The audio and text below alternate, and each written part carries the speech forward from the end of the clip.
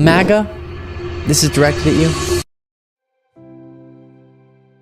Every single day, the people that you hate the most, that you spend your political life hating with a passion, are working the hardest to make your life better.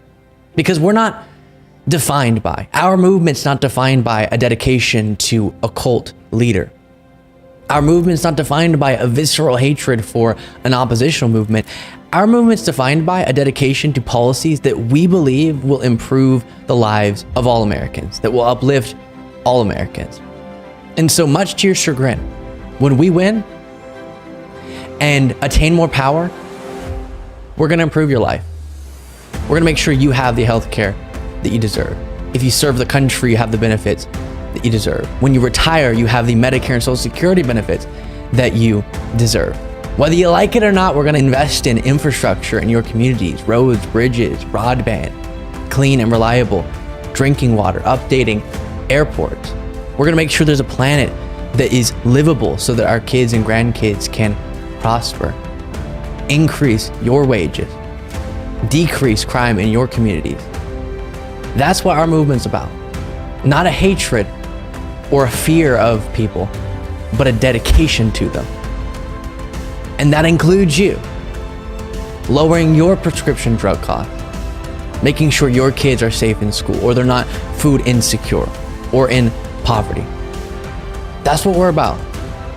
And so if you could just give up on your dedication to this con man who's doing all of this in his own self-interest, who's shown his whole life that's what he's about, him. If you could give up on that, the guy who had one big legislative quote-unquote achievement, and it was lowering the taxes disproportionately of those who already have so much, giving more wealth to the wealthy. And if you could give up on a party that's doing the same, we could unite around uplifting everybody. Doesn't sound too bad, huh? Welcome everybody to the 2024 Election Day coverage. It is so great to be with you, and it is so great to be with one of my favorite people, maybe my favorite person on all of the World Wide Web. Josiah, it's here. It's here. We're here. And by the way, not even a maybe, certainly his very favorite person. Yeah, this is great, man. It's great to be collaborating with you in person, which we don't get to do that often, and certainly a momentous day. And the first day, the only time I've ever been to Washington, D.C., the nation's capital, for the election day, hanging out with you. It's crazy. That is crazy. As the political junkie that you are. So we have a lot. Obviously, we still have some time until the polls close and we start getting a sense of what's going on, but we have so much to review. Josiah, I got a bunch of clips to throw at you. We will talk about Trump's closing argument, Vice President Harris's closing argument, and they're very different, I can tell you that. If this election goes the way that I hope it will, Trump will only have himself to blame because he's been shooting himself in the foot. I know. It's amazing when you think about it. I mean, folks, we can't take any of this for granted. So believe it or not, I'm actually not that anxious. Perhaps I should be. But even though I'm a cynic by nature, I've not felt particularly anxious about this election for the past several days. It's important that Donald Trump could win. And when you consider all the advantages that he has, the anti-incumbency surge, which, by the way, isn't just domestic, it's across the planet, right? If you look at, elections internationally, the incumbent parties are getting shellacked.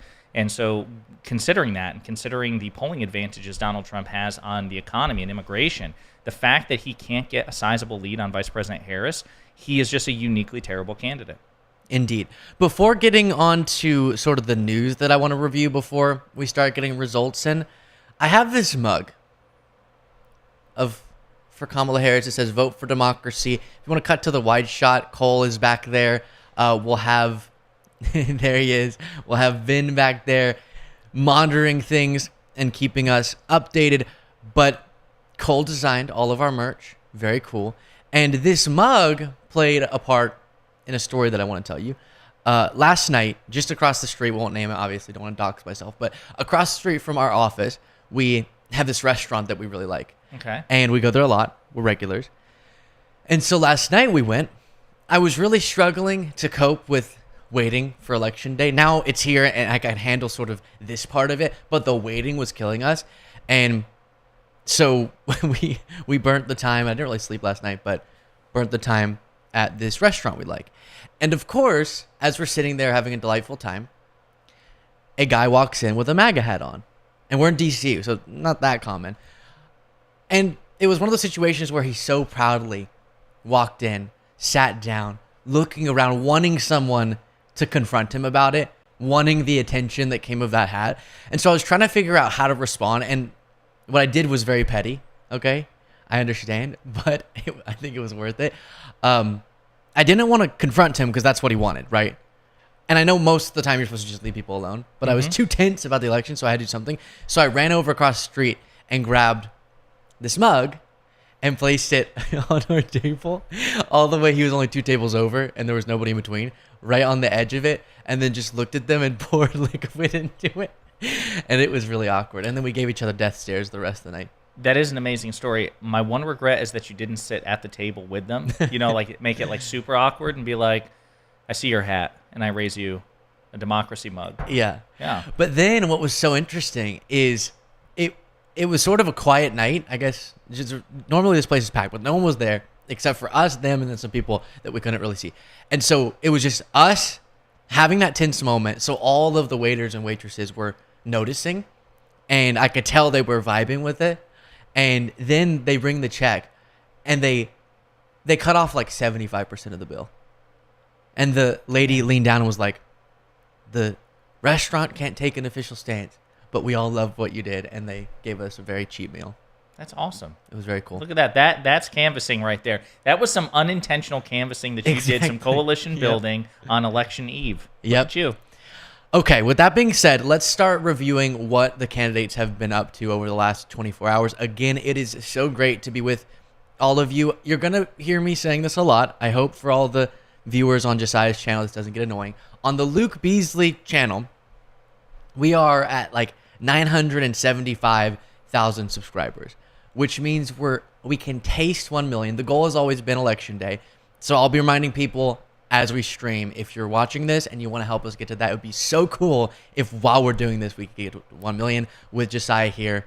It'd be special. That would be special. And if you can get me to 1 million too, I'm a bit further off, but if you could get me to 1 million, that would be the real coup. That okay? would be something. And if you can get me to 1 million tonight before Luke, he would be stunned by the math. He'd be like, how did that happen? What the heck? Yeah. We're moving on, okay? Yeah, sorry, yeah. So, yes, thank you all for being here. Let's start with CNN's mashup of Trump's last day of campaigning. Rocket came down. I said, oh, man, it's going to crash. Those 2 big arms, you saw the arms? They grabbed that thing like you grab your beautiful baby. See, I've gotten much better. Years ago, I would have said something else, but I've learned. You have to learn. I would have been a little bit more risque. The press will say, oh, he rambled. No, that's not rambling. You know what that is? That was genius. That's the weave. We can't let these animals come in for other countries. Today you get a little slap in the wrist when you kill somebody. You kill somebody. Now if you fight for a fair and free election, then they throw the book at you. So those are some examples. Perfectly on message, huh? Yeah, so I was not... This was from what rally? This was like... This was his last one late last night. Yeah, so just like... the strong arms, like you hug a baby. I feel like he has never actually held a baby. Like the way don't strangle it. Yeah, like the way he's describing it, it's like, yeah, you just want to squeeze it as tight as possible with your giant arms. It's like, sir, you've never held your children. No, that's what. Yeah. Michael Cohen confirmed that. Oh, yeah. I do want to show you one of the things notable about the second last rally was that Megyn Kelly, of all people, Josiah, decided to come on stage and voice her support for Trump. Megyn Kelly is here, and she's doing... Come up here, Megyn. She ripped a guy apart. What?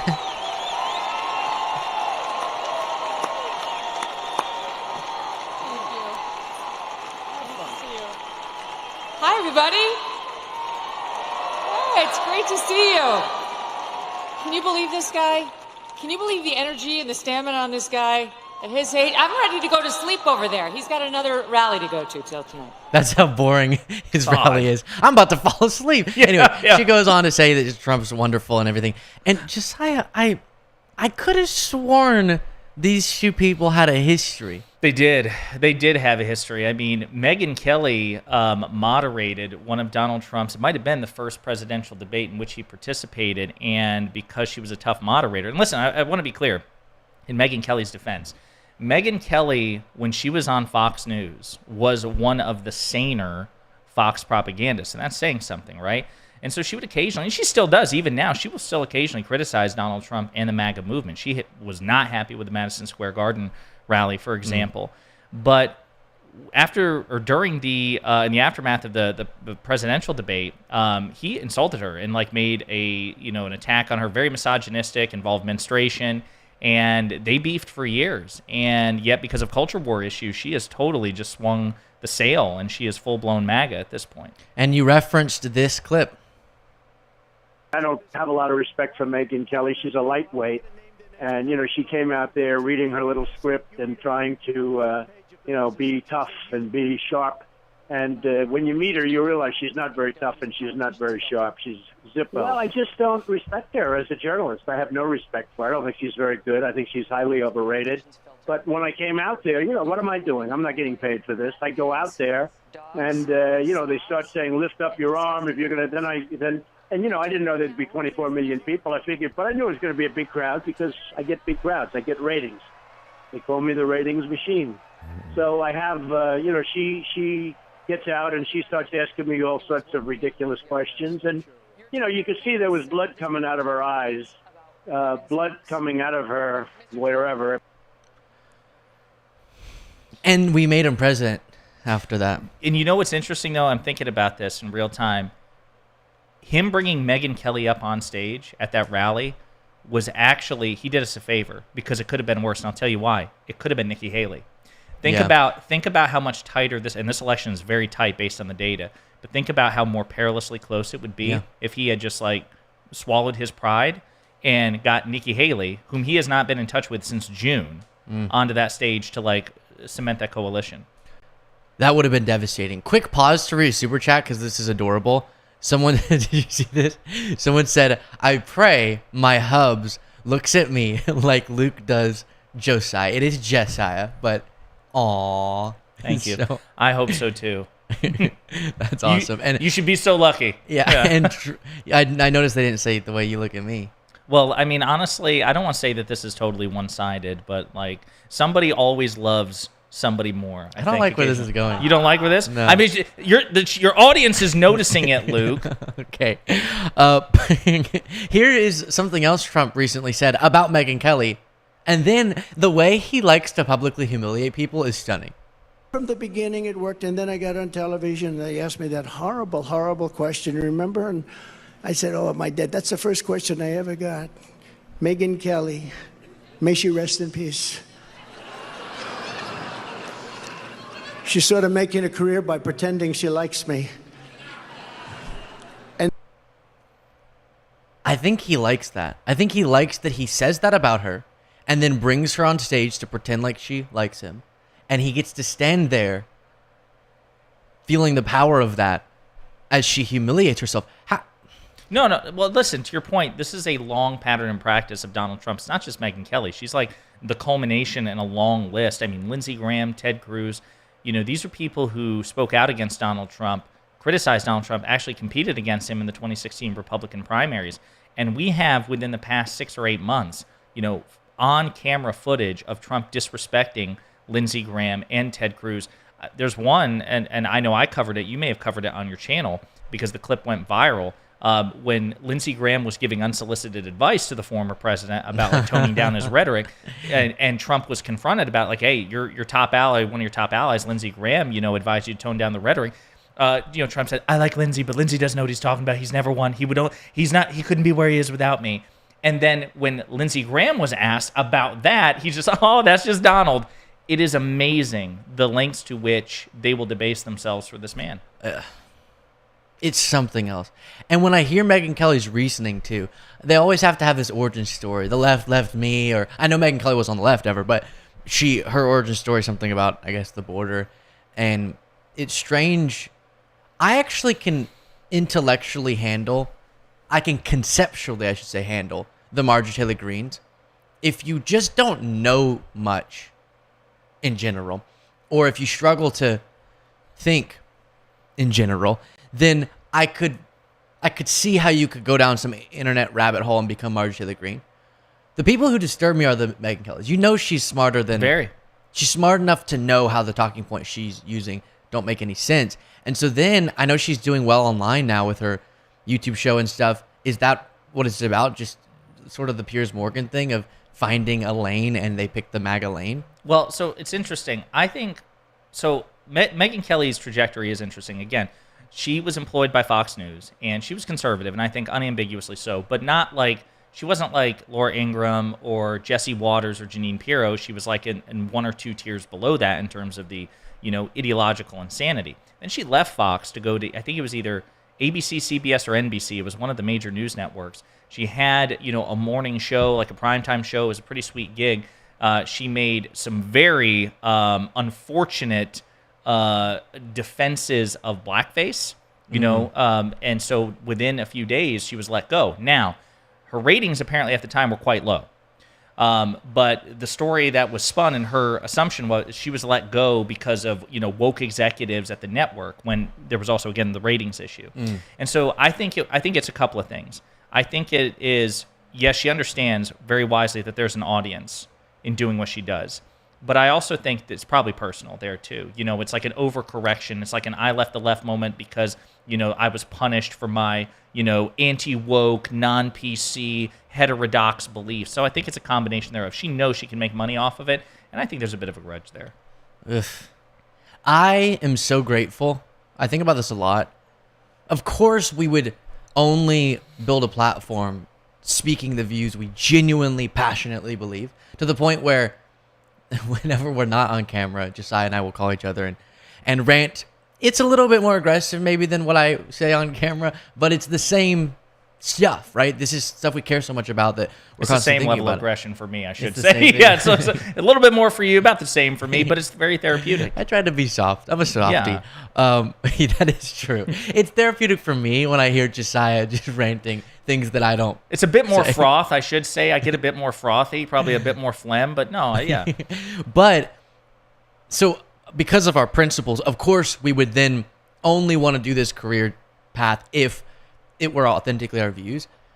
But I am grateful that that's the case, because I cannot imagine just how soul-sucking it must feel, like that moment where she goes on stage, to every day. It's hard sometimes. I mean, we're super lucky to be doing this, but sometimes the stress of it and the talking about this stuff constantly is emotionally taxing. Yeah. I can't imagine if you added on to that, knowing that you don't really believe what you're saying. How could you work every day? Well, and also having so much of your worldview dependent on how your so-called allies treat. Now, I want to be clear. When you're in politics and you're coalition building, those relationships are important. I don't want to discount that. But, if it's a situation where you feel like somebody who's on the left, like you're ostensibly on the left, and somebody else who is ostensibly on the left who should be an ally, is mean to you or whatever, if your principles are so flexible that you just, okay, screw it, I feel differently about healthcare and taxes and the military now because this person was mean to me, that's a you problem. That is, you were not grounded in your principles, in your policy views, and it's a huge overcorrection. And I think, again, to your point, yes, there's the grift component, but I think it's also, I just can't relate, because I know you have segments where you get backlash, not just from conservative hate watchers, but also from liberals and progressives who disagree with you. Imagine if you were not firm enough in your principles that if you're criticized by the left, you would retreat to the right. Can you fathom? Could you ever see yourself just moving to the right because somebody on the left said something mean to you? That's a no, and it's a great point. I don't know if everyone in the audience is super familiar with the phenomenon. There are a lot of people in this space who just flew in a different direction politically because of their experiences with haters in their movement. So if they get backlash, like you said, from within the side they're on or the group, the category they're in politically, and they start being annoyed, they'll then change their political views. What? Right. Of course, across the political spectrum, if you build an audience and if you put yourself out there online, you're going to have people of all political views being so annoying and so irritating. If you don't have a Jaden to go through those messages for you, so I don't have to. The Jaden filter is what we call it. It's the phenomenon it keeps people sane, apparently. Yeah, exactly. Yeah. And then he just goes, here, look, this is what people are saying. But allowing yourself to be tormented by what is honestly almost always a tiny percent of people watching you is so irrational. Here is Donald Trump then nearly calling Nancy Pelosi the B word. She's a bad person. Evil. She's an evil, sick, crazy bad. Oh, no.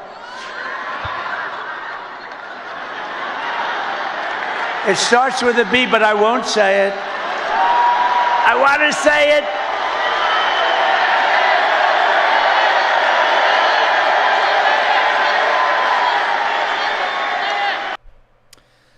How old is he? He's juvenile, but I've actually, this is going to be a hot take. I'm actually going to use a phrase to describe Nancy Pelosi that also starts with B.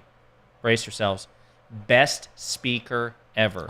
That woman was the best speaker of the House, certainly in modern history, perhaps in all of American history. Wildly successful. Never brought, emotion to the floor that she thought she would lose. Just an incredible speaker of the House. Republicans wish that they had a Nancy Pelosi, because Mike Johnson. What are you talking about? Kevin McCarthy? That's true. Hey, you're right. I apologize, Luke. You're right. Much like Nancy Pelosi made history, again, just being an enormously successful administrator, first female Speaker of the House, Kevin McCarthy also made history. He did. Second shortest, I think, speakership in American history. The first to be kicked out by his own party. He's going to be in the history books. And people like Luke and I who made fun of him, he's going to be able to be like, well, my name is going to be remembered forever as a guy who was kicked out by his own party. Bet you feel awkward now, Luke, having made fun of him. Huh? You know, I also think Trump has a really hard time mouthing things. Like, how do I say this properly? He seems to have a strange understanding of what it looks like he's doing sometimes with his mouth. We saw that clip of him doing that to the microphone, and it was strange. But then also at the end of the God bless, that's not the song. What is it? USA. Is that it? Yeah. The song he always walks out to. God bless the USA? Yeah. Wait, what's the melody? I'm sorry. God bless the USA. Yeah. He'll wait and then just go. Now I'm proud to be. Oh my God, no, we don't want to have to pay royalties. Say. Yeah. He'll just wait, and then at the very end, whenever it does the big A, he just goes. And then there he said, "Oh, I want to say." That doesn't look like you're mouthing, bitch. I don't know. Listen, I think that he. I didn't mouth it there. That just came out. I think he is in the middle of a full-blown disintegration, is the word I would use at this point, that we're just seeing, which makes me wonder if the election goes the way that we hope it does tonight, what will the disintegration look like after the fact? Oh my gosh. It's been rapid. His mouth's not going to work at all. No. It's just going to leap right off his face. The election was... Glitch. Yeah. Maybe so. Here is Trump then saying he liked the crowd member's idea that shouts this out, that Mike Tyson should get in the ring with Kamala Harris. Mike's been through a lot, but he could fight. Let me tell you, that guy could fight. But can you imagine Mike? Oh, he says, put Mike in the ring with Kamala. That would be interesting.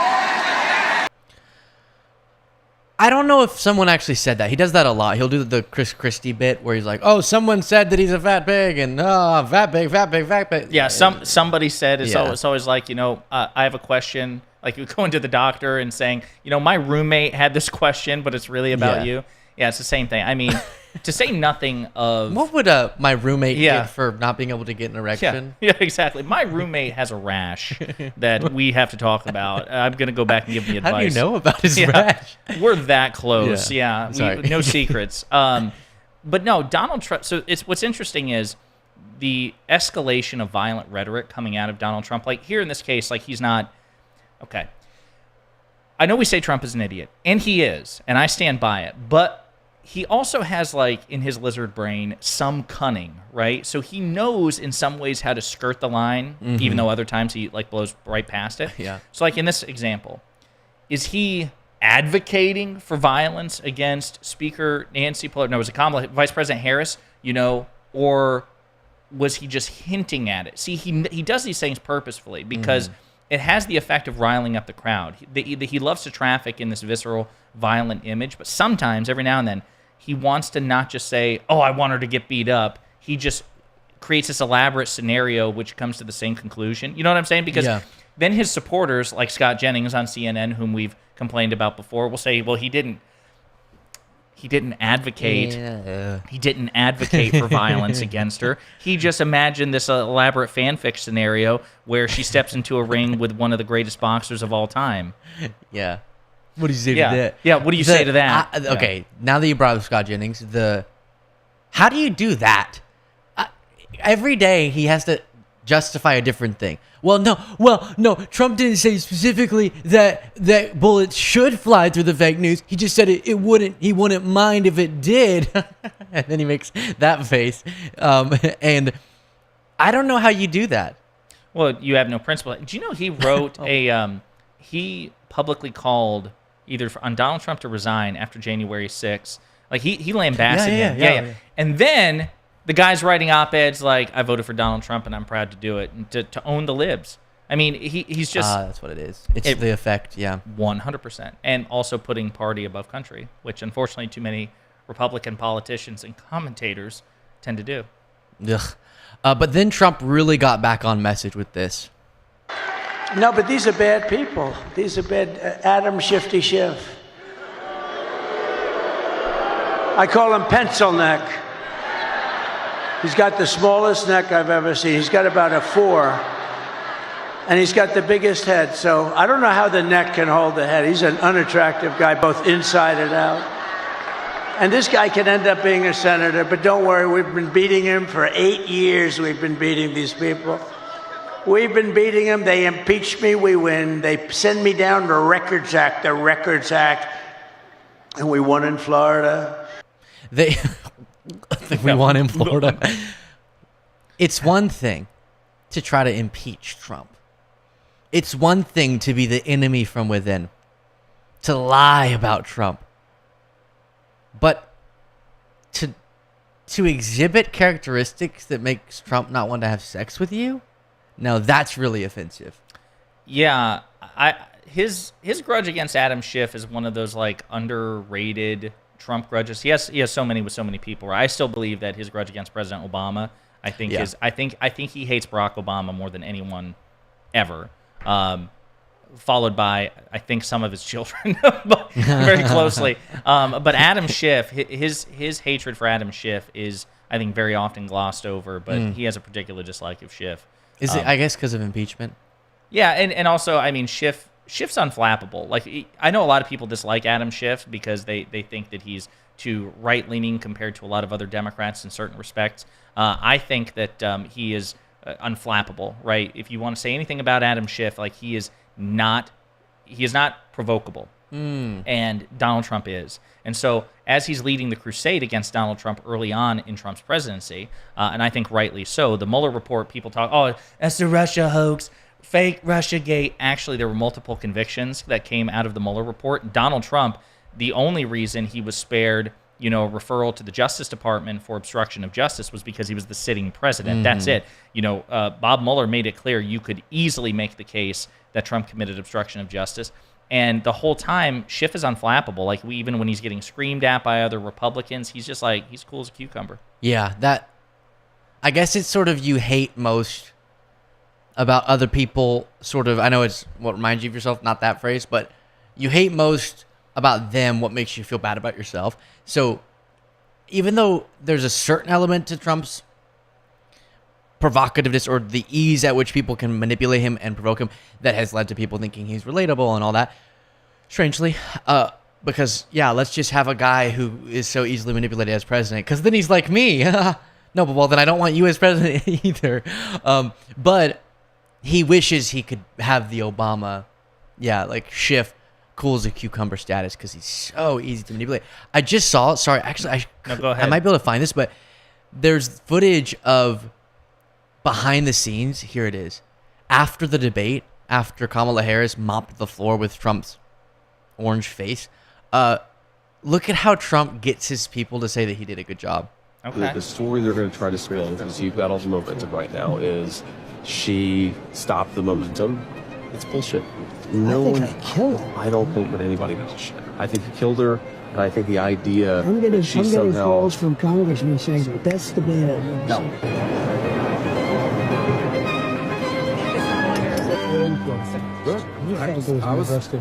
I think that the way people here analyze it and the way real voters analyze it is very, very different. Yeah, I thought it was the best for across the level. Okay, so he gets everyone. I've never seen that before. Isn't that interesting? It's from this Art of the Surge. I think it's a Tucker thing. Is it recent? It's being released recently. Yeah, they got all this unfiltered access. That is. I killed her, didn't I? Tell me. Yeah, I did good. No, you did. I'm good. I'm the best. I killed her. Hey, Luke, they're gonna say, that you lost the debate because you lied a lot and you couldn't answer a question. No, she had better Get to the points good part. than you. Get to the good part. They're gonna say that, but we know deep down, right here, that you did okay. Okay. And then they desperately want to end that conversation. Yeah. You can see the fear yeah. on Marco Rubio's face where he's like, You did "Please, for good. the love of God, get me out of All this." these people are gonna say you did poorly, but the regular voters, I guess, aren't, except for in all the polls. Yeah, exactly. Except in when they ask regular people, those people people who answer questions, they're gonna say you suck. But the rest of us, get me out of here. They dangle car keys in front of him and just run off. All right, we'll get back to I want to take a little comedic break. Okay, you told me before we started that you haven't heard of this Tucker Carlson demon story. Mm-mm. So Tucker Carlson shared with a guy on something that he was attacked by a demon.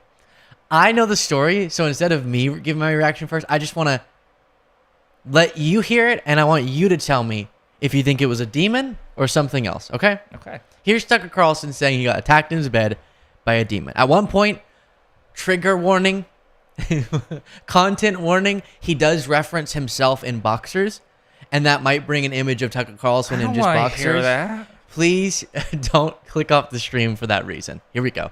Do you think the presence of evil is kickstarting people to wonder about the good? That's what happened to me.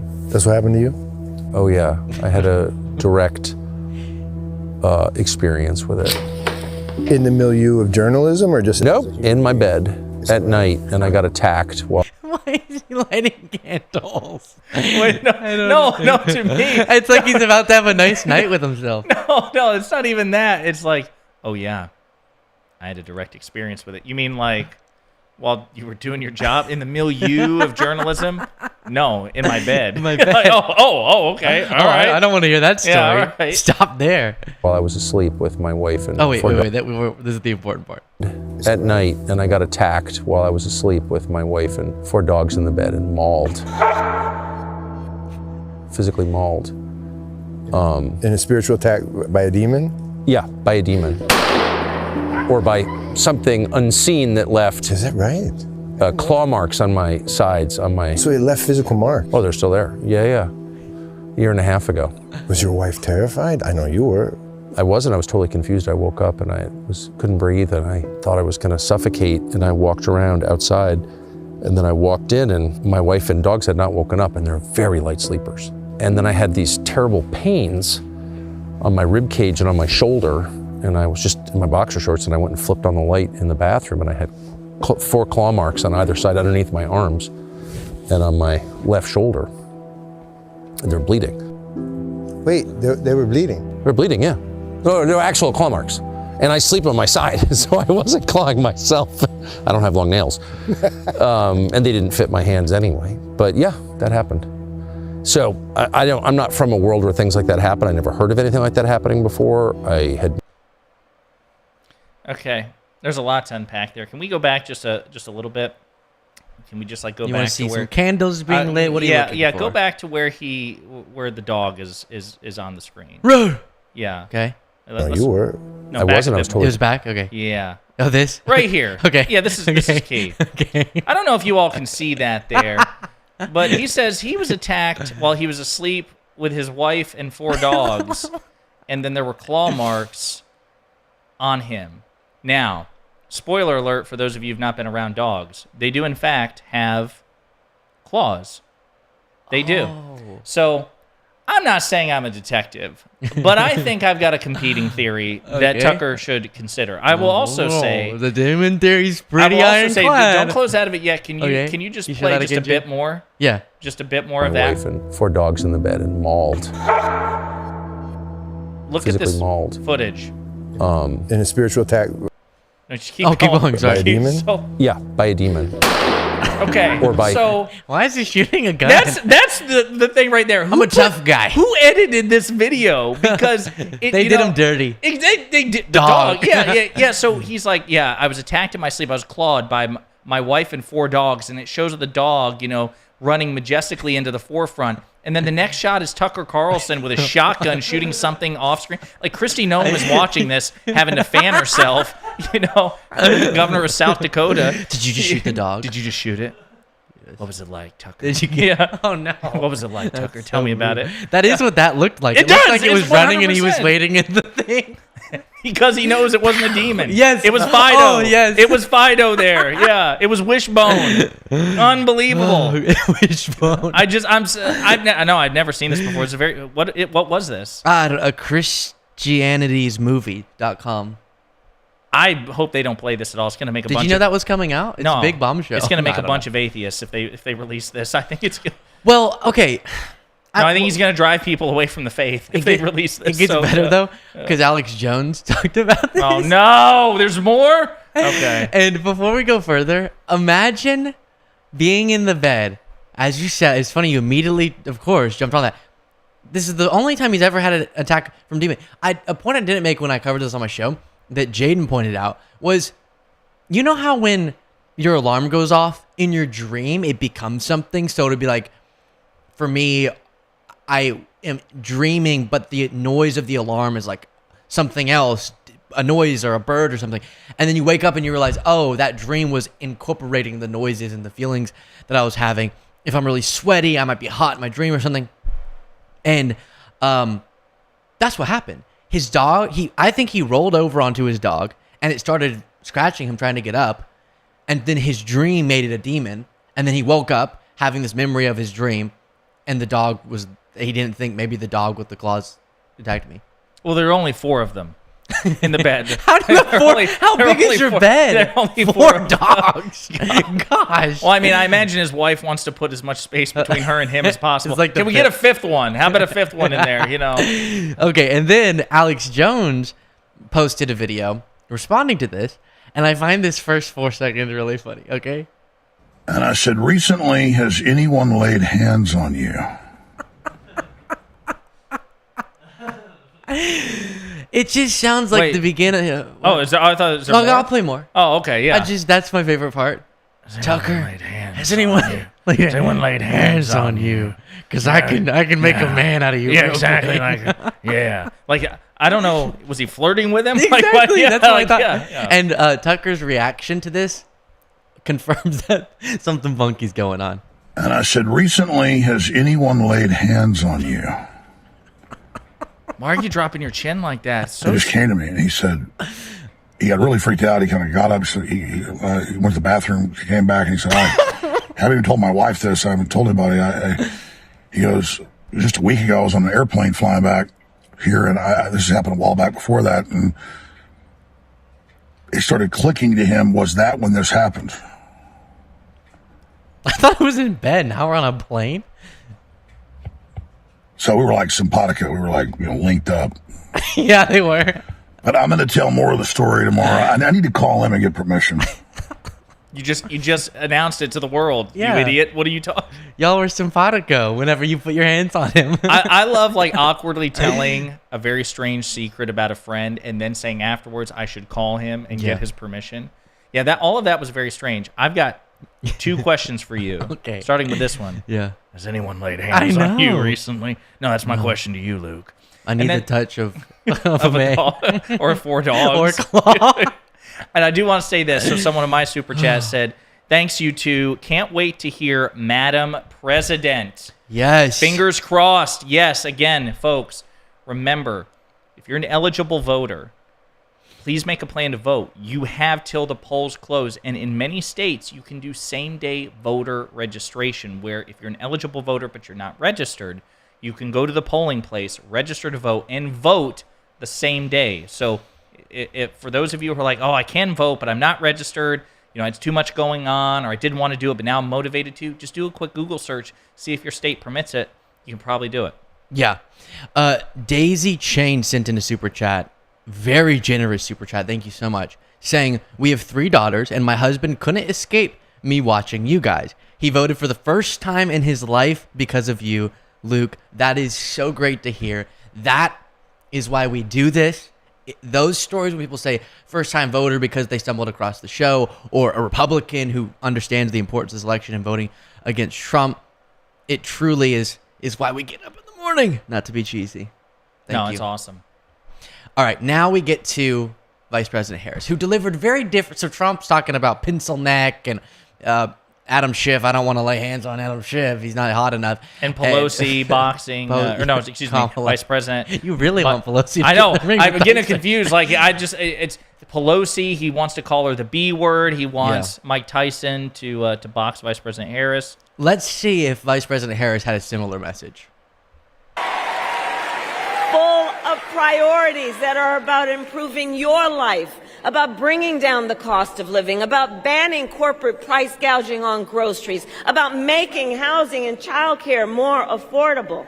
My plan will be about cutting taxes for workers and middle-class families and small businesses, lowering health care costs, including the cost of home care for our seniors.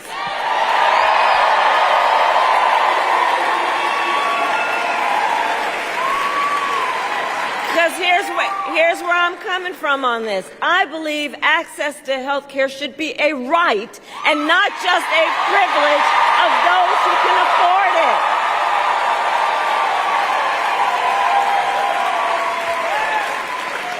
And to those certain individuals who still want to get rid of the Affordable Care Act, trying to take us back to the days when insurance companies could deny people with pre-existing conditions, well, to them, we say we are not going back. We are not going. So very radically different than what Trump spends time talking about at his rallies, Josiah. Very. I mean, what's interesting, too, the state that America's in right now, in terms of its electorate, it is fascinating. I wonder what decades from now historians and political scientists are going to say, because despite the total asymmetry in the tone and the rhetoric, this remains, again, a hotly contested election, at least based on the data, right? Now, we might get some sort of miraculous upset for Vice President Harris, which would be amazing, but looking at the political motivations of the two different aggregates behind these candidates, it's interesting to me that, again, we just grade Trump on a curve, and Trump's own electorate does as well. What motivates them about what he says? Because he doesn't give policy-rich speeches. He doesn't talk about what he's going to do, even for his own supporters. And, in the promotional video that you guys cut for Luke that we began this with, it's interesting because the Biden-Harris agenda and Vice President Harris's agenda, should she, become president, not only will it benefit conservatives, this administration's agenda has already done so. I mean, the hundreds of thousands of jobs which have been created, millions really, between the American Rescue Plan and the Inflation Reduction Act and the CHIPS and Science Act, many of these have gone to red states. President Biden, toured Lauren Boebert's district, right, and talk about the amazing paying jobs that were put in her district. They say what you want about them, and there's certainly valid criticisms to have about the Biden-Harris administration and Vice President Harris and Democrats in general, but they actually do try to deliver bipartisanly, even for people in states that don't vote for them. Yep. And Trump has no interest, none. He doesn't talk about what he's going to do for Democrats or blue states. The only time he ever talks about blue states or blue cities is when he insults them, And it reminds me of him talking about trying to project onto Biden Harris that they must be withholding aid or not wanting to help areas impacted by the hurricanes that voted for Trump. They just must, and there's no evidence of that. They're absolutely responding as they should to those crises. But then you dig into it, and that's what Trump wanted to do. He had to be convinced that, hey, there's Trump supporters in California too, so maybe you should help with the wildfire recovery stuff. And in so many of these situations, you have, like you said in the video we started this with, it's sad. It's really distorted and disturbing that on one end, our agenda seeks to help everyone, even those who hate our government. On their end, so much of the excitement about winning for Trump and for his supporters is about retribution. A clip that Trump reposted some time ago was of a Trump supporter walking up at an airport to Joe Scarborough and saying, "You're going to be done," or something. "Trump's going to go after you if he wins." Trump reposted it, endorsing that idea, targeting the press. And his supporters even seem like they're just salivating to win so that they can see the people they hate suffer. Whereas I wouldn't say I hate those people, but instead the people that I disagree with politically, I want them to benefit. Sometimes they benefit disproportionately from the policies we advocate. Very often. Again, the asymmetry is staggering. Imagine if Vice President Harris retweeted, somebody doing something like that to, again, Jesse Waters or Brian Kilmeade or Laura Ingraham or Sean Hannity or anything like that. Like, that would be a campaign ender for her. And listen, I'll say this. I mean, cards on the table. I do want to see accountability for Donald Trump and, the top MAGA co-conspirators of his various schemes to steal the 2020 election. I'm sorry, that's not ancient history to me. As far as I'm concerned, that needs to be continuously litigated and pursued until it is settled, as far as I'm concerned. But that's very different from, oh, you disagree with me, and so I feel like the levers of state power should be wielded against you. Like, if President Biden were to come out and say, I don't like Jesse Waters. He's too critical of me, so I'm going to demand a DOJ investigation into him. That would disgust me. That would be an act of corruption. But you know why? We never have to worry about that because Vice President Harris, Joe Biden, Democrats, that's not something that they do. I will also say, I'm sorry, I feel very strongly about this. I will also say the reason that I use that example so strongly is because Donald Trump has repeatedly threatened to use the federal government to go after CBS because of the 60 Minutes interview with Vice President Harris. He's also repeatedly threatened to do it with MSNBC. But I want you to think about this. Joe Biden is the president of the United States. Kamala Harris is the vice president of the United States. And Fox had to pay $787 million because they knowingly spread Donald Trump's lies. That was a loyalty tithe to him. If anyone was ever justifiably the target of a DOJ probe, it would probably be the news network that had to pay nearly $1 billion because they spread election falsehoods. And it still hasn't happened. It still hasn't happened. And we still don't want it to. Right. Yeah. I mean, I don't know. Yeah, and I'll get off my soapbox. I have two. Well, get back up. You want to borrow it for a second? I want to borrow it. Okay, here you go. Yeah. I'll give it right back to you. Imagine. Oh, it drives me crazy thinking about this. Imagine if Biden said the licenses of Fox News should be revoked. Jesse Waters should be off the air. And a quote from Trump is the government should come down hard on them. And the them previously in the True Social post was MSNBC because he doesn't like their coverage. If Biden tweeted out the government should come down hard on Fox News, we wouldn't justifiably stop hearing about it ever. Right. And that hypocrisy is insane. And then Trump does it, and they go, "No, but y'all don't like freedom of speech." No, it's you, right? You. And they're animated by it. Like, so much of the MAGA base is actually activated by Trump's threats of retribution. I'm not sure that if the shoe was on the other foot, again, we'd never have to worry about that. But that would probably, I think, turn off more Democrats than it would activate.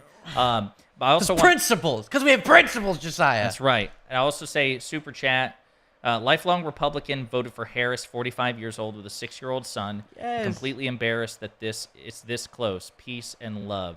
Well, thank you for the super chat, and thank you for the sentiment. Glad you voted for Vice President Harris. It's important to put country above party, above person. I'm glad you did that. Oh my gosh, is this a different one than? Did you just read this one? I'm ashamed to admit I voted for Trump twice. No, Did you read similar. That? A different person super chatted this as well. Keep sending these stories. This is unbelievable. I voted for Kamala Harris this time. Tonight is the night democracy wins. Thanks for the great coverage. If she does win by a margin that no one expected, there were warning signs. Because, everyone talks about how Trump overperformed a lot in 2016 and 2020. He lost 2020, but he still overperformed compared to the polls. Also, thank you for the big super chat from Cher.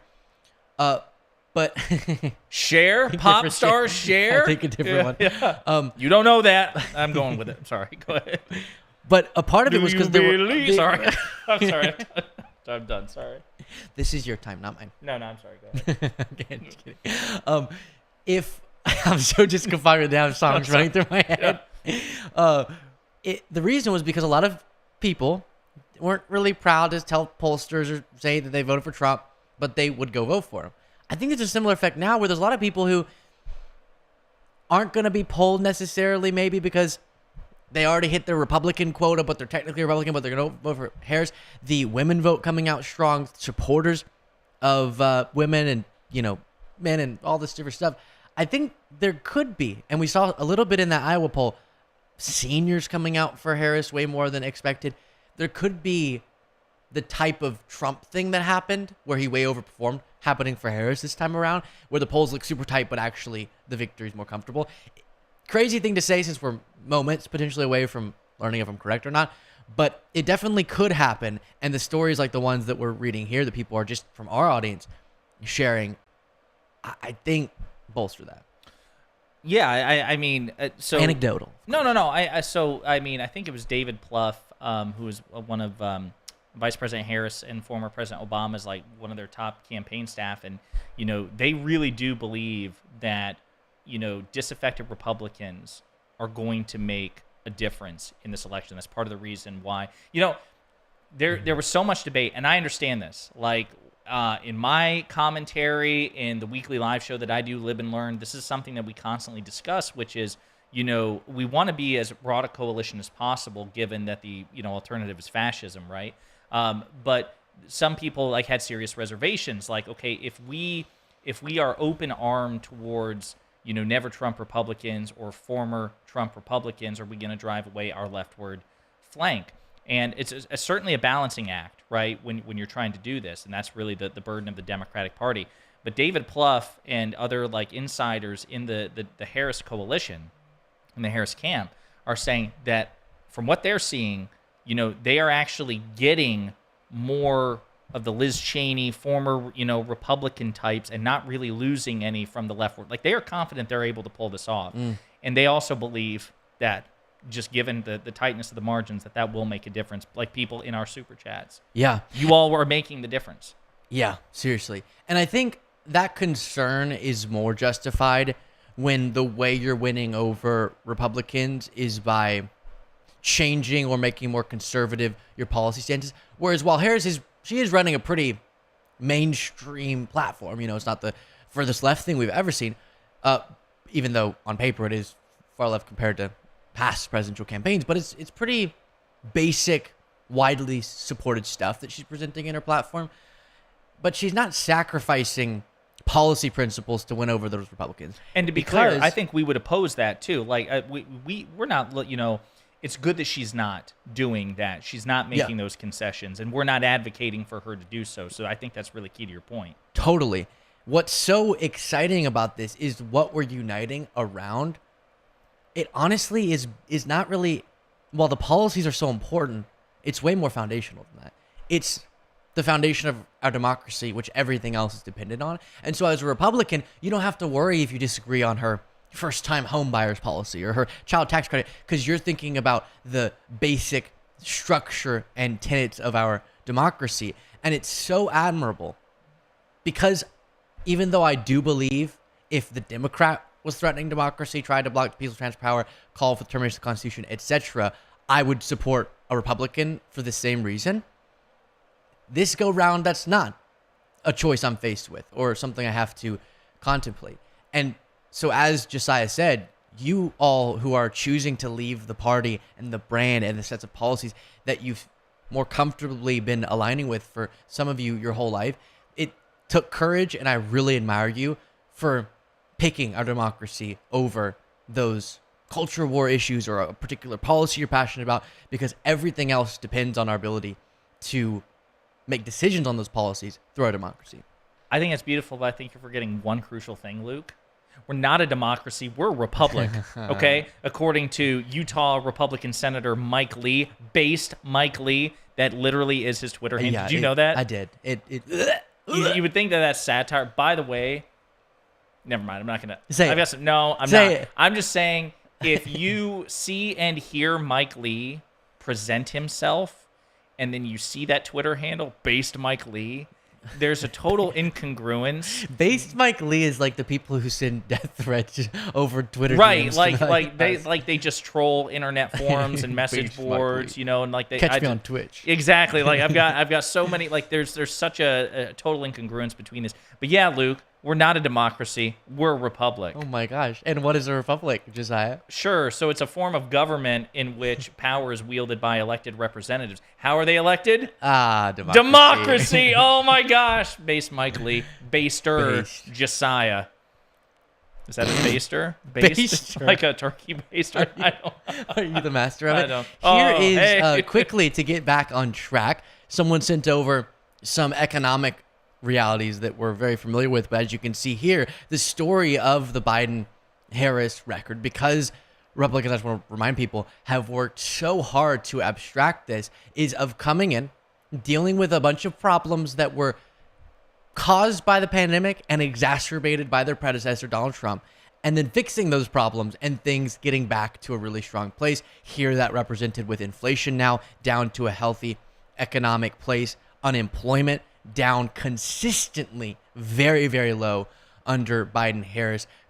Global consumer confidence has been ticking up, which is a really good sign for how people will then engage with politics. And this is, I guess, e-commerce sales as well, just showing that people, as they start to make more money, are spending more money. And that's good. And I actually saw, did you know this? That now real wages are back to pre-pandemic level, like people's purchasing power is back to pre-pandemic levels, meaning even though, yes, prices went up because of all those pandemic problems, the macroeconomic realities, but also in part the policies of Biden-Harris and Democrats and occasionally some bipartisan Republicans, sort of, are causing people to catch up to that and surpass it. And we've seen month after month of real wage growth for Americans to where the purchasing power is actually back to where it was, which is a stunning phenomenon, not happening in a lot of our competitor or counterpart countries. And the fact that Trump has been so able to rewrite his record and rewrite Biden-Harris's record is one of the greatest shames in American politics. It is, but also, to be fair, in the sense, like, I think this is actually starting to be reflected in the polls, because in poll after poll after poll after poll, Vice President Harris has cut Donald Trump's lead on the economy, right? And so a couple of things, and you know, I'm going to be preaching to the choir here because you've actually been on Piers Morgan, and I just use Piers as a really good example. So a lot of people, when they defend the Republican Party in terms of its political class, they'll defer to the polls, and they'll say, okay, well, if Biden-Harris is so good, or if the Biden-Harris administration is so good, why is Trump leading in the polls? And this is important. Polls are a measure of perception, and they're snapshots in time. Now, I don't want to discount that, because at the end of the day, the facts can say one thing, but if your perception is something else, that perception matters more in the end. But he'll come back at you and say, well, screw the record, Luke. The polls are what matters. And if you look at the polls, she has actually closed the gap on him with respect to the economy. And when you consider the deficit in the polling that the Democrats were at and all the headwinds, like, it's extraordinary. Like, it's just so funny to me, like, they prop Trump up, you know, and hype up some of these polling advantages, but it's actually, all things considered, you're just showing how enormously much more competent the Harris campaign has been, because despite decades of polling advantage on the economy, she is gaining on him. That's extraordinary. So it is. Please remind me, if you can remember after we watch this clip, to circle back on that point, because I have something. It's just going to lead to a rant. And before I forget on this, I do want to play, since you referenced the Piers Morgan appearance, the reason why I pound the facts that you're about to see me bring up on Piers Morgan's show so repetitively, and if you're a consistent viewer of the show, if you watch this appearance, you were thinking, yep, I've heard all this before, is because it takes that. If Trump is going to repetitively lie, we have to repetitively tell the truth. And I'm really proud of us as a movement for adjusting the numbers you're talking about. It's been us getting the facts out there to people, because what they're feeling economically and who they blame or credit for are two different things. So they can have real economic pain and blame that incorrectly on Biden-Harris policy. So all of you out there having these conversations, sharing our shows with people in your life, who knows, it makes a difference. Here was me trying to explain what we're talking about here to a bunch of MAGA people, except for one person. Are you better off now than you were 3.5, 4 years ago? What is this bizarre thing that MAGA is trying to force onto Americans, this collective amnesia? We were in the middle of the pandemic 4 years ago. Yes, we're better off. And the very problems that people will cite to argue against the economic success of Biden-Harris, be just a little bit honest for a moment, Dave and Larry, are a direct outcome of pandemic conditions. A little bit honest. If you can't accept that, if you can't accept that Trump was making deals with Saudi Arabia and Russia to cut oil production, that caused the spike going into Biden-Harris. If you can't accept that Trump gave to Biden a crime spike, an economic collapse, a public health disaster, then you're not critically engaging with the last few years. So yes, we're better off because we got out of a crisis better than any other. Well, just listen, Dave. Just listen. Why is it that our economy, just by the objective metrics we use to measure economic performance, came out of the pandemic under Biden-Harris way stronger than our wealthy economy counterparts? And then inflation, we got it down way faster. This was a global phenomenon because of a global crisis that Trump mismanaged, thus exacerbated. And nothing exploit the painful facts of that moment. You exploit the painful facts of that moment for political purposes. You want to push it all into Biden-Harris. You want to exclude from Trump's record the pandemic era, but include it here's the problem. Biden-Harris. It's ridiculous. And then he would go on to do exactly what I just mentioned. Yeah. And Dave Rubin goes, none of that's true. As we're citing, the things on I love screen. that. I love this, the ability. It's the ultimate trump card, pun intended. Where you can just say, no, it didn't. Yeah. Nope. Nada. But you were going to say you want to circle back to something. Yes, and before I do that, a quick PSA from producer Jaden.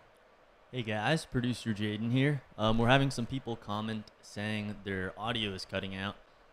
That is just a YouTube problem. So if that is the case for you, just refresh the stream, hop back in, and it should be all good. On the bonus show, Josiah, we did a big Jaden face reveal. And what a face. Now he has a fan club. What a face. But you can even tell just from his voice, Yeah, it's sexy. Well, it's is it Jaden or Chadden? Because there's what a Chad. I'm learning the slang, guys. Learning the slang. You got a crispy face. Yeah, I knew you were gonna do it. I knew it. You can see Cole back there too if you lean a little bit. Oh gosh. Oh no. Well, sort of. That was a beautifully timed camera shot. So, that was perfect. Go introduce Cole, and it cuts away from it. There he is. Nailed it. Yeah. I'm weary to even bring this up, but I guess we have a lot of hours, so let's get into long rants. 2 rants. I want to get back to the hypocrisy about how VP Harris could do what they wanted Pence to do by their logic, but that is a whole different can of worms. First, they always, on Fox News, when they're wrong on something like economic things, they'll cite public polling. And one thing is so circular about that. You convince people of something through propaganda, and then you justify your propaganda by pointing to the people that you've convinced of the thing that they believe the thing that you convinced them of. Little weird. It's like when they say it's okay that we talk about election lies because a lot of people believe them. But who convinced them to believe them? That's the problem. A lot of people are concerned with the elections because of you. But they never then flip it around. As Harris grows back or closes that gap on handling of the economy perception, they don't say, oh, that must represent good economic realities on the ground. Or if she wins this, what did they say when Trump won the election? Oh my gosh, the fact that he won means all of you elitist, out of touch liberals need to rethink, and you need to tap into what it is that Trump taps into. You need to do introspection and figure out why he's so captivating and why he's so inspiring. Okay.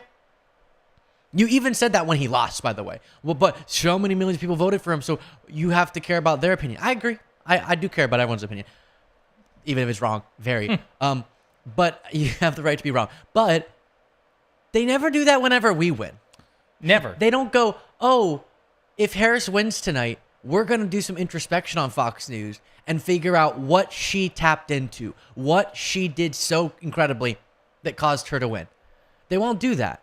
And it's so upsetting. It's like what we talk about where the whole documentaries on figuring out what leads Trump supporters to support Trump. And I can tell you it's where they get their information. And we need to figure out how to be more sympathetic to those views. And then they never do a piece on Fox News of getting inside the liberal mind and sympathizing. Yeah, no, this is something I complain about a lot, which is, listen, we're all citizens. And at least to some extent, we all have an obligation to one another to at least understand each other. I'm not saying we have an obligation to agree.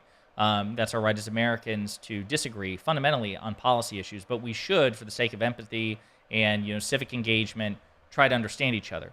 And that's why you will see on MSNBC, CNN, in the New York Times, Washington Post, everywhere in the media, there are all of these like self-flagellating op-eds and exposés and documentaries about how we liberals need to understand real America. And I just want to say for the record, I'm sure Luke will co-sign this, but he's free not to. Cities are real America too. Yeah. As a matter of fact, I'm sorry, cities are no less real America than rural America. Having lived in both, a citizen in rural Kentucky is no more or less a citizen of the United States or a real American in the United States than somebody who lives in Chicago or New York City. And so, by the way, I think we on the left need to be much more aggressive in reclaiming that language. Like, no, I reject the premise. This is all real America, number one. Number two, where is this introspection? Because I remember in 2012 when, by the way, there were many polls at the time suggesting that Governor Mitt Romney was going to defeat President Obama in his reelection. And so it wasn't preordained that Obama was going to win that election. When President Obama won re-election, what the Republican Party did is they did a postmortem, an after-action analysis, where they examined their performance, what they did wrong, what they need to do better. And what's interesting was they said at the time, okay, we need to be more inclusive, less sexist, less racist, less bigoted, less incendiary, right? To try to court voters. They basically, the crux of the report was we actually need to try to command a majority. We need to try to get majority support instead of relying too much on these institutions to just rig the system in our favor. And then, of course, what they do, they did the exact opposite. Yep. And then they ran to Trump. They won simply because of the Electoral College, which, by the way, hot take, as I say on my channel, the Electoral College is affirmative action for conservatives. It really is. Let's see, with Trump and President Bush in 2000, won the presidency without winning a popular majority. So imagine if we had majority rule in this country. But then Trump lost in the 2018 midterms, lost the 2020 presidential reelection. He lost 2 Senate seats in Georgia, red state. They went from 2 Republicans to 2 Democrats, lost the 2022 midterms, lost the 2023 off-year elections. And listen, he might win this election. Let's be clear. That's entirely possible. But when you consider all the advantages he has, the fact that it's a coin flip, Donald Trump is clearly, to a sane person who wants the Republican Party to succeed, evidently not the future, but there's no introspection whatsoever. And I'm convinced, to your point, if they lose this election, I am not convinced that this will be the final break. I know a lot of people in our space, including like in legacy media commentators, they're like, yeah, if Trump loses, it's it. It's done. It's over. Maybe he won't run again, but I'm convinced that Trumpism, I have no reason to believe that Trumpism will leave the party, I guess is what I'm saying. If it's not him, it will be another Trump-like candidate because I don't think that they're going to go back to the Mitt Romney neocon era. Yeah, I don't think that Trump will be the nominee if he loses here in 2028, but I do think that a MAGA person will be. We're getting our first exit polling data, and I want to play this for you. I just saw the corner of my eye when this popped up, something really exciting in this data. And a lot of time this year talking about inflation and the importance of that. And there's no doubt it's been a real drag on President Biden's job rating. It's been sort of the wind at President Trump's sails. But if it's not the top issue, that means there's something else that they went into that voting booth. And, look, state of democracy you got to be careful here because it's a subjective, I think. Well, it it's cuts both ways. It can cut both ways. It's the Democrats and Republicans both have different visions of what that means to them. I really want to see the gender gap on that. Well, guess what? Because that, to me, will be whether that is a tell. Yeah. If you've got a massive gender gap on state of the democracy, and it is something that more women are picking than men, and when we see the top issues by gender, that's going to tell us a lot about this election day. Chuck, we already have one tell, and that's the early voting data. Right. Mm-hmm. Record-breaking across all the battleground states, something we've never seen before, but we're also seeing an uptick between both parties, right? So it's tough to say. So you're about to see the pie chart that I saw, and it's really, really exciting. What is that going to show us? Look, we've seen this polling, right? If you are a regular voter, the more regular you are in voting, the more likely you support Harris.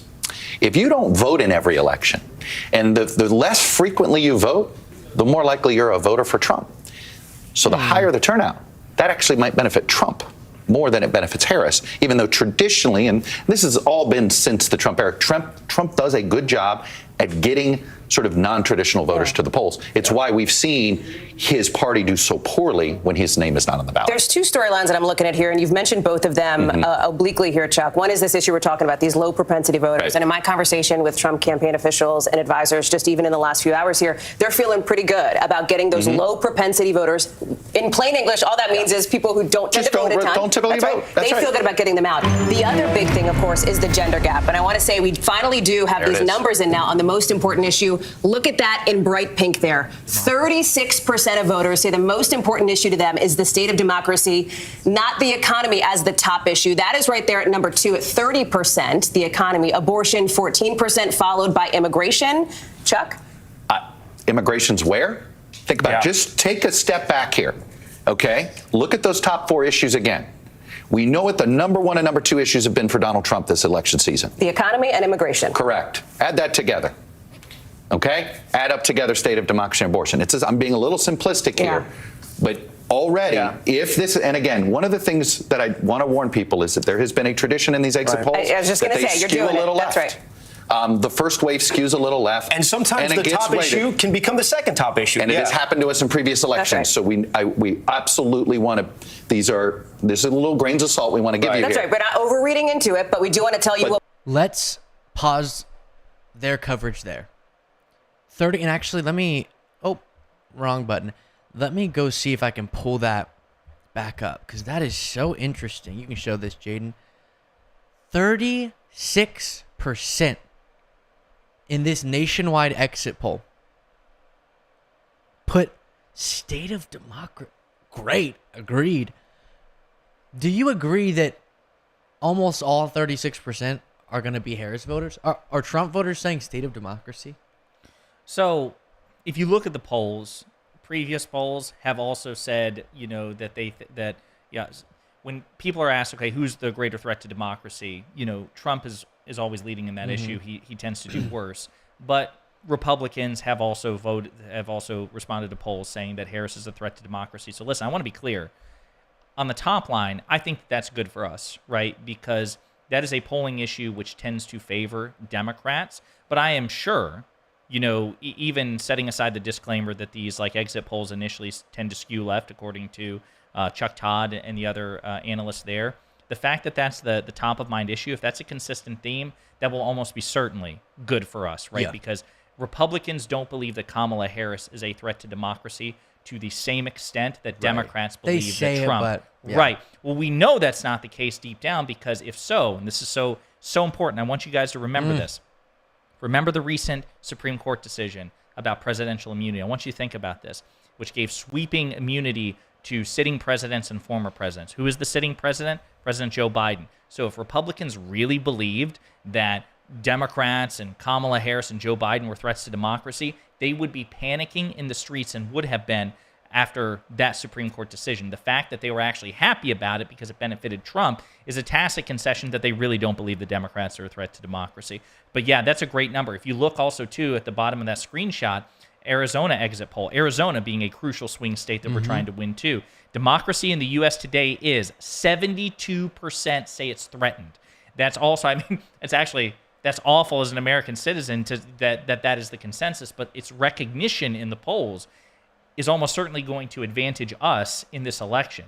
Is it outcome determinative? Maybe not.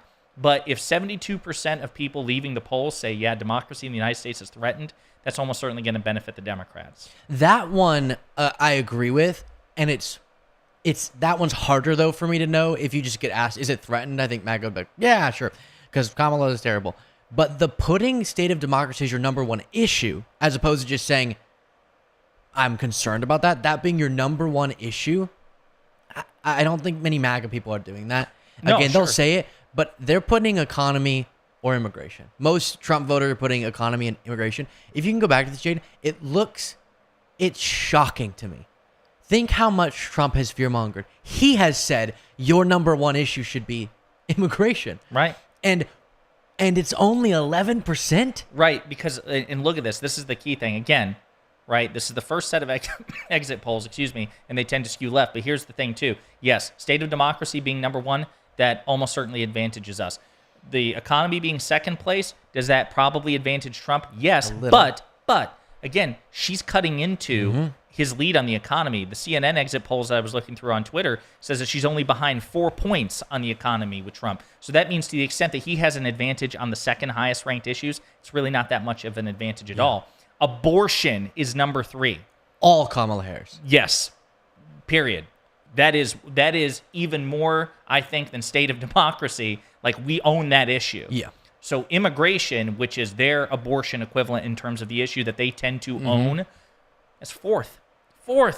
And by the way, she's cutting to his lead on that too. So I mean, this don't want to put the cart before the horse, as they say, but this has to be causing panic in MAGA world. Has to be. All right, let's move on to other things. We'll keep an eye out. You saw the countdown there. You can throw this up one more time, Jaden. The first poll closing takes place in 1 hour and 43 minutes. And so we do have some time to keep talking, but we'll have all the results for you here. Thank you for being with us again. Please do remember, if all of you who are watching who aren't subscribed, click the subscribe button, at least those watching on Luke Beasley, the channel, then we could, throughout the night, get to 1 million subscribers tonight. We are so very close. And let's get Josiah. What's a milestone? I would also like to get to 1 million tonight. So here's those of you watching Luke's channel. If you can go out and get a bunch of friends who are also not subscribed to Pondering Politics. 500,000. 500,000. If I can get half a mil. Yeah, if I can get half a mil, that'd be great. Please like and subscribe. Absolutely. Yeah. Truly. And thank y'all for supporting the show. Let me read some super chats as we continue to wait for more results. Someone I read that. Someone said, thank you, Luke and company, for your hard work and coverage up to Election Day. Although I'm not American and can't vote, the free world appreciates work. Much love from Switzerland. I love you guys working together. This is a different person, Joyce. You really complement each other and should have a channel together. It would be awesome. That would be awesome. The reason why Trump's statements do not have consequences is because people know that he's extremely unintelligent. Bad word to mess up on. Intelligent, and people generally have lower expectations of the less gifted. I have to tell y'all, you're totally correct that a lot of people out there correctly don't identify Trump in certain ways. He has like a thing for knowing what provokes people and that intelligence, if you will. But I'm kind of curious to hear what they're saying now on NBC, so let's check into that. But I have to tell you, Trump voters think Trump's really smart, so that's sad. Start tonight, election night, where we left off in 2020, except those 7 battleground states you see here are not colored in. Remember, President Biden won 6 of those 7 battlegrounds. So let's talk about Kamala Harris and her easiest path. Her easiest path tonight, if she holds that blue wall, Pennsylvania, Michigan, and Wisconsin. Hallie, you see the electoral votes there? Right. 270, that gets her right to the White House. But if she were to have a terrible night tonight and the blue wall were to collapse and Trump were to win all this, she has another path. Nevada, Arizona, hold Georgia, and flip North Carolina. She gets to 275 there. Again, if this is the night for Democrats, Hallie, as you know, they'd be having heart attacks all night, but she can still get there with that path. Talk about then former President Trump's clearest and cleanest path to 270. The easiest way to remember this, Hallie, for President Trump when you're watching election night tonight, if he kicks it East Coast style. Pennsylvania, he wins Pennsylvania, flips that, holds North Carolina, and flips Georgia back red. If he does this, look at his number, 270, he gets there.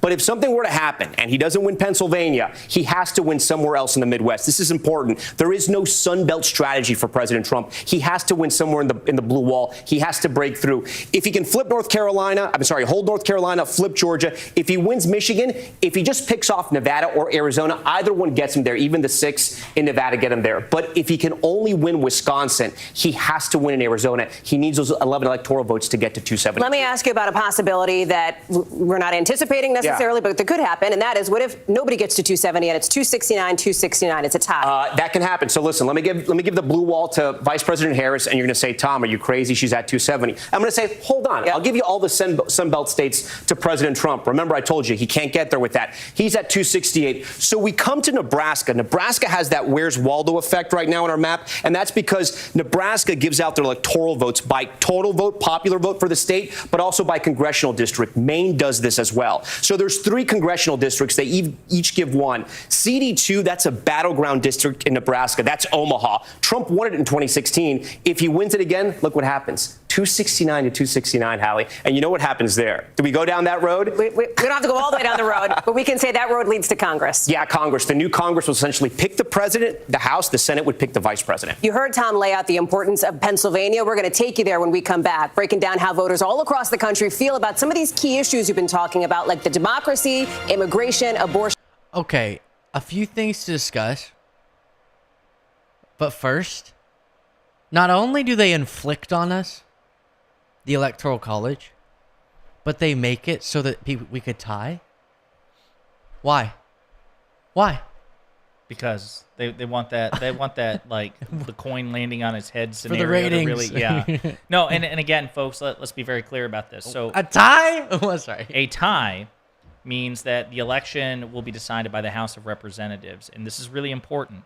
It's not by the total number of votes in the House of Representatives. It's by state delegation.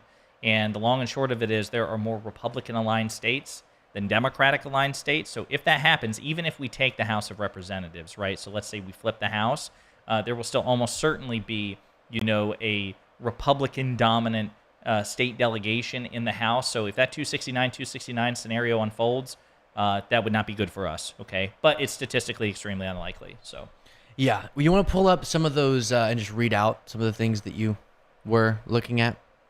Or did you send it to me? Is that?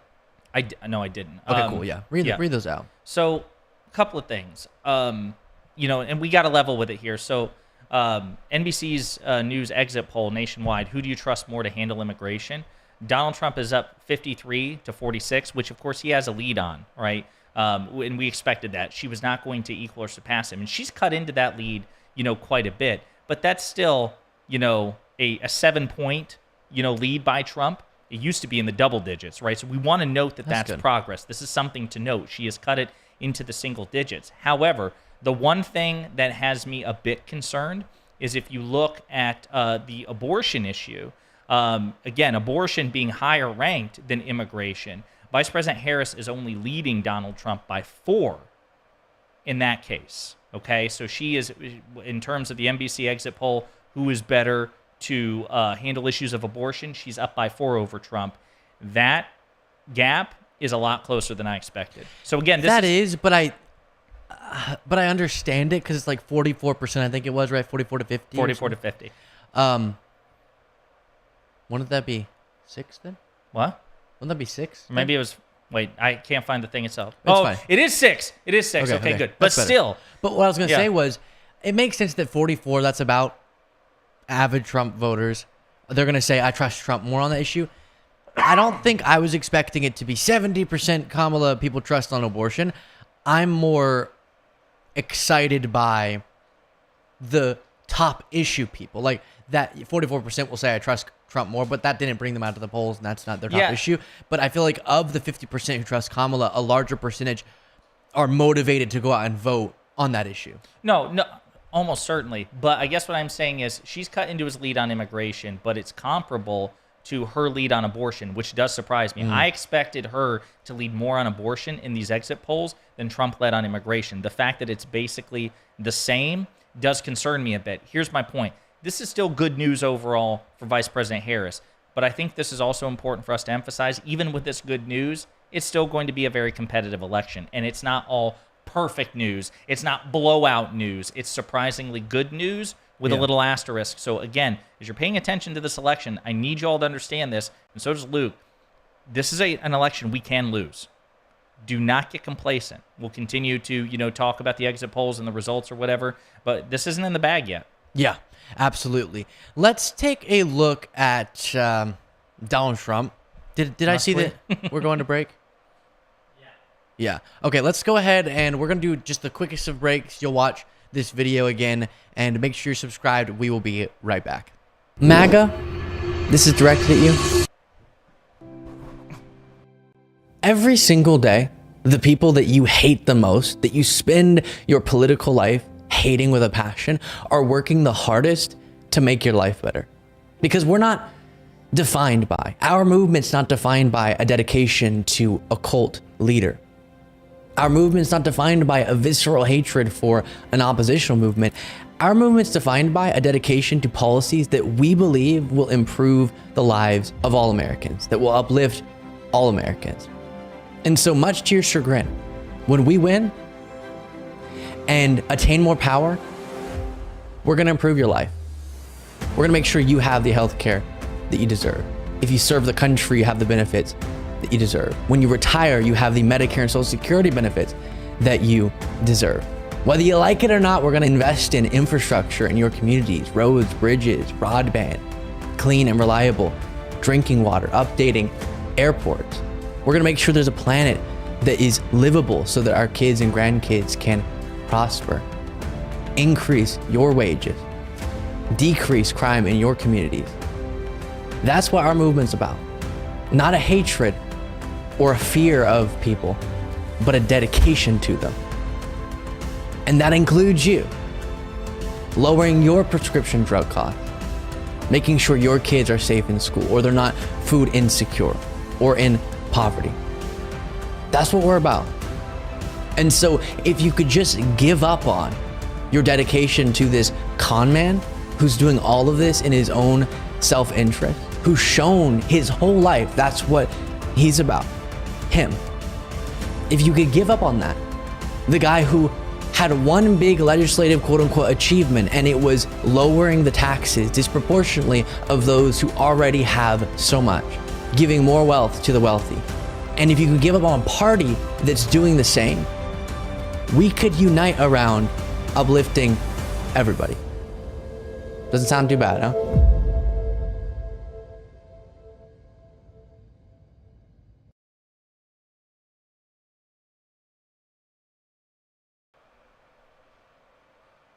And we are back for our 2024 election day coverage. Thank you all so much for being with us. You saw it there, but please do subscribe to the respective channels. And I think I can speak for Josiah when I say, whatever happens, we're gonna be here delivering the information to you in the coming days and weeks. And I intend on much longer than that. How about you? Well, about that, Luke. No, listen. I quit. Yeah, depending on the outcome, I may be smiling a lot more. I may be crying less. But yes, we're with it until the very end. Hopefully a sweet end instead of a bitter one. Totally agree with you. Donald Trump went to vote. I guess this is, Palm Beach, Florida, with Melania. And Melania did something interesting where she stayed with her big sunglasses on inside the whole time. Very weird. Yep, there we go. I don't know what that laugh like was. this? Like this here? Yeah, that looks good. But at least you have lights on you. It makes it look official. Okay, so the little press conference thing that happened before after voting was disastrous. Let's check in on that. It's been very good. Anything you would do differently about your campaign? Anything you regret about Look, regrets. You always have regrets. I can't think of any, to be honest, to use her expression. I can't think of any. I ran a great campaign. I think it was maybe the best of the three. We did great in the first one. We did much better in the second one, but something happened. And this was the best. I would say this was the best campaign we ran. It's been very good. All right, so you have that. Let's jump over. That wasn't the one I was talking about. Let's let me find for you the sort of scary one, which is Trump waffling whenever he's asked if he'll tell his followers not to engage in violence.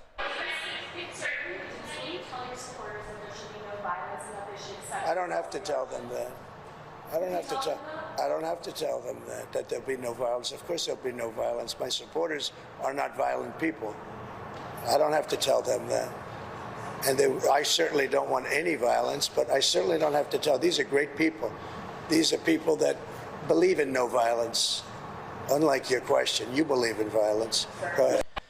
So it's so weird. I feel like there was some thing that happened that would make us believe his followers would engage in violence. What am I thinking of? Small thing called an insurrection.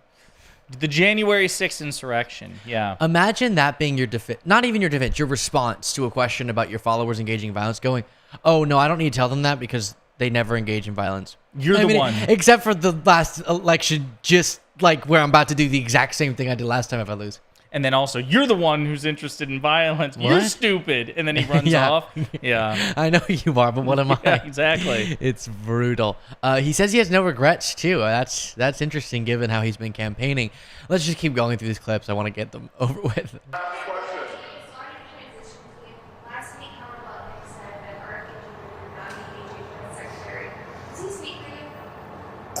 Well, he knows exactly what, but that's only based on what RFK told us. I don't think RFK wanted that. You're talking about Health and Human Services.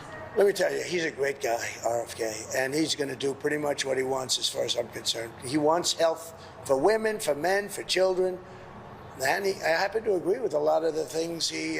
Why does he keep saying this? Yeah, he'll get to do whatever he wants with almost anything. Bobby Kennedy's the big thing against him is his anti-science conspiratorial vaccine stuff. That's sort of what he's most prominently known for now. And aside from all of his affairs.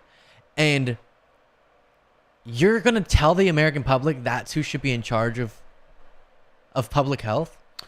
Yeah, I mean, if anything, I can't imagine this is going to be much by way of a motivator. If anything, it's probably going to sound the alarm and scare the hell out of anybody who pays attention at all. I mean, no doubt RFK Jr. presents himself as a beacon and an advocate for health. But, his takes on vaccines are extraordinary and I mean, could cause widespread death and calamity were Trump to win and actually honor the commitment to put him in charge of the health organizations and health policy in this country. It would be an utter disaster.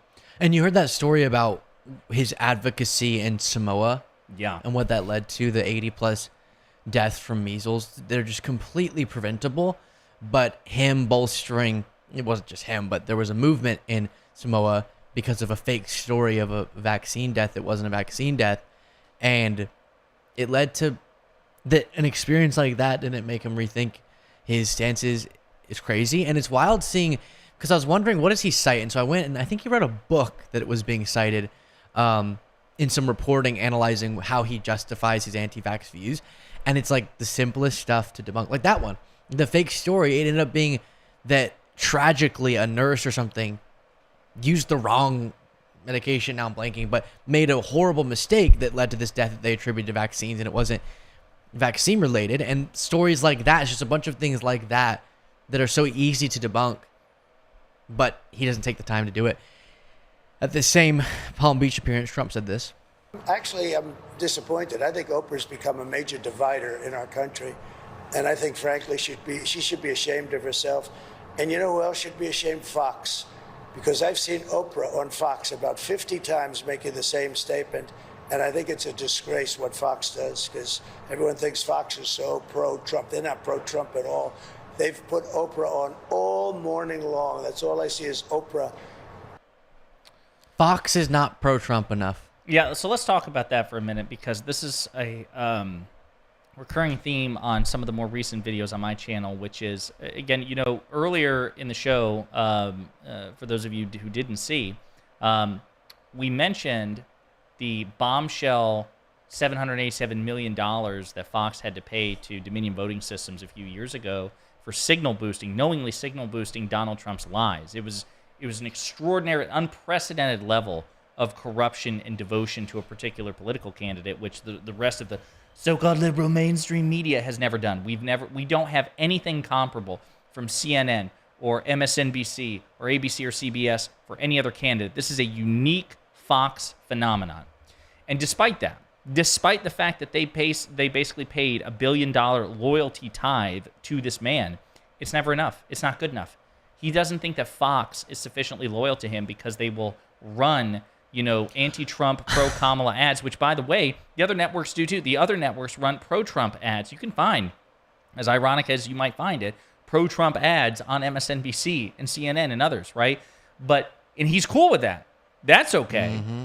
But Fox should not accept nor cover the anti-Trump stuff, the pro-Kamala stuff. He's complained about Jessica Tarlov. He's complained about Kamala Harris surrogates appearing on Fox. He says that Fox shouldn't do that. It also, not only is it really weird, it's also indicative of how he perceives the media. He doesn't believe that the media should be permitted to say things he doesn't like. And he believes, you know, Fox, if you ask him, I'm sure, you know, are you all a pro-Trump news? They would say, no, of course not. We're a straight news network. And here he is saying, they're supposed to be pro-Trump, but they're not pro-Trump enough. Mm-hmm. And so just watching these Fox and Trump consistently trip over each other, as they often do, and in Fox's case have to pay out a lot of money for it, is just so funny to me. And I don't think enough people make note of this. That's a stunning way to think about it. They paid that as a price for their loyalty, $787.5 million. And got nothing out of it. And got nothing. And this, again, I mean, we could come back to this so often, it underlines why it is that people have the perception of who's to blame for economic problems, or why it is that so many people don't understand that Democrats over the last century have overseen better economic performance, or why it is that they don't know about a border security bill that Trump shot down, or why it is they don't know about all these different things. Crime is plummeting because we live in an environment where one side's media, we shouldn't think of it this way, but we do, bends over backwards to prove that they're not biased by often actually not giving the most objective reporting, and I'm talking about the quote-unquote left of center media, to prove, look, we're unbiased. We're going to artificially project neutrality instead of objectivity being the goal. And then the right of center, barely receiving criticism for it, dedicates itself loyally to being a propagandist arm of the Republican movement. And so then what that creates is this really wonky situation where there is no equivalent of Fox News. People will say, MSNBC, it's just ridiculous to say that. Ridiculous. You have people sharing their opinion, yes. Maybe leaving out context to help a person they like, sure, as happens so often with pundits. But the type of complete fabrications in favor of Trump that happens on Fox News, you don't see anywhere else across left-wing media quite to that extent. You've never seen MSNBC, like you said, have to pay $787.5 million because they're sued for defamation based on something they did in favor of a left-wing candidate. And so you understand why so many people are misled, because the narrative building and the narrative driving that's able to be done on Fox News in coordination with Trump and his surrogates and MAGA media at large, you can't combat that when you have, admirably, sometimes, a media that is very much not doing that. I admire that we don't have a Fox News of the right. I don't want to create a dishonest left-wing outlet. Gross. But you do understand when you have such a dishonest environment going on one side that isn't mirrored on the other, how things get so wonky and people are so incorrect in their perceptions. Yeah, no, again, we talk about it. It's so funny. and this is part of it, that they present themselves as being like the outlier, as being the rogue, the renegade, the foil. The fact of the matter is Fox is mainstream media. Fox is legacy media. Fox is the most successful legacy news network. They do better than CNN. They do better than MSNBC. So they want you to believe that they're the underdog, the outlier, the renegade, the rogue. No. They are the establishment. And when you consider how openly ideological they are, and listen, I'm not going to sit here and say that MSNBC, isn't ideologically biased at times in terms of like their opinion commentators, of course, but they've never engaged in the sort of defamation and dishonesty which merited, an $800 million payout. Also, you mentioned Joe Scarborough about an hour ago in a reference to a separate conversation. Joe Scarborough is a former Republican congressman. He's still a conservative. I mean, this guy is not a progressive by any stretch of the imagination, and he's like part of their on-air talent. It would be the equivalent of giving Jessica Tarlov her own show, which, by the way, Fox, if you're watching, that'd be a great idea for various reasons. You should totally do that. There is no counterpart to this. There's just not. And they want you to believe that the media is in the bag for the Democrats. It's just not true. We've gone through in all of our content over the years, we've given dozens of examples of Republicans and Democrats being held to two different standards, not just by Fox, but CNN and MSNBC and the Washington Post and the New York Times, because they don't. Don Lemon told me this, Don Lemon told you this in two separate interviews on our channels. Please like and subscribe. That when he was part of legacy media, he observed there was just this reflex. They felt the need that if they criticized the Republicans for any reason, that they just had to scramble for something to balance it out so they could avoid the perception of being biased. I'll also say, and then I'll shove the soapbox aside and give it back to you, Luke, Bill Adair, who was the founder of PolitiFact, wrote a book recently, and he discusses this, that Republican politicians and commentators, if you do a statistical analysis of the lies told, they lie more frequently and egregiously than Democratic politicians and commentators, and that's even when you control for Trump. That's even take Trump out of the picture. And he begins his book with a prologue of where he was asked on C-SPAN by a caller. He's like, Bill, I've heard from other fact checkers that Republican politicians lie more than Democrats. Is that true? And Bill Adair said, we don't keep track of those things. And he says in the prologue, that was a lie. He said, I knew Republican politicians lied more than Democrats, but I didn't want to say it because I didn't want to be seen as biased. You see what I'm saying? This is their advantage. This is one of so many advantages. And you and I and everyone here, everyone watching, we have to work diligently to correct that. We have to say, no, listen, if one side is just worse than the other, if one side lies more than the other, if their politicians behave more corruptly than the other, we have to identify that, because it's dishonest and dangerous to pretend that the two sets of politicians are equivalent when they're not. And soapbox back. Brilliant. And you know what I think we also need to push back against is a lot of people have said, even people I admire in my life who are intelligent but don't have the time to necessarily keep up with politics a ton, can sink into this easier belief that, I don't know, everyone sort of lives in their own world. Can we really even tell what facts are anymore?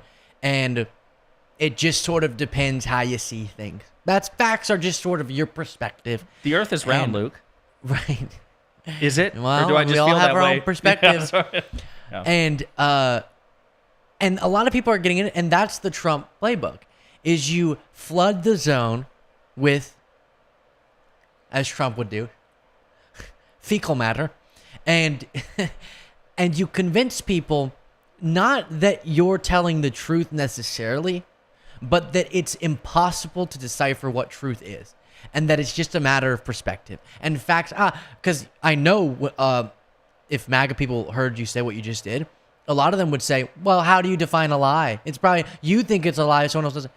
But there are facts, and so I would encourage all of you to not give up on the pursuit of facts. There are facts, there are things that are correct, and it's the media's job to be factual. And so if 10 stories about Trump that are negative stories are justified factually, That doesn't mean you have to then find 10 negative things to do about Harris if there aren't 10 negative stories that are notable to cover about her. And so often that, like I said before, artificial neutrality really messes with people's perspective. And then these debates we have over fundamental facts, the reason why Trump spreads so many falsehoods is if he can convince people fact is a matter of opinion, then he can more easily win people over because they'll go, well, I want to believe his stuff. I want to believe the election was stolen. And it's really dangerous. The other thing on the same topic that came to mind while you were talking was, did you see that graphic that Elon Musk was circulating and a bunch of people have circulated that says legacy media coverage? And it has, the NBC, whatever. And it says that legacy media, this is not including right-wing outlets, but your more mainstream, quote-unquote, liberal outlets, is like 84% positive for Harris and 90% negative for Trump. And the point they were making was this is election interference. The fact that most mainstream media coverage of Harris is positive, even though they find 16% of things to do negative about her, and then most coverage of Trump up to 90% is negative, that's by itself proof that they're interfering in our election to help Harris. Or perhaps 84% of factual stories are more positive about Harris. Again, with a margin of error. And most, I don't know how they find, I think it was 11% positive for Trump. How'd they find 11% things positive? Yeah, that's actually, quite frankly, that's and these being are a bit your generous. Liberal outlets. So then, to your point, because MAGA is obsessed with being the victim in their own story, everyone's against us, the elites, they all hate us, and a big part of that story as to why it's okay for them to lie is because they think all of the media is rigged against them. But they never engage with the fact that Fox News is singularly more influential and gets better ratings than any of the legacy media outlets that they cited. It's way more influential. It's like what Mark Cuban said, it's mainstream media. It's the most mainstream influential outlet on the planet potentially in politics. And they still cry about other outlets that don't do that much positive coverage of Trump because there's not that much that justifies positive coverage of Trump.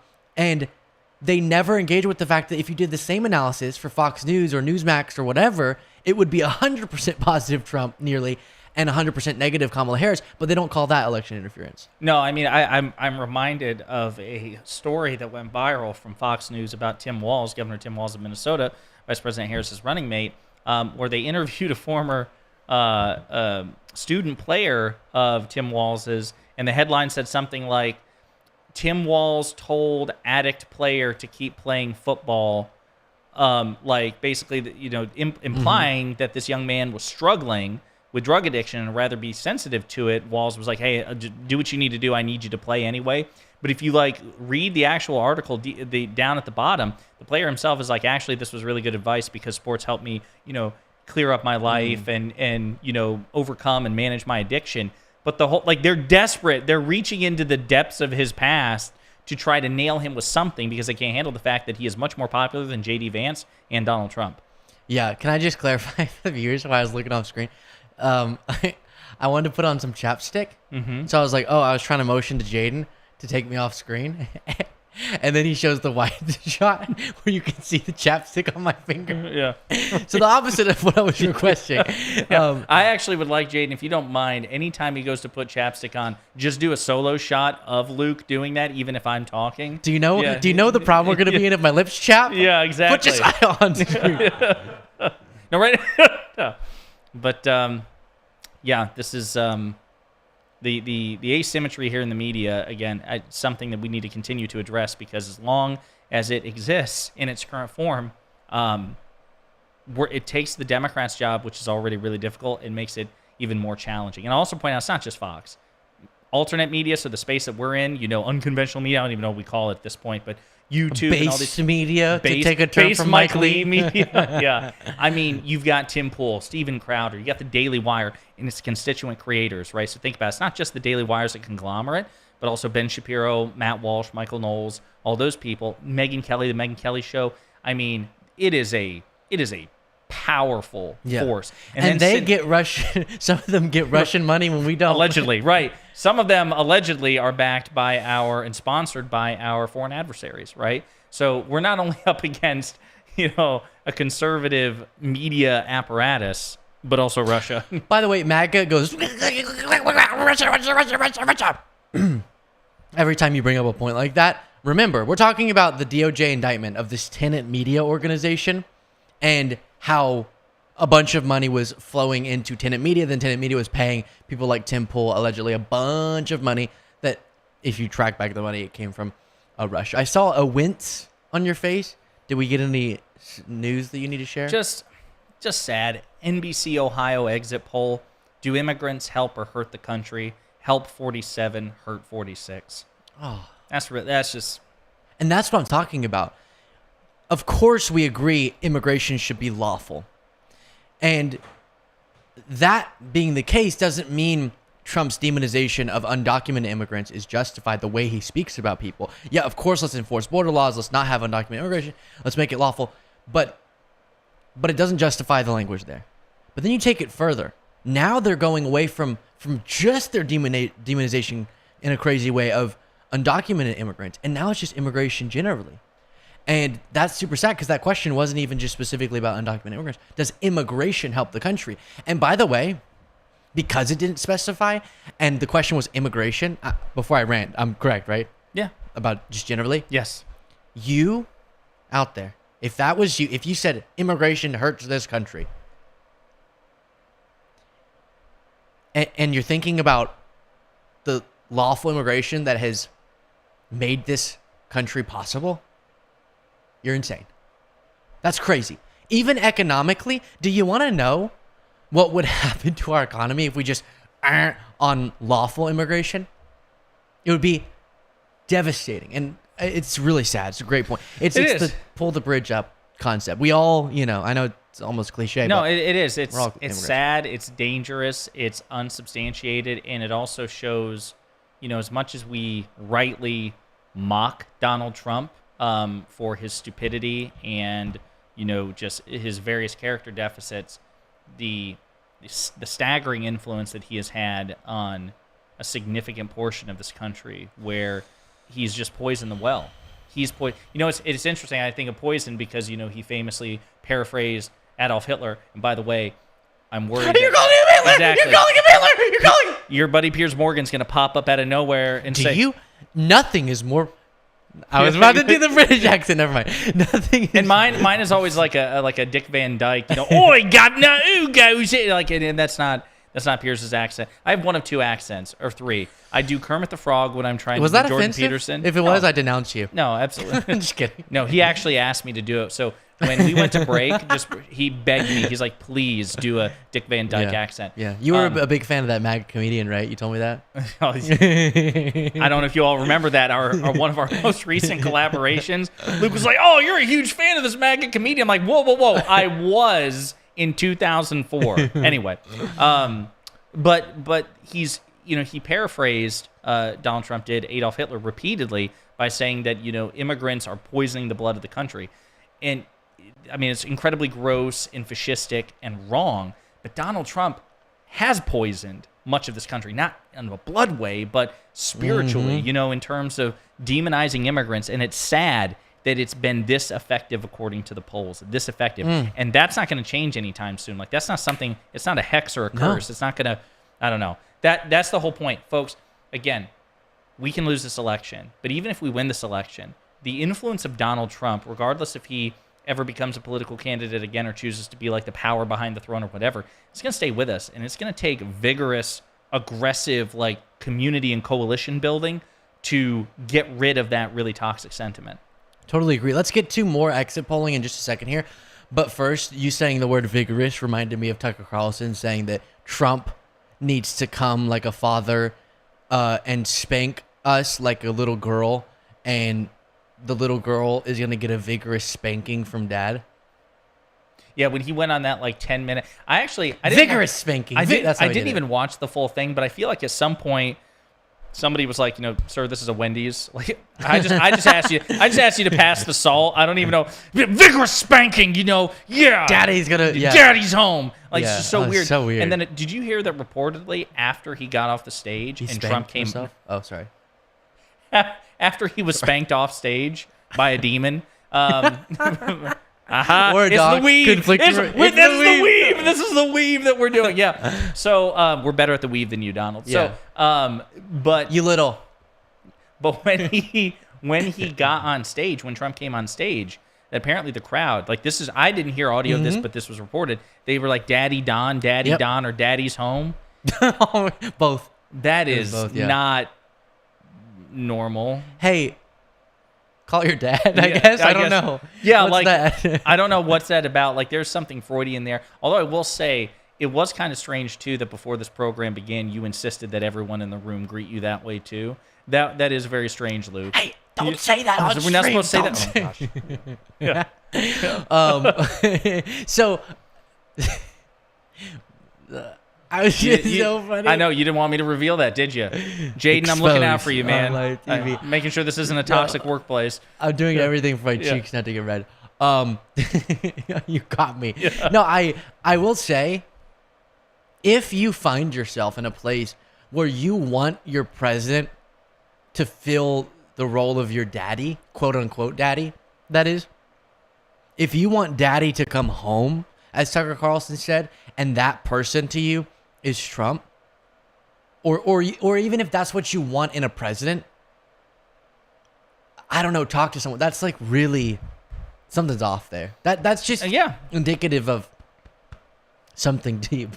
Yeah, Daddy's home. Yeah. So strange. So weird. Okay. And that was actually one of the more normal Trump rallies. Right. I feel like that was actually a top 5 normal.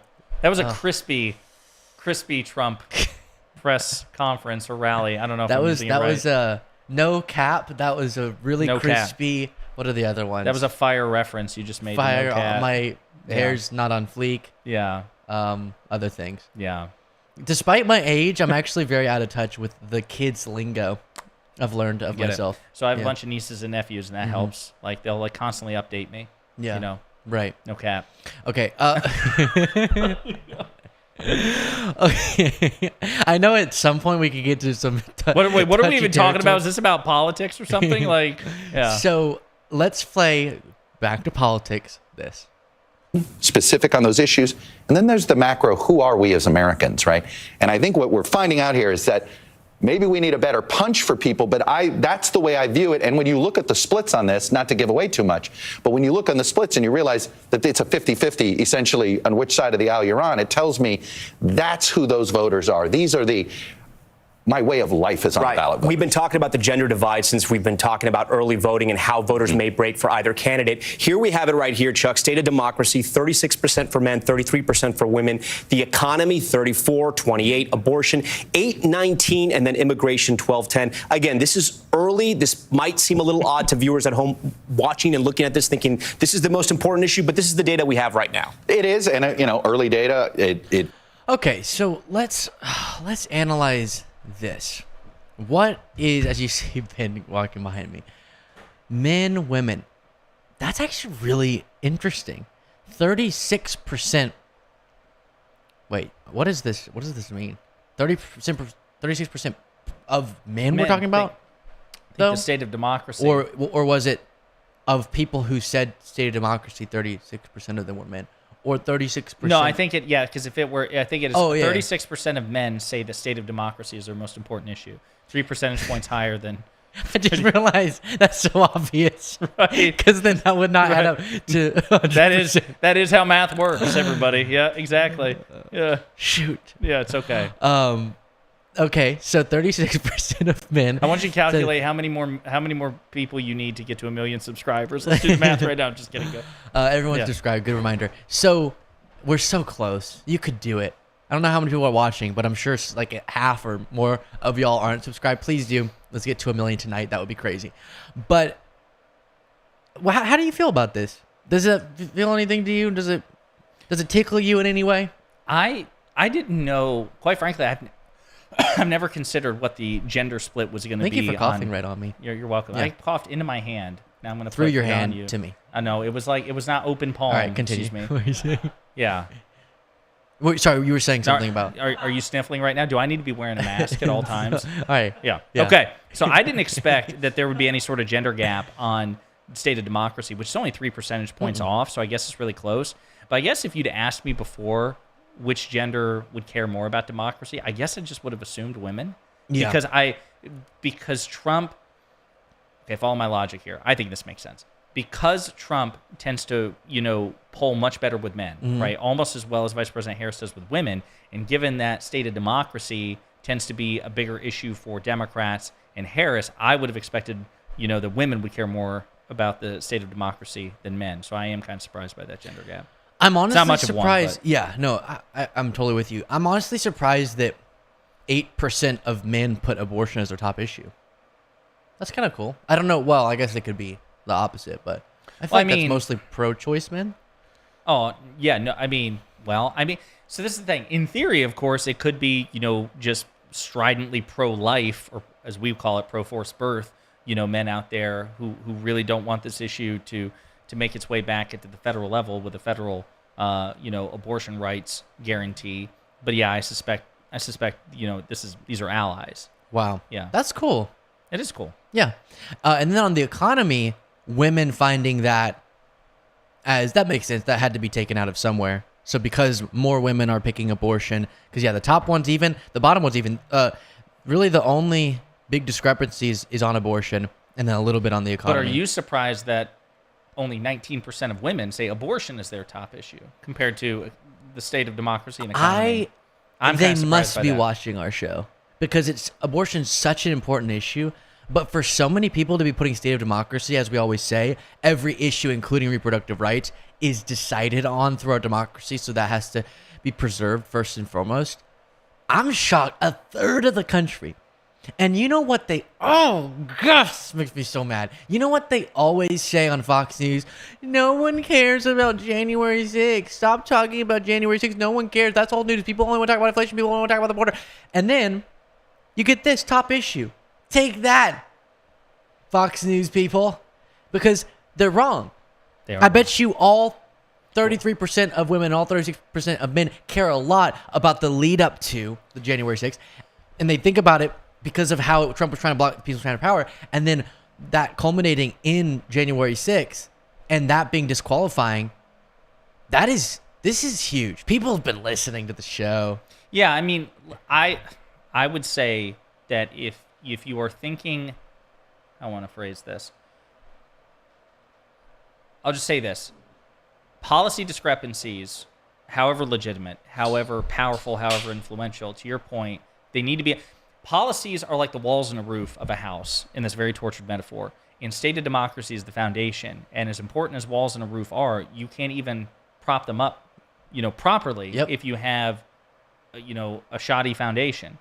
So I don't know. I don't know what to make of this because it doesn't say January 6th, right? But we can just assume that that's a big part of it. So I'm not sure how much to read into this other than to say I'm just surprised that men care more about the state of democracy than women, according to these polls, and that so many more women care about the state of democracy compared to abortion. It's definitely interesting. Yeah. Kayla sent an urgent text message with a screenshot of a super chat that says, from Mike, please never say crispy Trump again. So I guess he doesn't want us to say, what crispy Trump? Crispy Trump. Crispy Trump. Oh, weird. Yeah. I don't even, what does crispy mean, by the way? I know what crispy, like... Crispy, listen, like as basically... Is it like cool? Yes. Crispy. That is exactly how I would define it.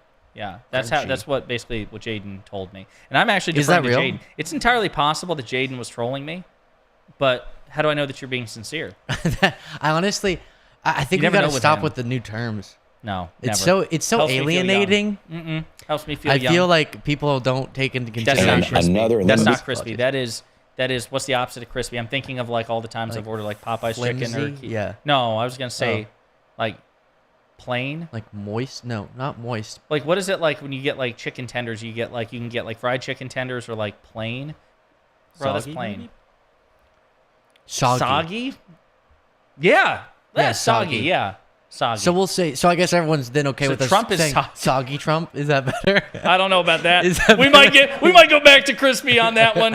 Why and where is he soggy? Let's see, Mike. Is that? Do we have your permission, Michael Warren? Is soggy Trump better? You're gonna get a bigger super chat saying, "Go back to crispy, please. Just never say soggy." As it goes up. Okay, let's check a oh, check back in. There we go. On Vice President Kamala Harris's final rally in Allentown, Pennsylvania, where she had a very different message. And I thought it was interesting here how she references something that's clearly about Trump, but she has really been minimizing how much she focuses her speeches around just talking about him. Because notice she doesn't actually directly say his name here. Thankful to everyone for being here, and including the leaders of the Puerto Rican community. I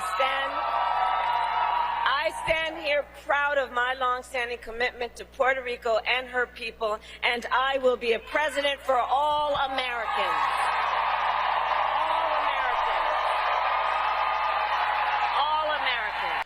I always find it interesting, Josiah, because we're avid political viewers, I think we can be out of touch with what is breaking through. You know, you haven't heard of this thing? How have you not heard of it? Or the opposite of people hearing about something that I didn't think everyone would hear about. It was really, Trump and his movement have said so many horrible things about so many groups. It's actually interesting to me, as disgusting as it was, that the Hinchcliffe Puerto Rico comment broke through. There were a lot of people being interviewed just on the street going to vote and saying that made a big difference for them. And they were really turned off and alienated by that. Some of them, it motivated them to go out, vote against Trump or switching away from him. And to me, it can't be just because Hinchcliffe said that, because that was him saying it. And it would be easy for Trump to go, I didn't know he was going to say that, even though he put it into the teleprompter. But I think it was more that rally with that moment as its embodiment. Right before the election, perfectly reminded people of the hateful movement that MAGA was. Do you know what I'm saying about him every single day saying horrible things?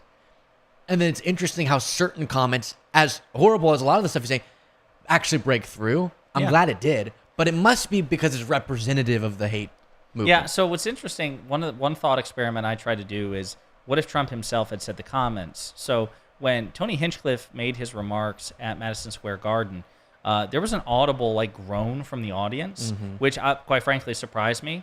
And it makes me wonder, if Trump had said it, would Tony Hinchcliffe, basically, would that joke, if that's what we're calling it, if that remark would have gotten a different reaction from the MAGA crowd if it had been Trump making the comment? He's not a professional comic, right? Tony Hinchcliffe is. And Tony Hinchcliffe is a roast comedian, right? So he traffics in really brutal insults and wordplay. And it makes me wonder, is it one of those Trump filters? Can Trump just get away with saying anything and everything, and that even a professional comedian couldn't under the same circumstances? That must be it. Because it's almost, it's so annoying how many people, when I confront them with, Trump said terminate the Constitution, or Trump said the government should come down hard on media outlets he doesn't like, their response is, he talks, he's a talker, he says stuff. No! That's not excusable. But I guess we really do allow him to say things that other people never could.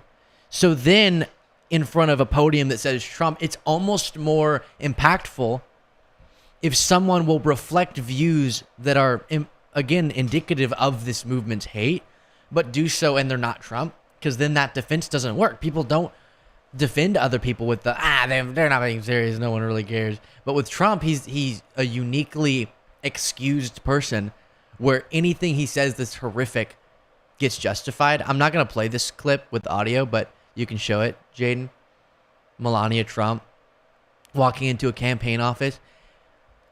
Why does she have her glasses on? She eventually took them off, so it's not like a medical thing, like when you get surgery or something. But it's just that actually it looks pretty dang good. Crispy, even. I mean, listen. Okay. Here's the thing. Wait. Somewhere in between soggy and crispy. I'm not going to give you the full crisp, but. So here's what I'll say. I think somebody should have been playing that Julia Roberts ad for Vice President Harris talking about how spouses are not obligated to vote the way that their other spouses their spouses might want them to, because I like to believe that Melania voted for Kamala Harris. I want to believe that. I think and somebody should have played that ad for her, hey, listen, you don't have to, there is no law compelling you to vote for your husband. Did you see how mad that ad made MAGA. All of them. Yeah. All of them. Jesse This Waters. is an attack on the family. Charlie Kirk. Yeah. So the ad, if you missed it, was these two couples go into try a to find polling that place. ad. Yeah, I can find it. Yeah. Because it was a really good one. Set it up while I look for this. I have a hard time typing and talking. Yeah. So, I have a hard time talking while you're typing. No, I'm just kidding. So it's an ad narrated. I'm having by... a hard time typing while I'm not talking. While I'm listening. Wait, let's do it synchronized. Wait, everyone be quiet for a second while I type. So ad woman, AD woman, Julia wife. Roberts. Yeah. I honestly am struggling. It was Julia Roberts. Yeah. Ad Julia Roberts. I wish we should have on screen what you were typing in. There it is. Is that it? Okay. Yes. Look at that. I'm Yeah. sorry, guys. We just had to do that all together. Your turn, honey. In the one place in America where women still have a right to choose, you can vote any way you want. And no one will ever know. Did you make the right choice? Sure did, honey. Remember, what happens in the booth stays in the booth. Vote. You can leave it up on screen, Jade. This who does that?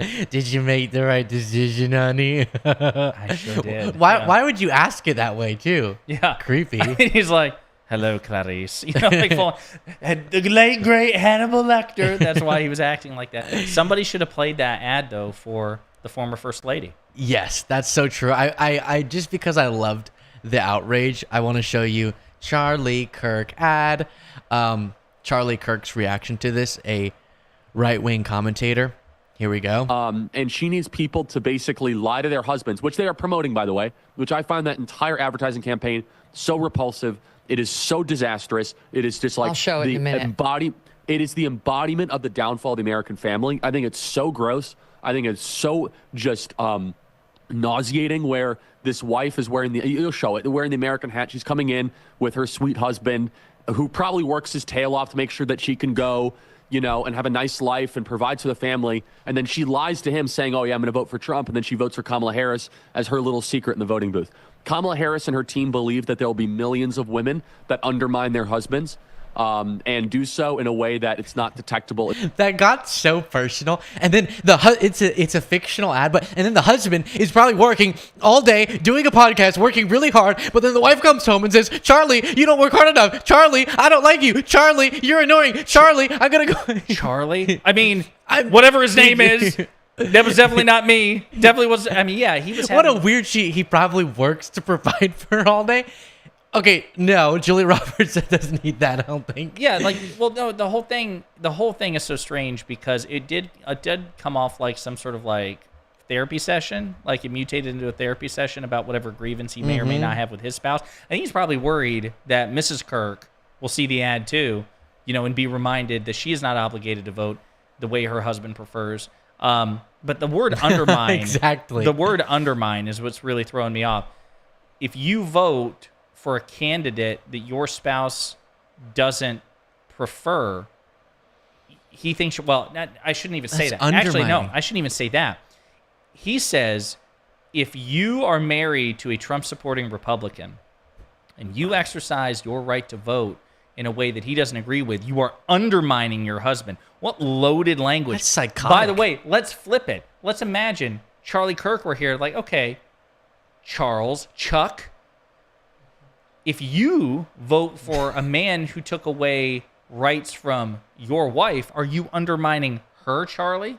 He would never agree to that. That's actually a stronger argument than his argument. By far. Yeah. By far, it's actually... But he's the man. He provides.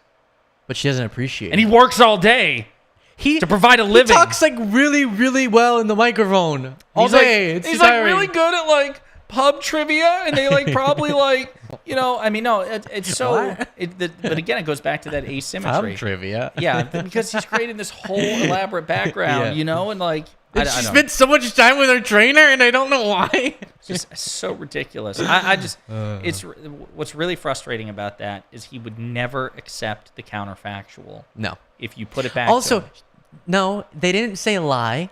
The husband notably went, "Did you make the right decision?" Right. And she said, "Yes." I made the correct decision. Very good observation, because they could have put the ad like, "Did you vote for Trump, honey?" And she said,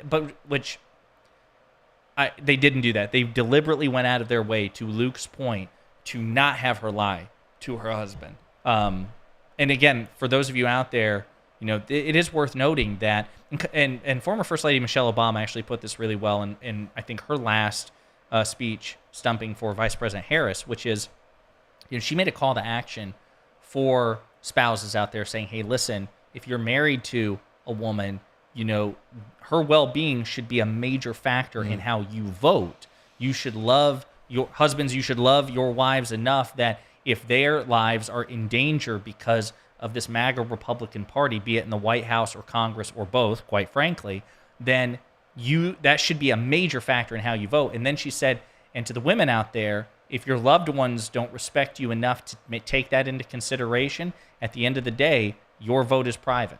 Yeah. And so, I think that's a really powerful argument. That was such a... He's probably argued for this at some point in the past. He's getting so close to each household should get a vote cast by the landowning husband. If I had to bet money, I bet you that that Kirk would, like, if he could snap his fingers, Mm-hmm. And by the way, who in the household would be the only one able to exercise that vote? Yeah. Oh gosh. Okay, here's this. Economic numbers as well, because as you saw, the economy, if it is not the top issue, and again, those numbers might shift, it might end up that way at the end of the night, it is certainly among the top issues for voters. So we're lucky to have our expert correspondent, Christine Romans, covering all things economy for us. And you are digging into these exit polls just like we are. Yeah, and I'm also trying to keep an eye on the gender gap when you look at the economy and you look at what people are really worried about. And this is so fascinating. These are voters under 30 years old, right? Young voters who are energized in this election. And the top issue for men under 30 is the economy tied with state of democracy. For women, it is abortion, a far and away the number one thing for women. And the younger the voters, as I look at these exit polls, the younger they are, abortion goes up the list for how important it is for them. So that's something to keep an eye on, the different ages and the gender gap there. Overall, the condition of the U.S. economy, though, I mean, you can see poor, not so good. More than 7 out of 10 voters, more than that, think that things are not going in the right direction. That is in line with what we've been hearing in the opinion polls for months and months, Hallie. Christine, one of the things that as I've been in some of these battleground states talking with voters about the economy, I hear a lot about the cost of living. I hear a lot about how expensive, like a pound of... So let's stop there and go back to this. This is really interesting. Most important issue to young voters, 42% of young women say abortion. 42% is their top issue. Wow. I rarely see a group of people list an issue at that larger percentage as their top. And then all of this is so fascinating. Only 18% of young women's state of democracy was equal across the board, practically. But then this has a huge discrepancy where 37% of young men. So fascinating. Tied with the economy. How on earth is Trump feeling? Seeing that after all of his rhetoric about Hannibal Lecter coming across the southern border, immigration's just at 6% among young men is the most important issue. That's brutal. The late, great Hannibal Lecter. But I'm going to come back to the point because it's the weave. So beautiful. Hey, just to do a little intermission, do you want to be annoyed? What makes you think I'm not already? I saw... I mean, we've been seeing a lot of like MAGA Republican nonsense. So you just made me watch a clip of Charlie Kirk. Yeah, I did. You did. Is this going to be worse? No, but more artificial. I think Charlie Kirk genuinely believes that stuff. I am sick and tired. I saw someone post this clip of a MAGA person and go, see, this is, or maybe they were being sarcastic. Honestly, I don't know. But they were like, this is what a normal, authentic politician looks like. And remember, this is all an act. Younger videos of John Kennedy, the Republican senator, prove that he's played up his folksiness because I'm so blah, blah, blah. Goat's milk latte drinking, avocado toast eating. Life is hard, but it's harder when you're stupid. Can I take cocaine with my spouse? No, sir. No, sir. I did not call Senator Sanders an ignorant slut. I'm not talking about buying it, but let's suppose I came in one day and the cocaine was there. People who are bilingual, they speak English and stupid. I don't know why we have to give money to countries that hate us. They should be able to hate us for free. Looks like we're giving Lindsay Lohan the keys to the minibar. President Biden is sort of like Kevin Bacon at the end of Animal House, the cantina bar scene out of Star Wars. They wanted it like Ben wants J-Lo. I'm like Bluto in Animal House. I'm just fat, drunk, and stupid. Frankly, I can't because I can't get my head that far up my rear end. Stick it up their fact checker. They can kiss my ass. Somebody at the White House has been smoking the devil's lettuce, okay? We cannot run the greatest economy by putting fairy dust and unicorn urine in our cars. Urinate to get off the pot. My car doesn't run off fairy dust. My car doesn't run off unicorn urine. The spending poor. Okay, you get it. Oh, you're wait a so minute. likable. Wait a minute. We've got 20 seconds left. You want more? I do want to kiss. What? Yeah, just go ahead. On pet projects. It's just chock full of spending porn. There's an enormous amount of spending porn. Next time you get in trouble, call a crackhead, call a criminal, call a meth head. It must suck to be that dumb. I don't mean disrespect, but the mayor needs to take her meds. Christmas ornaments, drywall, and Jerry Epstein. Name 3 things that don't hang themselves. The reason I'm not upset because of the humor, there were some funny things there. I'm upset because he's so fake. And this is a way to distract from him being a terrible politician. We can't play this clip, but do you remember when he said some very strange words in the congressional hearing? To prove that sexual books, I guess, were in schools, he said words. He read a book, like the most sexual book he could find. Right. And it was like... quoted it. Yeah. Reading pornographic terminology. Text or whatever. Yeah. That guy. John Kennedy. That is the worst clip of John Kennedy in existence. Nightmare fuel. Yeah. It's cringy. Yeah. All right. Now on to something really serious. As we await more results. Subscribe. No. Please like and subscribe. We're trying to get me to 1 million today. I'm only at 400 and something thousand. Let's get us to 1 million.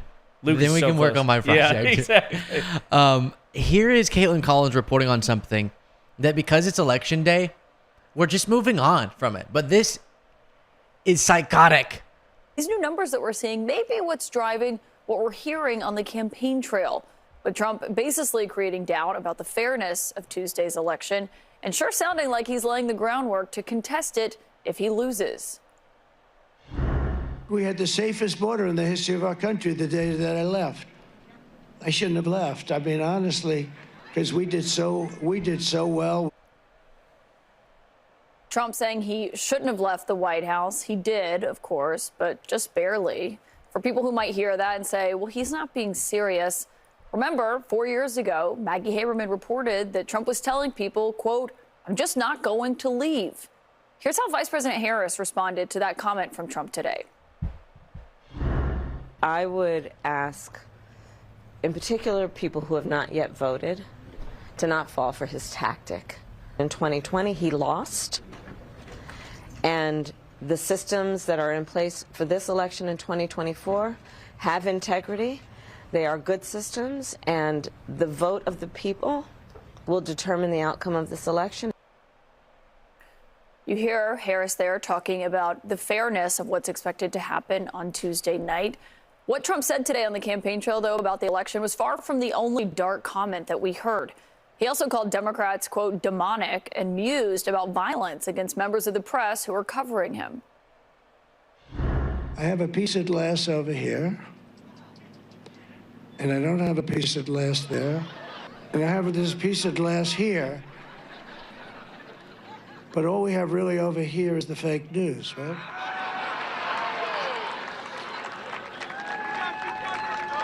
And to get me, somebody would have to shoot through the fake news, and I don't mind that so much, because I don't mind. It's remarkable to hear the laughter in the background about those comments. I should note the Trump campaign. How? I wouldn't mind that about shots going through the media. It's just, please, let us win, please.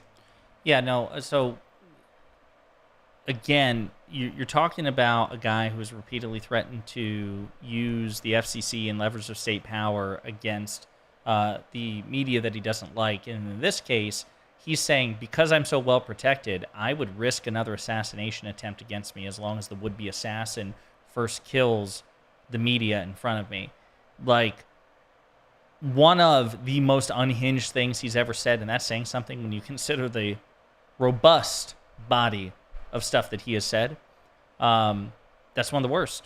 But we're so desensitized to it, and that's really, it really is an indictment. I mean, we can say this because, you know, we're not running for office, so we don't have to placate to the American people. Sometimes we need to be really honest.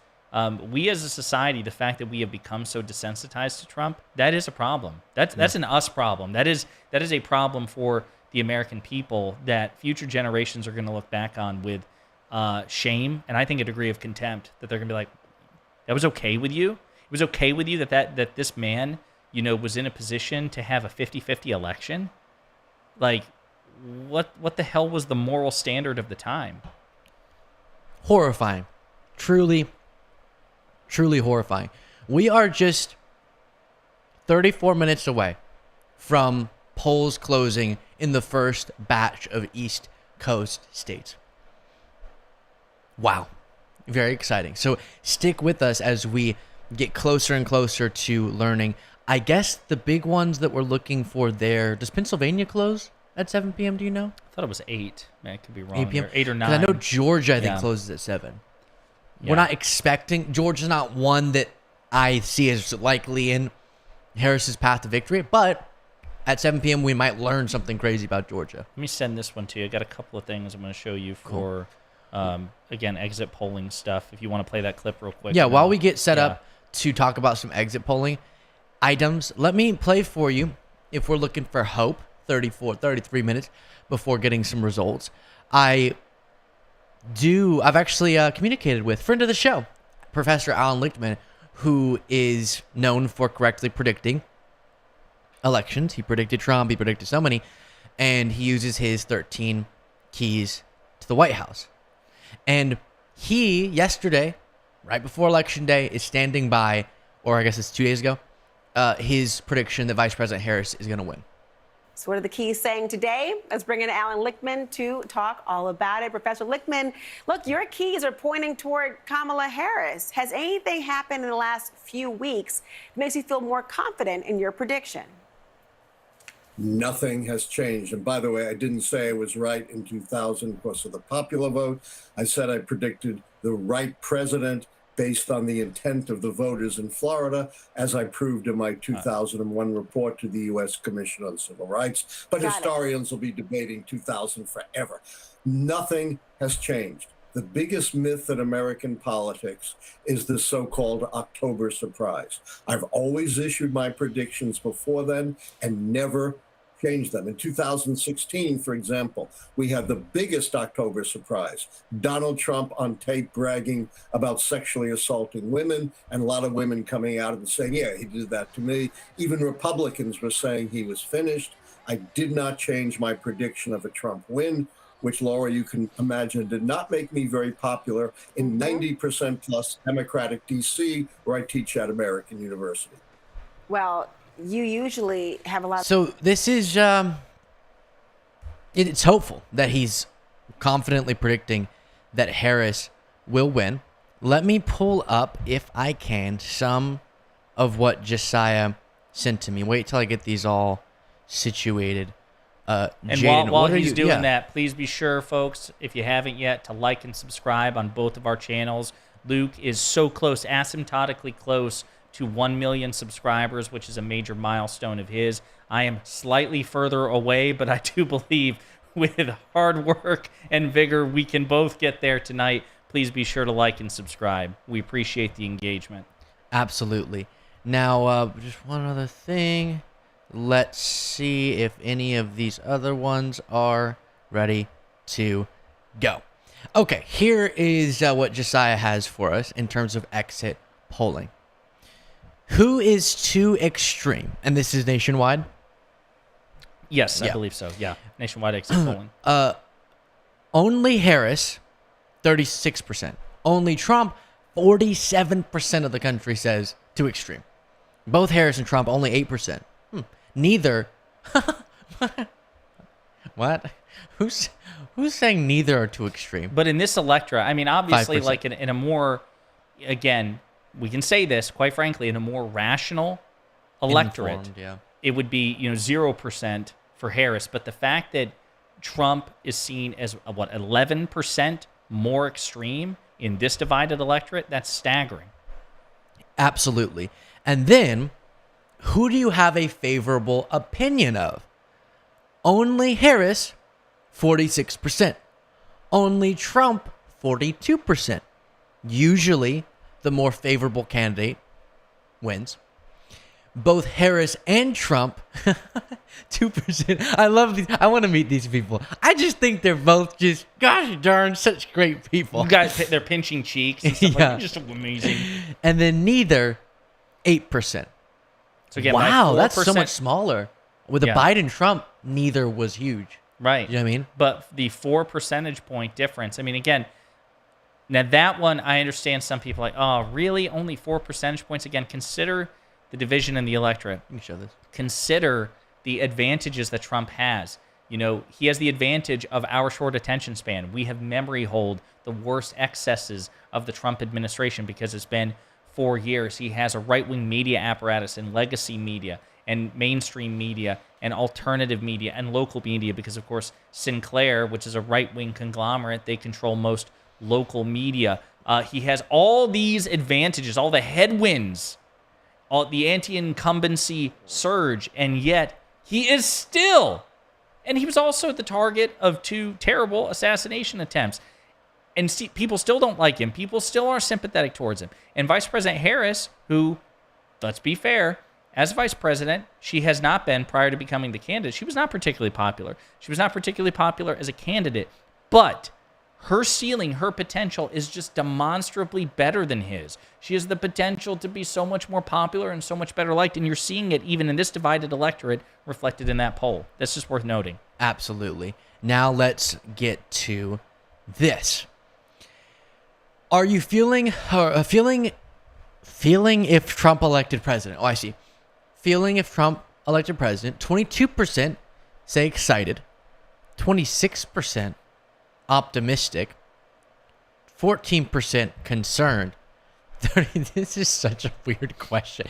Concerned, scared, terrified, horrified. It's like, okay. That should have been the only options. There should have been no positive ones there. Yeah. Are you scared or terrified? Yeah.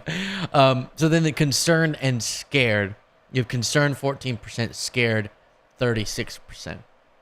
So an even 50 there. Right. So again, Not quite I think this is worth noting.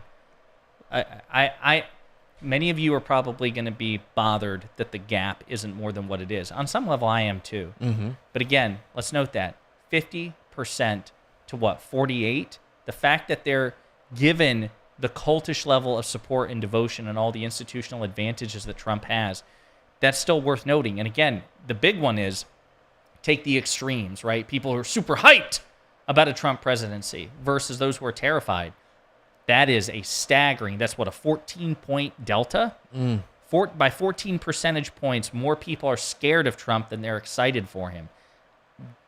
He still may win the election, folks. Let's just be very clear about that. But that stat, that doesn't help at all. It doesn't. So here's where I stand now, because I know I'm scared to give takes since we're so close to getting answers that it feels weird to say, I think that this is happening. But that's why you come to a show. So let me say, this could change, and I'll let you know as it does. All of the exit polling I've seen thus far, except for one that we talked about, I think, I would have liked the abortion gap to be a little bit more in terms of which candidate people trust. But so far, all the exit polling has either been neutral or good for Harris, in my judgment. If she ends up winning, the exit polling will have pointed in that direction from my analysis. which is exciting. I'll send you this one too real quick because there's one for Harris too, and I think it's worth observing. There's one for Harris too, meaning on the subject of feeling if that person becomes president. So the first one is Harris. We just did the Trump one. Okay. So feeling if I like you that can, just I think you have to click it first. There you go. That was so polite. Yeah. For you to be like, yeah. So I think you need to like do the things. So they can see it. I think you need to do it the right way. Like stop being incompetent. Here you have CNN reporting on the same question. What is your feeling if Harris gets elected? Excited 23%, optimistic 26%. We're such a stupidly divided country. It's so similar. 20 and then concerned 20%, scared 28%. Right. Okay. Now again, that's how divided we are. But again, one thing I take solace in: the difference between excited and scared is only 5 percentage points compared to what did we say it was for Trump? Was it 14? Yeah. Yeah. So again, those of you watching are thinking, "Damn, that's not particularly inspiring." But when you consider the state of play, that's still a huge advantage for Vice President Harris. Yes, absolutely. Let's jump back in to get a little bit of exit polling information. I just lost it, though, unfortunately. But let's play a little bit of this.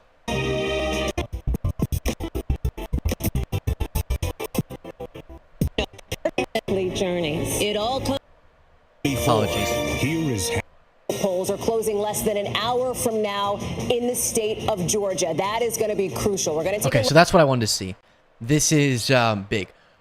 We love every state, and every state is valuable and important. But on this list of 7 p.m. closings, Georgia's the one we're looking at. What do you think there's any shot in Georgia? I mean, it's within the margin of error, so yeah. But I mean, it's not the one. Like, I'm more. Of course, I'm biased. I'm more concerned about North Carolina of the. It's where he lives. The East, exactly. That's what I'm saying. Yeah, of those competitive states. I'm more concerned about North Carolina. But yeah, I think there's hope for Georgia. President Biden won Georgia. Excuse me. You have to cover your mouth. I did. I covered it. No, now you just did it. Oh, okay. You just did it. Okay. There you go. There you go. See, this is what happens.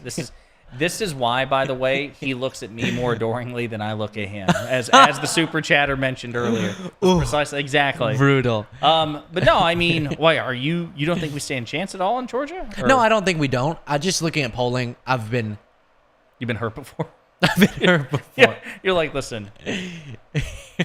I don't want to get my hopes up. Well, I guess in my mind, I'm always going to the worst case scenario. I like people who say, "Oh, talk more about a Kamala landslide potential."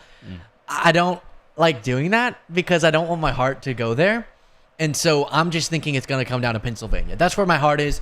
I'm just expecting Pennsylvania because that's where it's the closest. If she pulls out Michigan and Wisconsin, as she needs to, I mean, she doesn't need to, but that would be most likely path to victory, and then does Pennsylvania.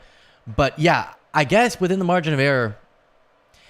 Here's what is an exciting prospect as you're making a notable face, but what is it? Oh my gosh. Well, first I got to find out where this county is, but this is really good news. Okay. While we wait for that, I just got little butterflies in my tummy. Whatever I was saying was probably not that important because it totally slipped out of my mind. So let's check in on NBC while he checks for this exciting news. Policy, abortion access, the economy, immigration, and the state of democracy. And you can see it here. The top issue, again, based on these early exit poll numbers, interestingly, is the state of democracy at 35%. That is followed by the economy at 31%, abortion 14%, and then immigration and foreign policy after that. Why is this so interesting? It's because for months now, voters have consistently been telling public pollsters that the economy and inflation were the most important issues to them. So let's take a look at who these voters said they trusted more on each of these issues. On the economy, it is former President Trump who has an edge here over Vice President Harris on trust. Okay, let's break this down together, and then we'll get to something exciting Josiah saw. Maybe let's talk about that in a second, but we'll do it with a grain of salt. Yeah. By the way, what does that phrase come from? Grain of salt? Yeah. I have no idea. But do you know the meme? No. Yeah. Okay. I don't do yeah. meme. I think you do. I think you do. I try to stay away knows from it. meme. It's crispy. It's a crispy meme. But look at this. Not a soggy meme, a crispy meme. I'm sorry. All right. We're starting a whole new thing. We The are. soggy. Soggy and crispy. That's going to be the new Luke Beasley and Pondering Politics. And we could do like a TikTok podcast. where we dance to and something. The question is, at the end of every Are episode, you soggy or are you crispy? No. Enough of that nonsense. No, I'm just kidding. Like at the end, everyone decides which one of us is crispy and which one of us is soggy. Why? Because that could be like the whole it's like I don't want to compete with you. We're on the same it's team. a friendly man. competition. You're just worried you're gonna be seen as soggy. Okay. This is really good news. 47% trusting Harris on the economy. Oh, that's awesome. Because like we talked about, there's this whole misinformation operation about the economy that favors Trump. I've seen this poll radically different, like Trump in the 60s before. Yeah. And so, to something that Josiah said earlier, it's crazy how Harris has closed that gap. Because when you look back at this, if she is getting most of the state of democracy, we're about to see that though. And she's essentially getting half of the people saying economy is important. Well, we don't know that for sure, but almost half trust around the economy more. That bodes really well. This all is looking really good. Okay, so let's go forward. Who do you trust more on abortion? 44%, 50. Okay, so we saw that before as well. A similar thing there. Some of this might be rehashing. On immigration, okay. Again, an issue that Trump gets surround sound coverage that helps him and hurts Harris. And 40, I think it's because we've been screaming about that border bill. I think so. What are you smiling about? We covered these. I know. Just rehashing.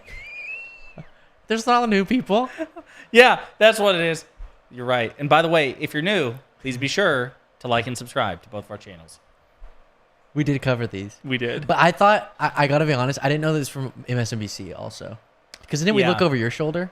But that must have been the same thing. Yeah, and it was NBC. Yeah, NBC. and NBC is parent company of MSNBC. Same. That's why, yeah.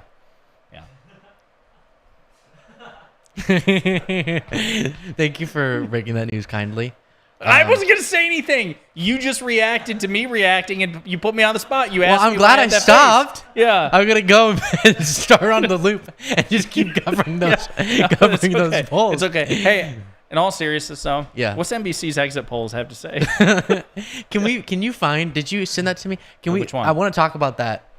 Oh, don't you think it's county. going to jinx us? I mean, I'll send it. I think I did send I don't it think to you. we should. I think I didn't this send it is to you. election coverage. I think you kind of have to talk about it as it comes in. Oh, so you want us to talk about the election and election coverage? Yeah. My bad. Let me find so it here. essentially, what he's going to talk about, is this a reputable source reporting this? I just saw it pop up on Twitter, but is in Indiana, a county, 65% of the vote in, which is crazy already. What? Yeah, 65% in. Where is it? Where is it? Where is it? And Harris was leading in this county when Trump won it by 6.7, I think it was, percentage points to Biden. So if that's correct, and if a swing like that's happening in a red state, different states. apologies, we're looking at something special, Josiah. While we contemplate this, let's get back to this. Running against Derek Anderson. This was a Democratic-held seat. Do Democrats continue to hold on to this seat, or do they lose it to Republicans? If they lose to Republicans, that could spell trouble for Democrats early on in the evening. And then this is a really fascinating one, Lester. Split ticket voters. In 1988, you had 17 states that voted opposite parties for president and Senate. In 2020, down to one state, Maine. What do we see tonight? It's really been dwindling over the years. All right. Thank you, Kristen. Let's go over to Savannah now. Poll closings are about to start in 7 o'clock Eastern time, including in the battleground of Georgia. And if you've ever wondered how we're able to call some of these races so quickly, stay put. We're going to take you inside. We'll show you how we do it right after the break.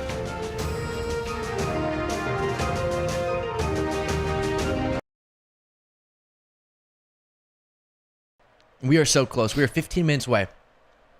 Stick around. Click the subscribe button. I don't know where we are currently. Let me check.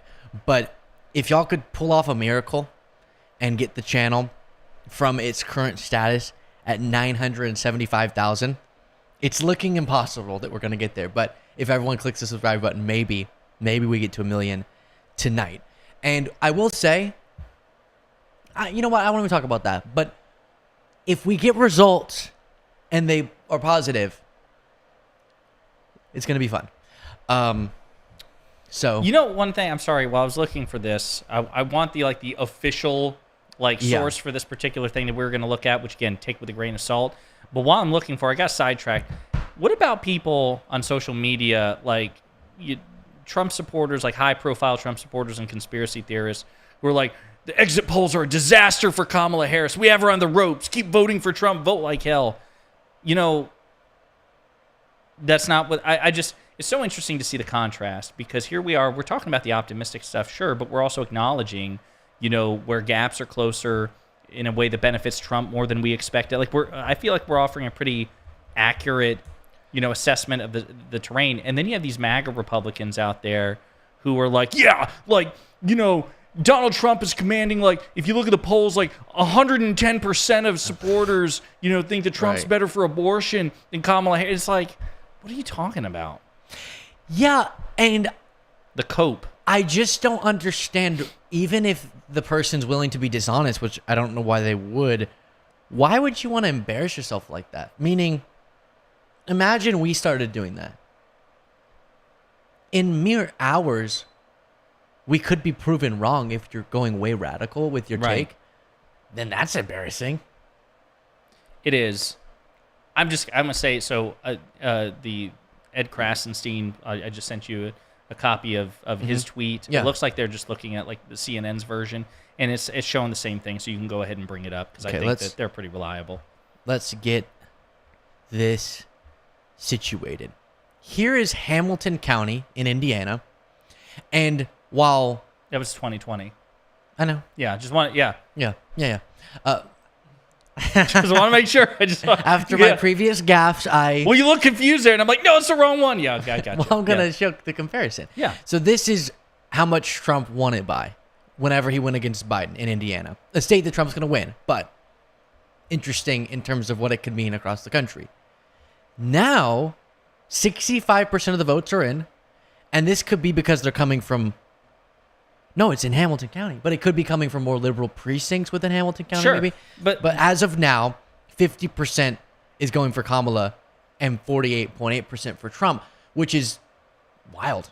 No, it is. Yeah, especially, listen, well, again, want to be very clear about this, but the reason that so many people are remarking on this is because, assuming that this trend continues, Vice President Harris might be overperforming and cutting into Trump's edge here. Even if he comes out in the lead, it's possible that it will be by a much narrower margin, right? And these are the sorts of things that we're looking for. Like, does Trump do better in counties and in districts where there was a huge gap in favor of President Biden back in 2020, and vice versa for Kamala Harris and Trump? These are the things that we got to be paying attention to, because when they aggregate in the margins, it could be outcome determinative for this election. And Don Orlando answered the question about the phrase, take that with a grain of salt. Take it with a grain of salt comes from an ancient saying that a grain of salt is an antidote to poison. I just want to pronounce it correctly, because I know you'll correct me if I don't. I wasn't going to say anything. But that would be an amusing anecdote. You see what I did there? Anecdote. Oh, that's what I was trying to say. Yeah. I see. So that's, now you know what you didn't know before. Unless you did know that, then this would be you learning something you What about already a grain knew. of pepper? I will have to get Don Orlando to answer that one for us. There's a challenge for you, Don. All right, here we go. One place that's speeding up its vote count system is battleground Michigan, with 15 electoral votes up for grabs. Jesse Kirsch is in Detroit, where people are still registering to vote. Jesse. That's right, Lester. Our colleague Julia Jester tells us in downtown Detroit there are still people lining up to register to vote or to deal with a registration issue like a change of address. So people continue to be going through that process. We are outside of a polling location right now, which will still be open for a little bit more than an hour. Of course, if people are in line by 8 p.m. Eastern time, the expectation is they will still be able to cast their ballot. Once we have all of the votes in, we should be getting the results potentially faster compared to 2020, as you alluded to. The Secretary of State says that we could have unofficial full results here in Michigan by around noon tomorrow. This time around for this presidential election, this is the first one where in Michigan, municipalities can And just to be clear, before everyone jumps off after hearing that, that's final unofficial results, but meaning a more complete picture. Networks can start giving us a sense of where the state's going to go before they have all the count out, obviously. 85% of the absentee votes have been pre-processed already, and so that will potentially accelerate the timeline compared to 2020, where there was a vacuum of time that led to issues and misinformation and a lot of concern. And so that's something that we're going to be watching for, how that plays out. I got off the phone a short time ago with Congresswoman Haley Stevens from the Detroit area.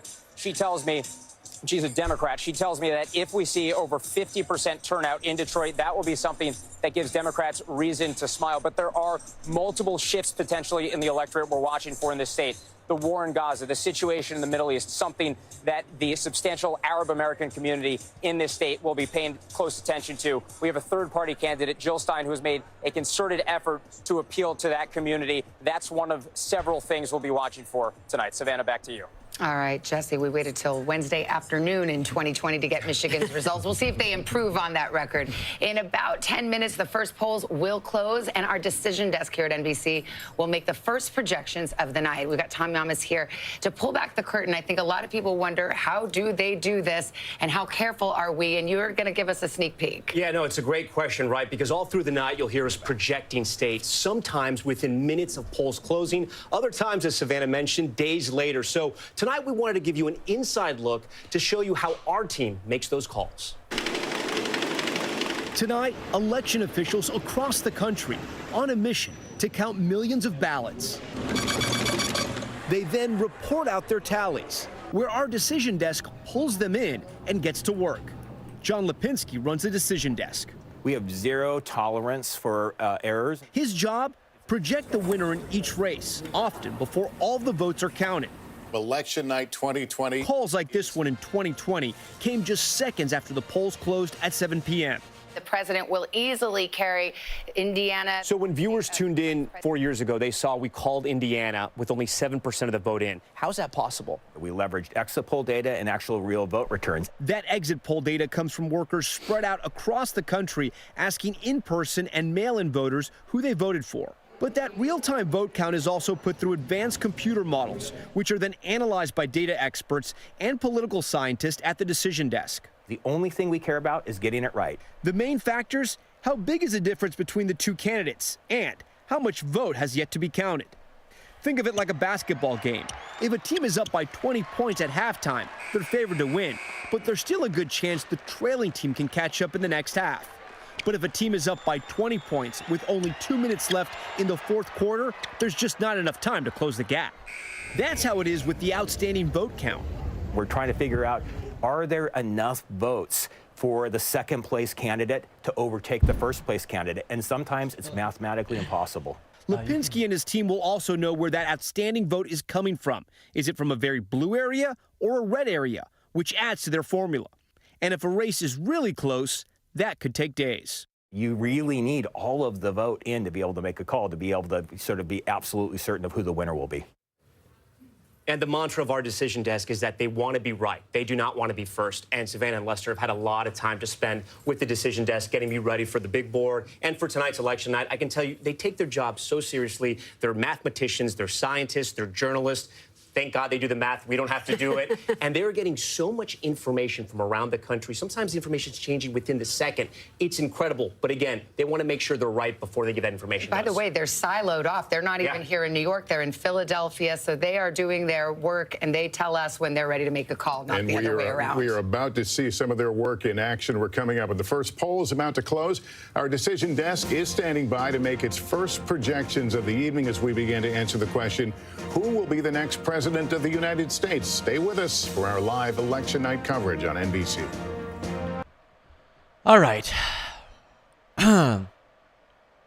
Guys, it's time I address one of the most upsetting phenomena in American politics, which is that MAGA insisted and our tech guy's gone, so you're not gonna be able to talk for a second, or at least when you talk, the camera won't be there. That's all right. You fish. But okay, we'll do a split screen. Oh, Josiah put on his glasses. Josiah, they told us, and I don't want to get mad. I want to be in good spirits, but they told us that Mike Pence was constitutionally allowed to overturn the 2020 election and just make Trump the president.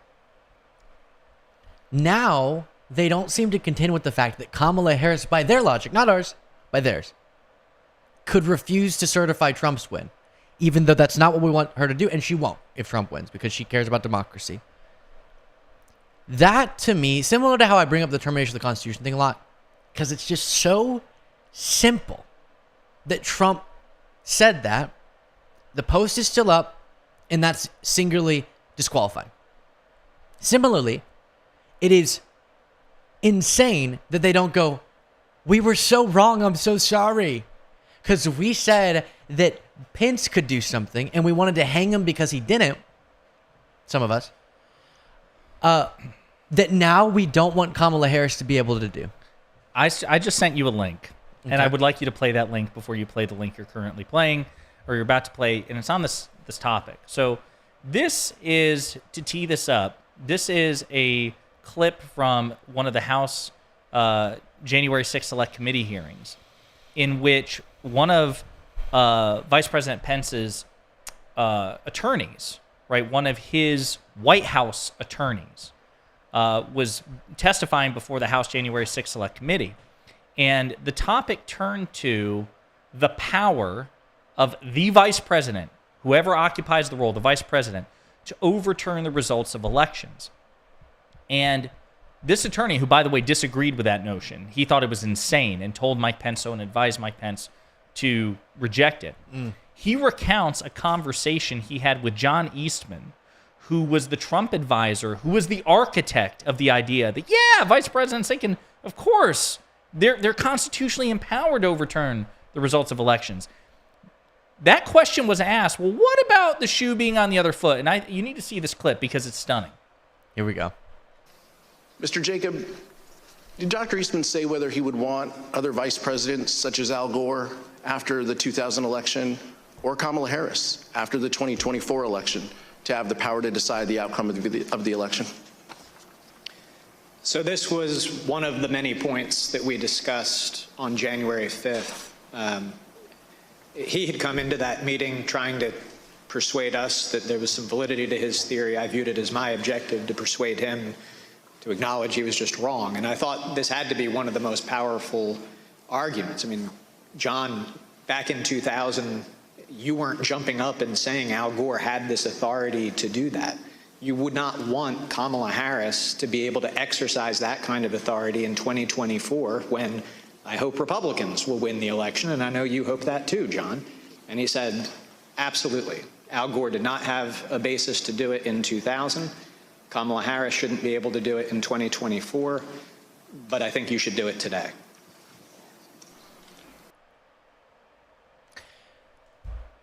What? What? Well, yeah. Only we can do it. We call dibs. Cause you know, right? Yeah, that's what I mean, where this Republican attorney is like, yeah, I brought that up because I thought it was such a powerful rebuttal to this notion that vice presidents can unilaterally decide the outcome of elections. Well, what about when Democrats are vice presidents? And by the way, one that wasn't mentioned there was President Biden. He was Barack Obama's vice president. By their theory of the vice president's constitutional powers, Joe Biden should have been able to snap his fingers and end Donald Trump's presidency in 2016 before it began by simply refusing to certify the outcome and declaring that Hillary Clinton won the election. It's funny how that works, though. It just doesn't count. That's different. It's different when you guys do it. That one is something else. And I saw Fox News host Maria Bartiromo going, wait, what if it would be terrible if Kamala Harris refused? Wait, what if that happened? Are we scared that's going to happen if Trump wins? And my response is, you are such a lucky person that we have such higher, I'll say, standards for our leaders. And you bring that up to scare your audience so they'll watch Fox News, but Kamala Harris would never. Just like how Biden never would have with Trump's victory, just like how Al Gore never would have. Because a part of what makes our movement hold together is a fundamental respect for our democracy. And that idea that Eastman helped to craft is spitting on our democracy. And so you're lucky that we care too much about democracy to advocate doing something like that. Now, we are 20 seconds away from polls closing, so let's see this being reported If by in a NBC. place like Georgia, the Atlanta suburbs, that paid off. All right, we are have an election alert now as we approach the top of the hour, and things are about to start getting interesting.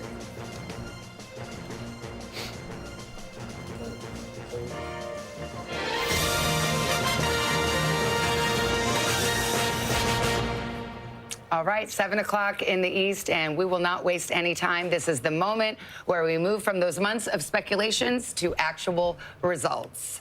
That's right. The polls have just closed in 6 states, and NBC News is ready to make our first projections of the night. Here we go. We start with the state of Kentucky. NBC News projects that Donald Trump will win in Kentucky tonight. Let's move to Vermont. NBC News projects that Vermont will go in the Kamala Harris column this evening. This is where it brings us on the road to 270 right now. The early start, Donald Trump out in front with 8 electoral votes, 3 for Harris. A long way to go to get that 270, but that's where we are right now. Well, polls closed in a handful of states, and these are the ones we haven't called yet: Indiana, South Carolina, Virginia, and that all-important state of Georgia. And here's how we're projecting it right now. Too early to call. It may come tonight, but it's not coming this exact moment. So we will continue to watch. We don't have any results yet to show you out of Georgia. It is simply too early to call. But Georgia is one of the faster states to count. So as I go over to Tom Yamos, who's starting to pull up the big board there and looking into some of the states that we're looking at. See, you've got Kentucky up on your map. Why is that? This is the earliest data we're having so far. We have called Kentucky for former President Trump so far. I'm just trying to get a lay of the land to see, how is it looking compared to 2020? Again, a lot of that vote is still out, but we were able to make the projection as we explained to you. I also want to talk about Indiana because we're getting some vote data here. Still too early to call. Remember, only 14% of that vote is in right now. We also have this great feature on our board where we can show you where the remaining vote is. So obviously, the bigger the bubble is around those counties, that's how many votes are still outstanding. So here in the Indianapolis region, still a ton of votes waiting there. This is a state that Republicans have really done very, very well in elections past. If you go back here, Trump in 2020 won by about 16 points. Before that, it was even higher against Hillary Clinton. This is a state that Republicans are going to be safely in the win column, most likely. One of the places we can start to get data from is Hamilton County, with 60% of the vote in. This is not a great sign for Trump right now, but again, I want to be very clear. It's only 60% of the vote in, and this is what I'm talking about. 52% is what he won in 2020. She's on top right now with about 50% of the vote. There's about 1,300 vote difference right now. Again, still very early, but this is the first data we're getting tonight, so we're kind of parsing what we can so far. There are big areas like South Bend, Pete Buttigieg, who was the mayor there, obviously, where Notre Dame is as well, and the big city of Indianapolis, Evansville, there's a university down there. If we look at the map in 2020, these are mostly rural counties, red counties where Trump can really run up the vote. But again, in some of these smaller counties, he wants to be 60, 70% to make sure he can overcome what she's going to get in Indianapolis. But still very early tonight, Savannah. We're going to get a lot of data as it's coming in, hot and heavy throughout the night. But right now, still very, very early. This is when we get the tea leaves out. This is the tea leaves portion of the night. And, you have a red state. You know that Indiana's that Trump will prevail most likely. Same thing with Kentucky. But sometimes we can look into those counties and particularly the suburbs, because that is where. Hey, Jaden, can we make a set that looks like that? That's really cool. But like tonight. By the end of the live stream. So, we will tell you. I remember sitting with someone watching election coverage, and I'm actually curious to hear this analysis, though. Sorry. Democrats have been making inroads. It is a suburban county. It is something similar that we see in places like Georgia, right? In some of these places in Pennsylvania and elsewhere. And that is what's so interesting about Hamilton. Let's not over-index on it. So really interesting that she's currently leading with 60. They keep saying early. 60% is not early in that county. That's a lot to get a sense of where it's going. And it's not because we're going, she's going to win Indiana. It's because we're looking to the overperformance compared to polling and compared to Biden. And if that holds, it's a really good sign. But again, as the pundit was saying there, you can never read too much in to one individual bit of data here. I do want to say, I remember sitting with someone on, and we'll be, don't worry, making sure we don't miss something notable here as we discuss. We were sitting with someone for an election night, and every time Trump would win a state, it would really bother them. And so I want all of you to know, especially if you're new to politics, this whole, we're going to put up on the screen the electoral, it's now 3-8, like it's a race. That's not really how we should think of the election. We're just waiting on those 6 states or 7 states. Is it 7 states or 8 states? 7. 7. And so Georgia's one of them. Georgia, it seems we could get some insight from relatively soon.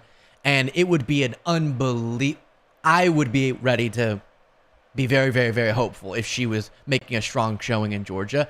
Let's be clear. So he said strong showing, and that's really the phrase to put on.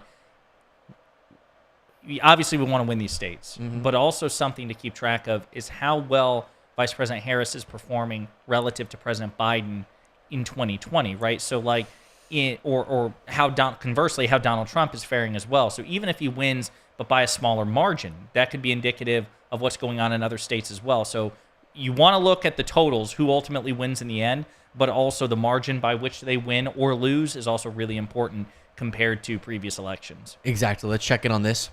Vice President Harris really extended an olive branch, too. She wanted to win them over. But look at this. Based on our exit poll data, it is Donald Trump winning independents, nearly a double-digit margin over Vice President Harris in the state of Georgia. Here's your grain of salt caveat. These are early numbers. They may shift a little bit throughout the night, but this is really interesting here. And if you're wondering, well, how does this compare to 2020? Let me pull that up here, because he is overperforming. Donald Trump is overperforming his numbers with independent voters in Georgia this cycle than he did last cycle by a significant margin, by about 10 points as well. The other piece of this, too, let's look at the gender gap in Georgia. The gender gap, it exists here, folks. We are seeing, and we'll pull up this board in a second here, Kamala Harris winning with women, Donald Trump winning with men. And I'll tell you, as I walk back over to the table here, that is something else we'll be watching here throughout the night. She's got to do really well. Yeah, for sure. Can you go back to the gender gap thing here? I just want to see what the... Yeah, I want to make sure.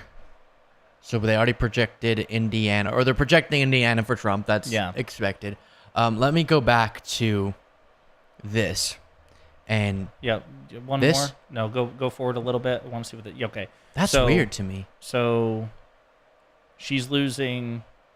So he's down by only 8 with women in Georgia, whereas she's down by 12. Am I reading that right? Am I doing the math right? I can't even. My brain's not working right now. Yeah, so he's ahead by 12 percentage points. No. He's ahead by 12 percentage points with men, or he's ahead by 12 percentage points with men, and she is... I should make fun of you. Sorry, my brain is fried here. I'm still trying to figure out something different. I'm like, she's beating Trump by 7 percentage points with women. I was educated a long time ago. Okay, listen, it's fading. So, but what I'm saying is the gender gap is better for Trump in Georgia than Harris. Yeah, so that is now again. She says early on, but that's something definitely to note. Yeah, I will say that. I'm still doing the math in my head. Don't change it. No, I'm you're like right. carrying the You're one. Right. Yeah. No, Yeah. But here's what I'm freaked out by. What's that? They said that this is, if these exit polls are correct, a 10% overperformance. Yeah. Among independent voters in Georgia compared to 2020. So that is something to keep an eye on. Georgia is one of the states I think that Trump, as far as the swing states, was polling the best in. So if he's going to win some of these swing states, Georgia would be one of them.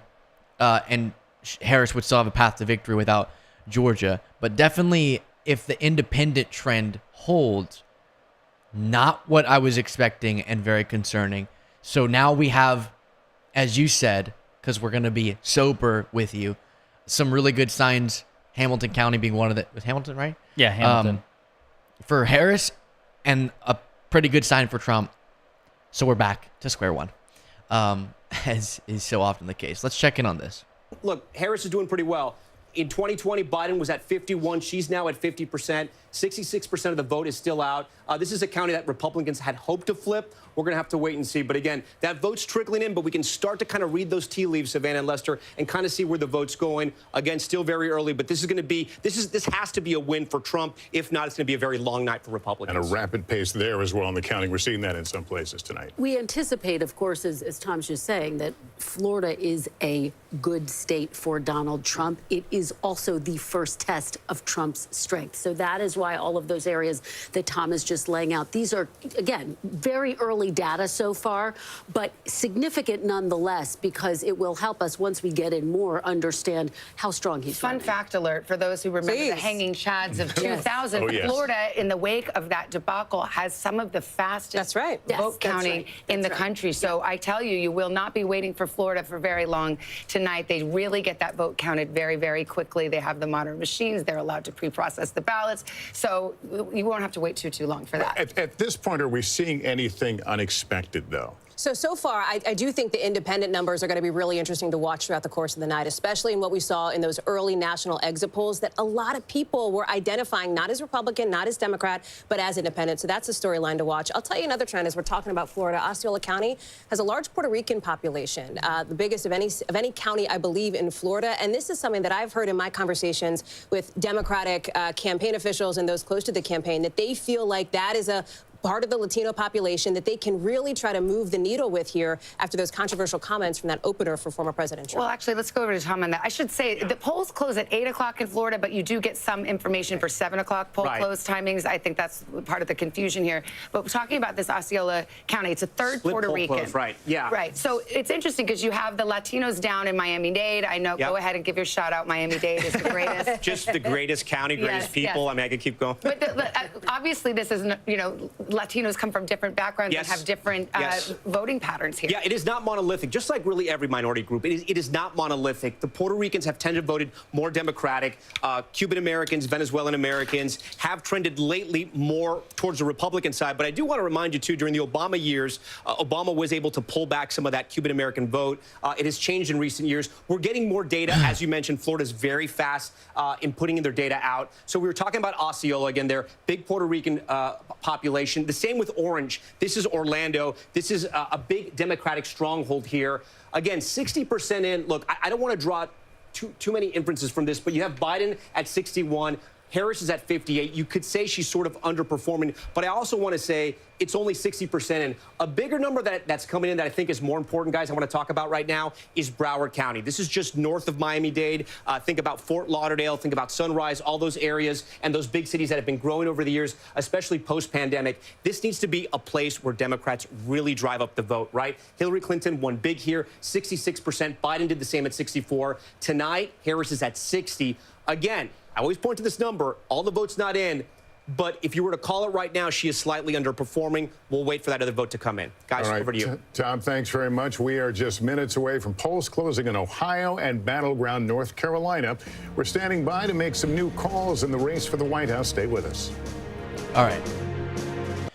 North Carolina is going to be huge. It looks like from Florida, we'll get some information. I will say, I'd expect her to underperform because if you remember both during the 2016 election, I would expect her to underperform in Florida, I should say. So I don't think we should jump to too many conclusions there because that used to be seen as more of a possible swing state. I remember there was a lot of talk of Biden winning it. Used to be, but it shifted really to the right ever since Governor DeSantis got into power. Yeah. But my point in that is as the years have gone on, it seems Democrats have abandoned investments and effort there. So her underperforming years, more effort was put in there to turn out the vote for Democrats because we've sort of abandoned Florida as a potential swing state makes sense. North Carolina is going to be gargantuous. Well, and what's interesting is, so if you speak to Anderson Clayton, who is the chair of the Democratic Party in North Carolina, youngest party chair in America, I had the pleasure of interviewing her several months ago. She's amazing, but she makes a case that, listen, North Carolina, my state, is a swing state, and it is a purple state. If you look at the number of registered Republicans compared to registered Democrats, it's basically a wash. And until recently, we even had a 7-7 split congressional distribution, right? We had 7 Democratic Congress people and 7 Republican Congress people. But because the state Supreme Court flipped in favor of the Republicans, they've produced gerrymandered maps, and now 3 to 4 of those Democratic-leaning seats are going away. So it's the same thing that used to go on effectively with Wisconsin.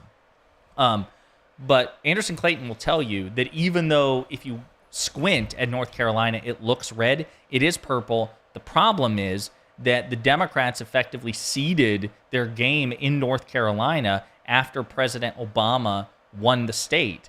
That basically they just gave up on it and triaged their resources elsewhere, which goes to your point with Florida.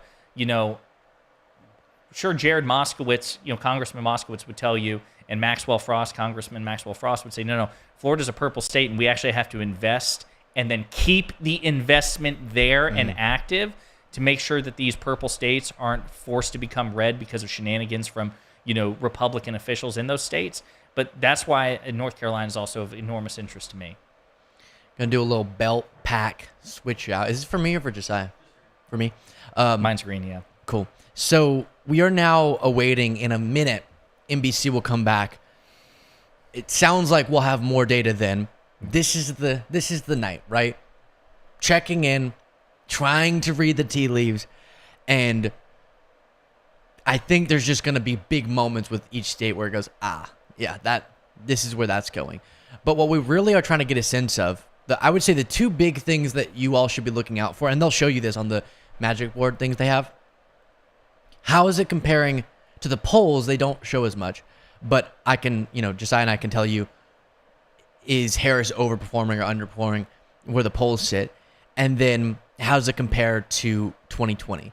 The map has changed a little with where a lot of effort is being put into, as I mentioned before. We'll try to contextualize that as well. But if we can see a trend, all Harris needs to do is overperform the polls, not 2020, but the polls a little bit in a few of those swing states, and she'll have it. If we start seeing that Trump is overperforming the polls or locked in with the polls, then we would be in a tougher situation. Let's listen here. This view and these numbers here as we continue throughout the evening on the road to 270. Donald Trump out to the early lead with 19, Harris with 3. Let's look at a couple of races that have uncalled so far. We will start with Virginia, 13 electoral votes, just 1% in there in Virginia, but you can see Donald Trump at a widespread right now in Georgia. That's, of course, the first big prize in the among the swing states right now. Donald Trump with 90,000 votes.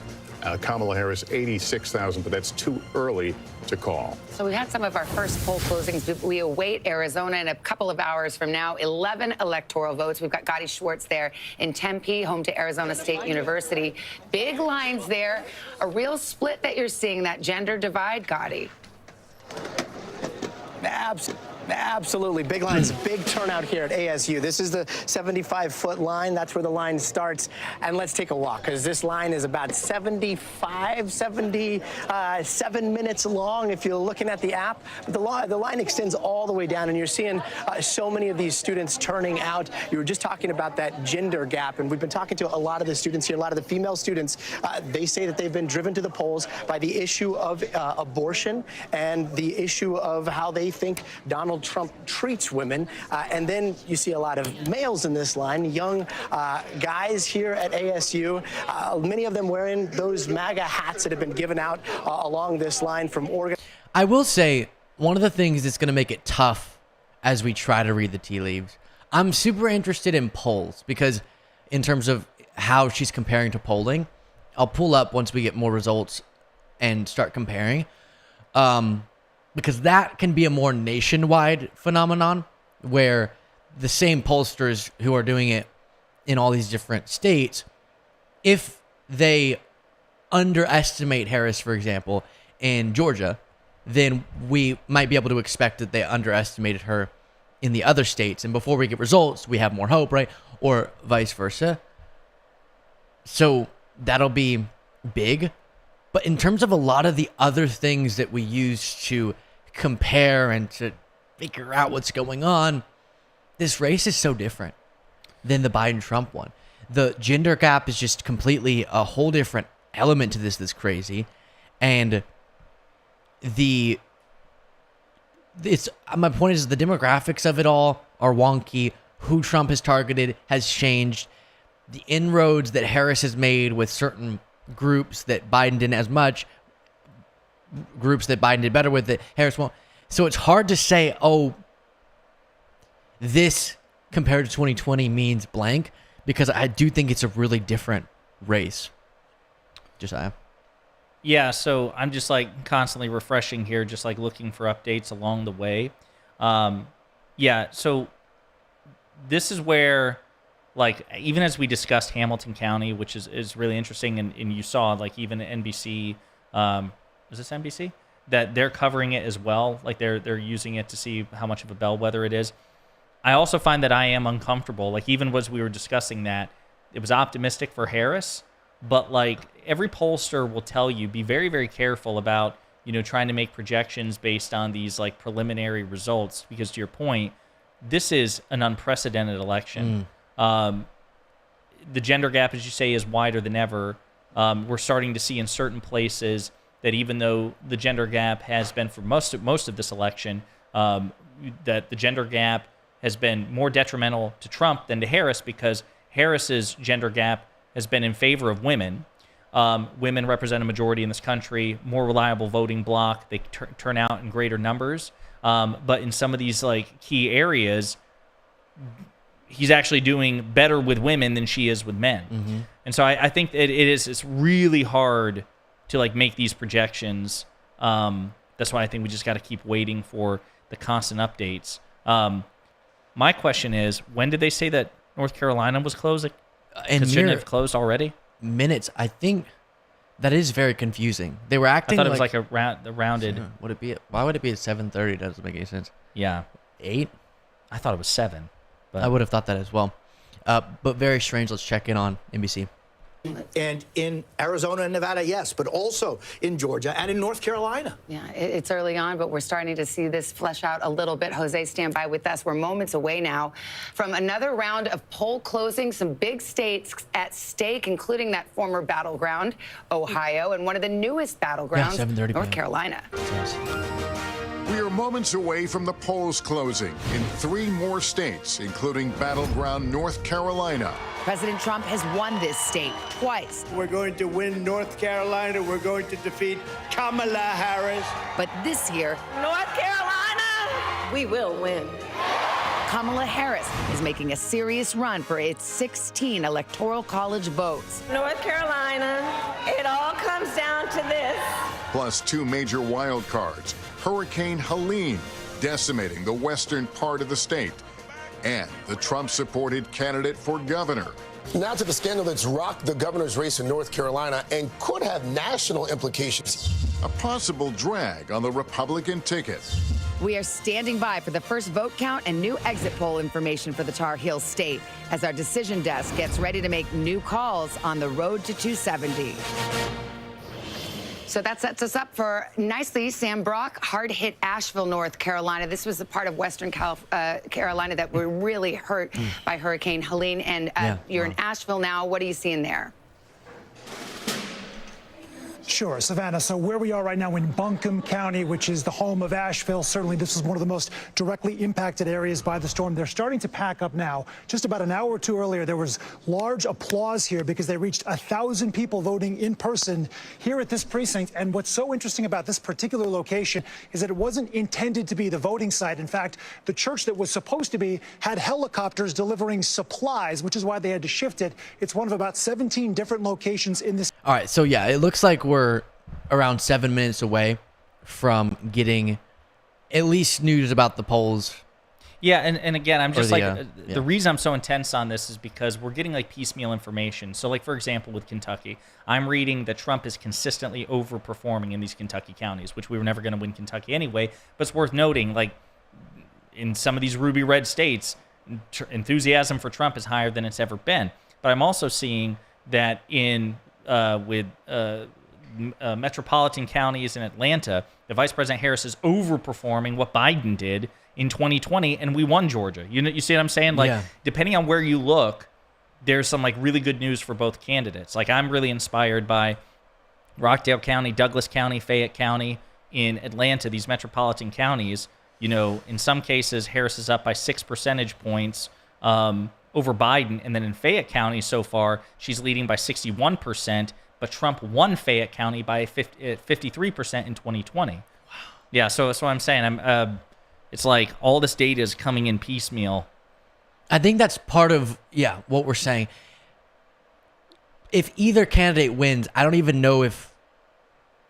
think it's going to be how either candidate would have won in the Biden-Trump matchup. But this is part of it, just with the different percentages that will come in from different counties and different exit polls information that we're getting. I think until we get more information, we don't need all the information, but a little bit more information, you can kind of believe whatever you want because we're getting all sorts of different contradicting, or not contradicting, but like you said, positive for either candidate. And it is funny how we do this to ourselves in watching sort of the other coverage or the coverage we do. You can't go do something else. It would be strange. Like, but here's one that surprises me for Florida. Again, all that we talked about Florida. So 77% of Miami-Dade County is being counted, and Trump is currently up by 11. So he's overperforming in Miami-Dade by 11 points currently, you know, with 3/4 of the vote cast. Like, that is a staggering amount. Yeah, that's staggering. Let's check back in on this. Center here, which is known as the Research Triangle. The capital, Raleigh, you have schools like NC State in Raleigh. Just next door in Durham, you have Duke. And then right next door to that in Orange County, you have UNC Chapel Hill. And finally, the Triad. A lot of people, if you don't know North Carolina very well, this is sort of the forgotten metro area. You have places like Greensboro and High Point, Winston-Salem, along with those historically black universities.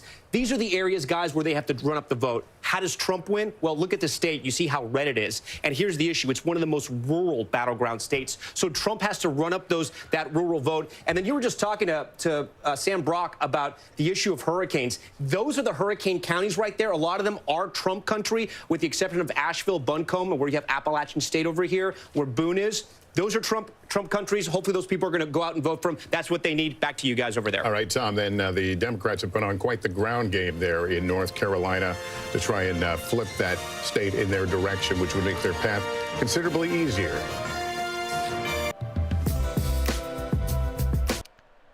And we are back to commercial.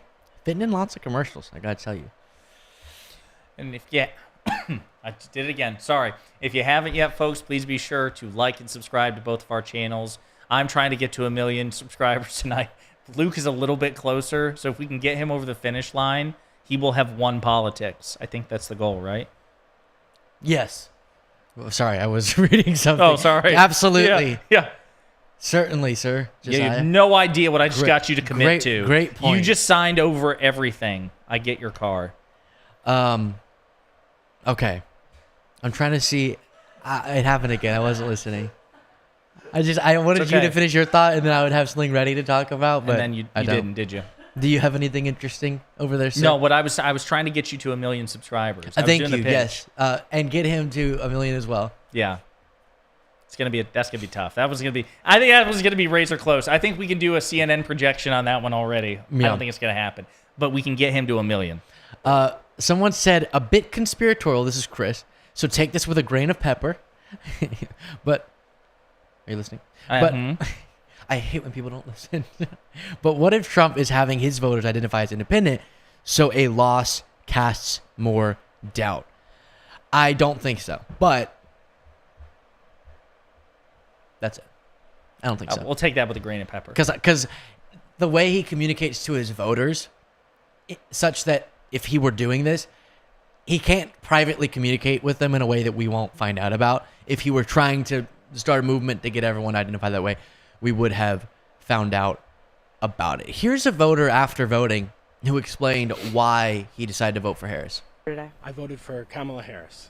Why is that? I have 3 daughters, 4 children overall, and women's rights is pretty important to them and my daughters. Sorry, I'm getting a little emotional about that. I didn't think that I was going to do that, but just their bodies, their choice type of a mentality. I want them to grow up in a world that's welcoming to everybody. So yeah, that's why I cast my vote today. All right, there we go. Clearly going to be a massive, massive issue in this election. I saw you have a little moment. Oh, just because we haven't talked about Nevada in a minute, and that's also a state, a swing state, and it is a state. I said it's a state, and then I said a swing state. Yeah. It is both. It is one of the 50 states, and it's a swing state. And the early voting tabulations have been looking really good for Democrats for the past several hours, which, again, it's preliminary. Take it with a grain of pepper, but that's good for a state that we're really worried about losing. Yeah. Man, this is for both of us, I think. Yeah, both of us started our shows after the 2020 election. For me, it was 2022. I don't know when you really started doing it, but 2023. 2023. And so this is our first presidential election. And I have to tell you, I don't know what I thought, but I thought somehow by being on this side of the camera, I would be more sure of what the results mean as they come in. And we're going to do our best to parse it for you. But it is just an emotional roller coaster. Here is NBC. And welcome back to our NBC News election coverage at 7:30 in the East. We've got some new results to show you. West Virginia, Donald Trump is the projected winner in West Virginia with 4 electoral votes. Here's where it puts us on the road to 270. Donald Trump out in front with 23-3 for Kamala Harris. Polls just closed in a handful of states. Here are ones that we cannot call yet: Ohio and the battleground of North Carolina, which we've been talking about. Here's our projection at this hour. Too early to call, just not ready to release any information about that yet. Georgia is also too early to call. Polls closed about a half hour there now. And we do have a projection. This has to do with the United States Senate. West Virginia, the winner is Jim Justice. As expected, he will go to the Senate. This is a pickup for Republicans. This was a long time held seat by Senator Joe Manchin, who was a Democrat, then an independent, but still caucused with the Democrats. Well, now the Republicans have picked up 1 Senate seat. As I turn to the table here, and Kristen, just so people understand, right now it's Democrats who hold a very narrow lead in the Senate. Yeah, so we expected Justice to win. Used to be the governor of West Virginia. Much like Joe Manchin. He's going to be filling, Joe Manchin's seat, which is a bummer. I mean, that all the problems I had with Joe Manchin, he did vote Democratic most of the time. And so that's going to be something we're going to have to pick up somewhere else if we're going to keep the Senate. We're going to be focusing, to be honest, mostly, as you're noticing, on the presidential race. It is so important that the House and Senate, even though this is a really wishful thinking, go Democratic, but I think from the projections I've seen, it's most likely the Senate goes red, House maybe stays or goes blue. Josiah, where do you stand on that? House and Senate. In terms of the likelihood, it's the Senate's most likely to flip Republican. The Senate is most likely to flip Republican. Then I would say the House is slightly more likely to favor Democrats than Republicans, and then the presidency seems to still be a coin flip. But like the one that has the most probability of going to a particular party is pretty clearly the Senate. But to your point, we really need all 3, because if we want to pass any sort of legislation, you need all 3, because I have no doubt that a Republican-led House or Senate, I mean, we've seen the past 2 years of President Biden, it's been a lame duck presidency because the MAGA Republicans in the House don't want to work with him. Right. Voters include Latino voters that Tom was talking about in some of those key counties in North Carolina. As expected, Vice President Harris is winning non-white voters based on these early exit poll numbers. But take a look at Donald Trump here. He's got that 25% slice of the pie. Let me show you the comparison. He is outperforming where he was 4 years ago with non-white voters in North Carolina. He was at 19% in 2020. However, 2 things are also true here. Let me show you white voters here, and we can take a look at the comparison here. You can see that it is former President Trump winning with white voters at 61%, Kamala Harris at 39%. But again, take a look at the comparisons to 2020. She is actually outperforming where President Biden was back in 2020. She is doing better with white voters in North Carolina. So you might look at that and you might go, as we take a walk back to the desk here, you might go, okay, well, those 2 things, do they balance out? not really, because white voters make up a larger share of the electorate in North Carolina than non-white voters. So she might be willing to make that trade, essentially. All right, Hallie, thanks. I want to go back over to Tom. Tom, you've got some more information in Florida, but before you get into that, just to be clear, there's 2 poll closing times in the state of Florida. Yeah, it's what we call a split poll closing. So on the eastern portion of the state, we have data coming in because the polls have closed there. We can tell you about the data. And some of the further parts of the panhandle, they haven't closed just yet, so we won't be giving you that data just yet. We'll probably wait another 30 minutes. I want to show you something that's somewhat surprising. It may surprise you if you watch presidential elections and you follow election nights like this one. So Donald Trump right now, with 73% of the vote in, is up 55% in Miami-Dade County. Again, this is where Democrats find their votes in the state of Florida. Biden won Miami-Dade County by 53. They've now flipped those numbers. This is pretty astonishing when you think where Hillary Clinton was in 2016. 63%, 53. Now tonight, 55. Again, there's still 73% of the vote left.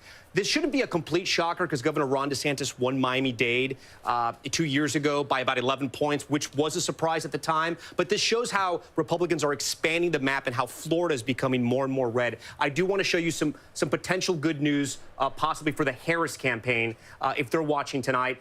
So we're watching some of the vote come in Georgia. Remember, I told you more than 50% of the vote from Georgia is going to come around the Atlanta metro region. Let's take a look at some of these counties around Atlanta. 74% in Douglas County. Look at her number, 65%. Biden was at 61. So this means she's overperforming in the exact counties where she needs to find those votes. Let's look at another county here. Right now we have Gwinnett. We don't have any vote just yet in Rockdale County. This is another big one. She's at 75%. Wow. Biden was at 69. So she's overperforming right now in some of these counties in the Atlanta metro region. Again, guys, this is where she has to drive up her vote. If she can expand the map, scale the Democratic vote there, they can hold Georgia. You remember this was such a close race 4 years ago. Any votes they can find in that Atlanta region is going to help them. Guys? All right, Tom, thank you so much. We've got guests over at our Insiders desk today, and we also want to ask them what they're thinking of some of these early returns. We're starting to see some themes come out. We've got Cornell Belcher, we've got Mark Lauder. Cornell, I'll ask you what you think about what Tom just talked about. You had the story in Miami-Dade where it's potentially a big victory in that county, signs perhaps that outreach to the Hispanic vote is working for Donald Trump, and yet in Georgia, you're starting to see some of that suburban vote really being ramped up for Kamala Harris. No, I think that's right. Look, Florida is I think Democrats are going to look back at how we've not invested in Florida since the campaign I worked on, the Obama campaign. We've not invested and worked Florida well. And Florida's like a country. It's a really big, expensive state. I think we've taken those resources and we moved them more to battleground states like Georgia and North Carolina, where you see a sort of a difference. But Florida, you know, it's a state that Democrats did not invest a lot of money in, did not run a lot of advertising in, and it shows. Let me bring in Mark Lauder, Director of Strategic Communications in the Trump 2020 re-election campaign, former spokesperson for Vice President Pence. Mark, give us your view as we wait for a call in North Carolina. What is the Harris camp right now thinking? Right now, they're looking at turnout, I think. And really, for both sides, it's going to be all about turnout. Do you get your voters out? I've seen some, I've heard anecdotally from some of my colleagues on the campaign that turnout is not where it needs to be in the urban areas for Kamala Harris. It's overperforming in some of the rural areas, including the hurricane impacted areas. So I think that's a good sign for President Trump, but we're going to have to see how that plays out. Another thing I'm watching, and I know Tom alluded to it with Miami-Dade, but I also looked at Hillsborough County, Tampa Bay in Florida. It was both Hillary and Biden, both +7. Right now, it's only Kamala +1. And Hillary Clinton actually did some campaigning there for this particular election as well. Mark and Cornell, thank you. We'll be back early and often as we go along here. And we will take a break here. I think we're going to come back with more on the make or break state of Pennsylvania as the polls get. All right, so Pennsylvania, some information on that coming in soon, which is really notable and consequential. So from what you heard there, oh gosh, just back and forth and back and forth. Georgia, exciting that she's seems to be running up the count in the places she needs to. But then you have the turnout, but that guy's point was didn't sound like it was the most data-driven point, more anecdotal. Oh, he even said, it's anecdotal. Yeah. But trying to be, I don't want my hope and optimism to blind the pragmatism, I think I would still say I have been unmoved. I feel how I felt going into this. I mean, in terms of, I'm still trying to figure out where I am with it, because flip. here's the thing: like, anytime you're hit with like back to back good news for the opposition, right? Which obviously these red states closing early, right? And so like West Virginia going to Trump, Kentucky going to Trump. You know, when in the moment it hits a certain way, even though of course West Virginia and Kentucky were going to go to Trump. They were not the states that we had any doubts about, and all the other states that we, you know, seriously regard as battleground states. Like, we didn't consider Florida a battleground state. I don't think any serious political commentator thought that Vice President Harris had a meaningful chance of flipping Florida. Those have yet to be called, right? So it's easy, I'm sure, for those watching, because I feel the same way. When you get this like preliminary bad news, this preliminary good news for the opposition, it might like dull your shine. It might like chill your vibes. It might make you go from crispy to soggy, but don't let it, okay? We are still waiting for this information. It's the battleground states, unfortunately, in this very skewed election system of ours. Those are the states that matter most, and we don't know anything about them yet conclusively.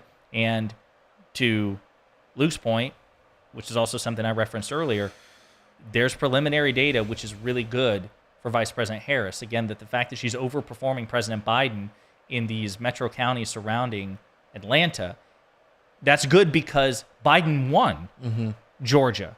Like, she's doing better than the guy who won Georgia last. Yeah. So again, Georgia's still not called yet, but it's not all bad. I'd like to see how the rural counties are faring. Is Trump also overperforming in the places where he led in 2020, such that it could balance out Harris's? Break down this that you just sent to me, Josiah, if you want to, the Clark County, Nevada. Oh, yeah, so that's what I mentioned earlier. So Clark County, that's the county with Las Vegas, right? And so this is going to be key. Nevada's one of the battleground states. It's not a must-win, but obviously it's better to have it than to not.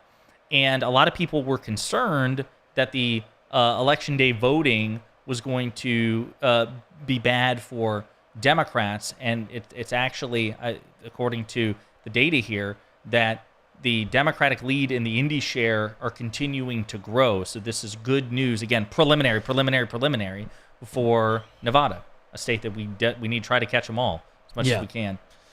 Yeah, I'd be really frightened if Nevada didn't go our way. Let's check in on where things were at the very end of the build up to this election polling-wise. This is just crazy. America, what are you doing? But here is the national Real Clear Politics average of polls. So again, just sort of getting these numbers in your head, so then when we see results coming in, we can kind of see how she's faring against the polling, because she just needs to overperform the polls a little bit to win this thing. She had essentially no lead. It was essentially tied, the national Real Clear Politics polling average, which is crazy. And then you have here the swing states that we're watching. Pennsylvania, just to get these in your head, North Carolina, Georgia, Arizona, Wisconsin, Michigan, and Nevada. Even though this isn't technically true, in my head, it's Wisconsin and Michigan. She needs to win those, okay? To Josiah's point, hopeful signs in Nevada with Trump very, very close to tied there, but a slight lead based on these polls. If she ends up taking Nevada, now we're in a really solid place. Arizona, he has a pretty solid lead, and he's expecting to win that one. He needs to for his path to victory.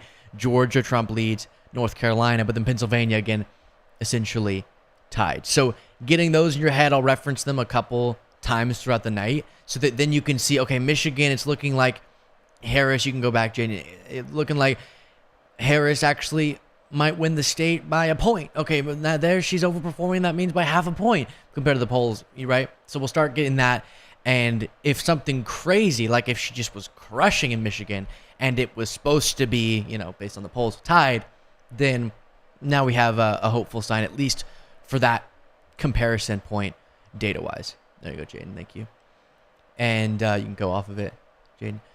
So let's go back to NBC. It looks like we are 16 minutes from the next poll close. There was a line that went on for more than an hour this morning. You see things have slowed down a bit. The reports from around the state is that the vote process is going smoothly, but where we are seeing hiccups is with the vote counting. We just learned from the clerk in Milwaukee downtown, where they are counting all of the absentee ballots and early votes at once, that the city of Milwaukee had to restart the processing or counting of those absentee ballots. They say an observer saw that while the ballot tabulators were sealed, the door wasn't properly closed on them. And after going through with the bipartisan team and making sure that nothing was tampered with, the city, out of an abundance of caution, decided to restart counting all of those absentee ballots. What this means is that as we expect results from this battleground state of Wisconsin, you're going to have to wait a little bit longer. The clerk said in the past that they weren't expecting results from this city to come until after midnight Central Time. We now believe that timeline has shifted 2 to 3 hours later into the night. There's more than 100,000 ballots that those. So then this is the other thing. We have to be vigilant and just calm about expecting and being prepared for Trump pretending like, for example, in a state, if mail ballots favored Harris, now that Republicans have stopped demonizing mail-in votes as much, it won't be the gap we saw in 2020 between Democrats and Republicans on that. But I'm sure that's the case. If those have to get, like in this situation, out of an abundance of caution, they're going back and starting over, counting those. I do want to see this, actually. This is from North Carolina exit polls. His campaign has long thought that he would do well with seniors. But here's what's interesting. Look at Vice President Harris. She's got 47% of the senior vote. She's doing better than President Biden did with seniors in 2020 in North Carolina. So she is outperforming where he was 4 years ago. Then you look at that youth vote, right? Again, not unexpected that Vice President Harris would have a slight lead. And I would say this is very close. We are waiting for more numbers to come in, more of these waves, as they're called, from the exit polls, but still interesting. But again, look at 48% for former President Trump. He is outperforming among young voters in North Carolina. So you have that kind of conventional wisdom. They're overall sort of winning the groups, at least to a degree that we thought they'd win. But each of them are over. So that was my point about this race just being so different. So different. Like there, oh my gosh, she's going to win this race if she's outperforming on older voters by this much. And that's a huge voting block. But then it balances out. Speaking of North Carolina, I just sent you a thing on Twitter. Can you play it? This is a gubernatorial race, but it's one that's very high profile and very important. So let's take a look at it. All right. Around the country, turning to those races, Fox News can project that North Carolina's Democratic Attorney General Josh Stein will defeat Republican Lieutenant Governor Mark Robinson. A lot of controversy in that race. It's not close now. We're making that call. All right, Fox is now. Mark Robinson. You mean Trump's BFF? Trump calling him MLK on steroids, yes, I think it was. Martin Luther King Jr., but better, according to Donald Trump. What? I feel like I heard something about Mr. MLK 2.0, according to Trump, that was really weird. What was it? Well, it wasn't just the one thing, Luke. You were probably inundated in all of the terrible things about Mark Robinson. He frequented a porn site. He referred to himself as a black Nazi. He defended the institution of slavery. On the porn site is why you brought that up. Yeah. Yes. That would be a strange thing to be like, he watched porn. Yes, all of this was on the porn site. Like, he was a prolific former.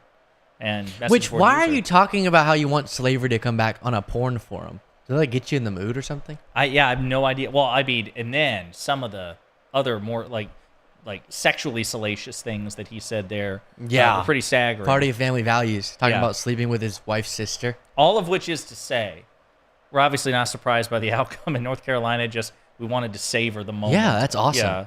He lost. Yeah. And he will, he might cry foul. What? Fraud. A Trump-supporting MAGA Republican? Did you see serious? it? He announced at least that he's suing CNN for that reporting about the porn site I did hear that. debacle. Yep. I would love to bet someone. If there's any Republican out there Do you want to put money down that Robinson will get absolutely laughed out of court on that? They substantiated. I've never seen a report that has more confirmations as to this being Mark Robinson. It's like his username with his email, with his social personal security number, biography. picture of him holding up a newspaper with the date and time. Yeah. A recorded video saying, if ever Thumbprint. this gets reported, this was me. Yeah. Yeah. No, it was something else. And then of course he says that this was all AI, which a lot of things are AI. A lot of things are so hard to decipher what's real. But it's funny how now in this post-AI world, that's just people's cop-out. Oh, it must be AI. But I was going to say something else on what we're talking about, but I'm completely blanking. Let's check back in on NBC. Not too long ago, and she feels like she needed to earn every single one of those black male votes just as much as Joe Biden would have. That's why you saw her. We talk about podcasts, doing like an NBA podcast, a football podcast. Sure, she did call her daddy to try to reach out to those young women. That's the name of course, that very popular podcast with women. But she also was trying to extend an olive branch to men. I would just say this. Two things are true. Right? Kamala Harris, let me say it this way. Donald Trump is doing better with men based on public polling right now than Kamala Harris is doing with women, though that gap exists. But also remember that historically, women have turned out more than men in every election dating back to 1980. And so that is going to be one of the big key factors into tonight. And that's why that moment with former President Obama was so significant when he called on them not to stay at home. All right. Well, we're just a few minutes away now from a big batch of poll closings at 8 o'clock Eastern time, including... It is so funny when they'll go to, like on CNN, bum, bum, bum, bum, bum. We have a key race alert. This state is too close early to call. Yeah. Yeah. Also, well, let me find the clip too, because this is also something that we should be talking about in the context of the election, but their reported bomb threats into with the origin. I would look into that to talk about on. But I'll find the clip while you talk. Right, but essentially, Brad Raffensperger, at least in Georgia, is saying that they've traced the origin of the bomb threats back to Russia. So again, Russia interfering, and MAGA will go, la, la, la, la. But that's super scary. They also tracked back to Russian origins, or oranges, as Trump might say, the videos of voter fraud that were fake. And just think about the millions of people out there who are seeing these videos. They're convinced. Boom. They in their mind, they saw the smoking gun when really it was a doctored video or an altogether fake one or actual AI. And it's really scary that we live in an environment where people's echo chambers, especially the MAGA echo chamber that's particularly stiff and strong, they're able to completely miss the instant debunking of the thing that is constructing a worldview that allows them to support someone who does the things Trump does. On one of the things that was being mentioned here about Vice President Harris, of course, reaching out to women because that's where she has a really strong block of voters, but not wanting to alienate through that advocacy men voters. I've really appreciated the way that she's handled questions about that. She'll get asked, like, do you think women are going to win you this election? And she said, I want all the, I'm working for everyone's vote of all different identities. That's how we're going to win this election. Or why don't you talk more about the historic nature of your candidacy? And she says, you can see I'm a woman. I don't need to talk about it. Stuff like that, rejecting the identity politics framing, has been something that has been noted. And she's clearly wanting to make sure by embracing her strong block, she doesn't alienate some of her weaknesses, weaker groups. Yeah, you can throw us up, Jaden. Yeah, so I sent Luke here. This is a CNN exit poll for Pennsylvania, most important issue. Again, pleasantly surprised by this. Mm-hmm. Democracy is once again the number one issue in terms of exit polls, more than the economy, more than abortion, more than immigration. What's interesting is it's that same pattern. Democracy number one, the economy second, abortion higher than immigration. Now again, I suppose it's entirely possible for Republican voters to also say, yeah, democracy is the most important issue because I think Democrats are the threat to democracy. Yeah, I think abortion is more important than immigration because Democrats want to kill babies, right? That's the sort of things they would say. But given that historically Democrats have polled better on these issues, democracy and abortion, than Republicans. That is good news, especially Pennsylvania. That really is a must-win. Like, we really need Pennsylvania. Yeah, we need Pennsylvania. And again, I'm kind of surprised that it reflects the same pattern that we saw earlier. What was the state that we saw earlier? That was nationwide, I think. Was it nationwide? Yeah, the exit polling about democracy. And that's, to your point, we could be completely wrong. But from what I can tell, that's mostly Harris voters. And to me, when I see that breakdown, and this is coming through a lens that really wants this to be true, admittedly, it seems really hard to win a state when that's the breakdown of importance to people. Because we even saw on the economy, it's not like Trump is crushing on that anymore. It's about split, and he has a slight lead on people's trusting of him on the economy, which is great. It is interesting, and credit to the American people, at least if the exit polling is correct, that they're able to see, because the numbers are like 70% of people, we saw it earlier, believe we're going in the wrong direction economically, or economically things are bad.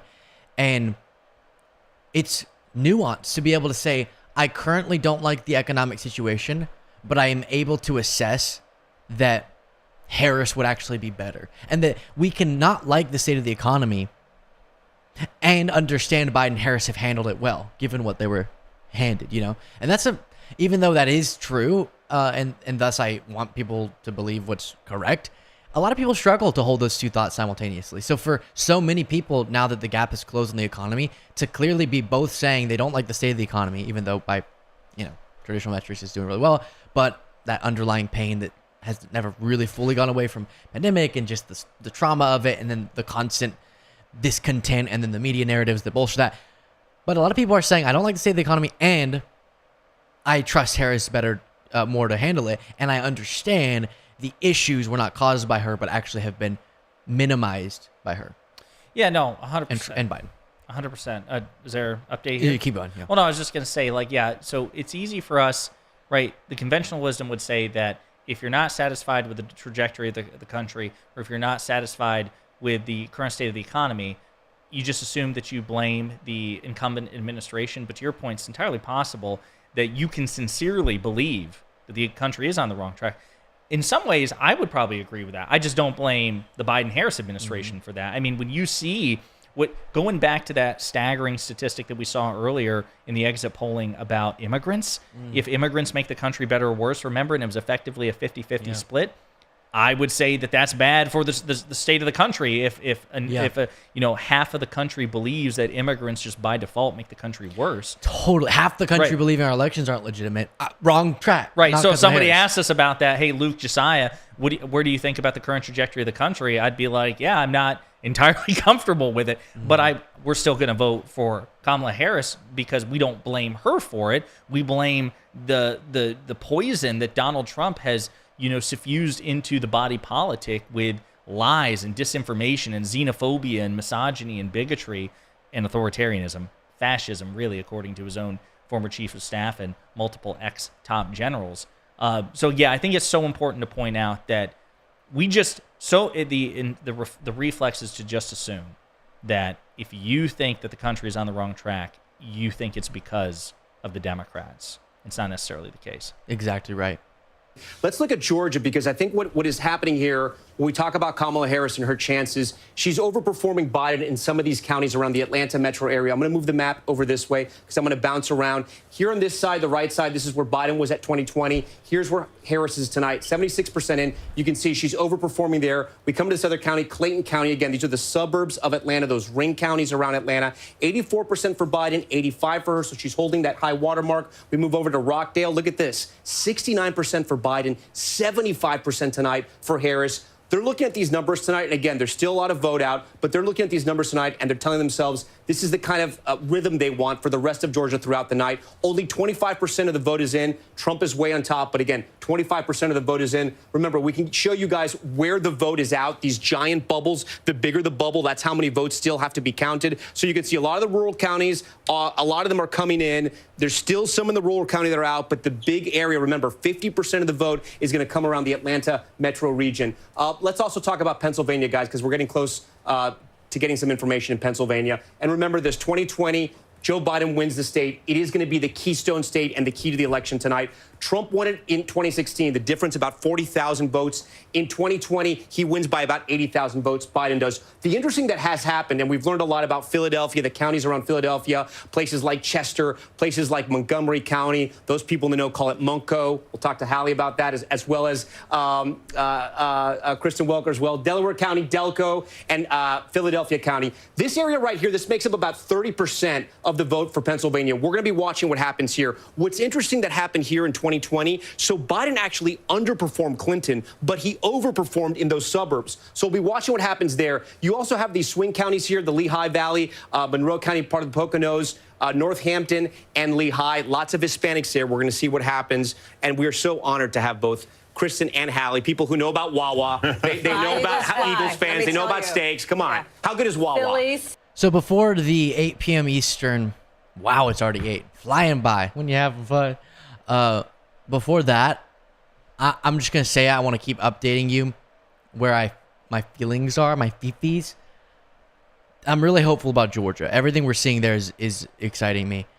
Even seeing how much of the vote was outstanding and it being so centered around strong Harris areas, plus her overperforming thus far Biden in those areas is really hopeful. Let's see as the polls close. We'll be able to get some characterizations for you here in just a moment. Look at those 8 o'clock poll closings. Here's an NBC News projection.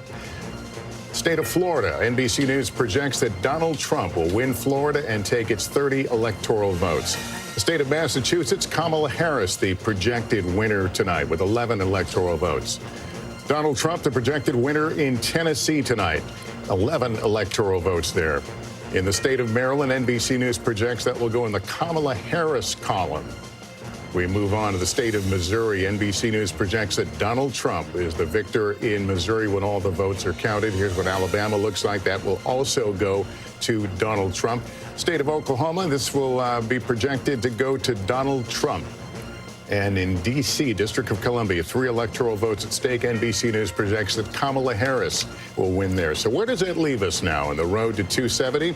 There it is, 90 for Trump right now, 27 for Harris. Again, I know this is distressing to some people. This is totally irrelevant. All that's expected. It just, which states come in when is why it looks like Trump's leading in the electoral vote. But I'm really curious to just get some data out of Pennsylvania. I just want something. I want to taste something. Oh my gosh, we have big news. Too early to call. Story. They do count fast there, but not fast enough to call it. It's still too early to call. Just 5% of the vote in. And in Georgia, we're seeing a lot more of the vote, but still too early to make a projection. Let's go to Tom, who's starting to look at some of the numbers here. And I see you've got Virginia up there, which is a potential bellwether, something that might give us some indication about how this night might go. Yeah, and it's a state that we can look at to see how the suburbs are going to perform across the country. I know a lot of you guys know the D.C. area very well. 30% of the vote is going to come from these northern suburbs. It's a good barometer to know also how Harris is doing with suburban women. So let's go to 2020 to compare here. So Prince William County, it looks like Harris is slightly down with 75% of the vote in. This one stood out to me. 95% of the vote is in Loudoun County right now. Biden was at 61%. Harris is now at 56%. Again, there's a difference of about 35,000 votes. 95% is in, and we can actually see how much of the vote is left. Only about 3,600 votes remain in Loudoun County. So she's underperforming a little bit there. As we keep going here, Fairfax County, 45% in. She's at 68%. Let's see how Biden was doing there. 69, about the same. Something else that's interesting that's happening in Virginia, Virginia Beach. This is a swing county. Trump won it in 2016. Biden was able to flip it. Tonight, Trump is on top, but only about 20% of the vote is in. A lot of the western part of the state, as we know, is going to be more rural. Some of that coal mining country, it's going to resemble West Virginia. We have some of the vote in a county like over here, Wise County. This is a good Trump barometer. He's at 78%. He was at 80% in 2020, but 41% of the vote is out. He's underperforming slightly. I guess the thing that sticks out to me, which it's too early to know if it's a red flag, but Loudoun County, again, you know, this is a place where Democrats want to run up those votes in Virginia.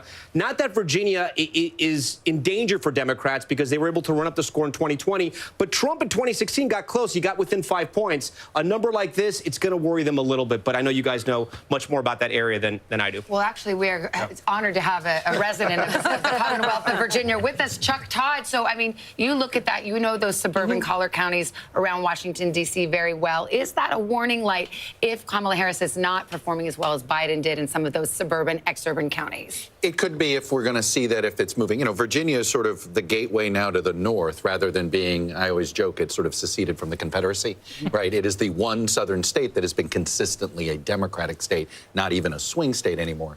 So if that is consistent, yes. One thing I've learned, though, with the Northern Virginia vote, you may have 95% of the vote in. That 5% can account for a lot more uncounted vote than people realize. So, and there is a sense. So that's a wait and see. Look, the bigger thing that I've taken away so far is we've been in the middle of a political realignment for a decade. And every one of these presidential elections, we're like, hey, look at this.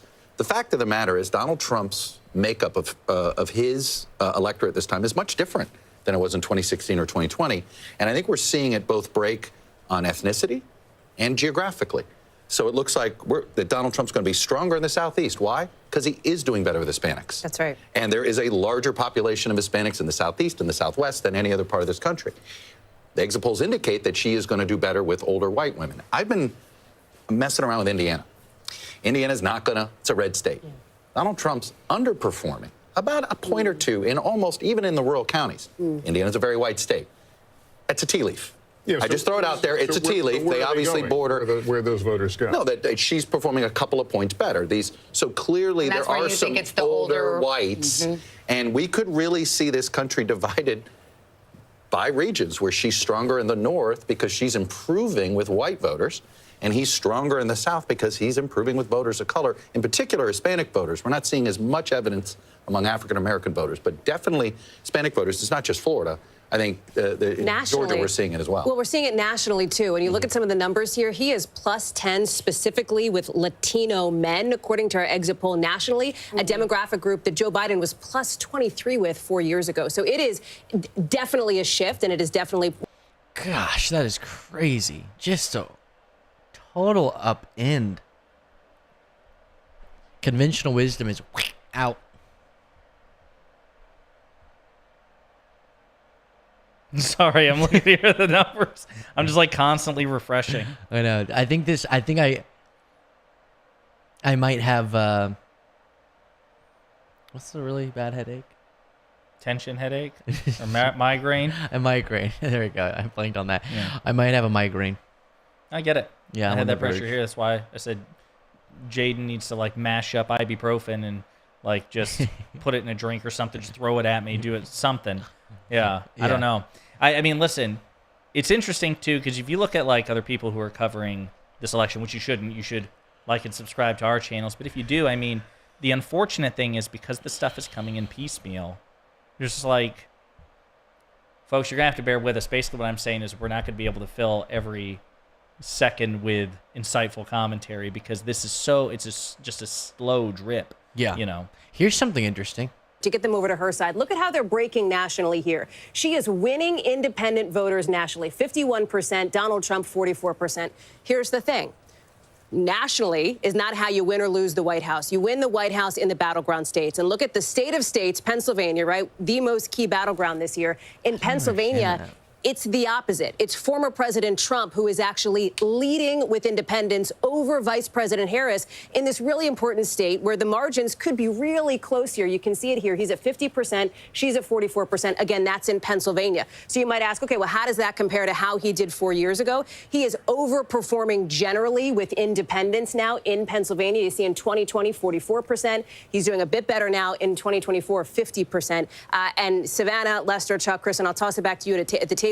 This could be really interesting as we watch this develop throughout the course of the night, not just in Pennsylvania, but in some of these other key battlegrounds as well, like Michigan and Wisconsin, which we'll get to later. Actually, I think Chuck wanted to weigh in. No, I just think we are seeing something else happen, which is you have a country that's really sour about our politics, sour about the direction of the country, and we now have fewer people identifying with the two major parties, according to our exit poll. It's a huge development. Independents are the fastest growing flock. Now, it's very rational. If you don't like the direction of the country, you don't like what's happening, and you think there's a threat to democracy, do you have a lot of faith in the two major parties? But the lowest share of major party people identifying with the two major parties in at least 4 elections, it means these independent votes are going to be the whole ball game. They're going to decide who's president. We are keeping a sharp eye on the state of Georgia. We can show you where things stand, but we've just had a change of characterization here. Our characterization from the decision desk now is that this is too close to call. You can see about a 267,000 vote difference between the two, with 37% of the vote in. But again, we went from too early to call to too close to call, I think. To call in Georgia. We've got a lot of contributors lined up to talk to you tonight. We've got Senator Claire McCaskill, I believe, over at our Inside.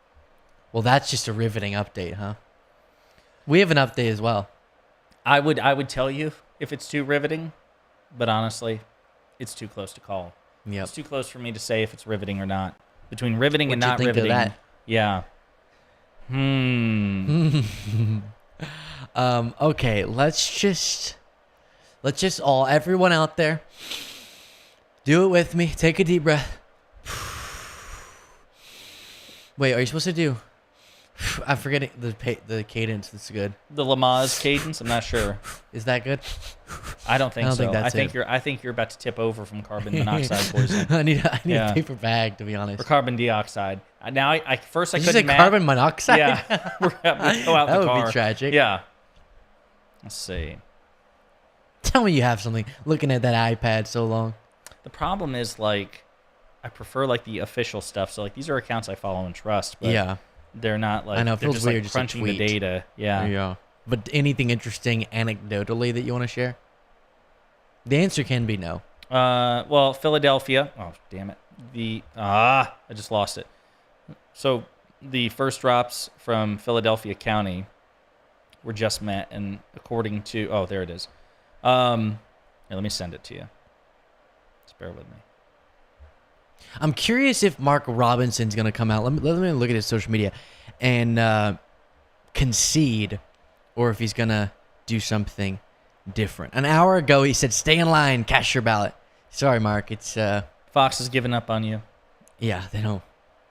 It's not happening. So you sent that right this. there. If you want to show Philadelphia County first drop. POTUS. I don't know. I don't know what to make of this. Just big. This is good news. I've also early voter here, but so far the necessary targets are being met.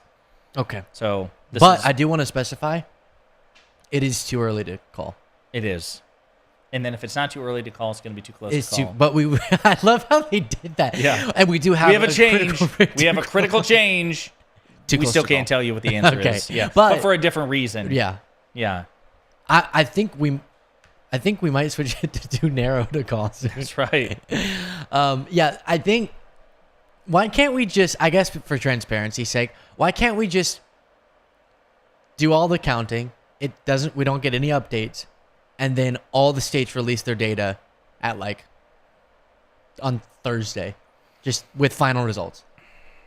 Because people say it wasn't Fraud transparent. Yeah, exactly. But then they say this is what I thought I didn't finish earlier. Was it too close to call for that thought? Sorry. Just so y'all know, when you stream for this long, yes, we have to beat the horse dead with jokes. We have to come back to them because there are only so many words in the English language we can use to fill such a long period of time. At least we're not filling the time by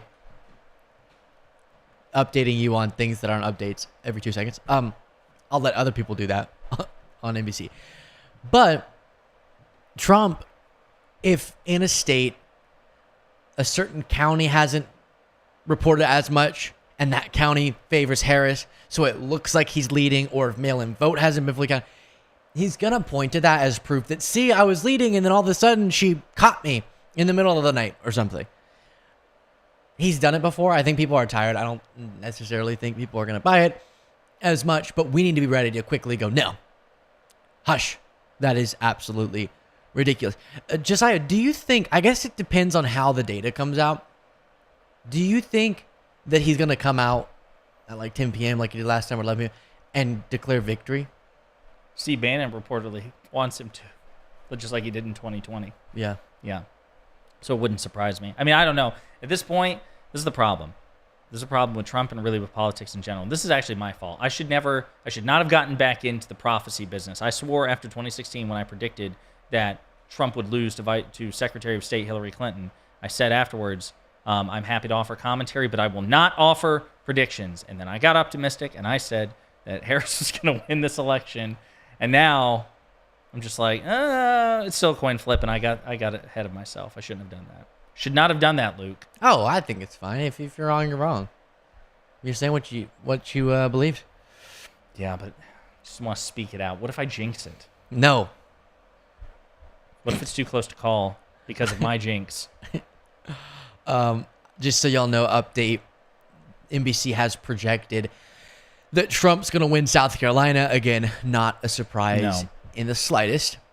Let's see what Trump HQ's up to. Where their key to victory was essentially blowing the doors off in rural turnout and improving their margins among minority voters, Latino voters, black voters. The campaign is seeing, in the same exit polls we're looking at, improvement among black voters, particularly black men, who the Trump campaign has spent heavily for months and months and months to try to win over even just a few percentage points, the kind of thing that could make a difference in a state decided by fewer than 12,000 votes 4 years ago.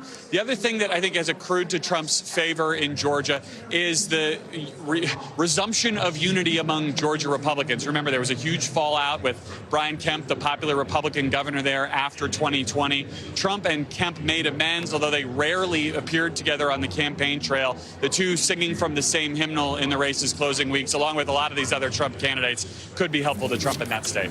All right, Garrett, we have a call to make. This is North Carolina, the governor's race there. Josh Stein, the Democrat, takes the race there. He faced off against the Lieutenant Governor Mark Robinson, a very controversial candidate. And the polls had we talked about ticket splitting, where perhaps the vote for the presidency might be different than the vote down ballot. This perhaps will be an indication of that. Josh Stein, the winner of the governor's race in North Carolina. Just a brief word about this controversial lieutenant governor candidate. You both are jumping to tell me who wants to take. Let me just say one small thing, which is this, because Kristen will get into, I think, how controversial this Republican gubernatorial candidate was. That to me. But just remember the ticket splitting piece. This is a state that has ticket split president, governor before. Yeah. That's it, right? So this, I think, they have a Democratic governor right now. That's exactly Cooper. right. So if somebody's looking at this going, well, the Democratic governor won in North Carolina, doesn't that mean maybe that Vice President Harris is a lock? It does not. And just to throw that out there, this is a state that where Republicans know how to check a Republican for president and a Democrat for governor. But this was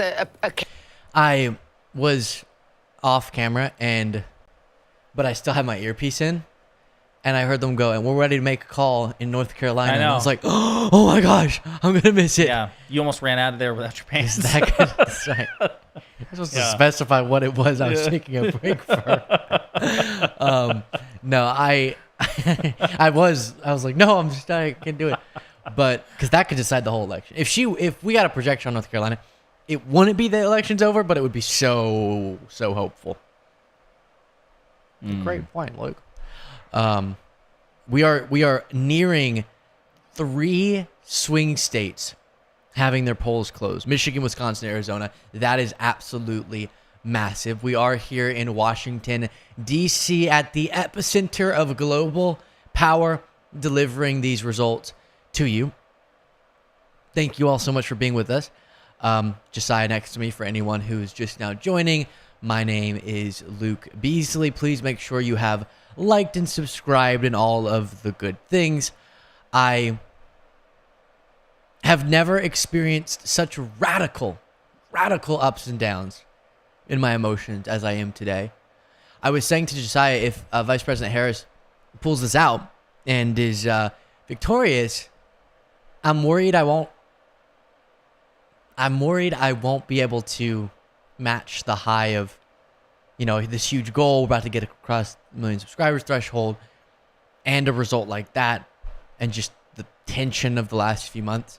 So quite the day, and I'm so glad all of you are here with us for it. Here, and actually, Jaden just took a break as well, so we don't have someone to cut to this video.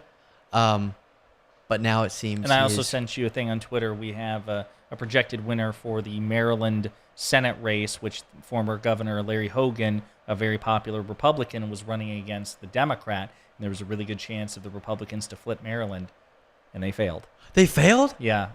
Angela Also Brooks is projected the winner of Maryland.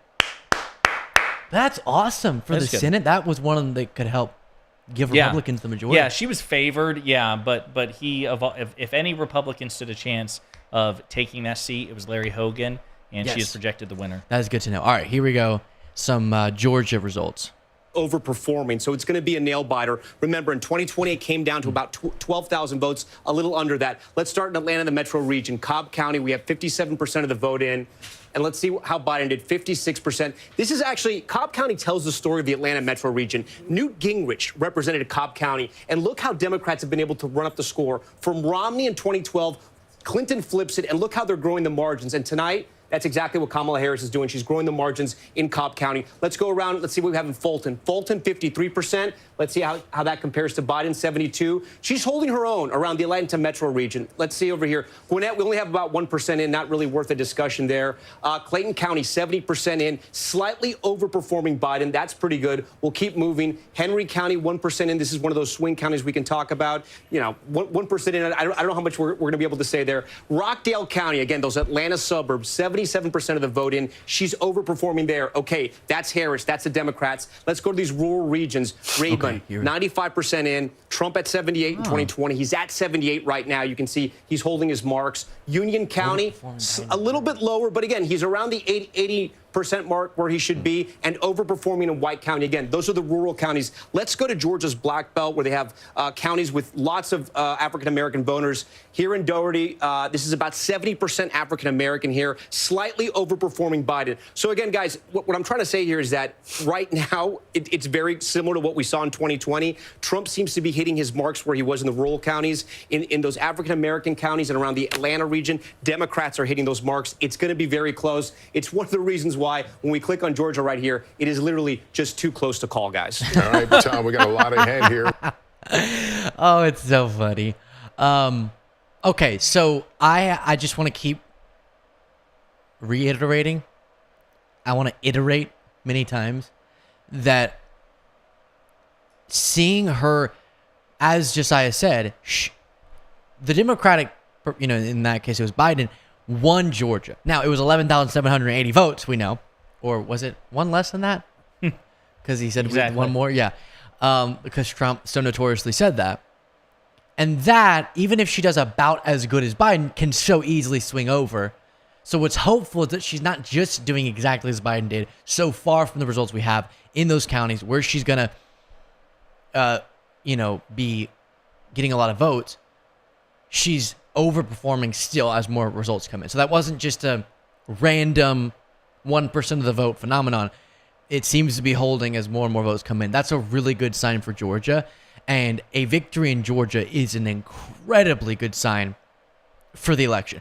Because as I showed you, Georgia is one of the states that Trump, still within the margin of error in the Real Clear Politics average of polls, but over one of the rare states where he actually had over a percentage point in the average, leading Harris. So the idea would be, if she's overperforming in some of these suburbs, overperforming in the Atlanta area, then that could also happen in other states, in the similar parts of those states. And that is super exciting to me. I think it would be difficult.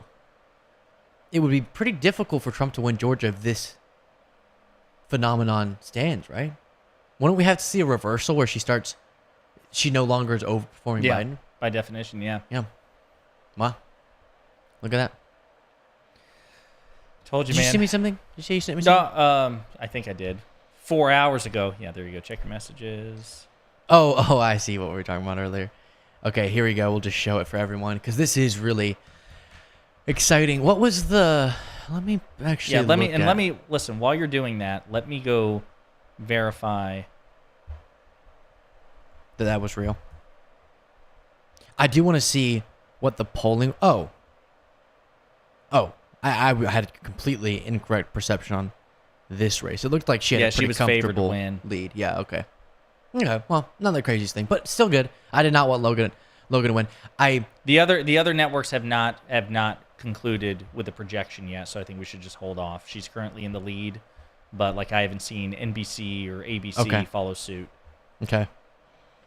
Good to know. Just in case. Let's check in on this. Lively red state. We'll see how that shakes out. Pennsylvania. Stop me if you've heard Pennsylvania very much during this campaign season. It may all hinge on the Commonwealth. Too early to call there. And in Georgia, we have characterized this as too close to call. So we are about halfway through the vote counting there, 50% in. And though you see that margin, depending on where the votes are coming from, it is our expectation that right now this vote in Georgia's 16 electoral votes just too close to call. All right, let's go over to Hallie Jackson with some new exit polls on the gender gap. So this has been a storyline we're talking about all night, right? We say it, Savannah, Lester, you both said it, the battle of the sexes, men versus women. It gets a little bit more complicated at that, but let's start with the gender gap nationally here. And you can see it absolutely still exists. So these are our exit polls nationally based on gender. You can see, obviously, this is just the vote here. Women, 53%, 47% men. Typically what we might see. When you get into vote break, I'm going to ask our team to pull that up. You are seeing that more women are backing Vice President Harris. More men are backing former President Trump. More women, 55% for Harris. Trump, 43%. We'll go to men, and you'll see it flips, right? That red slice of the pie gets a little bit bigger for Donald Trump when it comes to men nationally, and we'll pull that up so you can see it. The other piece of this, though, there's more to it, right? And when you get a little bit deeper in race and education, that is where this gets really key. And for that, you look at white college-educated women. The technical director was like, no. Yeah, I'm like, not no, showing we're you. not showing I that. showed you men already. What was it, though? I guess it was 12 up. points. So, okay, here we go again. 47-53. Mm-hmm. And she's up by 12 points with women. Okay. How do you feel about that? Feel good. Well, it also depends on how much he's up by with men. If he's up by 14 or 15 with men, I might not feel so good. That's what I'm saying. Look. But it doesn't show us with men. That's gender in general. So it's saying that nationwide they're of voters? Yeah. Oh my See what I'm goodness. Saying? Yeah. That's why exciting. She tried to get them to pivot to men for comparison, and they either no. weren't listening or the tech wasn't working. Okay. Very interesting. I didn't realize that it was that disproportionate between women and men. That 53% of the electorate was the number, I think. Am I going to mix it up? Regardless, big chunk, women. It's not split 50-50. Yeah. It looks like the preliminary data for Texas, again, preliminary, I don't even know if it's worth commenting on. It doesn't look good for Vice President Harris, which we were hoping for like a more purplish Texas. It's not looking good. All red is apparently still competitive, though, against Cruz. That's good. Those races, I know a lot of Republicans grew up in Texas, about to move back there, and a lot of Republicans really don't like Ted Cruz, as Josiah is making quite the face. And so there are a lot of people who would vote for Trump in the state, but then vote for all red. And so all red probably will overperform Harris, would be my expectation, those ticket splitters. But I don't understand any of the reasons you would not like Ted Cruz. It proves that people go off of, non-policy foundational related things. Any reason you wouldn't like Ted Cruz, Trump has those weaknesses in spades, What were you taking note of? Are you ready for it or no? You gotta just double check, verify. All right, we're gonna double check and verify.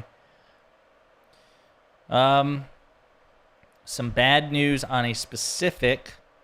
I'm sending it to you via Twitter. Some bad news on a specific issue in Florida, which is the abortion amendment in Florida. It failed. Oh gosh. Yeah. So as a reminder, folks, we've seen ballot referenda in multiple red states, which have helped Democrats overperform. And the right to an abortion has been protected in Kansas, in Kentucky, in Ohio. They have overcome a supermajority requirement and have been passed on ballot referenda. And this is the first time that I recall where it has failed for a red state. So Amendment 4 was the abortion amendment. It would have guaranteed a constitutional amendment to have an abortion in Florida. And I'm surprised because I expected this to pass given the previous trajectory in different states. But by about 2 percentage points, it failed to meet the 60% threshold it needed. So it's still got 58%. Yeah, saying? a majority even in ruby red Florida, and we're seeing how ruby red it is. They wanted this right as part of their state constitution, but it failed. Because remember, Florida's at a 6-week abortion ban right now. By the way, I should point out, this is the amendment that Donald Trump voted against. Remember, he flip-flopped on this issue, and then he said, I'm going to vote against the constitutional right to an abortion in Florida. So he contributed to this. But I'll be honest with you, this is really surprising to me. Oh, so close to 58%. Mm-hmm. Yeah, that's really devastating for the people of Florida. If we don't see a Harris victory, this is just the citizen, and she's not able, even if she won, but wasn't able to enshrine abortion rights into federal law, then we're looking at who knows how long of a 6-week abortion ban for the citizens of Florida. That is absolutely horrific and tragic, and we've been hearing from states like Florida what that does. The maternal mortality, the heartbreaking stories of, there was just one that came out, I'm forgetting which state, but a woman had a miscarriage, couldn't get the necessary care because of these restrictions. And Nevia Crane, that was her name, and I'm blanking on the state. Was it Texas? Oh my gosh.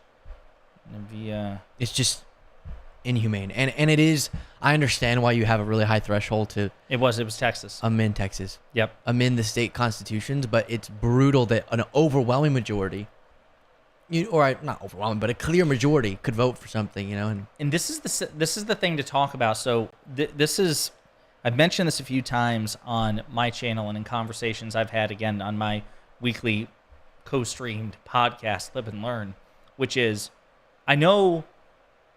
So here's the thing.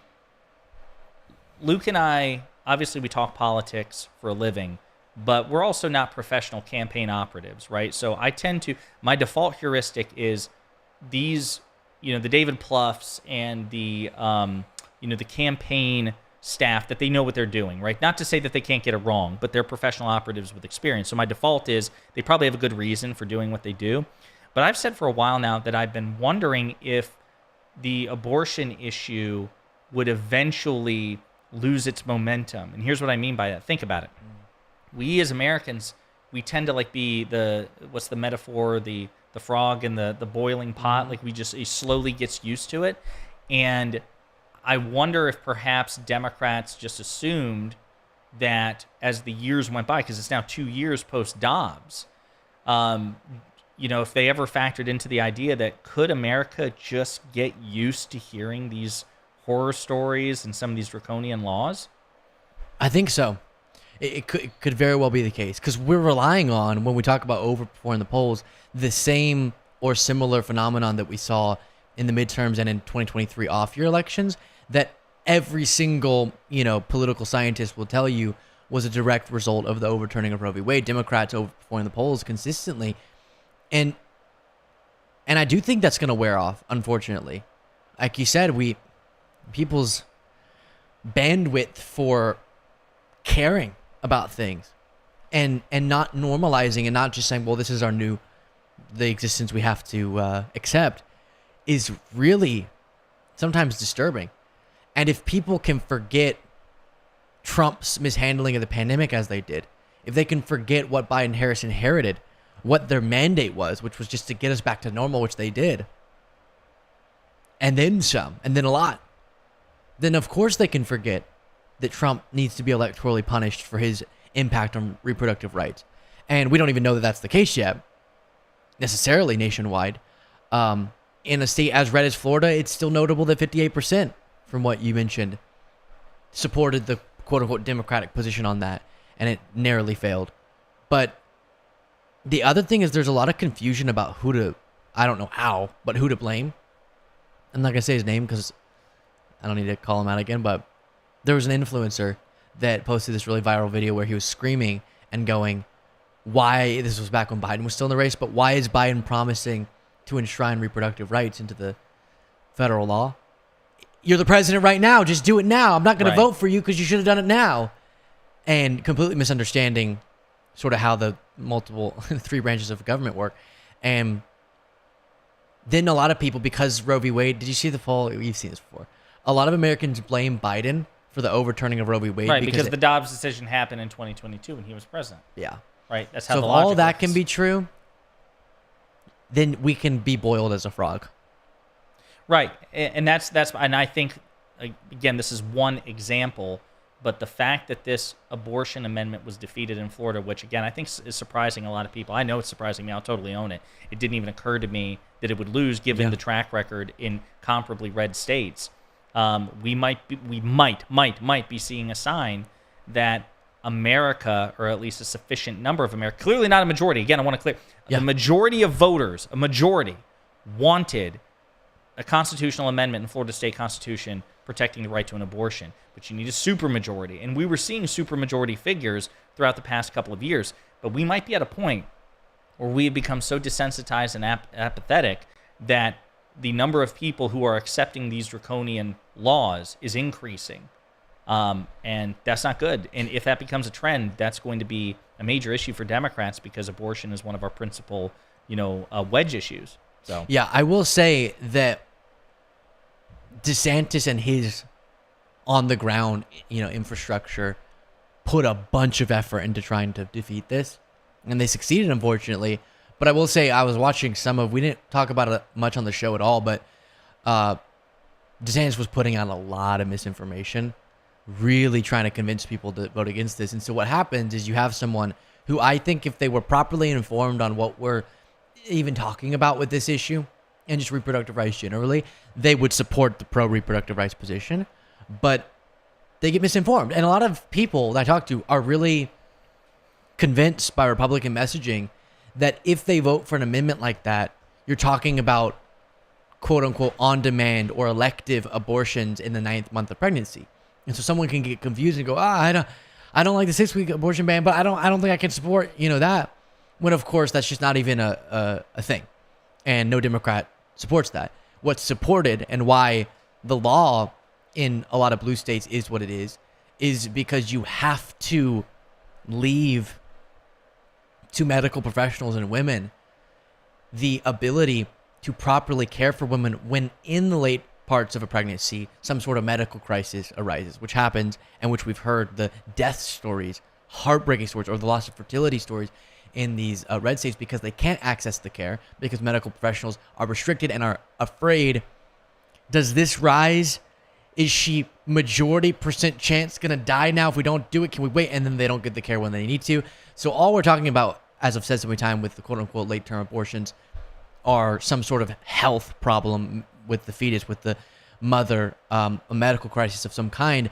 And their fear-mongering is insulting to women, insulting to voters, thinking they can get away with that. And so I bet there's a 2% somewhere in there that would have voted for this abortion amendment if DeSantis didn't use the entire power, that he has in that state to convince people it was enabling something that it doesn't. Well, and let's talk about that for a minute too, because even that in and of itself needs attention drawn to it. So the Republicans like to position themselves as the party of free speech, right, and anti-censorship. And you have demonstrated examples of DeSantis using the power of the state, and not for the first time. Mm-hmm. Think about his back and forth with Disney, right, over the past several years. DeSantis, in many ways, has similar authoritarian impulses to Donald Trump. Perhaps not as overt, but he's also smarter than Donald Trump, right? And he's a pretty popular governor in Florida. He has done on a micro level with Florida the things that Donald Trump has promised he will do if he becomes president again. So again, sending threatening letters to TV and radio stations, as you say, to change how they're covering this abortion amendment. Again, the back and forth with Disney potentially costing the state billions of dollars. And I think that that's just another part of the story which needs to be emphasized, that the so-called free speech party yet again demonstrates that it actually has no appetite for it at all. Gosh, no. If you're supporting the guy who said the government should come down hard on MSNBC, who talked about bullets flying through the free press, who, wants to revoke CBS's license, ABC's license, MSNBC's. You don't care about censorship. You're not a pro-free speech person. I'm really sick and tired of I don't know if you saw this clip, but there was the Jubilee video with Pete Buttigieg, and the woman, asks him that he's sitting across from, what ways is Harris better, or Harris Walz, on freedom? And he says freedom of speech, and she goes, "What? I'm shocked you would say that." And you could tell she believed the propaganda about how it's MAGA that's the pro-free speech movement here, and it's stunning. It's truly stunning, and it's what we're talking about. Sometimes people go, "Well, there must be truth to it then if so many people believe it." No, you have a wildly wonky information environment, and to be honest, one of the things, regardless of how this goes, that I'm excited about is we're really building a stronger media environment on our end that is doesn't subject itself or allow itself to fall into, well, some people, but at least we don't engage in the dishonesty that a Fox News would. But we're finally building that online infrastructure to reach more people that the right wing has had for a long time, to start balancing and to start getting a much more honest information set of sources for people. And so I think in the coming years, we're going to see the impact of that more and more, where it's not just your Ben Shapiro's dominating in the online space, or Steven Crowder's and all these different MAGA media sort of things. There's a much stronger left of center, pro-democracy media environment developing. And that's hopeful, but you really do have a unequal playing field.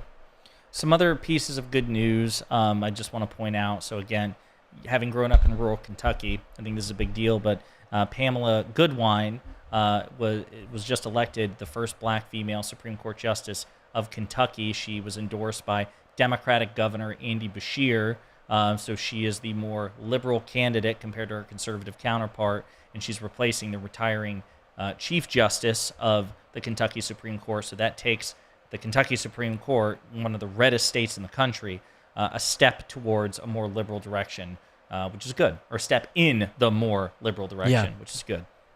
That is really good.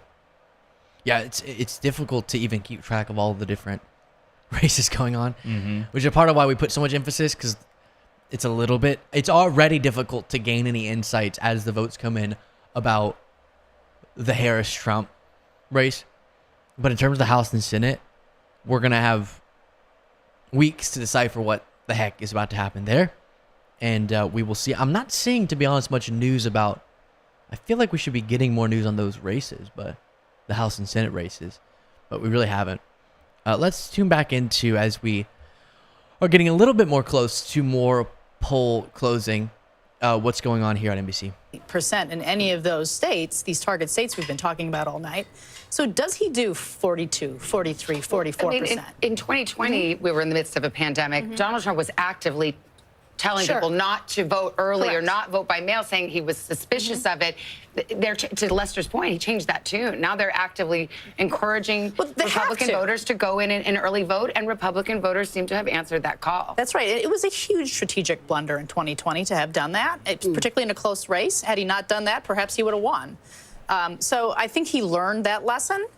And also, if you just look at the trends in early voting and the trends in absentee by states, it's a prudent thing to do. To be clear, the Republican apparatus absolutely made a big push this cycle to get voters out to vote early. Donald Trump himself was all over the map on that. You see it at his rallies. He talks about at one rally, he would say, go out and do it. At another rally, he would cast doubt on the validity of ballots that were put in through the mail, et cetera. Some of that likely seeped down to some of his voters in some of these key battleground states, as we heard from talking to voters in some of these battlegrounds. Remember that this is a former president who, over the summer, you look at, let's say, 20 rallies. At 5 of them, he cast doubt on the results of the election even before votes were counted. That ramped up in just the last month. At 14 of 20 rallies, he did the same thing. So he has not been super consistent on this.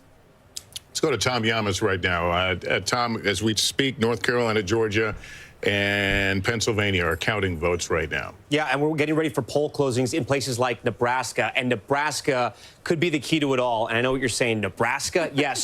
So when you look at our beautiful map here, you see the maps, the states that are red, the states that are blue, and our battlegrounds here that aren't colored in. And then Nebraska and Maine, they have this kind of Where's Waldo effect. When we hit it, here's why. Nebraska and Maine, they both give out their electors a little differently, their electoral votes. If you win the popular vote, you get 2 in Nebraska, and then they give them by congressional district as well.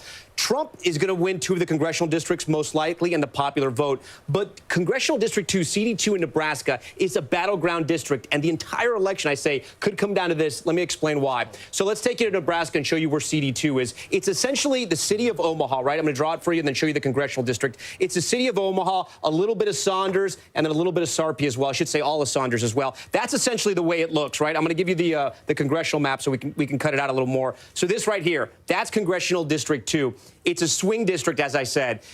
2016, Trump wins by 6,000 votes. In 2020, Biden wins by 20,000 votes. So why is it important? Because if we come down to that scenario where it's 269, Savannah, I gamed that out. It's going to come down to Nebraska, too. So every vote does matter. It matters so much that we spoke to people in Omaha asking them about what this campaign was like. They say they've never seen anything like it. They've been inundated with ads saying on the television, on the radio, people calling them, unlike anything they've ever seen before. Again, it likely won't come down to Nebraska, too, but it might, and that's why every vote matters. Again, Omaha, the biggest area of Nebraska, fastest growing area, and tonight we'll be watching it. Tom, you promised me you would not raise the specter of the 269 to 269. It could happen. We're ready for it. It could happen. The Constitution has provisions for it, but can we just all agree? Let's hope we don't get there. Sound? Is that Chuck Todd's music? Is that Chuck Todd's head exploding? Yes, perhaps it is. But it's interesting to see these are such contested races, and it's actually nice to see. I think we've divided our country so much into red and blue. It's nice to see that once you get on a county by county level, all of these states they're not monolithic. There's more to it, and we still do live right next to each other. And Nebraska, too, is a very good example of that. Yeah, but I would say, just so y'all know what we're doing, we're ordering up a little food, getting rather hungry. But it does feel like we're in a little bit of a waiting period here as we await more results. I do want to see. I really like John King on the magic wall thingamajig, but I haven't been seeing the CNN stream. Yeah, it's not, doesn't seem to be happening. Let me see if this works. Okay, it looks like we do have a CNN stream now. I think I do prefer John King on the magic wall, to be honest. Let's mix it up a little bit. Let's mix it up. Oh my goodness. What is going on?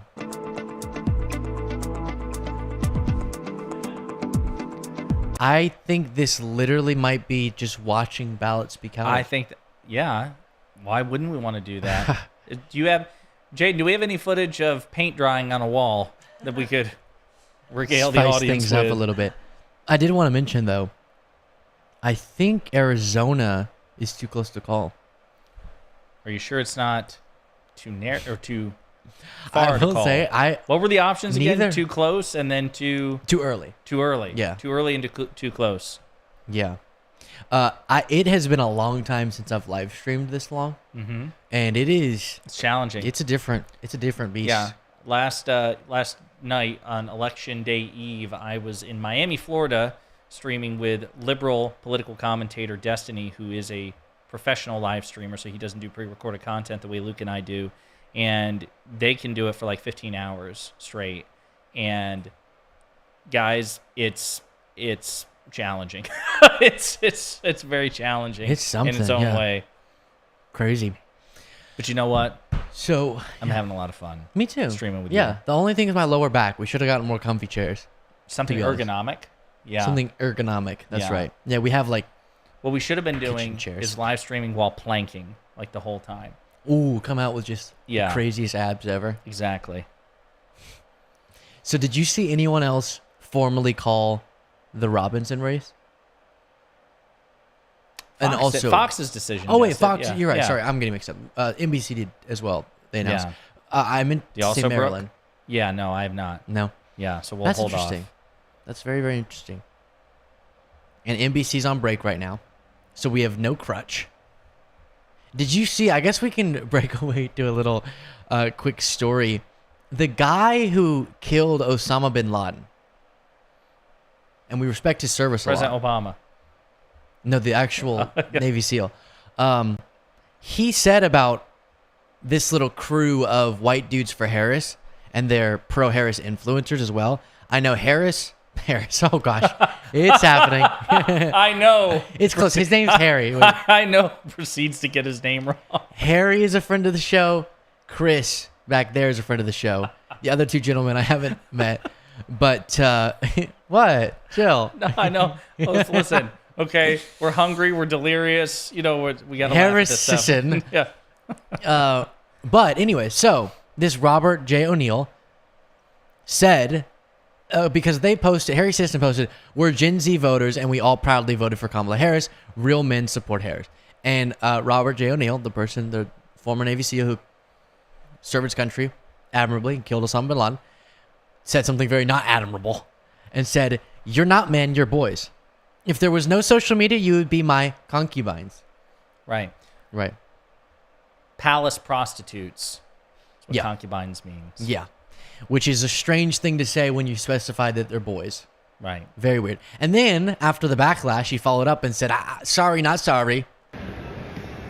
So apparently some stuff on social media had come up because I made a comment about Harry Sisson, who might be the most beta male on the planet. He and 3 or 4 of his cunty little friends got together and they put out a thing that said... I didn't know that word was in there. I think he said country. Oh, country? Yeah, he said YouTube. He said a country. Yeah. Real men vote for Harris. I noticed their ages too, and I responded that you're not men, you're boys, and you're my concubines in the real world. And what I meant with that is, yeah, you would be. You don't know how to fight. You've never learned how to fight, and I basically will do whatever I want with you. So that's all I meant. Wasn't trying to insult anybody or whatever, but trust me, guys like Harry Sisson couldn't do a goddamn thing. They'd be running for guys like me to save them. So basically, saying concubine means a slave, and Sisson is apparently French for fucking cunt. Oh gosh. Oh, sorry. Bleep. I didn't know. I didn't rewatch this. I'm sorry. Jaden. Okay. Sorry, everyone. I think that's okay on live. Live TV. There was a lot wrong with what he said. So he's like, yeah, I implied that they were. Oh my gosh, I should have watched that before. I apologize, everybody, if you have kids in the room. I heard that like a 14-year-old. I guess 14-year-olds hear that. I don't know. He was like. Was watching. Yeah, when I implied that they were boys and also that I used them for sexual purposes, what I meant was exactly what I... Like, he doubled down on it. He thought it was so cool, too. Yeah, and then he's like, by concubine, I mean slave. Like, none of this is good, my man. Okay, can I just say, too, people do this a lot. I think the guys watching the stream on the delay just got to that part. But I can hear them laughing. That's funny they're on a delay back there. But they have to hear every point we make twice. I hear this a lot from people. Some of the angry DMs I will get will be like that. Oh, if I ever saw you in person, I would be able to whoop your ass. And, you're just a... Hey, I'm sorry. Yeah. They said my mic is off, just FYI. Is it me? Hi. Is my mic off? Go ahead and talk to yourself. Can you hear me now? Your mic is not working. See. Your mic is not working. Dude with glasses, your mic is not working. Okay, Josiah. We can't say his name. That's what they said. Let me message my chat. Okay. Well, hopefully, at least they can still hear this. They can hear me. All right. While you sort that out, I'm wondering what could have caused that. What did you say? I think censorship is what it is. I think much like. Is it good or is it not? Oh, no. Paolo's texting me too. Your mic is off, not working. Okay. Yet. Okay. Well, let me continue this point while Jaden troubleshoots that. They always do that, and I don't think he understands that's not what this is about. What do you mean? I'm not saying I agree you could beat me in a fight, sir, Navy SEAL. And that makes you correct on politics. How? It's weird where I can't actually have you echo points. But yeah. What do you think of that? Well, I guess, yeah. So, but you hear this a lot of sort of, if you ever confronted me in person, I'm like, I get whenever people say that to someone who talks a lot of physical trash, like, you little blah, blah, blah, I could beat you up. You know how people talk? And, but that's not what Harry Sisson or Chris or I know Dean was in that photo. That's not what they're saying. They're not saying, oh, real men who beat up people, you know, who are physically dominant are going to go vote for Harris. We're just saying real men who understand politics, and clearly, Robert, for the duty you served your country, you didn't learn, I don't know, about the things that I think make it correct to vote for Harris. And that includes, if you care about the economy does better under Democrats over the last century. Plus, if you're fiscally responsible, if that's the thing you care about, you don't want to run up big deficits and debt, then Republicans have the worst record on that too, despite branding to the contrary. If you respect reproductive rights, Harris is better on that. If you want investments in infrastructure, if you want a manufacturing job growth, if you want job growth in general, if you want crime to go down, the Biden-Harris record is better on decreasing crime than Trump's record. What a comprehensive border security bill. Trump shot it down, and this is such a debacle. Can you imagine on this day, the day of our Lord? What about this? Let's see if they can hear you. That's a huge bummer. Hey, I would totally give you my mic. That's okay. Okay, shoot. Since you said that, I won't give it to you. I can hear myself. Well. Yeah. Very interesting. But while we continue to figure this out, let's cut to NBC. Play here at Arizona State University, and there's been so much talk about low propensity voters. One of the things that we've been noticing here and talking to students about is the involvement of fraternities. Normally, fraternities, they may not be organizing and may not be turning out to vote as much as you'd expect, but here at the ASU campus, it does seem like the fraternities have been involved in turning out the vote, and those that we've been talking to say that they are turning out for former President Donald Trump. We've also talked to a lot of other students that have been coming out for policy issues. There are several props. The issue of abortion is extremely important in turning out the vote. Immigration is also important. But I got to say, just eavesdropping what people have been talking about in line, it's been surprising how often the topic of the Joe Rogan podcast keeps coming up. We've talked to several students now who say that they listened to that Joe Rogan podcast with the former president, and that was the deciding factor for them. And they've also said that if the Kamala Harris, the vice president of the United States, would have appeared on that podcast, they may have had their vote skewed. It's really interesting because, you know, some people are talking about policy. Others are talking more about kind of like vibes. Well, I like the vibe of Trump, or I like the vibe of Kamala Harris, but it's not so policy specific. But that's just some of what we've seen. We're almost to the end of the line. We just wrap around this corner. But again, right now we're in. Now? All right, now let's see if Josiah's mic is back. Yeah. What about now? This is my like Barry Manilow version. I could be like a lounge singer. That's actually kind of nice. You can lean back. Thank you very much. Yeah, of course. Yeah, it's exactly what I wanted. It's why I shut this other microphone off. Can you guys hear me? Let's see what they say. But yes, sorry to the Harry Sisson crew for the vile things that were said. I don't know why he's so aggressive. They didn't really do anything wrong. Like, they haven't been so vitriolic, but he just came out of My a check. cannon. Can you hear me? What are they saying? Yep. No. Yes. Nope. Low volume. But you have to eat it. No. Yes. No. All right. They're messing with the volume now. The microphone randomly died. It was an act of censorship on the part of Luke Beasley, much like Ron DeSantis himself. They're saying keep it really close to mouth and you can hear. Boost the gain on it. But it's also, I think, a delay. Yeah. Good now. Hold it. Okay, there we go. All right, I'll keep an eye on it. Chat, I think we've got it fixed. Adios mío. Perfect. Yeah, keep it really close to your mouth. Get spittle all over it, please. Get this right out of my way. All right, we are very close to a bunch of states. Wow, we're already to 9 p.m. We're doing it, people. We are... When did we start? Moments away. We started at 4 p.m. Eastern. We've been doing this for 5 hours? Really? That is how math works. I just don't believe it. Wow. That is something else. So we are a minute and a half away from big closes, meaning that Arizona, Michigan, Wisconsin are all experiencing poll closures, which should give us some insight.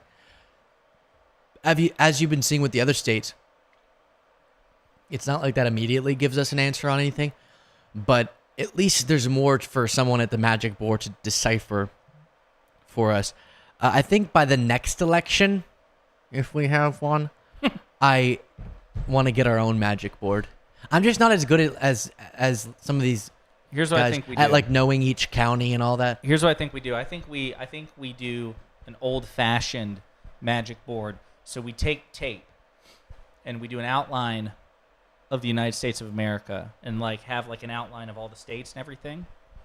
And then, sorry, you coming from the vocalist background, you know the proper mic posture. Yeah, of course. So, say what? So then we do a whiteboard, outline everything in red tape, and then we have markers, and we just like color it in. Ooh, that would be cool. That would be way better than their magic board for You're sure. right. Like they do it all high tech. No, and no. stuff does it for them. Like no. Yeah. That would be great. All right, here we go. Here we go. We'll see their polls closed, and we'll begin counting the votes. Here is state of Texas. We were just talking about Donald Trump will win in the state of Texas when all the votes are counted. NBC News projects that Donald Trump will also win in North Dakota tonight. South Dakota, same story. That will also go into the Donald Trump column this evening. We move to the state of Wyoming. In 3 electoral votes at stake, Donald Trump, the projected winner in Wyoming. Here's the map. The road to 270 now getting interesting. 154 for Donald Trump, 30 for Kamala Harris.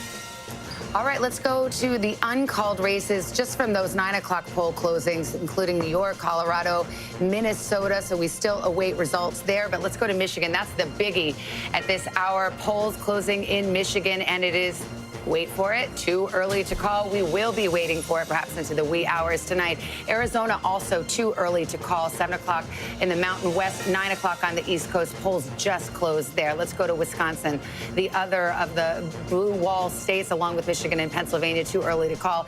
And speaking of Pennsylvania, too early to call. Starting to see more vote come in, but we could be waiting a bit for that. And same with North Carolina. They're counting more quickly, but it's still too early for us to make a projection. And in Georgia, it's not too early. It's just too close.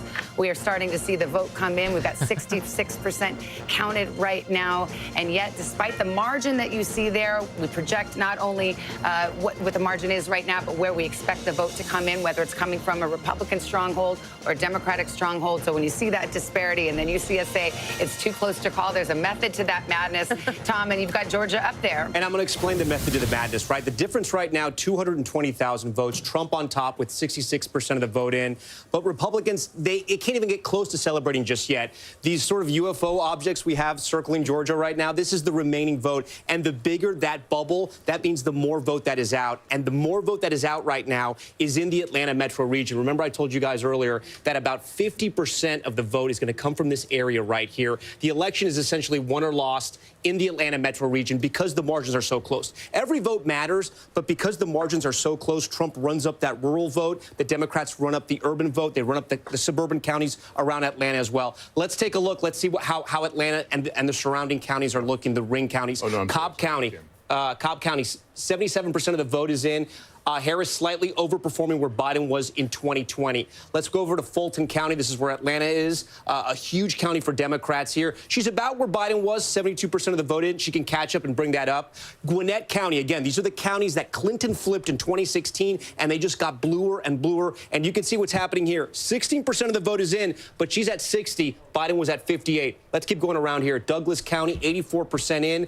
Here we go. Harris overperforming in that county. We'll come a little further out. Rockdale County will kind of move a little out the suburbs, the exurbs, if you will. 69%. Look at where Harris is tonight. 74%. She's running up that vote in the Atlanta metro region. If she can keep that momentum going, she could possibly take the state of Georgia. But again, we got to wait and see. I want to see how Trump is doing in some of his rural counties. 78%, 95% of the vote is in. So 78% in 2020. He's at 78 right now. Let me go to a neighboring Towns County right here, 81-80, and then in Union, 81-80. He seems to be hitting his marks, too. I want to hit some sort of swing counties, if you will. Dooley is one of these. Trump won it in 2016, but if we go back, Obama had it in 2012. Tonight, Trump is up. He's building on his margins from 2020. That's a good sign for him. So again, all this is good. He's not overperforming equivalent to Harris, you know, in the places where he needs to get votes. So if this sticks, I'm really hopeful about Georgia, which makes me very hopeful about the whole thing. It's just so weird. None of these data points make any sense, because this is like, whoa, yes, this is looking great. But then, as his belt fact, we're just having a whole moment. But then you look at some of the other stuff that we've been talking about, and it's less hopeful. The independence number, I'm completely baffled by that. I thought she had a significant lead with independents. I don't know. Who knows anything anymore at this point? So let's continue listening to Mr. Board Guy. She's performing here. You know, 6% in. I'm not going to really draw too much from there, but she's overperforming Biden. We go to the research triangle here. Wake County, 76% of the vote is in. We compare her to Biden, 62 to 63. She's doing better. I know a lot of the vote is in. Over here in Orange County. This is UNC Chapel Hill, the research triangle. You have medical research jobs, high-tech research jobs, affluent suburbs, highly educated Democratic voters. 86% of the vote is in. Let's see how she compares to Biden. Slightly overperforming Biden, not by much, but look, any little increment makes a difference when you're talking about a 10,000 vote difference at the end of the day. Right now, the difference is about 41,000 in that county. Trump is on top right now. He's going to run up the rural vote. We can check out some of his counties over here in western North Carolina, Graham County. These are some of the counties that were affected by Hurricane Helene and all that devastating flooding. 95% and 81%. In 2020, he was at 79, so kind of overperforming. The big unknown was how many people were going to actually vote in here. And one of the great researchers, Dr. Chris Cooper of North Carolina, political scientist, pointed out to us. He said, listen, this is Trump's area that was affected by those floods. You can have 9 MAGA hats in your house. But if you no longer have a house, trying to get your voting location is going to be difficult. They were so concerned about this area that election officials actually changed the rules so you could actually vote in other counties if you couldn't vote in your own county.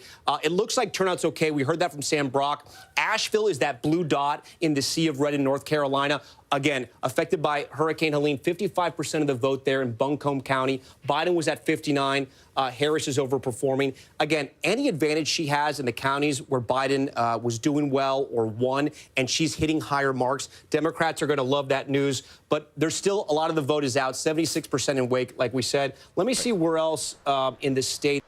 All right, let's get one more mic test for Josiah now that he has an updated microphone. All right, can you all hear me? Can my chat hear me? Can Luke's chat hear me? I'm not saying would you prefer not to. I'm just saying can you? Can you confirm? Can confirm.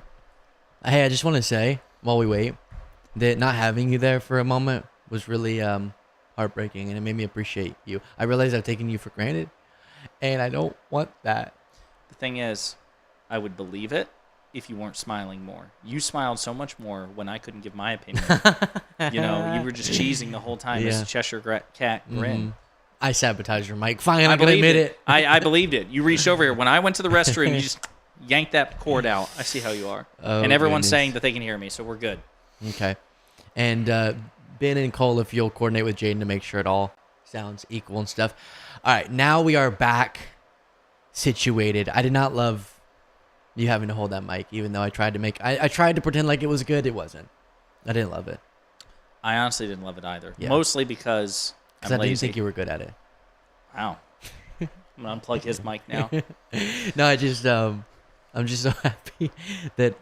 All right, let's see what are we looking at in Wisconsin, but Donald Trump is right on her heels there with 47%. He is actually winning younger voters in Michigan, 51% to 46%. And if you take a look even further into this, you can see that he is overperforming where he was among young voters in the state of Wisconsin, 47% now. That's a double-digit increase from where he was 4 years ago. It's a similar story in Michigan, and I will also tell you it is a similar story in Pennsylvania as well. You see the Michigan numbers here. Similar story in Pennsylvania as well when it comes to young voters. Now, we've been doing a lot of counterpoint tonight, so let me fill you in as I walk back to the desk. One of the counterpoints here is in Michigan and Wisconsin, Vice President Harris is doing better with older voters than she was relative to 2020. So there's some interesting dynamics at play here. Well, it's interesting because we saw Gotti Schwartz in Arizona on the campus of Arizona State University. Is this just a big conspiracy theory to give us all heart attacks? By the way, I love how they structure it too, where like you're always seeing the countdown to the next polls closing, even though it doesn't mean that we know what it is. So then you just well now I have to wait because there's a timer. I have to see it get to 0 before I go to bed. I don't know how you would sleep, to be honest.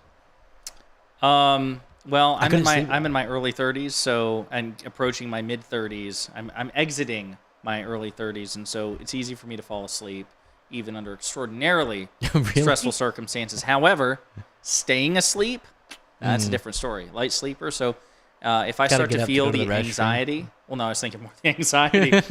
Fair enough. Actually, yes, both. Okay. So, yeah, I think falling asleep is not going to be the issue tonight. I think it's staying asleep and being restful.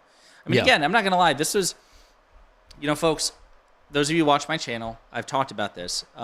So I had a couple of options with respect to election coverage. Collaborating with Luke, collaborating with liberal streamer Destiny, and staying home and either doing my own thing or just not doing any sort of content and watching it much like, the rest of you, like as an observer. And my inclination was to do that because I'm the sort of person that when I get anxious, and I have not felt anxious for the past several days about the election, which is one of the reasons why I decided to first collaborate with Destiny on Election Day Eve and now with Luke, because I really wasn't feeling any sort of anxiety.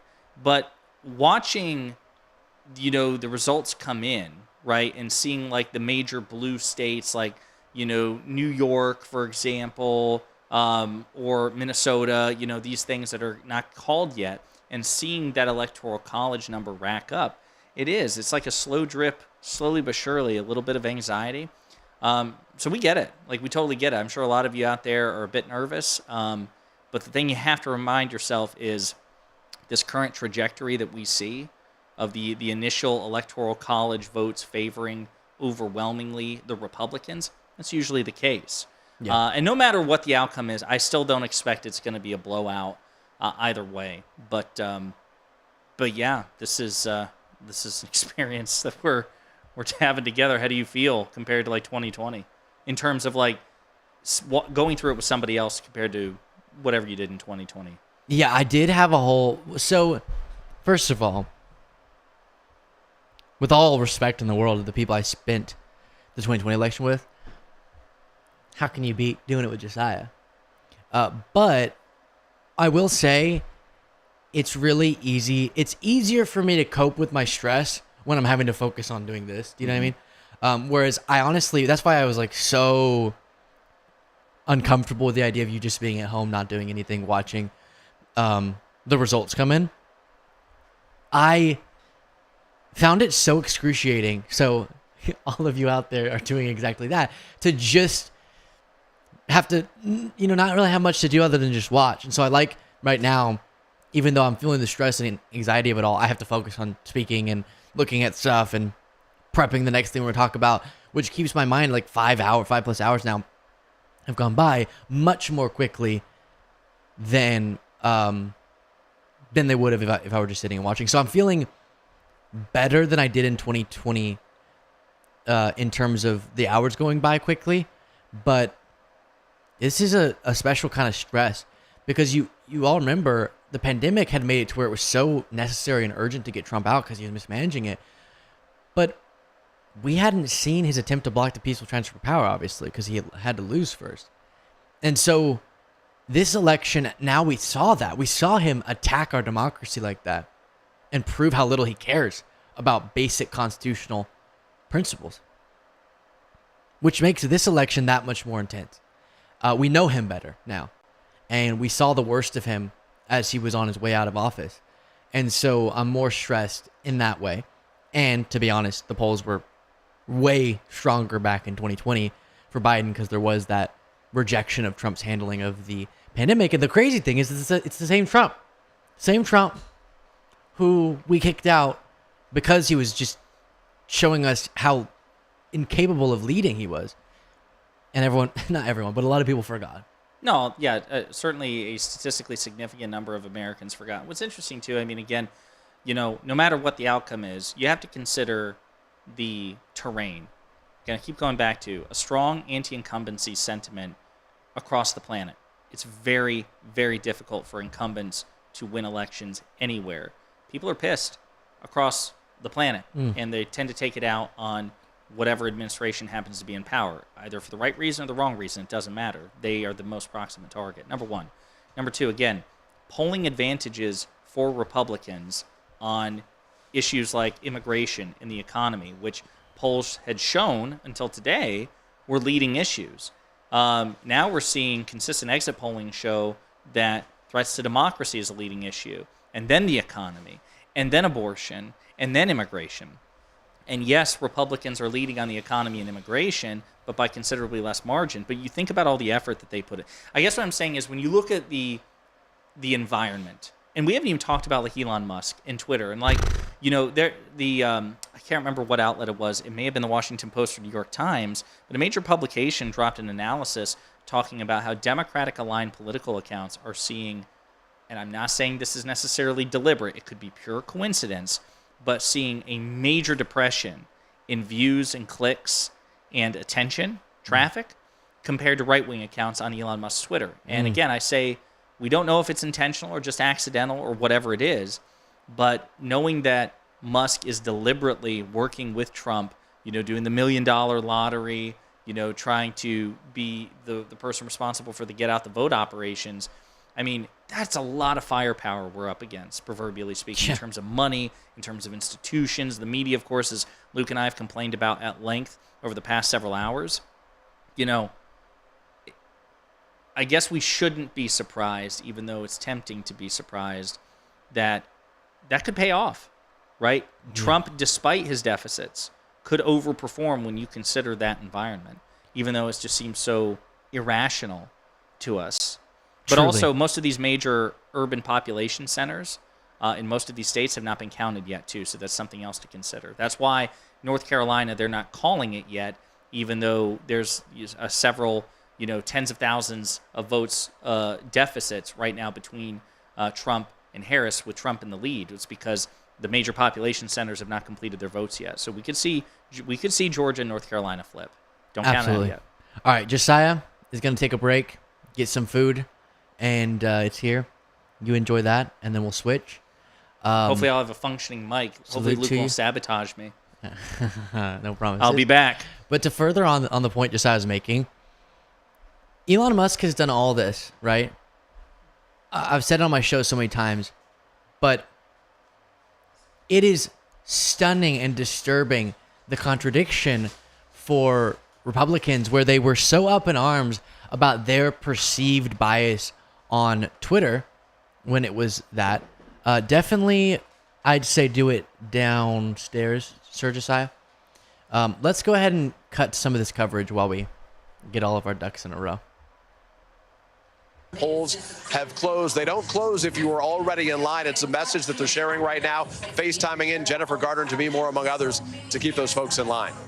All right, Yeah, Peter. Simone was making that point a moment ago about it. They can keep them in line.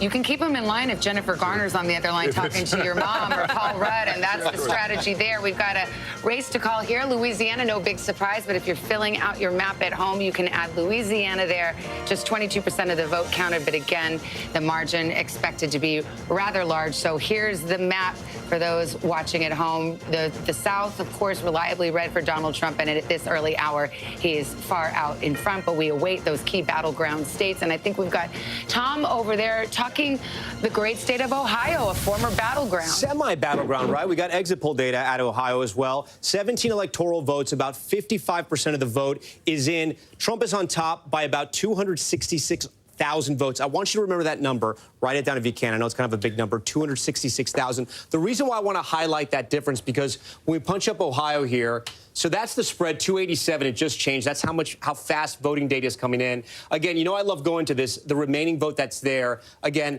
here's the issue. The remaining votes in the Democratic counties like Franklin, which is Columbus, Cuyahoga, Cleveland. Look at the numbers here. In Cuyahoga, look how many votes are still out. 377,000. She's on top by 71%. Let's see how she did compared to Biden 4 years ago.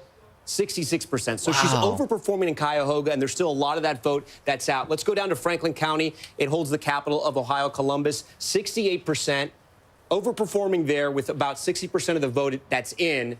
And then again, 266,000 remaining. So just those two counties, we're talking about more than 500,000 votes. And that's way bigger than the spread for the entire state. Hey, Tom. Yeah, go for it. I mean, when you talk about some of her overperforming in those areas, the reason we expect Ohio likely goes red, but let's talk about the Senate race there. Yeah, because we have the control of Senate hanging in the balance right now, and it hangs on this Senate race. Yeah. Bernie Moreno, the car dealer, versus Sherrod Brown, the incumbent. What are you seeing? Yeah, so look at this, neck and neck. The difference here, only 74,000. So what does that mean? That means the Republican in this race is underperforming Trump. There could be a split ticket issue here. Again, way too early, 56% of the vote in. But look, the difference here is 74,000. Remember that number I was telling you to remember? It was over 200,000. So that means that Trump is overperforming right now. Bernie Moreno is underperforming the Republican candidate. The incumbent is still down. But again, remember what I told you. There's a lot of that vote that's out in Cleveland, in Columbus. I'm going to look in one more spot here. Let's get back to the president's race in Hamilton County, which is Cincinnati. She's at 62%. Biden was at 57. Again, look, this could be some of the early vote that's come in. It could be some of that blue mirage. Again, we're prefacing this is all early, but I'm going to get back over to you guys because there's a projection. Yeah, Tom, we got a projection in the state of Rhode Island. NBC News projects that Kamala Harris will win in Rhode Island. It's funny how intense it feels every time, even though this was 100% certainty that all those would be projected. Yeah, it feels weird. I get my heart jumps every single time it happens. So even in Ohio, what they were just showing there is a good sign. It's not that Harris is not going to win Ohio, but for the point that I keep coming back to, overperforming both Biden and the polls. If she can do that, and if what is taking place in Ohio and Georgia is taking place across the country, we might be in a better spot than some of the other indicators are pointing to. Like I'm trying to get my head around the independent vote thing, the young vote. So before it was young vote, Democratic, hardcore. Old vote, the Republican would lead with. And now that's actually just changing so much. It's such a different race. And I really do wish, not this is the most important thing ever, but I really do wish that CNN were streaming something other than literally ballots being counted. Take a look at this. I guess this is for the sake of transparency, but who in their right mind is going, all right, I have CNN's normal broadcast to watch. I have NBC, I have MSNBC, I have Fox, I have ABC, PBS, Prime Video is doing a Brian Williams, election coverage. But I'm not going to do that. I'm not going to tune in to the Luke Beasley show, Pondering Politics collab election stream. No. I'm going to tune in to this. Ballots being counted. Look at that. But again, maybe this is to try to minimize the conspiracy theories from MAGA saying, look, you, at least in these two places, you had, why is it only these two places though? That's kind of strange. Maybe what they're allowed to put a camera in. You can literally watch and see if fraud is being done. I don't know how you'd know if fraud were being done, but you can look. So that's cool. All right, we can go off of that. I'll go on to other things. This Associated Press breakdown of the results is reflecting what we're seeing elsewhere, which is obviously the blue states. All of the non-swing states are obviously going where they were expected to. But just so you can see it on a map here, we're watching Georgia there, Pennsylvania up there, North Carolina, Michigan and Wisconsin, Arizona, Nevada, and that's where this is all going to hinge. Again, they're talking about results here in Ohio more just to see in certain areas, is Harris overperforming? Are there any trends that also up here in neighboring states that are up for grabs? Obviously being right there with Pennsylvania, similar. You'd think just a state line's not going to make a huge difference in some of these phenomena that we're observing. I'm really, really interested in seeing, as they're calling, as Iowa's too early to call, really interesting. The political world was rocked by this Iowa poll, the Seltzer poll. Incredible pollster who's usually really accurate.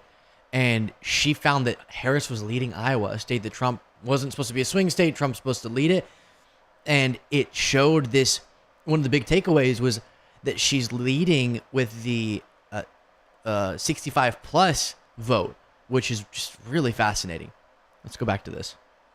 Kamala Harris. We'll click her in here, get to 2024. This is the predetermined map of how the states voted in 2020 and then the 7 battlegrounds that will be decided tonight. So her easiest path is Pennsylvania, Michigan, Wisconsin. She holds that blue wall. If she can do that, she gets to 270. If she's having a very rough night and she loses Pennsylvania, loses Michigan, loses Wisconsin, she has other paths, but she does have a Sun Belt path where if she can flip North Carolina, hold Georgia, hold Arizona, and get Nevada, hold it once again, she gets her as well. That path, though, would give Democrats heart palpitations. As far as former President Trump, his easiest route, just think of the east side. He holds Pennsylvania. He flips Pennsylvania. He holds North Carolina. He flips Georgia back. He gets to 270. But if he can't win Pennsylvania, he has to win somewhere else in the blue wall. He has to break through the blue wall. That's the main difference between his path and the vice president's path. There's a path for her, even though she doesn't win any of these 3 big Midwest states. But for him, he has to win one of them. If he wins Michigan and he flips North Carolina, holds Georgia, he can win any of these 2 out west, either Nevada or Arizona, put him over the top. But if he can only win Wisconsin, I'm going to take Nevada away. He has to win Arizona to get to 272. So you can see it's going to be a long night for us, but every state sort of leads to a domino effect, if you will. And that's one of the reasons why we were watching Ohio, because if he were not to win a state like Ohio, which he won the last 2 presidential elections, his whole map changes. Guys, back to you. Well, right now, so far tonight, we haven't had any big shockers. Yeah, that was the understatement. If of the century. If he lost Ohio, we're looking at a Kamala landslide of epic proportions, but it's interesting he even brought that up. Maybe we'll have to reevaluate what he was showing there. Electoral votes. It is the biggest battleground prize out there. And part of why we're watching states like Ohio so closely, like North Carolina as well, particularly in the suburbs, is to test how those counties, in those collar counties in Pennsylvania might go. Remember, President Biden won Pennsylvania not because he won the Philadelphia County area, but because he was able to really drive up the vote among white working class voters in those collar counties. One more point just to mention as we watch all of these returns come in. When President Biden was at the top of the ticket, a state like North Carolina was out of reach for Democrats. The fact that we're talking about it right now, the fact that there's been so much play in North Carolina, that former President Trump spent so much time there in recent days, underscores the fact that they have tried to open up more paths, and we'll have to see if that was effective at all. I want to ask a little bit about Michigan. We haven't really talked much about the Gaza war in Gaza and how that might affect the vote.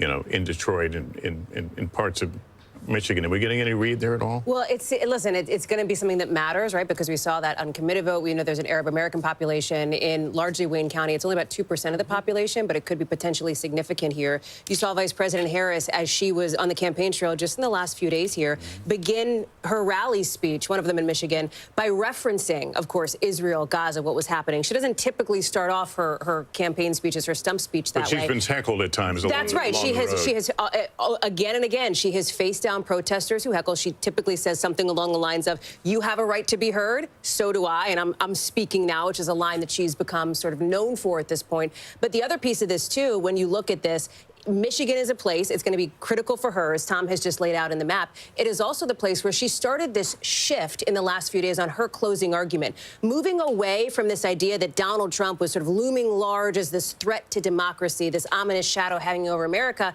and shifting away from saying his name at all, calling him the other guy, trying to make him seem small, unserious, Lester. All right, we have another call to make, and this is a pretty big one. The state of New York, and not necessarily a surprise, but NBC News projects that New York will... Remember when Trump kept saying he was going to win New York? That, shockingly not happening, as we knew. But their more emotional abuse as we look at a map that makes it seem like something's going on that is very much not. California, obviously, comes way later, but will be a gargantuous chunk. And thank you all so much for being here. Thank you for, bearing with us. And I might have to get another juice of caffeine soon. I'm trying to decide how late we covered this. Do we just go all the way into the morning? It'd be cool to say that we did, but our computer might blow up. And with young voters right now, we just had Hallie, you brought this up on the data wall a little bit ago. Trump is leading young voters. And again, that gender gap is playing out right here. It's large with voters under 30. Of men, 59% going for Trump, 39% going for Harris. Women, 54% Harris, 44% Trump. He's continuing to close those margins. The other thing that's interesting about Michigan, of course, there's a 52,000-person campus, University of Michigan. Back in 2016, Trump only won by about 11,000 votes. On that campus, I actually anecdotally heard students energizing other students by saying if only a fifth more of this campus were to have come out, it could have made a difference. So what does that look like right now? Who does that mean did better on those campuses if we start to see those margins be eat away at? And you'll recall back in 2016, sorry, Hallie, you'll recall in 2016, Hillary Clinton, when she did the postmortem of her campaign, the criticism was she didn't spend enough time in Michigan. And so what we've seen from the Harris campaign is she has been there. And Trump has certainly been there as well. He closed out his campaign there. And so the Democrats have tried to learn from the mistakes of the past. Trump has been. So the update since she went to eat food is that we don't really have any update. But is it too close to call? It's too early in some states and too close in others. Damn. But the Georgia trend seems to be, if I gotta be honest, I tuned out for a second when this was being put up, but from what I observed, Ohio is seeing a similar trend as Georgia with the overperformance from Kamala. What about, has North Carolina any update there? North Carolina, not that's in my frontal cortex. Gotcha. Not that I could but we didn't see articulate anything. to you. Right. Or I did and I forgot. Oh, gotcha. Cool. It's only my state. I was fantasizing about more Celsius or something. Dude, do it. Pound it. That's Celsius. A third energy drink of the day? That would be violent. That's nothing. So my girlfriend is watching. Okay. I have been pretty religious about abstaining from energy drinks because, as you know, and as she knows, it was like 2 or 3 a day. It was pretty bad. That's just people are gonna come after you for that. What? Some people get really aggressive when they think you're doing something unhealthy. People were like, "Luke, you need to blah blah blah." You need to see your 60s or whatever, you know. Well, and so I've been trying to make better decisions, but I did have 1 Celsius earlier. But in my defense, it's been back to back flights, early flights. Yeah, it's crazy. So I'm sure she will not begrudge me 1 Celsius. Yeah, Baby, I love you. Show me mercy. There's 2 issues that prompt more emails to the show and form submissions and comments than anything else. What's that? The first is when I make whenever I admit that I don't know something from sort of a generational reference, you know what I mean? So like a TV show that everyone knows if you grew up with it, but maybe I'm, too young for. And okay, the same stuff there with the top issues they're just showing again. And we got so many people reaching out saying this show, I didn't know what Fantasy Island was, I think. Yeah, I never saw it, but it's like an iconic, ancient show. Right. And everyone, sent me these long paragraphs about what it was and how I should know. And then the other, which I love, this is not a negative thing. The other one is anytime I mention anything health related. So when I'll get sick, we get the craziest, not crazy, but the craziest amount of health advice. Oh, if you, take pieces of Josiah's hair, mash it up, turn it into dust, mix it with water and some paprika, and you snort that up your nose, then your sinus infection will go away. This is like the most interesting things I've never heard before. You'll have other issues at that point, but your sinus You'll then go to the infection hospital, which will not make you focus on Yeah, that. you'll probably have sepsis or something like that, but your sinuses will no longer bother you. Yeah. So it's those 2 issues that people, if I talk about it in one segment, the craziest amount of emails come in, which is sweet. So that's why I'm always weary to admit to any of my bad habits, because I feel like so many people will write in what I should be doing. Instead of energy drinks, you really should be drinking water, which I drink water too, but obviously, but like coffee is better. I love coffee too. But yeah, I'm also trying to minimize my energy drink consumption. That's good. Yeah. I should say, we may have some bad news about Texas with regard to Ted Cruz, according to Fox News. I'm going to try to find the clip. Mm-hmm. I'll look for it as well. You think there might be a race? I didn't mean to bookmark it. I meant to... So, as a reminder, everyone, actually, interestingly enough, Congressman Colin Allred, who's running for Senate in Texas, he gave his first interview after becoming the Senatorial nominee to the show. Really? You know that? Yeah. I did not it was know the first that. one That's as a nominee. amazing. Yeah, it was cool. Yeah. And so got to meet him. He was very cool. And it sounds like we have some news on his race against one of the, if not the single most disliked senator currently in the Senate. The Fox News decision desk, which I know some of you will go, Fox News, their decision desk and that type of stuff, polling is one of the most fine. reputable. Yeah. Yeah, it's fine. Even though they're obviously pundits are terrible. Projects that Senator Ted Cruz will retain his Senate seat in office since 2013. Oh, it's been 11 years.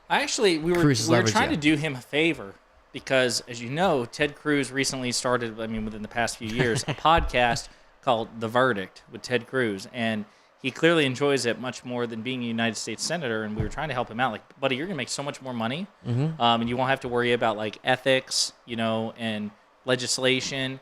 You could dedicate more time to, your right-wing podcast. And instead, he chose to run for office again, and apparently he's going to win.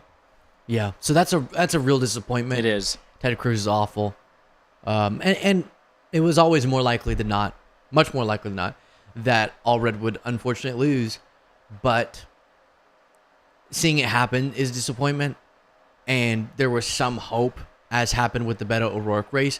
I'm not seeing reporting here on NBC News, but I would be interested if you can find. I'm sure we can find the live results, but what the margin currently is, because Beto O'Rourke, was it within 2 percentage points, right? It was at the beginning of this, as the votes were being cast. I saw it was about 2 percentage points, but all right, it seems to actually have widened quite a bit. Yikes! Wow. This isn't final, and it could be blue areas, or it looks like some of the blue areas are. Can you bring it up? Please show this. Are missing a lot of stuff, so I'm sure this gap's going to close a little bit. But right now, Cruz is comfortably. This is why Fox News projected that he'd win. He's comfortably winning, and that's just a huge disappointment. Texas does do a lot to facilitate this, unfortunately, Republicans in Texas, and it would have been really cool to get Ted Cruz out of the Senate. All right, now I'm going to go take a break, and can you reach this? Yeah. Just kind of, if you want to, mute and unmute and sure, do what you got to do. I will leave you with Josiah. Just contact me if he starts doing anything inappropriate. I'm going to unplug his mic. This is now the Josiah Pondering Politics show. I have now just absorbed the whole thing. If you want to pull the NBC feed up. There we go. And I'll unmute it. It's done. Look, I have it fresh off the presses right here from Buncombe County. The official results are in. First of all, they had a 73.69% turnout, which is almost their record high. It was 78 back in 2020. But considering everything that happened in Western North Carolina about a month ago, this is extraordinary. And the results are almost exactly the same as they were 4 years ago as well. It was 60-38 in favor of Kamala Harris for this county, which is about 140,000 votes. It was 59-38 back in 2020. This was not, however, your grandmother's democracy process, being sort of a fly on the wall to watch all this happen. Walk with me here for a second. So these are the tabulations that came out. These receipts, guys, were so long, they were strewn across this entire table. I watched as the board went through line item by line item to authenticate it for the unofficial results. There's basically a caravan of cars that comes in. They're all holding from each of the 80 precincts these thick orange cases that have flash drives in them. Bobby, who I'm told has been here with Buncombe County for generations, 70-something. Not that this has been the primary focus, but good news. Freshman Democratic Congresswoman Jasmine Crockett, she won her re-election, so we will see one of the best, most fiery, most passionate, and effective freshman Democrats back in the United States House of Representatives. And hopefully the Democrats will take the majority in the House, in which case she would be in the majority, in which case she would be able to flex her muscle even more, instead of being the underdog the way, unfortunately, so many House Democrats have had to be. So that's very good news. Dan Goldman, freshman Democratic congressman from New York, also retained his seat. State on our road to 270 map, the state of Illinois going to Kamala Harris. Let's go to Tom Yamas. You're in North Carolina, where we just heard straight from the horse's mouth. Buncombe County right there, Asheville. It's been through so much with Hurricane Helene, and Sam Brock had the poll results in his hot little hands. But were you calling him a horse? That's like, I'm not sure if you were or not. Sam's a tall drink of water, but he's no horse. He's a handsome man. So listen, along the lines of from what he was reporting, and I just checked out those Hurricane Helene counties, we can show you the ones that were affected by the floods. Let me go, hold on one second, here we go. So these were all the counties, the 13 counties that were affected by the floods, where people could vote in other parts of the state if they weren't able to vote in their home county. It's interesting, I was going through the numbers. It doesn't look like there's any kind of drop-off there. That's actually better news for the president, because there are more Trump voters out there in the western part of the state, with the exception of the blue dots. Minor aggravation, I can't stand it when they refer to Donald Trump as the president. He is the former president. I don't address him by his title at all. I don't call him President Trump, and I never will. He's the one exception to the rule. I'll refer to Reagan, Bush, Jackson, Johnson. I'll refer to every despicable president we've ever had, President Nixon. But Donald Trump is a breed apart, and I refuse to do that. I wish they would call him the former president. There, but the good news is there is vote in other places. Wake County, this is the capital, Raleigh, part of the Research Triangle. You can see Kamala Harris slightly overperforming President Biden with 76% of the vote. Whoops, that was a mistake. Let me go back to North Carolina here. Here we go. Okay. Right over here, Durham, this is where Duke University is. 85% of the vote is in. 81%, let's see how she did compared to Biden. Slightly overperforming there, and just over where UNC Chapel Hill is. Slightly overperforming there. Here's one thing, though, that Republicans have something to possibly celebrate. This is Nash County. This is Governor Roy Cooper's county. This is where he's from. It's sandwiched between Raleigh, Wake County, and the North Carolina Black Belt, where you have those counties with high percentages of African-American voters. It usually, almost always in the last few elections, has picked the winner. 2012 Obama, Trump flips it. Biden it went with Biden in 2020. That wasn't a correct pick. But today, Trump is on top. And you can see that's good news for him, considering that Biden took it in 2020. We're also watching New Hanover. This is Wilmington. You have a lot of people who have moved to the east coast of North Carolina, the coastal communities here. Only 5% in, but this is also one of those counties that has always picked the winner in North Carolina. Not enough vote in to even compare it. I do want to talk about the Triad. This is, again, sometimes the forgotten metro area, but huge population center for North Carolina. A lot of the historically black universities are here as well. Greensboro, Guilford County, 55% in. Let's see how she's doing compared to Biden. Look, she's holding her marks, so this is pretty good. I want to see how Trump's doing, though, in some of the rural counties where he has to drive up the vote. Robeson, look, only 23% in. He's overperforming there. I want to go a little closer to Charlotte. Union County seems to be doing okay. Again, this is along the southern border, right above South Carolina. Seems to be holding his own. Anson, 92% in. This is actually a big flip. Let me see what this looked like in 2016. So this is interesting. Clinton won in 16, Biden won in 2020 with 92% of the vote in. Trump is on top right now. Again, not a large county you're going to see. There's only about 10,000 votes here. But we're kind of reading the tea leaves and seeing where everything's at so far. Again, statewide, 63% in. This is the only battleground state that Trump won in 2020. That's why we're watching it so close. It was very close. It was his slimmest margin. 63% of the vote is in. We're still watching and waiting here in North Carolina. As soon as we can make a call, again, too early, you know we're going to project it, guys. Tom, you had a little something for everybody in that, no matter who you're rooting for. We got a couple of results to read to you right now. These are ballot measures. We saw the abortion measure go down to defeat in Florida. It had a 60% threshold. In New York, it passes easily. 71% of the vote is the margin there. We'll go to Maryland. There was also an abortion rights measure, and that easily passes as well. Both of those blue states. I'll bring Laura Jarrett into this conversation because we do have 10 states that have these ballot measures, and obviously Democrats have hoped that that would help their fortunes, and especially in these battleground states. New York, obviously not a place where people think of abortion rights under threat, but the initiative there was broader than just about abortion. It had to do with anti-discrimination principles more generally, reproductive health care a part of that, but it was also about pregnancy and the like. And so that's why it was even on the ballot in a place like New York. But you think about a place like South Dakota, a completely different story. We still have to wait to see what happens there. Arizona, a different story. Missouri, we still don't have enough in to be able to make a call on that. And forgive me, let's see if the brain's still working here at 9:45. You got a big set of cards there, this is a late night for the Today Show. But Nebraska has two measures, doesn't it? It does. 1 for, 1 against? 1 for, 1 against. And so we'll see how that so one shakes out. So which one wins? The one with the raw vote? The one that majority? has the one that has the majority. But we don't have enough in to make a call on that. And of course, there have been other states that went this road prior to tonight. Many states that had went this road and had been able to reach the threshold to pass it, Lester. That's why the Florida situation was interesting, obviously, as we've been discussing, different because of the threshold there. But you think about a place like Michigan, places like Ohio had managed to get it through in the past. We have another presidential projection here we can put up on the screen here and walk you through it. I see it as you see it. NBC News projects Donald Trump will take the state of Ohio with 17 electoral votes.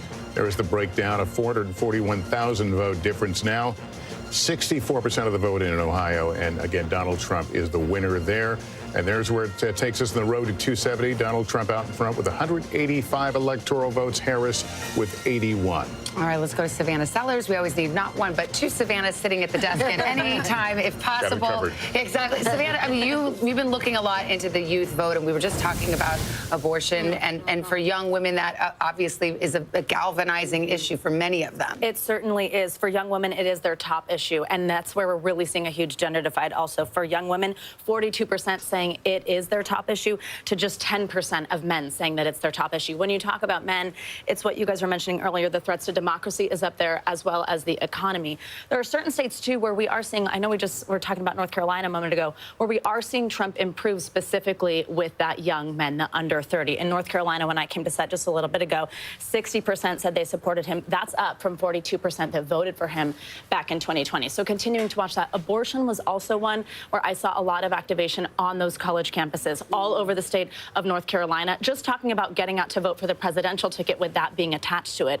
Of course, with the issue being attached to Harris and within Michigan, as well as in Arizona. Arizona's an interesting one, though, because, of course, as I'm talking to the expert when it comes to Arizona, but the state of ASU.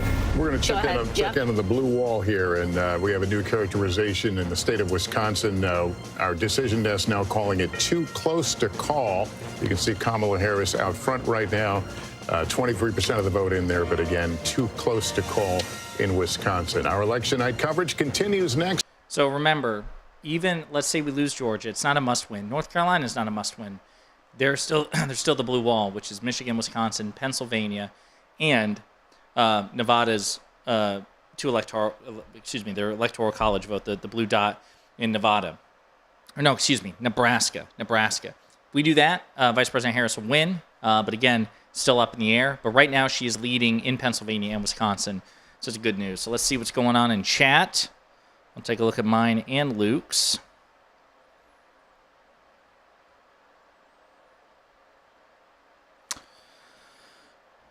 UK viewer here, trying to stay calm for you all, despite the red mirage. Yeah, this could be a red mirage. But again, here's the thing. We just don't know. In certain key areas, Donald Trump is overperforming. He is overperforming compared to 2020 and 2016 in some cases as well. So it's too early to say if this is a red mirage, right? Now, it's almost certainly a red mirage in the sense that I expect the gaps will narrow, but it's entirely possible for Trump to win on this. And that's why at this point, I just think it's so important to hedge, right? Also, on the other hand, we've seen, especially in those metropolitan areas around Atlanta, for example, back in Georgia, again, not a must-win state, but Vice President Harris is overperforming as well. So there's good news, depending on where you look. I would say right now there's more good news for Trump, but it's early in the night, and we expected that most of his good news would be front-facing, that it would be front-loaded. So if there's better news for Vice President Harris, it's going to have to be later on in the evening. How does this guy always underperform? It's discussing how appealing fascism is to people. I mean, listen.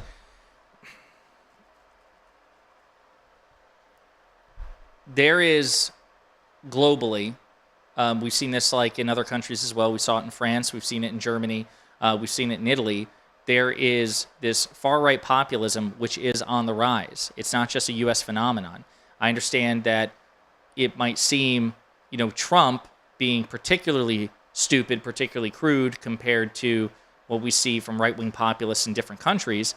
But again, it's a global sentiment. It's the same thing with the anti-incumbency sentiment as well. It's not just here. The vice president has such a steep mountain to climb. It can be done, and she's doing better than I think a lot of people expected, but it's a really tough hand to play. And it's kind of like with the Senate maps. The Senate maps that are up that Democrats have to defend, that's a tough map. Now, the next set of Senate elections are better for Democrats. Republicans have to defend more than Democrats, but sometimes this is the roll of the dice. This is a perfect storm for the right Republican candidate. And again, I think it says something that Donald Trump and Vice President Harris still have a competitive election, because if this were Nikki Haley, I think it would be a blowout, given the circumstances based on what we've seen so far, in favor of Haley. Let's go to Pennsylvania now. The Pennsylvania Senate race, incredibly competitive. Senator Bob Casey looking for a fourth term against Trump-backed businessman Dave McCormick. Again, this race still too close to call with 34% of the vote in. Oh no. Allred, former NFL star, making this a more competitive race than anticipated in red Texas. Senator Ted Cruz looking for re-election there. We'll continue to watch that. And the Senate race in Ohio, too early to call. Again, this is too early to call. Senator Sherrod Brown looking for a fourth term against Bernie Moreno. Let's take a look at how the spread is in the Senate. Republicans, again, have picked up one seat, with Governor Jim Justice winning that Senate seat there after Senator Joe Manchin announced he wasn't running for re-election. The Ohio Senate race, really significant, guys, and one to watch. All right, we've got a call on the Kansas. Okay, so that's obvious. Spoiler. We didn't know. I had no idea he was going to win Kansas. I just want to notify everyone, because everyone I know is waiting to hear how the food was going to impact me. I've never experienced such an energy boost. I guess my blood sugar was, because I'm like back. Are you? I'm so back. I need the Democrats to be back. Can you transfer some of that? Yeah. Did we learn anything? No, not really. No. I did hear, because I had this in, I could only hear when you would play clips. I couldn't hear you. Mm-hmm. And I heard, I got all excited again. because they said, and we are now ready to say, and then they switched. You don't need two labels. We're not ready to call. That's good. That's it. We don't need too close, too early. All these things. It's ridiculous. So that's still something I'm bothered about after. No. But other than that, I'm on the positive side of life after that delicious meal. Let's see. Got my mug.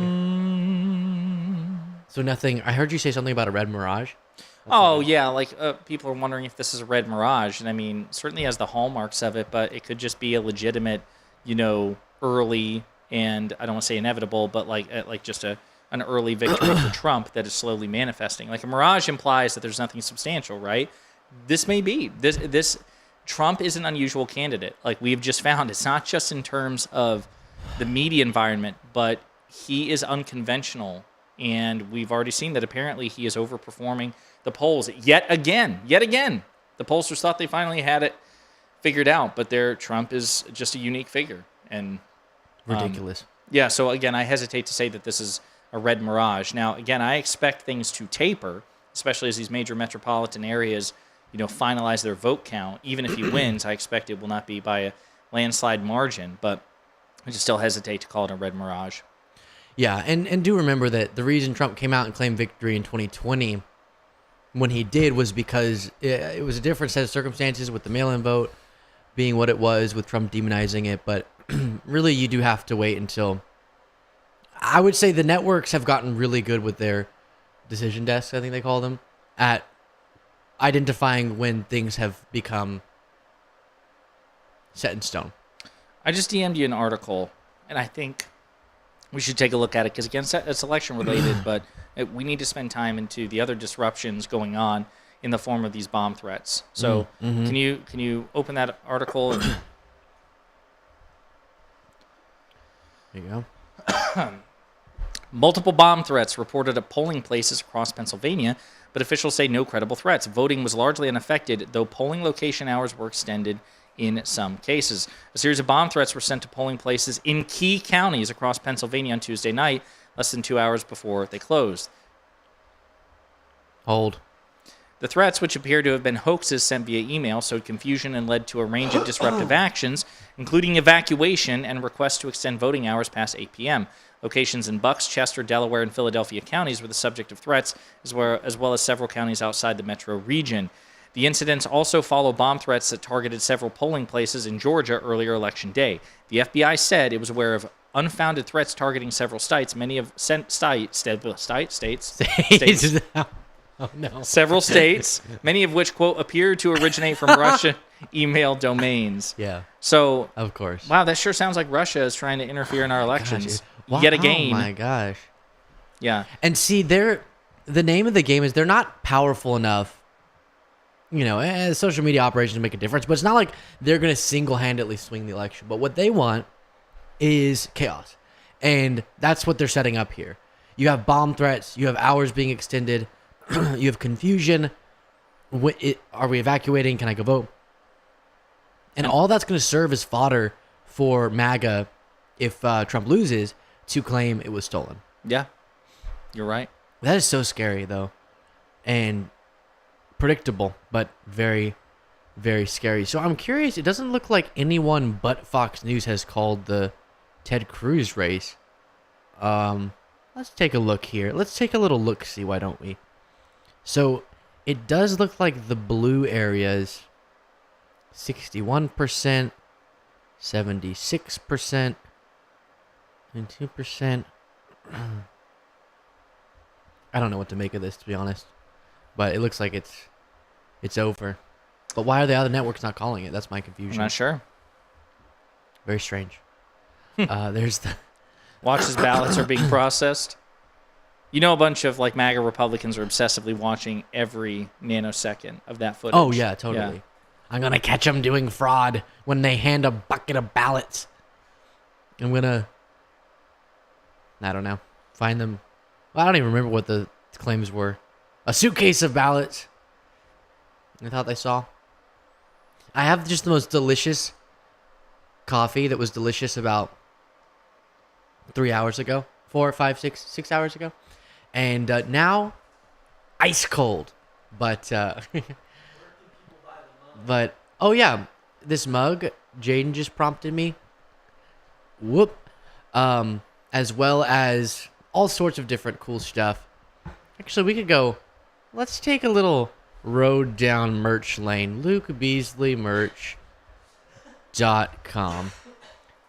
Even if you're a Josiah fan, you're still allowed to go buy merch here. No, you're not. Yeah, you are. Of course I you will are. have mercy. So here's a site, LukeBeasleyMerch.com. In honor of the election, we do have a lot of Cole designed all of these. Look at that. So cool. We do have a lot of election-themed merch. But if you go far enough, you have non-election merch. Since the election's about to be over. Why do I see a MAGA hat on there? I'm just and here's our more generic. You could see on the lower third chyron, you see our logo, the Luke Beasley Show logo. It just now occurred to me, the diagonal slash through the B. I just now saw that's an L. That's an L and a B. For the first time, I just thought it was a B the whole time. Oh yeah, an L and a B. Yeah, do you know why? Do you know why though? Because your name is Luke Beasley. Okay. No, excuse me. A lot of people have said that it takes them forever because it just looks like a B. But it's pretty cool, huh? It is cool. Yeah. I'm going to give Jaden and Cole credit for that. They probably came up with it. All sorts of different things. Let's see. What has been popular? Well, the election theme merch has been popular. But in terms of this stuff, is it just 4 pages? There it is, yeah. So you can get sweatshirts. I think sweatshirts are popular. Different colors. It's very great. You can get a bucket hat. I'm not a huge bucket hat person myself, but if you want, we should. The only thing we don't have here is underwear, undergarments. So we'll be working on that. I know a lot of people are waiting for that. So that's LukeBeasleyMerch.com if you want it. Very exciting. We are 1 minute away from Nevada polls closing, which means we will be still waiting, but we might get some data, which is exciting. But that's all but disappeared. And as you mentioned, a Republican won statewide office, the governor's race in 2022. It's also one of these states with an abortion ballot initiative as well, and a state that the Trump campaign believes you could see some ticket splitters on that. And it's a competitive Senate race in Nevada as well. We talked about the fact that some of these Senate races, if you rewind about a month ago, weren't so competitive. It is incredibly tight. Senator Jackie Rosen looking for another term. Look, if the way so far that Donald Trump's performing tonight versus Harris, this really is an indictment of the Democratic Party for the last 3 years. Because you want to talk about Nevada, you talk about the voter registration advantage.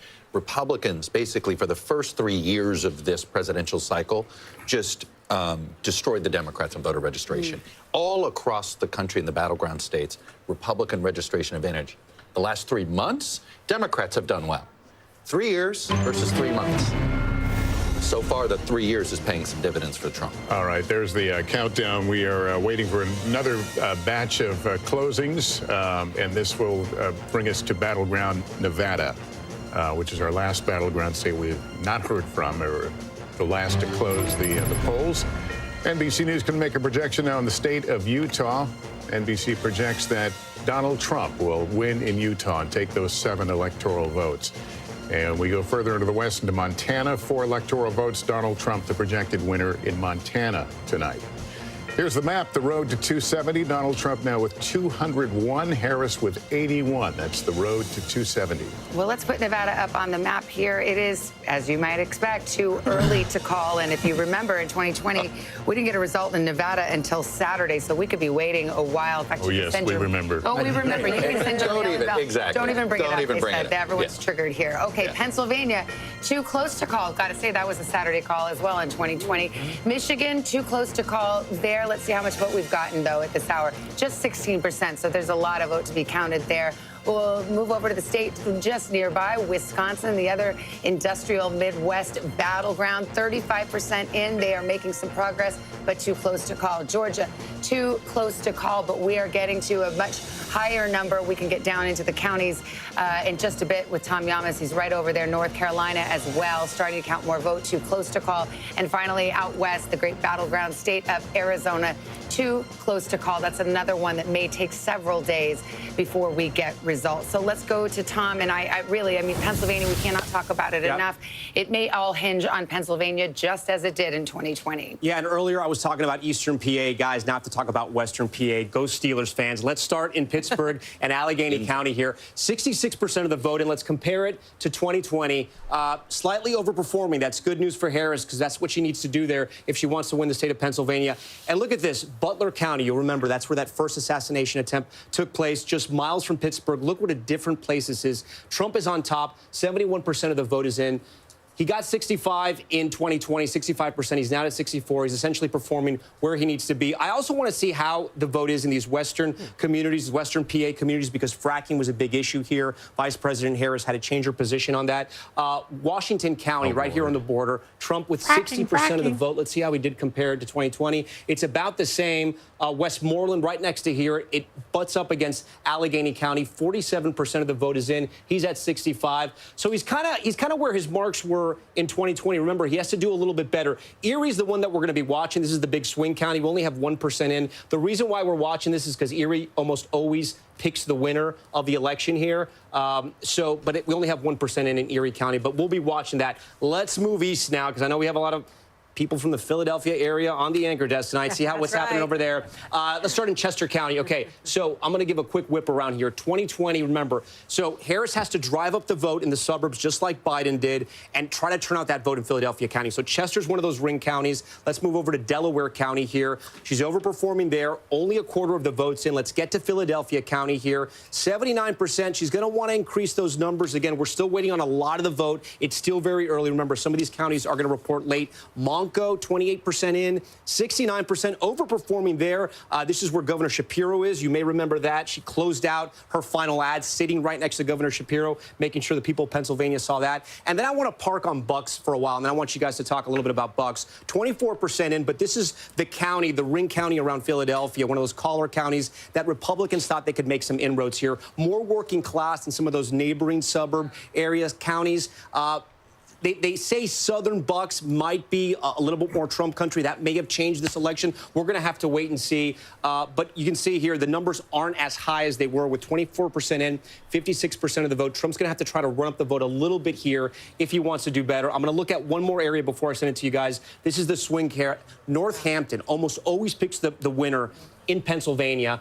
This is Easton. This is Bethlehem. That's that whole Lehigh Valley area there. Biden was at 49. Harris is right there. Look, guys, it's tough to draw any kind of information on who's on top or who's lower right now. Still too close to call.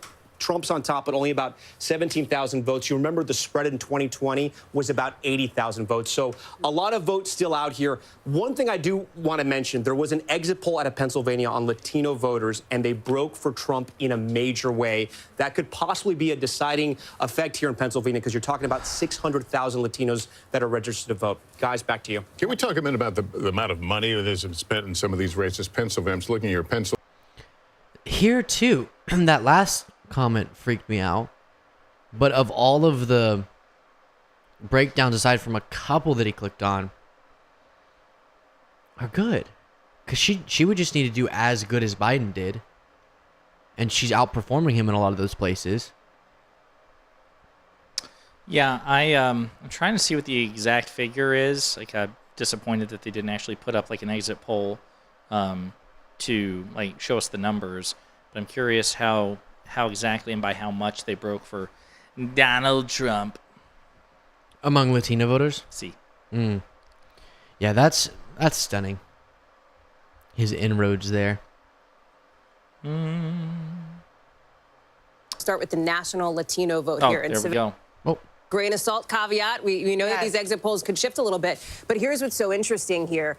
It is Kamala Harris, of course, the vice president, who is winning the Latino vote over former President Trump, 53% to 45%. This is nationwide. But the number that you want to look at is this 45%. That is because of the overperformance of former President Trump nationally among the Latino vote. And you can see it here. He's 45% this year. 2020, I mean, this is a double-digit plus overperformance from where he was just 4 years ago. And if you get into some of these key battlegrounds, Tom mentioned Pennsylvania. We were just talking about Nevada. Look looking at my clock where the polls closed like 7 minutes ago. It is a similar story here. If we can pull up Nevada, you can see Latino voters, about 17% of the electorate there, broke for Kamala Harris, 48% to Donald Trump, 46%. But again, it's about the overperformance. He is doing better with this group than he did 4 years ago, again, by a double-digit margin over the course of 4 years. So as I walk back to the desk, I will tell you, this is something, and Chris and I know will back me up on this, as we've been talking to our sources around the Trump campaign. What did we hear again and again? That they thought they were going to overperform with Black and Latino voters. Yep. Latino men, an interesting and important story here tonight, guys. I want to bring in someone from our insider's desk right now. Jim Messina was campaign manager for President Obama's re-election in 2012. Jim, what are you seeing here right now, and what are each of the sides telling themselves based on this data? Yeah, it's a great question. So Tom just showed the most important two counties that I'm following in Pennsylvania. Early vote in Allegheny County, Pittsburgh, better for Harris than expected. Then you look at Bucks County. When I was Obama's campaign manager, I was obsessed with Bucks County. And so far, it's looking like very early numbers, but she's doing really, really well. We talked about the Latino vote. That is a very scary number for the Harris campaign, and they're going to want to do better. But the thing around the exits that we haven't talked enough about is really the senior vote. Kamala Harris is doing better with white seniors in the exit polls and in some of the early results than expected, than a little bit better than even Joe Biden. You'd rather have those much more high propensity voters and a lot of a bigger overall number with those seniors. So those are three things that I'm seeing very early that make her campaign pretty happy. But in general, Trump is running up numbers in rural better than he did in 2020, which has to concern the Harris campaign. And we talked a lot about young men who are breaking for Trump. We saw the MAGA hats and some of the long lines at the universities. Yep. Is that unexpected to the level of the lines you're seeing? I think both sides have a little bit of excitement here. I've talked to Harris officials in the last hour who say, look at the lines in Penn State, look at the lines in Arizona, look at the lines in the Philly college campuses. They feel really good about their ground operation. They have the best ground operation person in American politics, and Jen O'Malley Dillon is the chair, who has built a billion-dollar field campaign for this moment, and they're really going for it on the college campuses, and they kind of need it right now. Jim Messina, good to see you. Thank you. All right, we've got a winner to announce. Kamala Harris takes Colorado as expected. Used to be a battleground years and years ago, but has really trended to the Democrats in the last couple of presidential cycles. And here's how it shakes out. With 54% of the vote counted in Colorado, they vote by mail, and those ballots get to be counted quite quickly. So we see that Kamala Harris will take Colorado, so we can fill out the map just a little bit more as we lay out the road to 270, but those big battleground states, we have yet to call one of the battleground states for Kamala Harris. Right now, her best path remains those three industrial Midwest states, Pennsylvania, Michigan, Wisconsin. Donald Trump flirting with Georgia and North Carolina and perhaps Arizona and Nevada. It'll be a while before we get results there. We've got Garrett Hake, who is at Trump headquarters in West Palm. And Garrett, what's the mood there? What are you hearing? Savannah, I've been talking to Trump campaign officials, and look, we all know the cliche on election days where you hear campaign sources say they're feeling cautiously optimistic. What has happened in the last half hour is my sources have stopped using the word cautious to describe their optimism. They are feeling increasingly confident as more and more votes come in, despite the fact that no battlegrounds have been called, that their theory of the case is being proven correct. And what I mean by that is the Trump campaign set out at the beginning of this race to expand the Republican Party. They knew they couldn't win with their old coalition. They had to get more younger voters, more black voters, more Latino voters, even by small amounts, to join their coalition. In the battleground states, they are seeing that happen. And if it does happen, it would be a historic realignment of the parties. Now, again, none of these battlegrounds have been called, but with all the battleground states now closed, the voting is done, except for the folks who are waiting in line. They feel like there's not much else left for them to do but watch and wait in an increasingly optimistic atmosphere, both here at West Palm Beach and at Mar-a-Lago, where Trump and his closest allies, friends, and family are watching the results come in. Savannah. All right. Thank you, Garrett. All right. Let's go with Peter Alexander now. He's with the Harris campaign in Washington, D.C. What's the optimism level there tonight?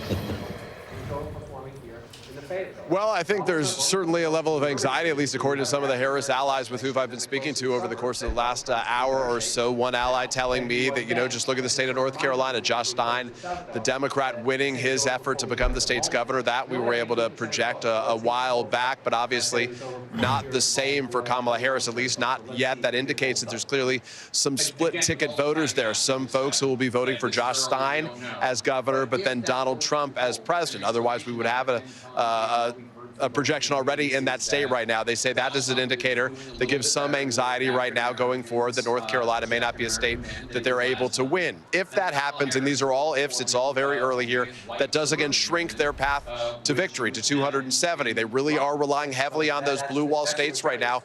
And one of those key states obviously is Pennsylvania, the biggest prize of them all with 19 electoral votes. I spent many of the last several days up there, and I was in the urban centers where the Harris campaign put a lot of its energy, including in Philadelphia, and particularly in places like Philadelphia where they were sending buses up there to knock on doors to help swell the number. They're really relying on big numbers in places like Philadelphia and the collar counties that surround it. They need to run up the numbers among some of those suburban women in particular, the suburbs more broadly right now, and in Philadelphia. So that's where a lot of them are hanging their hat, at least according to the allies I'm speaking to right now. We're going to keep a close eye on that as this night progresses. All right, Peter Alexander, thanks very much. I think we have a call now in the Texas Senate race. NBC News projects that Ted Cruz will retain his seat again in Texas. Democrats have taken some big swings in recent years in Texas, but unable to land a haymaker. Colin Allred will come up short tonight in his bid to unseat Ted Cruz. Let's go to Chuck on this because, Texas is the white whale for Democrats. Chuck Schumer, the Democratic. Okay, yeah, so them officially calling it. Ugh, Ted. The least liked Republican senator, maybe just the least liked senator, period. Yeah, he gets another term. Yeah, that one's disappointing. Yeah, but I tried not to, just so I don't have perpetual heart attacks, I wonder what his margin is compared to Beto O'Rourke's, because he was doing better in the polls against Ted Cruz than even Beto was for his 2018 run. So, yeah, and I'm curious. I'm curious of the split in a lot of these states. They mentioned the Stein gubernatorial race, but that one's hard because, some of these are so hard to derive meaning from, but figuring out where people are vibing with their state Democratic Party, but then not the national, and figuring out why that is. Part of it is because the propaganda is focused on the national level, and so it shows you have these really popular Michigan governors, in part because they're not subjected to the same Fox News propaganda machine type thing, and so they're able to get their message through more clearly and accurately. But it's interesting. A lot of people approve of the way their state economy is going and think they're doing better in their state economy than before. And, oh, look at this. Also, Brooks will win. And there's against Larry Hogan, former governor. Difference 171,000 votes there. So it took a while, but we finally got that confirmation that Angela Also Brooks will be representing the Democrats in her state of Maryland in the United States Senate. Just wanted to say, super chat here. What's obvious so far, there hasn't been a big swing either way. And also, women coming out for Kamala hasn't happened. Disappointing. It'll go back to Kamala winning. All this shows is the low moral compass of half Americans. Very worrying. I mean, listen, all this data is so just like it's scattered around right now. And I will be interested in the final margin. Exactly how the demographics break down, but Vice President Harris, is experiencing an historic gender gap. Like, she's benefiting from it. So we are seeing excellent performance by women in this country, at least from the data so far. It's just that Donald Trump has also increased his support among men, right? And yes, there are more women in this country than men. Women tend to vote more reliably than men, but it's not like 70-30, you know what I mean? So we'll need to see where she is deficient with other cohorts and he has overperformed. So it sounds like in some areas, For example, she has lost Gen Z support, and Donald Trump has gained it. Donald Trump, in certain key areas, has significantly increased his support among Latinos, even after the Puerto Rico comments. I know that there was some preliminary information coming after that Madison Square Garden rally suggesting that he was hemorrhaging support. But again, it's also, these aren't monoliths, right? So it's entirely possible that in certain states, Donald Trump, in exit polls show that Donald Trump has increased support among Latinos, but in the key areas, like perhaps in, let's say, Pittsburgh or Philadelphia or whatever, that it's not enough to overcome her advantages either. So I guess what I'm saying is you can't necessarily project for either of them, nationwide or even statewide advantages with cohorts, because now we're getting so granular, it's coming down to specific counties and specific areas. So that's why, we're just talking about this as stuff comes in, but I am not comfortable making any predictions at this point, especially with how, I don't even know where Iowa is. We had that Seltzer poll. Mm-hmm. Have we heard anything about Iowa? He's reviewing some Iowa stuff. Oh, there he is right there. Back, yeah, let me go back a little bit and see if we can, because I agree. It'd be interesting to see if that... With Kristen Welker. It was a huge headline, right? Yes. People woke up on Sunday, and according to the Des Moines Register poll, Harris was up by 3 points within the margin of error. The politics desk just pointed this out to me. Let's dig in, because we have some voting data now. 45% of the vote is in, but let's look at Polk County. This is the biggest county, the most people. This is Des Moines, the capital here. So she's on top, 55% to 43%, 94% of the votes in. But look at Trump's margins. Trump's actually doing better than he did in 2020.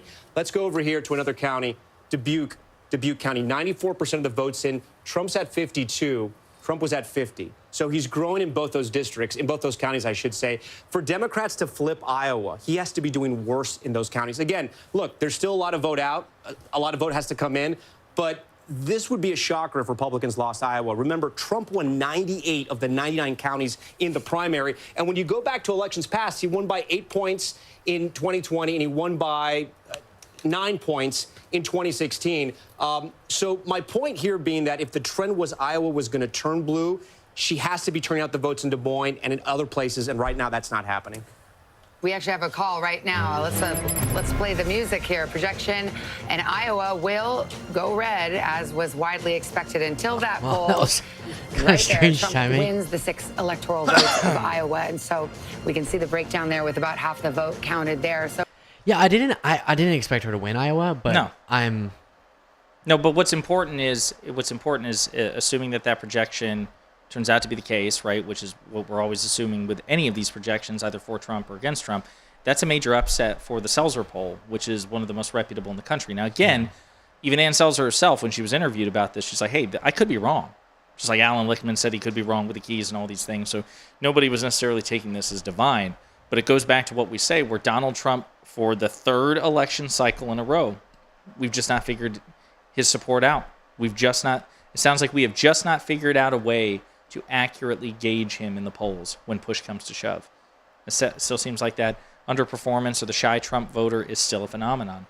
Yeah, I really do need to see more data to feel any different than I did 4 hours ago. If y'all noticing my mood is only a matter of me getting tired. I feel the same because we just keep getting good, bad, good, bad, good, bad. But regardless of that, how I think it would turn out, going over some of this and seeing it in black and white, it makes me so mad at people that he could do that.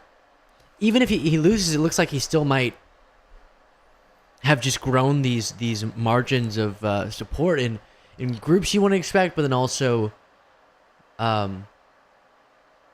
in places you wouldn't expect. And guys, people, what are you doing? What are you doing? Do you remember? Don't forget. Yeah, it'll be interesting when he left office. I also want to already start my post-mortem, what went wrong, what did we do wrong, what did we not understand. But again, I think it's premature because we still don't know what the results are. Again, if she wins the blue wall, if she gets Michigan, Pennsylvania, Wisconsin, and the blue dot in Nebraska, then it's over. She wins, even if he takes Georgia and North Carolina and Nevada. So again, I think it's premature, but I think every party, win or lose, should engage in introspection and really reflect on what it is. Because I'm not one of those people who say that it's just the candidate's fault. Everybody has agency here. It's the voter, and it's the candidate, and it's the party. And some of these things, you can't always overcome certain challenges. So again, I say with the perceptions on the economy, the anti-incumbency sentiment, some challenges are insurmountable in the moment. You know, let me put it like this. No campaign is perfect, but I think we will look back on the Harris campaign, win or lose, and say that it was an expertly run campaign. Every decision they made was sound, even if in hindsight it might have been the wrong one. Does that make any sense? Like Yeah, it makes sense. There were no major missteps. Like, for example, I was very surprised and very pleased when Vice President Harris selected Governor Tim Walz, who for those of you who watch my channel, I've been praising Governor Walz for a year and a half, because to me, not just is he super empathetic and he has the right priorities, but he understands how to wield power. He has a 1-seat majority in one chamber of Minnesota's bicameral legislature, and yet he has gotten so much done. Free school, lunches, he's legalized marijuana. I mean, just the list of all the progressive accomplishments under Governor Walz has been tremendous. And with a 1-seat majority, this is a guy who's like, hey, listen, if I'm in the majority and you're not, and we can't work together in good faith, I'm going to get my way because I'm in power and you're not. That's an attitude that, by the way, the Democrats have really struggled to really embrace. So she has taken some risks, and I think, we should have rewarded her, and hopefully will reward her with the White House. But I don't see any major, thinking about it now, even if she loses, do you see a major mistake? Like, some people might say she should have tried to recruit Governor Shapiro as her VP instead of Governor Walz. Yeah, I think if she loses Pennsylvania, of course, but to your point, I think it's really perfectly said that you have these decisions that you can identify as sound, reasonable, even if retrospectively, once you know the results, you would say, well, we could have done this differently. Of course, you can always do that. But I do think she was thinking a lot about who would serve as an effective vice president. And it seemed like even Shapiro saw his role better fulfilled in Pennsylvania, staying as governor, while Walz really felt like he could be a supportive vice president to Harris. And he also has, even more notably than Shapiro, just that record. And so for Harris, you got to win, but then you got to govern. And I think Walz has a lot of experience to do that. So especially if she wins, I think we're going to see that decision paying dividends. But yeah, that'll be the big one people will criticize. But you'll have others. You'll have Gaza being brought up by people saying she incorrectly handled that issue. And can I just say on this, this is a big one right here. So I just want to say, not necessarily Gaza, but just the relationship with progressives. I am worried that if Harris loses, what we will see from the Democratic Party in subsequent electoral cycles is a push to the right. That's my concern. That's why, again, I loved the fact that she picked Governor Walz because he was the most progressive of the Democratic vice presidential nominees. But why wouldn't the Democrat, if it turns out that we lose in part because progressives didn't turn out, right or wrong, I believe Democrats are going to go, okay, well then we should just lean further to the right and try to court even more Republicans. You know what I'm saying? Maybe so. Yeah. Especially given how, especially on domestic issues, how progressive the Biden-Harris administration has been. Politics is transactional, and that's why, listen, I supported the uncommitted movement, particularly in the primary. If you disagreed with the Biden administration with respect to its Gaza policy, you have every right to withhold or threaten to withhold your vote in exchange for concessions. Perfectly reasonable. You have the right to do that. You have a right to say, hey, I will give you this, but you must give me that. But I also believe we don't want to send the wrong signal to an administration which on domestic issues put Lena Khan in charge of the FTC, has a really progressive National Labor Relations Board, had the COVID stimulus, for example. I mean, some people were suggesting that Biden was being too generous with the next round of COVID stimulus checks instead of leaning into austerity economics, like Larry Summers and these like conservative economic gurus were like, no, don't look out for the American people if they have to, if like Larry Summers, for example, has said that, sometimes we just need a high unemployment rate to avoid concession. Okay. Biden said, no, we need to look out for the American people and we'll have a soft landing. And he did. I guess my point is, if we don't win, I think that a lot of Democrats were going to say, you know what? We tried the progressive thing. We at least did quite a bit of what you asked. You didn't turn out. So we're going to go lean more into like the neoliberal or like neocon sort of approach to things. That's my concern. Yeah. I'm curious to hear this Wisconsin breakdown. Oh. Me too. Muted. Think of 20,000. That was the vote difference in both 2016 and 2020. That's what decided the vote. Trump won in 2016. Biden flipped it in 2020. Right now, 47% of the votes in. We want to dive a little deeper and look at some of these counties. We're going to start with the biggest one, Milwaukee. Again, we're still waiting for a lot of the vote in Milwaukee. We're expecting this a little later in the night. 51% is in. Let's see how Harris is doing compared to Biden 4 years ago. She's down about 3 points, 3 or 4 points, 2 points, actually, we should say. But we're still waiting on the vote there. Let's go over to Madison. This is Dane County. This is where the University of Wisconsin is. This is one of the fastest growing areas of the state here. 75% for Biden in 2020. She's 2 points down, but again, 75% of the vote is still out. Let's talk about the Republicans now. We talk about the WOW counties. These are the counties around Milwaukee. The first one, Waukesha here. Trump's at 59.6. 77% of the vote is in. He's slightly underperforming by a percentage point or two. Let's go over here to the O and WOW, Ozaki, 55. He's at 54. So, a slight change, but almost around the same margins. And then Washington doing much better. 50% of the vote is in, 49. He was at 68 in 2020. He's now up to 70. The other part where they do well in the other part of the state, in Green Bay, it's called the BOW. So, yes, it's the BOW counties and the WOW. Bow wow. I know that's pretty funny, but maybe it's not that funny. Anyways, Brown is Green Bay. It'll pass. Trump is 52%. He's up big time here, but again, only 33% of the vote is in, and there are a lot of Democratic votes in Green Bay as well. We're going to come down here to the O and BOW, Outagamie, 54-57. Again, he's overperforming there. And then finally in Winnebago, 36%. I want to show 2 more counties you guys may have heard of, you may not have. Racine, these are suburbs of Milwaukee, getting closer to Chicago. These were counties that Trump flipped from Obama, and then he held them 4 years later.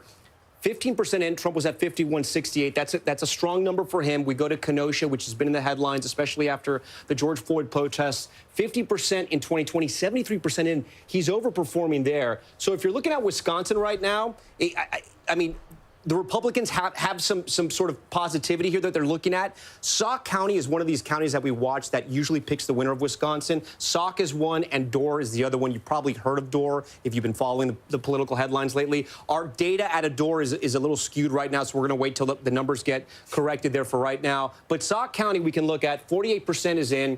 Biden won this in 2020. Trump won it in 2016, 47-50. You can see Trump's overperforming there. But again, still a lot of the vote is out. We're going to have to wait and see and what happens. And in case you're wondering, Sauk County, home of the International Clown Hall of Fame. So if you ever want to go down there and you're near Madison, drive over to Sauk. We're getting to the witching hour. We got the fact alert. Fun fact alert from Tom. I welled at and So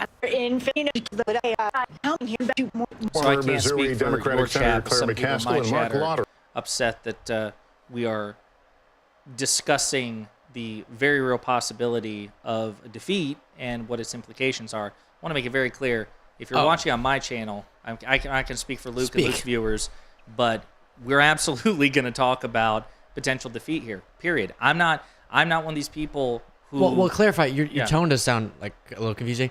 Just so y'all know, we're just filling 7 hours of content. We're just talking about. We can go through now what the takeaways will be if Harris wins. I still think we're about where we were likelihood-wise, like earlier. Yeah, again, all she needs to do is win the blue wall. Yeah. If she wins Michigan, Pennsylvania, Wisconsin, and the blue dot in Nebraska, then it doesn't matter what's going on in all these other states. Yeah. Again, we could give them North Carolina and Georgia. So victory is very real here. Yeah, but this is a 8-hour stream, 9-hour stream. And so, we got to talk about the possibilities, and I want to apologize for that. And I hope you guys understand, because this is a coin flip election. And nothing's going to change that. Yeah. I'm curious what those folks think we should do with our mouths all this time. I guess just say that we're definitely going to win. Oh, yeah. Yeah. I mean, we've said I think anyone who's definite on either end, especially people who have been for a while, it's a little silly because that's impossible to know for sure. And so I will say, we talked a lot about the potential of a Harris victory already, and one of the takeaways that I'll have to placate those folks, I do want to say, do you think the Republican Party, just circle back to this because I'm sure we have so many different people now than when we originally talked about this 6 hours ago. Do you think the Republican Party will do a post-mortem? Do you think they'll adjust, moderate anything? Or are they just beholden to that, like, what is it, 60, 70% of the party that is Trumpian? And even if Trump goes, they'll look for a different MAGA person?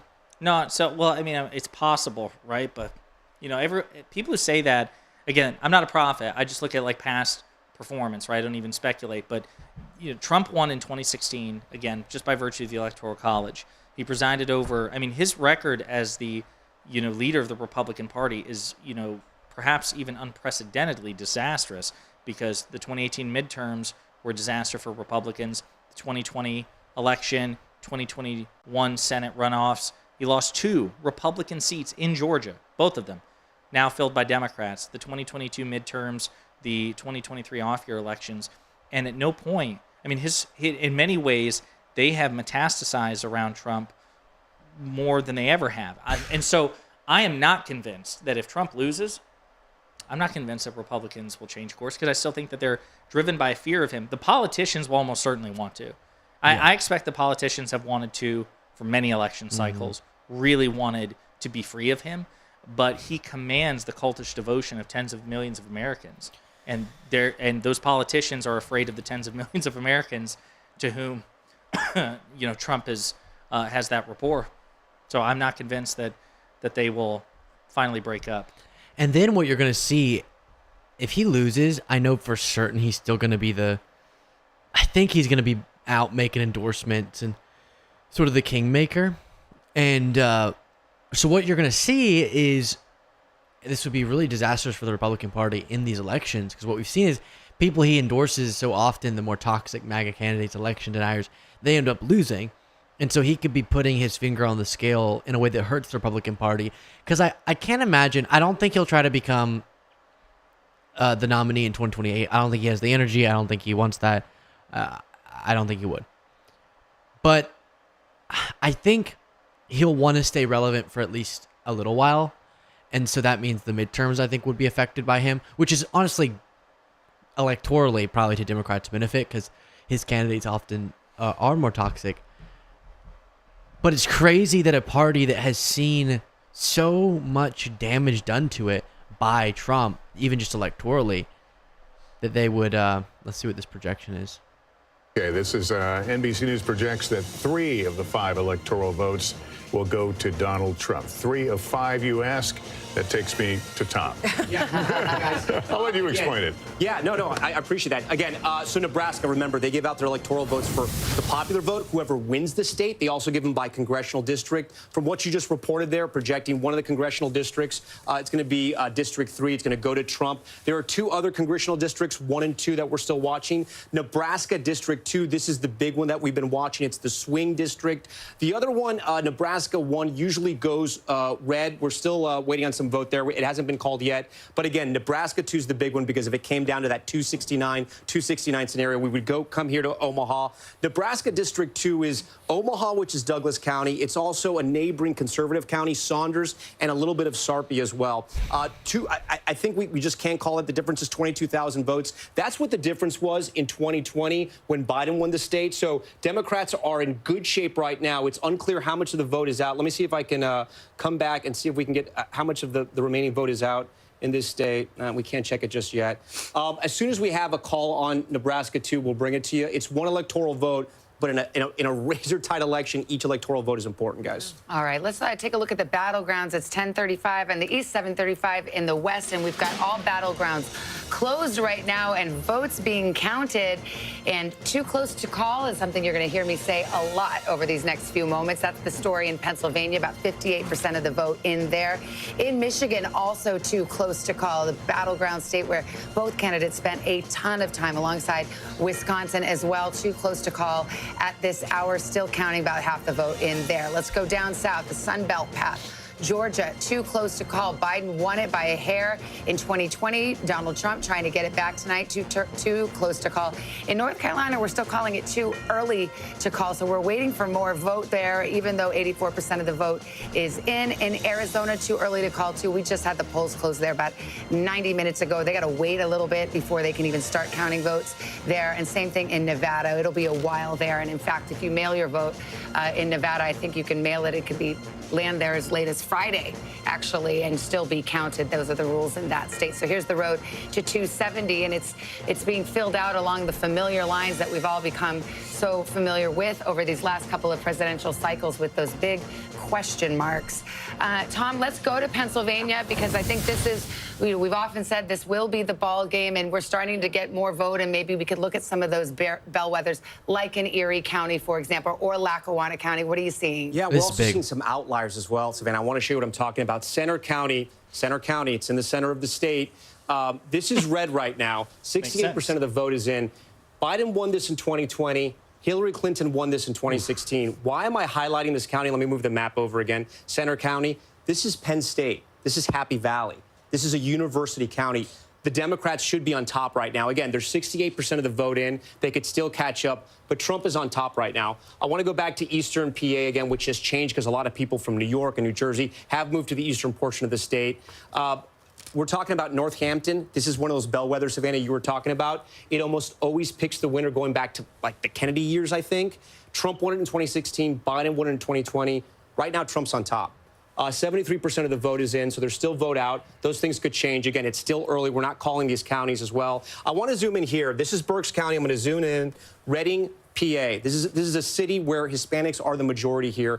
92% of the vote is in. Trump is up at 56. It's not a huge surprise, but what it shows is that he's overperforming. He won this county in 2016 and 2020, and tonight he's overperforming. Again, some of that vote is still out, but we're watching that. Finally, I want to look at Scranton right here, okay? Lackawanna County.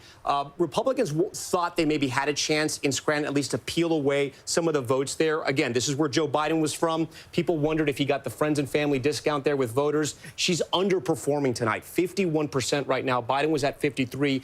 In a state where it could be determined by 40,000 votes, 80,000 votes, every little bit matters.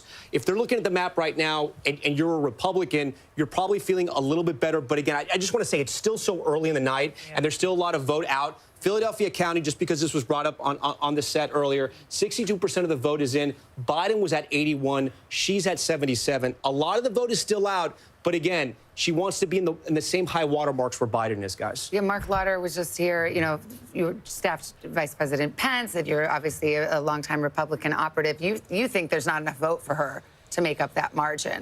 Well, there's still a lot out there. I'm just saying all of these things start to add up. It's like death by 1,000 cuts. And so if you drop 40,000 votes in this state, maybe 6,000 or county, this 6,000 in another, next thing you know, you run out of options. I'll leave it to the brilliant minds in the decision desk to figure out when that happens. I'm not nearly that good at math, but it's starting to look a little more encouraging. And when you see the Latino vote come in, when you see some of the closing of the gap with the young voters, it's starting to add up. Well, let me just jump in on that, because there are several places, and we're starting to now at this point in the night get some trends across battlegrounds when it comes to exit polling, with all the necessary caveats that you have heard by now.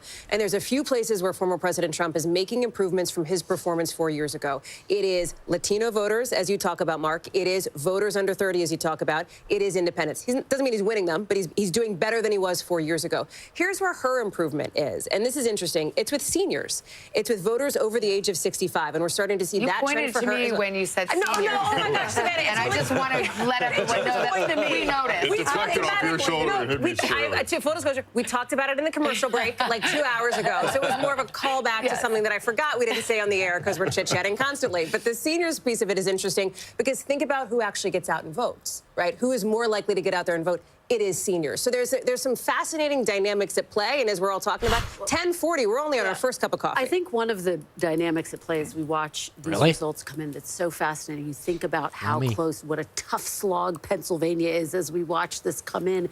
And you think about that decision that she made to have Walz as her running mate, as opposed to Governor Josh Shapiro. So as we watch this come in, and even on the day that she made that announcement, a lot of people questioned, what would Pennsylvania look like with Shapiro on the ticket? And Governor you have Shapiro, to think folks are thinking well, about I mean, that. if she loses Pennsylvania, you can guarantee that story is already being written. I mean, Senator McCaskill, Josh Shapiro has, even in pretty red counties, is a very popular governor. He is, but so is Tim Walz in the Midwest. And I think what her decision was, one of judgment, where she looked at somebody who had a resume just like hers, and she looked at someone who was much different. He wasn't Ivy League. He wasn't all smooth. He was relatable and a coach and somebody who really kind of oozed Midwestern relatability. And I think that's, she thought, was an add plus as opposed to just a mirror of who she was. And, I don't know if it was the right call or not. I think they're both terrific people. Either way, they're going to be around. Shapiro's not going anywhere. You may see him on a ballot in the future. Yeah, I'm just going to call it out. You sound like you see the end here.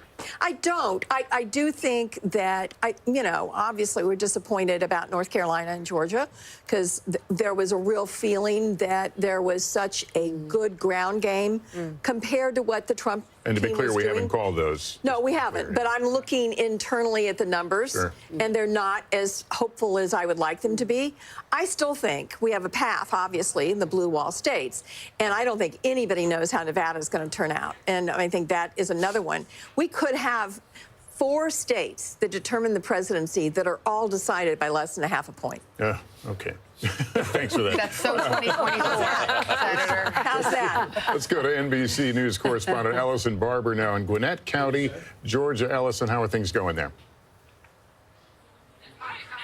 Hey, Lester, so we're starting to get initial numbers from the early voting in this county. Initially, they were a little delayed in uploading some of those to the public because they said they were having difficulties with their software of getting a clear image. They were going line by line with a Republican watcher, a Democrat watcher, and other election officials getting those votes up. But now they have those reported, and based on the percent of early votes that are out, Harris is leading in the early votes that they have tabulated in this county so far. But still, they haven't counted any of the precincts that reported today. That process still happening here. So you see these people coming in. They're all people who have come from the different precincts in this county. There are 156 precincts in Gwinnett County.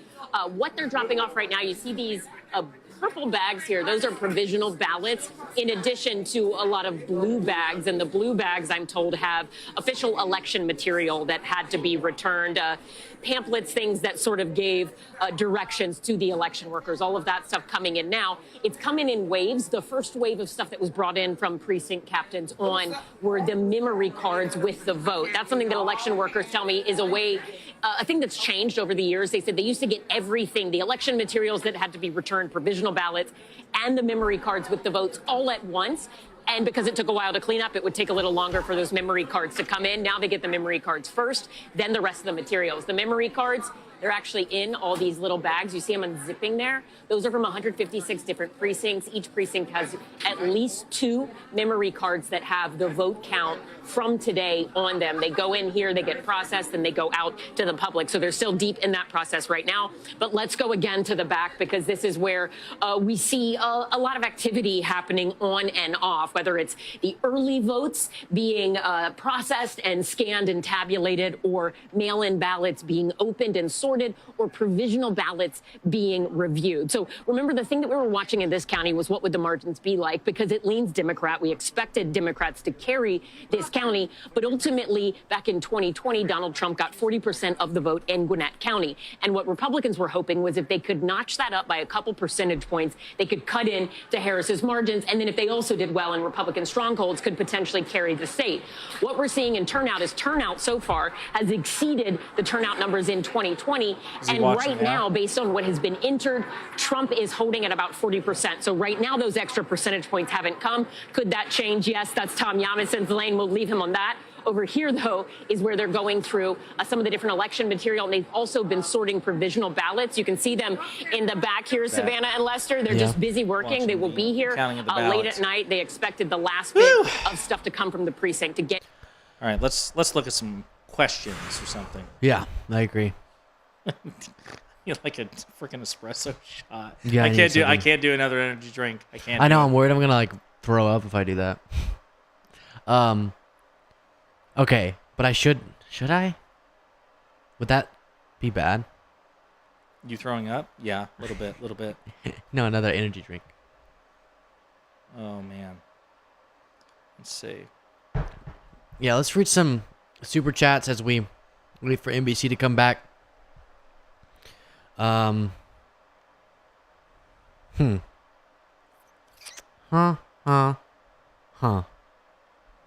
I actually don't have mine pulled up. Do you have something? Yeah. Let's go here. We'll look at one of mine. By the way, please be sure, if you have not, like and subscribe, not just to my channel, but also to Luke's. Trying to get him to 1 million subscribers. Let's see. Georgia was called? Somebody said Georgia was called? That's in chat. Was Georgia called? Did you see it there? It has not been reported on here, but if that's the case, when we come back from break, it will definitely be what they lead with, and they're coming back from break in 45 seconds. So.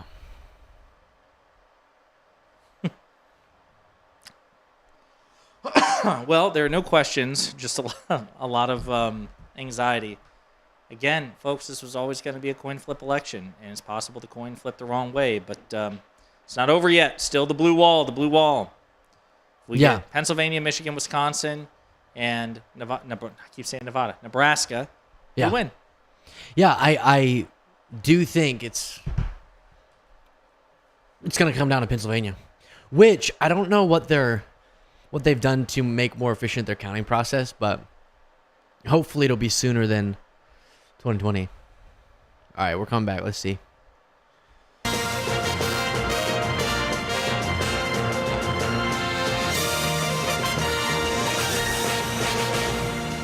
So far, no calls in any of the battleground races as you see Rockefeller Plaza here on this election night.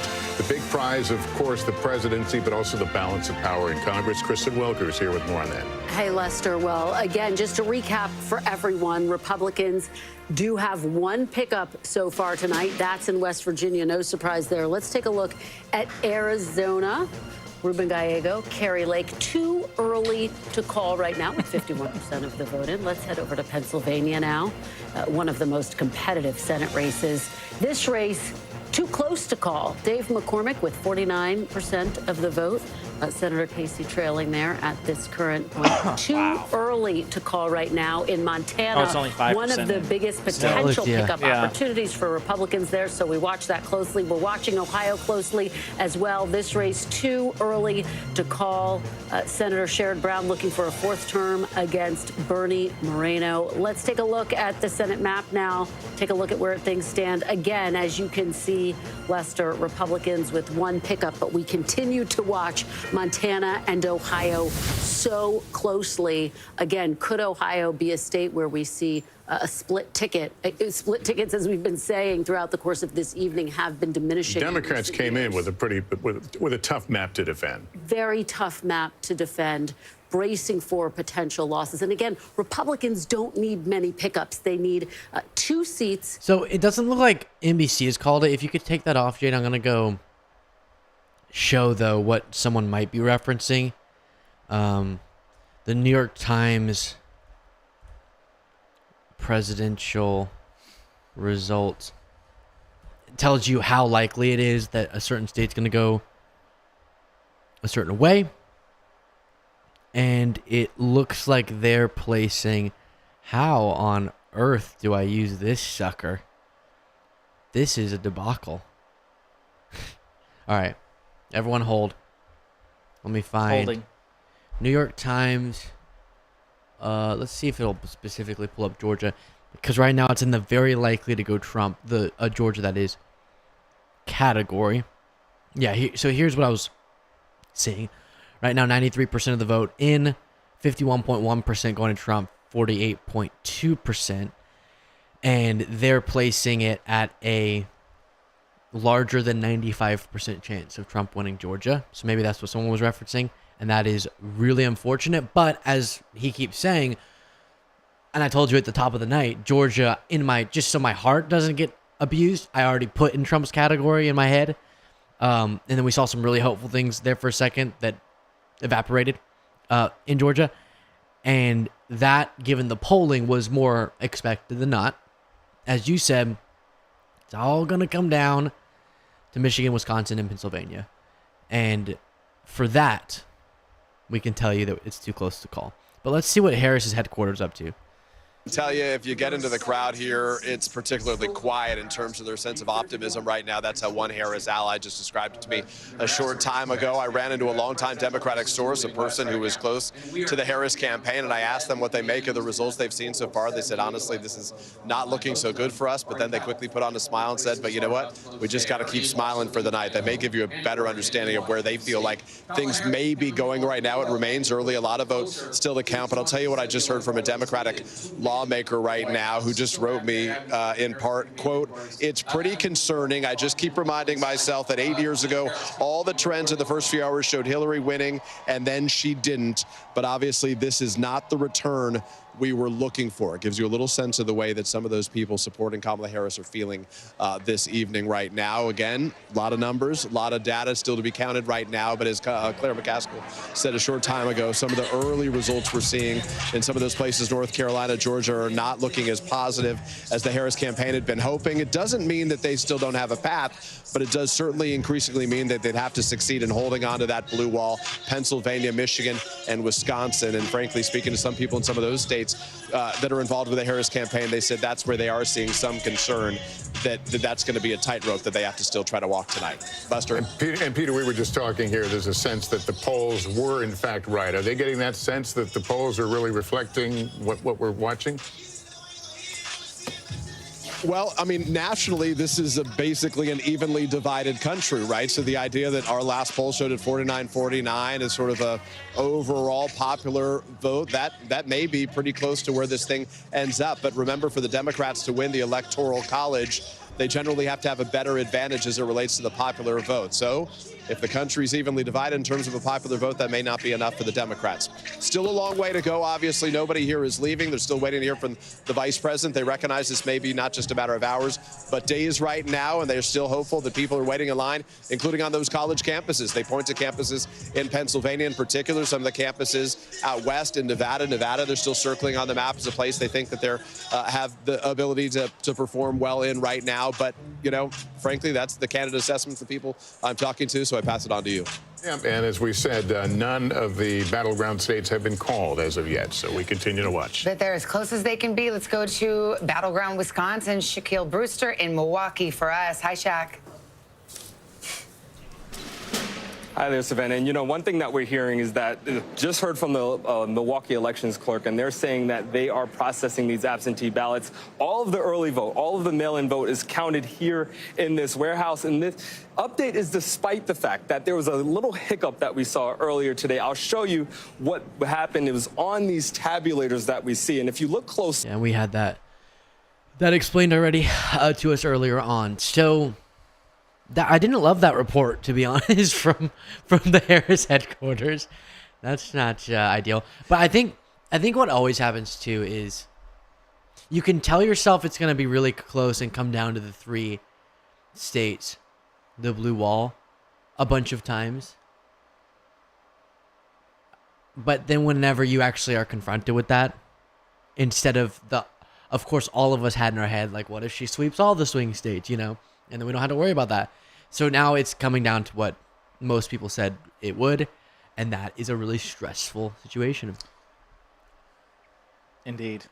What? Indeed. What? You're having all sorts of stuff on your face. I have a very dark sense of humor. So when that very sober report from the guy at Harris headquarters, it just made me laugh because what else are you going to do? I mean, again, it's not over. We can still get the blue wall. I just don't know what more to say, unfortunately. Like this is where the slow drip of election results are coming in. I mean, there are more Republican states in this country than Democratic states, even though Democrats typically command majorities in terms of support. And what we're seeing is what we typically see, just in certain respects by greater margins. Again, he is overperforming with cohorts that a lot of us didn't expect that he would. So now the question is that by the time these like blue metropolitan areas finally fill out, will that be enough to carry her? Don't know. Yeah, let's check in on North Carolina. So first off, 85% of the voting, if you're asking yourself, why is it too early to call? Why hasn't NBC News projected this race just yet? Because listen, there are still 875,000 votes that are out. So we're going to wait till we can make a clear projection there. I do want to highlight some things. I've been talking about Charlotte, Mecklenburg County all night long. This is where Democrats had to turn out the vote. This is where races are won and lost in the state of North Carolina, is in Charlotte. Clinton at 62, Biden at 66.7. Harris is at 65. Remember, she has to win this state because they lost it 4 years ago. She has to be doing better than Biden. And now I want to take you to the Black Belt. Again, these are the counties that there's not a ton of people, but they're largely African-American counties. And I'm going to go to compare this to 2020. And I want you guys to watch these numbers. Remember, the number on the left, it has to be higher. The number on the left has to be higher. So we're going to lock this in. Let's go through here and just watch. Every county, she's underperforming. With a lot of the vote, there's still some vote out. But in almost every county, she's underperforming. Again, this is the Black Belt, high proportion of African-American voters here, and she's underperforming. Not a population center, but if she wants to win North Carolina, she has to be doing better there. I know you were asking about Virginia. Savannah, let's take a look at Virginia. We haven't called Virginia yet, and if we, just to give you context, the last two elections, it came kind of close in 2016, about 4 percentage points, 4 or 5 percentage points. In 2020, Biden grew that lead much more. It was about 10 points there. Tonight, here's where it's at. 77% of the votes in. There's about a 2% spread. I'm being told by our politics desk, a lot of the vote that is out is still in the Northern Virginia suburbs. This is the Democrats' sort of their sweet spot where they're going to drive up the votes. Also, Richmond County, a lot of African-American voters there, too, that could possibly vote Democratic. But listen, Republicans have been making inroads in there as well. We can take a quick gander. How much time we have? About a minute? 2 minutes. Now we're going to say goodbye. We'll come back. We'll dig into those northern suburbs in just a minute, Savannah. Let's do, because, northern suburb resident Chuck Todd says you can't count. We're waiting on that vote. You're waiting on that vote. But I want to go to Mark Lauder on this. Also, I think a Washington, D.C. former area resident. So you get to weigh in on this, too. And you, too, Senator. I mean, would you have expected that Virginia would take this long to call? I mean, is this concerning? Does it give you any other trend lines? No, I mean, I saw a lot of energy, and I live in Northern Virginia as well. I've seen a lot more Trump signs in people's yards where 4 years ago, 8 years ago, you would have never dared put one up there. So I think there was a little more of an emboldened activity, but you know you're not going to win that area. But I think this does point to what we were talking about we see going on in Philadelphia, which we see going on in some of the other Charlotte areas. She's underperforming in the metro areas, which is where she needs to overperform. I think when it's all counted, when everything comes in Northern Virginia, and Chuck's not here, so I'm a little nervous. But I think she'll end up winning Virginia by a comfortable margin. And I think when you actually analyze the data, what you're going to see is there was more enthusiasm in the rural areas of Virginia than there was for Biden. I mean, I think we need to start saying out loud that, what is different between Joe Biden and Kamala Harris. Everybody thinks they're exactly the same on policies, but one is a woman of color and the other is a white man that everybody was really comfortable with, that were moderates and knew him well and had known him for decades. So I think you're seeing more Trump support in some of the areas where Biden could cut in, and you're not, but Virginia's going to be fine. She's going to win Virginia. But you might see that maybe in like a Lackawanna County or something in Pennsylvania, that same dynamic that you're talking about. Yeah. We shall see. Okay. We want to pause just a moment. We've got a lot more to get to. Top of the hour, we're going to have the big poll closings in California. Got an election alert. Poll closing in about 20 seconds or now. So there'll be some biggies out there to talk about. Yeah, you see California, Idaho, Oregon, Washington. Those will all be closing here in about 10 seconds. My bold and then, of course, we'll have the latest characterizations. We're going Trump to is pause for a moment overperforming. while some of our East Coast stations go to their local news. Come on, make a call. And welcome back. At the top of the hour, 11 o'clock hour here in the East, NBC News can project that Kamala Harris will win in the state of California. Yeah, 54 son. electoral votes. In the state of Idaho, NBC News projects Donald Trump will win and take those 4 electoral votes in Idaho. Here's a map where it moves in the road to 270. Donald Trump at 214. Harris now with 145. I wasn't yawning. So things certainly becoming a little more interesting as the evening progresses. Okay, for the 11 o'clock poll closings, we have a couple of uncalled races, Oregon and Wisconsin. We just called California. Now let's go to our battlegrounds. Pennsylvania, too close to call. Yes, we 11 know. o'clock Eastern, 8 o'clock in the West. Same story in Michigan, too close to call at this hour, with about a third of the vote counted there. In Wisconsin, it is too close to call. You knew it would be a tight election. The polls all showed it, and that's certainly being borne out tonight. 60% of the vote in there. In Georgia, it is too close to call. Getting closer to that final number there, but we're still, the margins are just too close to make a call in that presidential race. Same thing in North Carolina.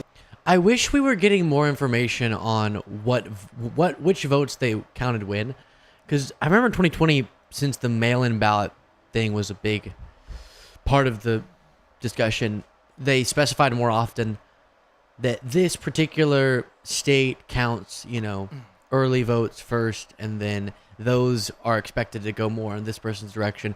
Because what could be happening here too is again, I just don't know if absentee mail-ins still are breaking towards Harris, then in certain places those start getting counted like on election day or something, and those start getting tallied sometimes later than election day, and election day normally favors Republicans a little bit more.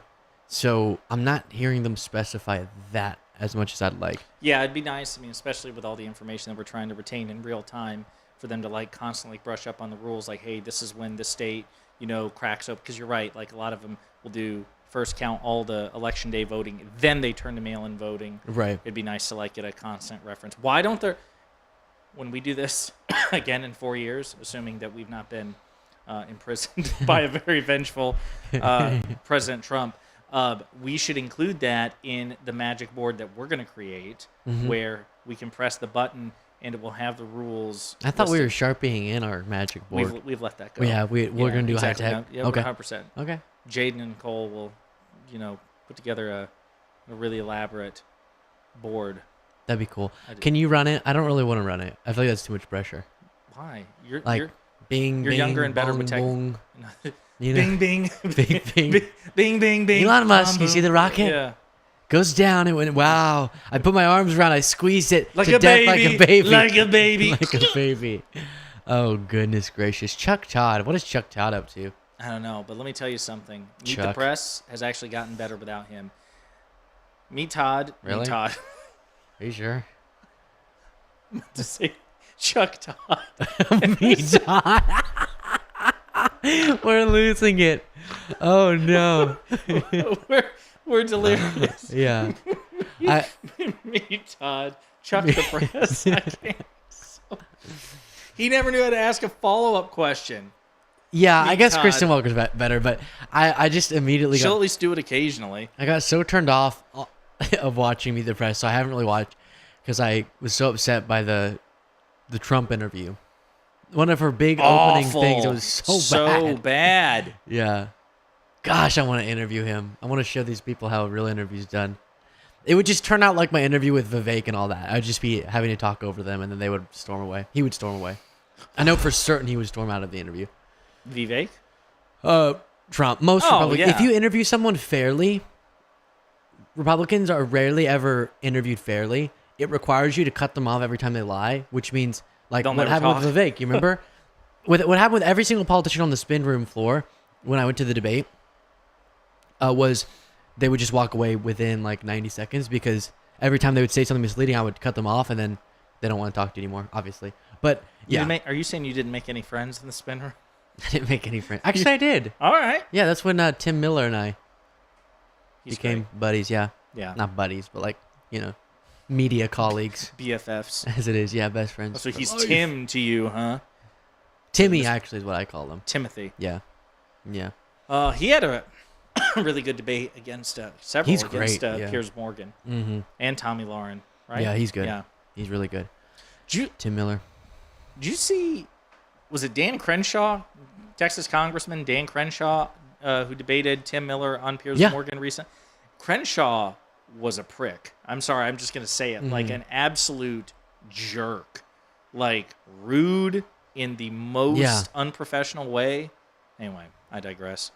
And Crenshaw, the point I made when I covered that back and forth was he is an enabler of MAGA, Yeah. Because he's definitely more moderate than a lot of the bomb throwers, whatever you call them. Fire breathers. What is it? Firebrand. I hate flamethrower breather. Yeah, those dragons. But he still, espouses all the normal stuff. Like he wasn't an election denier, right? No. Yeah.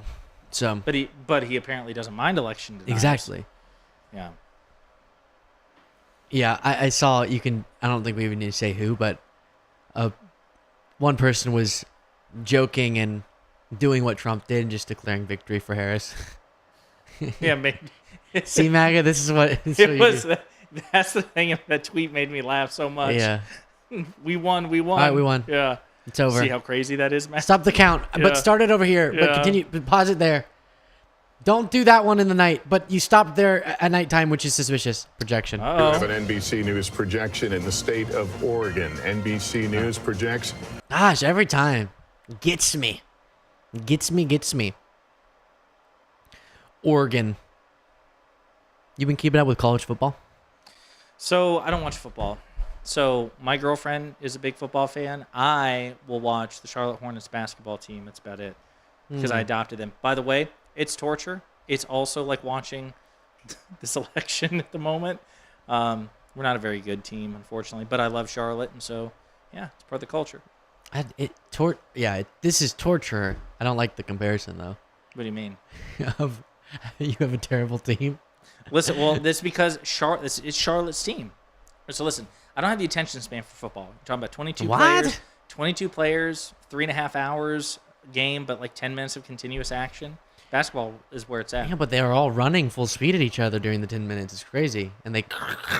Right. And then then every 5 seconds they have to stop for 5 minutes. And it seems like, I just, I can't. But I'm one of those people... This is a weird analogy, and this really proves that I'm not your typical football fan. But you know how people say the lead up to a kiss is better than the kiss itself? Like Yeah, do you disagree? I think that people who said that have never been kissed. No, you know what I'm saying? Like the anticipation. I mean, that's the expression. Yeah. That's how I feel about football. Is this how you feel about the election? Well, the lead up? No, I just want the kiss. Exactly. I want it quick. I want to French kiss the hell out of this election. Chuck. Chuck. Yeah. He's the most recognizable face there. No, but I feel like that's football. You get all this anticipation for quick little dopamine shots hits. of dopamine. Whereas, I feel like you said basketball is the one you like? Yeah. I feel like basketball. Yeah, you're talking about 10 players, a much smaller court. You get used to it, but an hour and a half, running around. 2-hour game. What? Basketball's good too, but I like football too more. Yeah, I just can't. I just don't have the attention span for it. Yeah. Do you like hockey? Do you like hockey? I've never watched one game of hockey. I hate golf. I'm not a baseball guy. Don't like football. Basketball, and I'll watch soccer. But in person. Otherwise, if it's on the TV, I'm not going to watch it. I say this with love, but I really have a difficult time watching soccer. No. Big things don't happen often enough, It's like, oh my gosh, halftime and 0-1. Yeah, but you're over here defending football.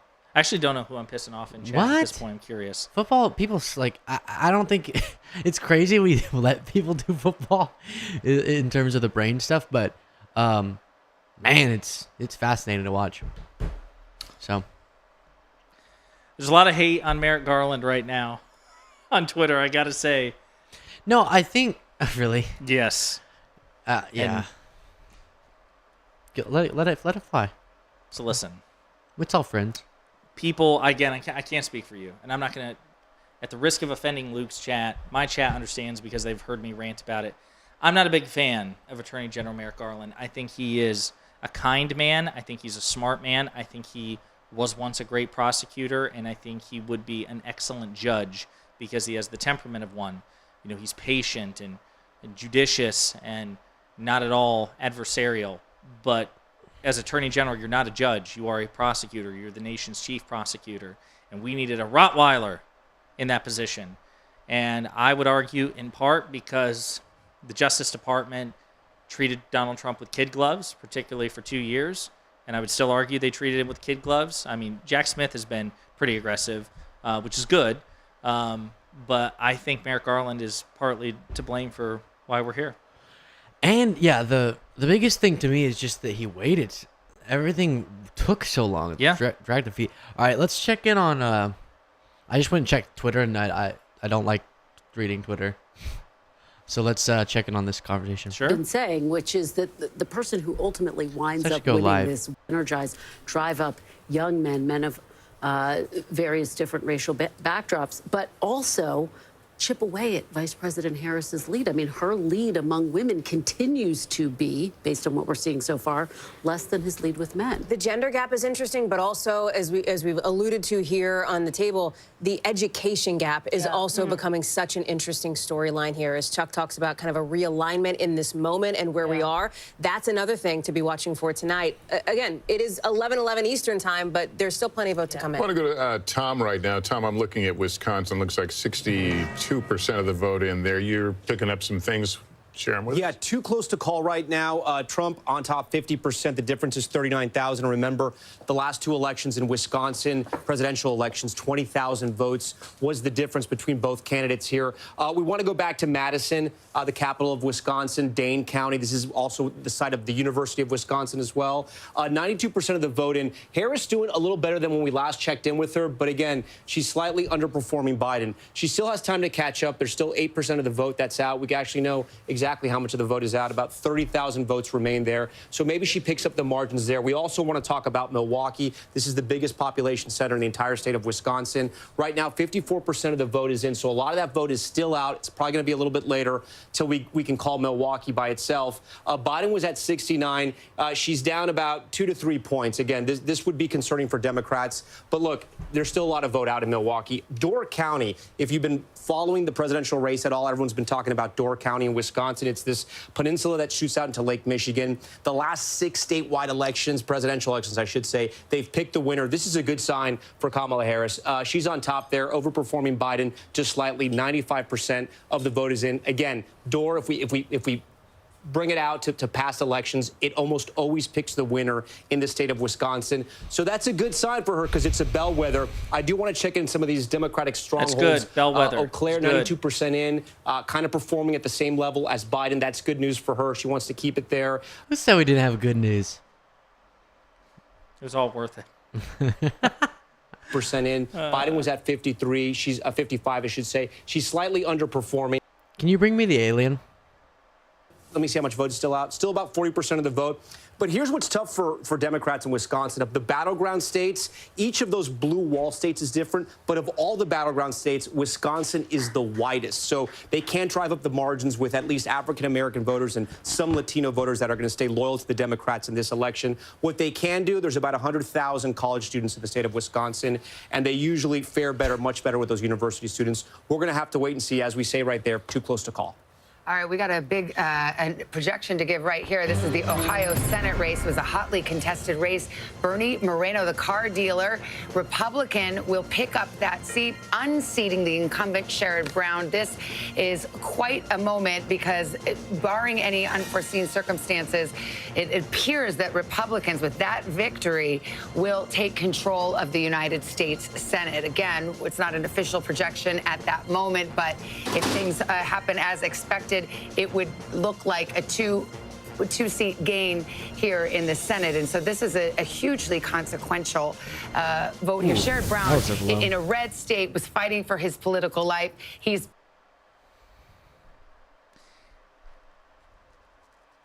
That's not good. No, that's not good. It's not good, friends.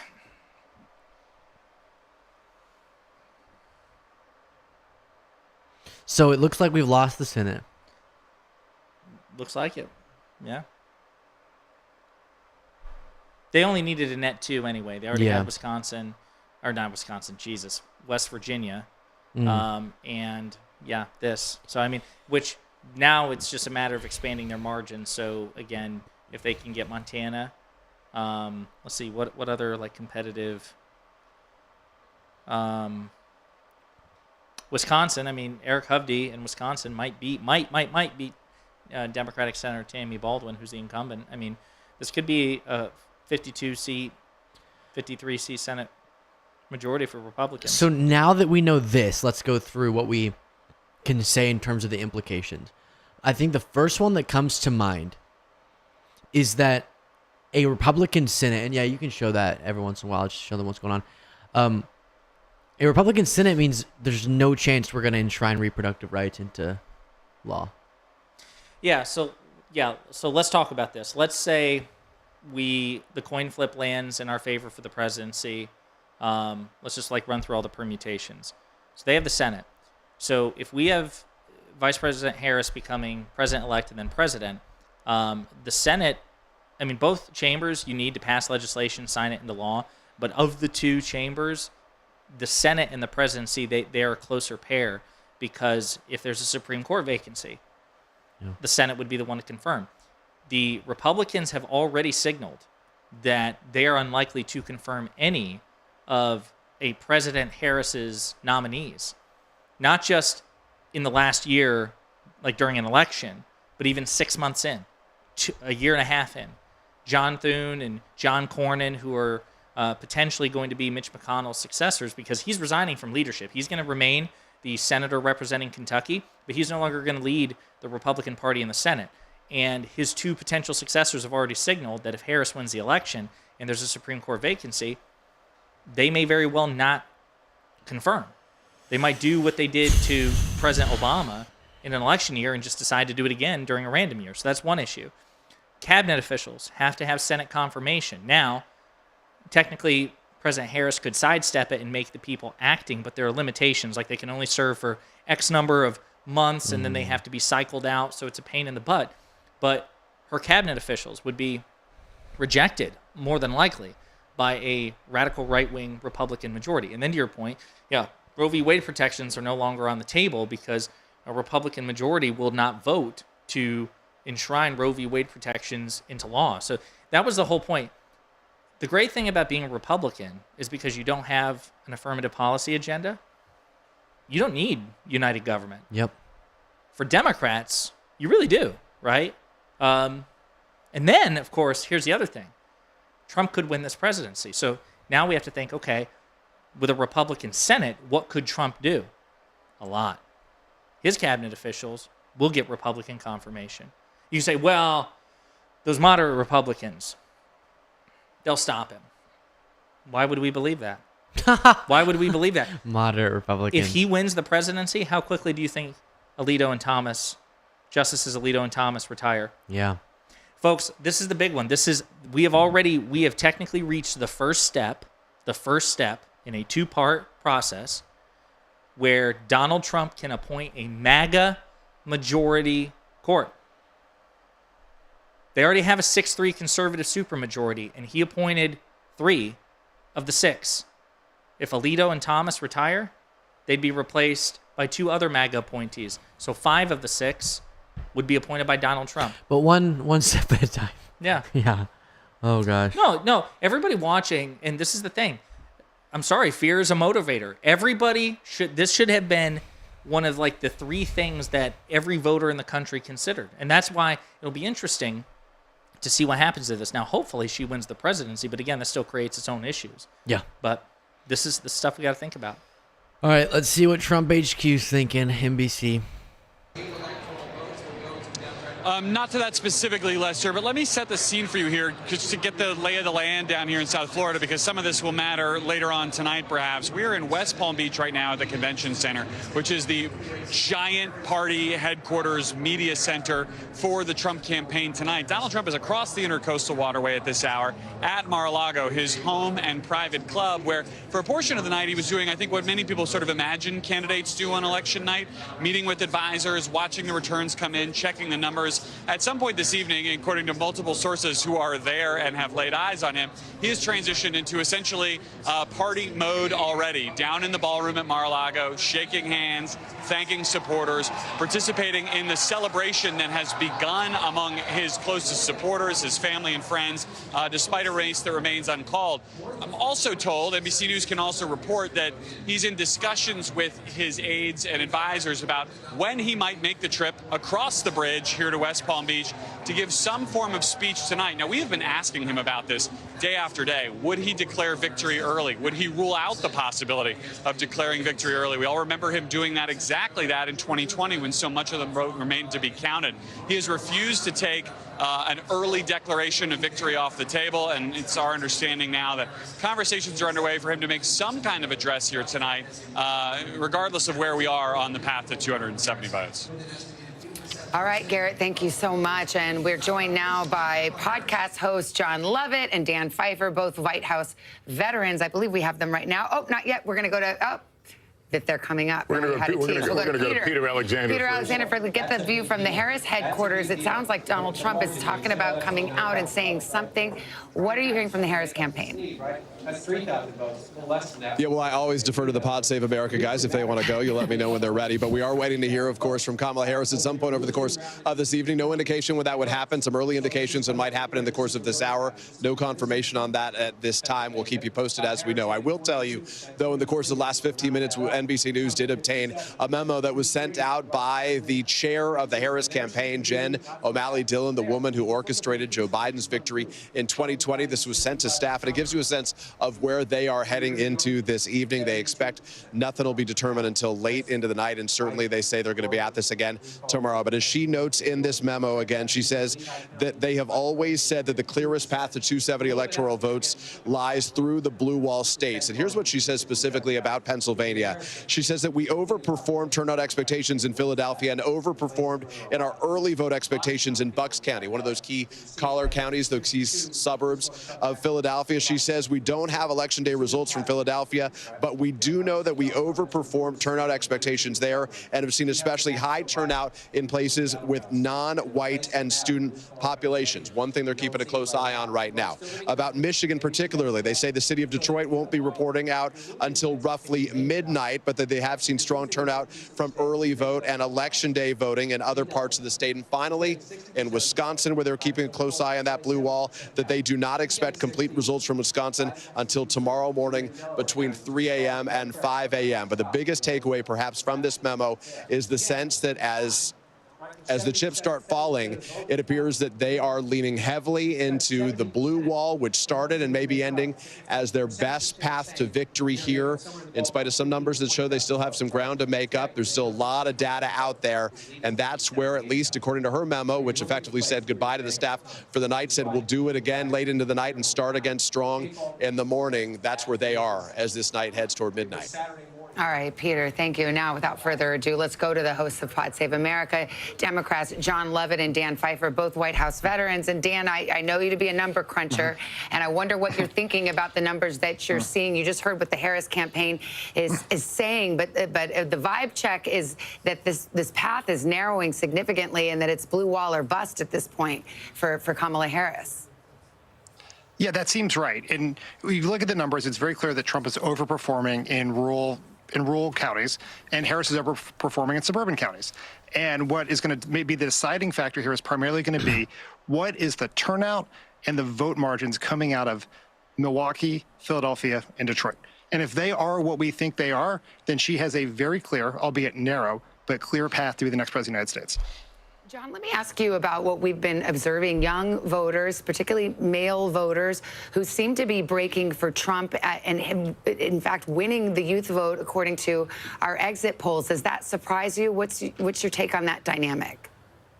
That would be surprising. I think that's another reason to drink. But I do think that I think drinking it's alone, pretty John. Early.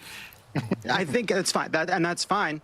I think it's pretty early to be drawing conclusions based on the exits and trying to figure out what happened with specific demographics. I think where we're at is this was always going to be close. It is close right now. I think there was some hope based on vibes that perhaps this wouldn't be as close based on some late polling and some late momentum and a terrible event at Madison Square Garden. Could we hope that maybe this night wouldn't be as long? And the answer is no. The polls largely were showing a very tight race, and that's what we're kind of living through. Dan, do you think it will ultimately come down to Pennsylvania? I mean, that certainly has been what's been telegraphed for all of these months. It is the essential state because if Georgia and North Carolina, she does not win, and there's still a lot of outstanding vote in Georgia. It's once again a narrow path. But if those do not end up in her column, there is no math without Pennsylvania. You can replace Wisconsin with Arizona. You can replace Michigan with Arizona and Wisconsin, but you need Pennsylvania, and so it will come down to Pennsylvania. All right, Dan Pfeiffer, John Levitt, thanks for your time. We'll talk to you soon. Thank you. And we have another call to make. I believe we're going to get a state of Washington presidential call. Yeah. Let's see where we are. NBC News now projecting. Yeah, boys. So the way they broke it down, again, I can even see from the Twitterverse. I think, as underwhelming as this is, I think we're just exactly where the polls said we were going to be.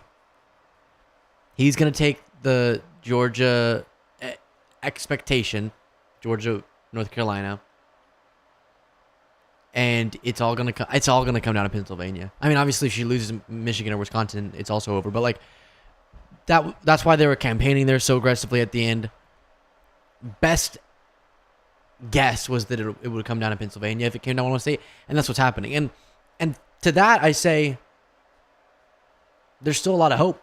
Because we need to figure out what's going to happen, as they said, in the big cities. Let's see. Do you know what I mean? Again, I think it's impossible, my optimistic mind, for me not to have been like, oh, we're going to... because of the not the echo chamber, but like because of the people we surround ourselves with, it's hard to imagine it would be this evenly split. Like, surely she's going to have some shockingly overperforming sort of moment, as my words fail me. But no, it's coming down to the tight race that we said logically it would. Yeah. So your little stress smile is cracking me up. No, so the reason I'm Luke. smiling. That's awesome. The reason I'm smiling again, I do have a pretty dark sense of humor, and so I watch Pod Save America a lot, and John Lovett, Pod Save America, is genuinely hilarious, and you can see in real time that like he's not happy and he's trying to like really present himself that way, and I can just identify. I'm like, buddy, I get it. This is what I meant when my initial hesitation of like doing live coverage, because I'm like, man, I empathize with where you are, and like him like cracking some of those stress jokes about drinking alone. Just he's funny. He cracks me up. But yeah, listen, it sounds like the polls, in terms of the aggregate, talking about how this is going to be a coin flip election, that was accurate. But also, it still seems that Donald Trump was once again underestimated. That's where the polls seem to be off. Once again, Donald Trump's support, there's just something about this guy that you and I we can't comprehend. A lot of people can't comprehend either. So somebody says, oh, is it over? No. Again, if she wins the blue wall, she wins. We don't need North Carolina. We don't need Georgia. Now, the likelihood of her winning the blue wall is shrinking. Let's be very clear about that. It is shrinking, but still there. Yeah, let's see where this New York Times thing. New York Times results Pennsylvania.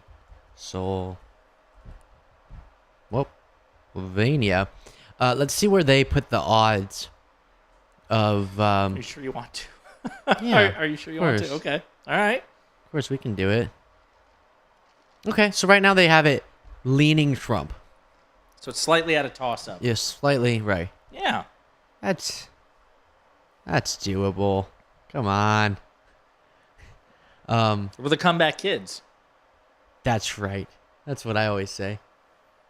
Right now. That's what I always say for the next 3 days, maybe. Yeah. We are trying to decide, I'll just say to the audience, how late we do this. Because if it ended up being that this is going to go all the way into the morning, let's look at a little breakdown of Pennsylvania as we contemplate this. Even though people may be claiming they've won certain states yet, we still haven't called any of the battlegrounds here at NBC News. And a reminder, Harris's easiest path is to hold the blue wall. If she wins Pennsylvania, Michigan, and Wisconsin, remember, she gets to the White House. Even if she loses Georgia, North Carolina, the entire Sun Belt, she still gets there. Let's talk about Georgia, though. Let's find out where we are there in the Peach State. Still too close to call for NBC News right now. 91% of the vote is in, but let's talk about where the vote remains. Look at, okay, the giant circles, remember those giant bubbles? That's the vote that still is outstanding. We're still waiting on this vote to be counted. And we know the exact number, or we can estimate the exact number. We think it's going to be about 487,000 votes. There's still almost 500,000 votes out in Georgia, still up for grabs here. Let's make some comparisons here. Remember, I told you Harris has to drive up the vote in the Atlanta metro area. 50% of the vote is going to come from this area right here. First county, Cobb County, she's performing just like where Biden is, slightly better. Fulton County, performing a little bit lower, but slightly, and there's still 7% of the vote out in Fulton, where Atlanta is exactly. Gwinnett County, 80%'s in. Look, she's holding the same marks of where Biden was. She's overperforming in Douglas County as we move further south. Look, she's almost exactly where Biden was all around the ring counties of Atlanta. That's good news and overperforming in Rockdale County. But if Democrats wanted to expand the map, we're not seeing that tonight. A place like Cherokee, we're going to see if they could make inroads there just north of Atlanta. It touches those ring counties. Trump was at 68% in 2020. Tonight he's at 69%, and they've almost got all the vote counted there. I want to move down, though, because there is something interesting happening in the Black Belt of Georgia. I was talking to you guys about the Black Belt of North Carolina earlier and how she was underperforming there. Remember, this was Biden's number. This is her number tonight. Watch as we go around here, okay? These are counties where it's a majority African American. 52%, 50% for Kamala Harris. This is a rural county. Trump is overperforming here. We go to another rural red county, overperforming here. We come down here to Doherty County. She's slightly overperforming Biden there. But again, if she wants to win the state of Georgia, she's got to be doing better than Biden. It seems like she could be doing that in Atlanta. The numbers are good for her right now in the metro region, but it's still really too close for us to call here in Georgia. Guys, I'm going to send it back to you. Okay, Tom, thank you so much. I want to go to Chuck because, Chuck, we were talking about Donald Trump getting new voters, people that didn't vote in 2020, and those voters breaking for him. And you're seeing some pretty astounding numbers. Well, you are. You know, it's interesting. Well, first of all, look, Georgia is going to shrink. You got about all of this vote is going to be Democratic vote. She's got to win the remaining probably 2-1. That's like a reasonable thing. I mean, Georgia's probably going to be decided by 4 or 5 digits. And where the vote is outstanding, you think there's a shot? I think we will be. I think we might be sticking around Georgia for a little while. Just it does. If you're them, you can't totally write it off. There's a path there. But our pollsters did some noted some comparisons to 2020. Just simply Trump margins. These are not in the battleground states, but it gives you a hint of the possibility Donald Trump could actually win the popular vote if he wins the Electoral College tonight. So, for instance, in Texas, he only won Texas by a little over 5 points in 2020. He's won it by 14 points tonight. In Iowa, it was 8 points. It's nearly 15 points tonight. In Florida, it was 3 points. It's nearly 13 points tonight for Trump. Not only gave you some blue states, Virginia, it was a 10-point Biden victory. It looks like it's going to be somewhere between 2 and 4 this time in Virginia. New Jersey, 15 points Biden. Right now, it's 5 for Harris. Illinois, another state, is little under 10. It was at 17 points for Biden. So Trump has improved his standing in a lot of blue states. We'd seen that in our own polling. But it is why this time we are unlikely to have a split between the popular vote and electoral. Whoever wins the Electoral College is probably going to win the popular vote. Those are pretty dramatic margins. I mean, we're not nitpicking about a point or two here. You're talking with Texas 5 points, 5, 10 6, points, 7, yeah. 8. I mean, that's well. This is the Hispanic shift in the Southeast. It's clear. Florida and Texas. That's the massive Latino shift that we've seen tonight in those two states. But it may be spots of it everywhere. So I'm getting reaction in from Democratic lawmakers, from Democratic operatives. Some are still saying, look, we could still win this thing. We can hold on to the blue wall. And that's absolutely accurate because we're still tracking the vote. But one Democratic lawmaker, sort of to the point that Chuck is making, saying if this race does not go Kamala Harris's way, this is a moment of reckoning for the Democratic Party. This person saying there needs to be a hard look at what went wrong and potentially really a real passing of the baton when it comes to leadership. And of course, the attention will turn to President Biden. And when he stepped aside, 72% in our exit polls saying the country was headed in the wrong direction. That's the backdrop to all of this. President Biden and this immense dissatisfaction with the direction that the country's headed. It could be the Democratic Party was allowed itself to just organize itself being an anti-Trump party. And in some ways, so focused on creating an anti-Trump coalition, they stopped being a political party, right? To come up with a basic agenda and again. Shut up, Chuck. That doesn't even make any sense. This is why I called him Meat Todd. Meat Todd. You don't even get your first name, Chuck. I take it from you. Okay, no. I hate that we're already starting like this. If this happens, then here will be our oh, here's something. It is just past 11:30 here in the East. Welcome back to those viewers rejoining us on this exciting night. I'm Lester Holt. And I'm Savannah Guthrie. Glad you're along with us. This is NBC's election night coverage, and we've started to fill in that map, but those all-important 7 battlegrounds still in gray. We have not called them yet. We've been getting minute-by-minute projections, all leading up to this road to 270, which is the magic number needed to win the White House. So let's go through some of the boards here. This is Pennsylvania at this hour. 79% of the vote in, too close to call. We've talked. Okay, so what I was saying was they're about to go recap all the stuff we've been seeing over and over. Everything's too close to call. We get it. That takeaway I hate. At what point can we just acknowledge why so many people support him? They're misinformed. Can I read a super chat? Yeah. So we effed around campaigning with Cheney, abandoning anti-genocide voters, capitulating to GOP talking points on the border and the economy, and now we will find out. I was warning folks because I was on the ground in North Carolina, Pennsylvania, and Georgia, but people won't pay attention. Again, it's entirely possible that some of that may be the case if we lose, which we have not yet. I think it's too early to identify specific reasons for an outcome which has not come to pass yet, but I 100% agree we will need to do some introspection if we lose. If. Yeah, but again, I don't know. This whole, just the Chuck Todd point, I'm already seeing if indeed it goes the way that some believe it will. The takeaways, they're going to be nauseating. But of course, even just, yeah. I don't know. It's tough because if you really, we had all this drama, but if you really look at the polls, if Biden had stayed in, if someone else were there, you have like this remarkably similar race we were going to experience, and it was going to come down to just a few 100,000 votes, if that.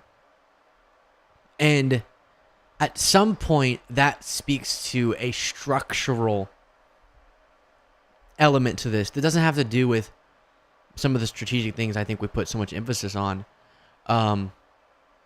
And to say that the Democratic Party became no longer a political party and just an anti-Trump coalition is silly. And no, I totally disagree with someone, who would say campaigning with people who say, I'm a Republican, but believe we should support the pro-constitutional candidate, that's a bad strategy.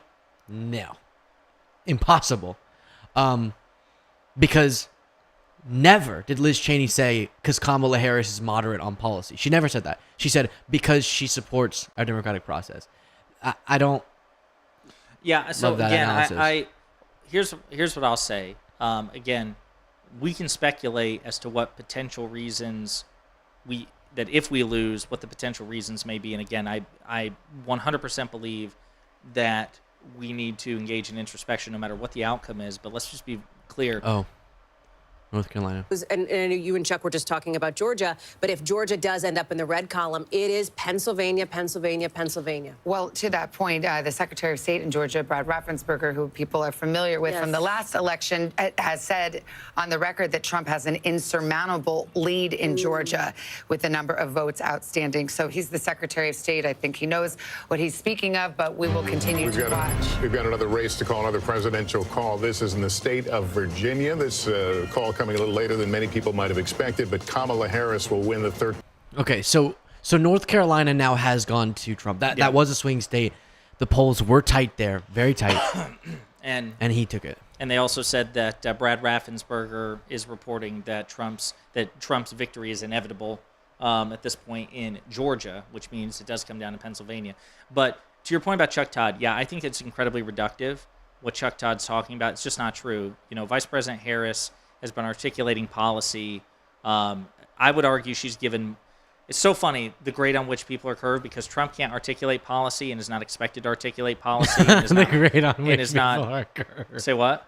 Sorry. The curve. The curve. I don't know. It just go. No, I mean, I think you've lived it, but it's okay. No, it's 100%. I flipped it. Did I say Trump? The grade on which people are curved. Oh, sorry. So no, I'm it's sorry. okay. I be honest with you, I can't remember what I said 15 seconds ago because our brains are fried. So listen. Chuck Todd's being incredibly reductive when he says that the Democratic Party is just the anti-Trump coalition. I mean, it is an anti-Trump coalition, but they have been much more specific in their policy than Trump has. You ask Trump a question, he just says, drill, baby, drill. That's his go-to answer for everything. That's the short version. Then when he tries to get specific, he talks about how are you going to reduce child care costs? And then he just relives that scene in Billy Madison where he, talks about this ridiculous anecdote, and at the end, everyone's like, we are now dumber for having heard what you just said. But it's just not true. And the problem is that the Democrats, we have a broader message to tell. So it's simultaneously an affirmative policy agenda, but yes, there is an anti-Trump component too. And Chuck Todd, or Meat Todd as I call him, just totally cuts out the policy part. I disagree with his assessment totally. I think we have to acknowledge, even, and again, Pennsylvania, they said a bunch of times, that's going to be it. That's where we'll keep our eye on. Clearly, it's coming down to that. Georgia, North Carolina look like they're Trumps, or they are Trumps. If Raffensperger's right about Georgia, and then Pennsylvania. So, and there are hopeful signs, as was mentioned by the NBC reporter at Harris. Let's see what this is. Look like the breakdown. Half of the vote in. It's called too close to call. Woo! Walls is like, woo! But I think, to your point, if Kamala wins, it's going to be because she overcame a tsunami of structural, unrelated to her, things that were going against her. We've seen across the world people, in this case it would be wrongly if they did it, but punishing incumbents for pandemic era pain and rejecting because of the amount of instability and, like I said, pain and hardship that induced globally, punishing the people who are currently in power, which is something people do constantly, even if, like I said, it's not aligned with the facts of the handling of things. But that going against her, the whole Biden debacle going against her, and all the media-related things we've talked about, and like you said, this sort of fascistic wave across the world, along with the anti-incumbency wave. If she wins, it's going to be because she overcame that. So the fact that this tight makes sense within the context of it not making sense at all, right?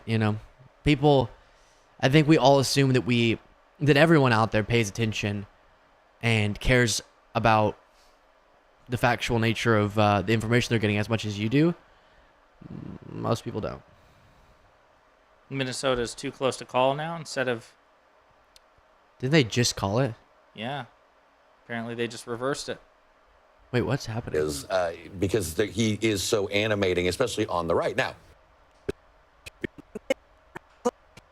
right now, which we are calling too close to call. And this is a reliably blue state. Let me show you what the numbers look like, the breakdown. Right. So that's now too close to call. Something that may. And it would be a complete and total nightmare if that didn't easily go to Harris. Very weird. What are you contemplating? Just looking for updates.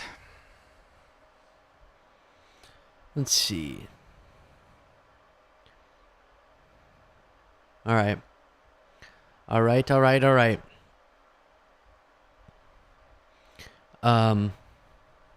Rick Scott and Donald Trump, obviously, they barely defeated a constitutional amendment on abortion. So they almost, like we would say split ticket voting with Senate and Congress and president. They kind of split their ticket going, no, I don't like this, but I do like them. And that's not something that is captured necessarily, because polling doesn't function this way in polling about abortion rights, right? That there are people who could vote for Trump and also vote for protecting abortion rights.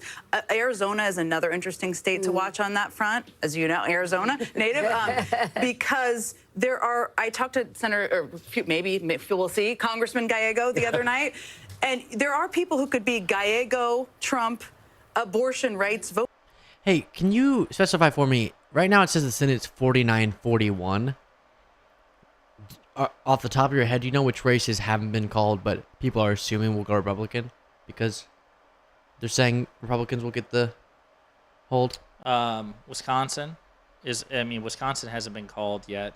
Tammy's going to win. Yeah, well, maybe, but the 49, I don't think is projected wins. It's like wins that they already have on the map. Really? I don't think so. What do you mean? I don't know. Maybe I'm wrong. Because they picked up West Virginia. That's been confirmed. They picked up Ohio. That's been confirmed.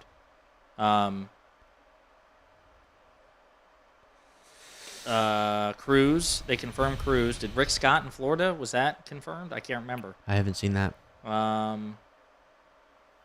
Then you've got incumbent Tammy Baldwin. You've got John Tester in Montana. I don't think those have been confirmed yet. Was the California Adam Schiff, was that called yet? Well, we know that one will. One hopes. One hopes. Let's see about which one did you say? Been called? I don't know. Rick Scott, Florida? Yeah, let's see. Yeah. Rick, I needed like an IV drip of Celsius or Red Bull. Yeah, the Associated Press has predicted Rick Scott. Why? Why? Who wants Rick Scott, one of the worst people we have in the Senate? Oh, guys, he's the one who proposed that plan to sunset all federal programs if they're not re-upped every 5 years, which means if Congress didn't vote to extend the basics like Medicare, Social Security, they would just end. What a great plan. And he proposed raising taxes on this is crazy. Did you mention the Social Security thing? Yeah. Oh. People like 15 seconds ago. Oh. No, but he also proposed raising taxes on the bottom 50% of earners. Just so weird. Why would sounds like a winning strategy to me. It's literally like we're gonna nailed it. Yeah, it's like tax the poor into Medicare, Social Security, and he wins. Yeah. You know why? Why? No, I don't want to say that. That's too mean. You tell me later. Okay. So I haven't been looking at comments too much. Do you want to read out some comments that aren't necessarily angry at us? By the way, as we go through this, don't shoot the messenger, people. Let's see. Wait, what's I this? think Balance of power? We are waiting for the results of this very close Senate race. Too close to call. Senator Bob Casey looking for re-election against Dave McCormick. 81% reporting right now. Now let's head over to Wisconsin, where we have Tammy Baldwin looking for another term. She is trying to fend off a challenge from Eric Hovde, businessman Eric Hovde. Let's head over to Montana now. Michigan. We're going to go to Michigan first. Alyssa Slotkin trying to win a Senate seat against Mike Rogers. This race also too close to call. And now let's go to Montana. This is one of the seats that Republicans are eyeing as a potential pickup. John Tester looking for a fourth term against Tim Chee. This race too early to call. Let's take a look at the map. Overall, again, Republicans have now picked up 2 seats, which is a very good night for them, potentially putting them on the path to take back the Senate, Savannah. Well, if everything holds and they had a 2-seat net gain, they would take control of the Senate. There's one race out there that's an odd one because you have a Nebraska Senate race where you have the Republican incumbent Deb Fischer up against an independent Dan Osborne, who is interesting. If you read into, he has his views talking about not putting people into categories. He's got an array of views. He calls himself independent. He appears to be. He says he won't caucus with either side, and he's giving her a real run there in Nebraska. He's giving her a real run. The polls have tightened in recent days, and I think you hit the nail on the head with what makes this so complicated and fascinating. He's saying he's not going to caucus with the Democrats. So what exactly does that mean with independent Senator Bernie Sanders, for example? He does caucus with the Democrats, just to give people a sense of what that looks like functionally speaking. So we continue to watch that race very closely. All right, well, let's take a moment right here. We want to let some of our other stations catch up as we put the map up. Let's look at the road to 270, and we will wait a few moments and let some other stations join us.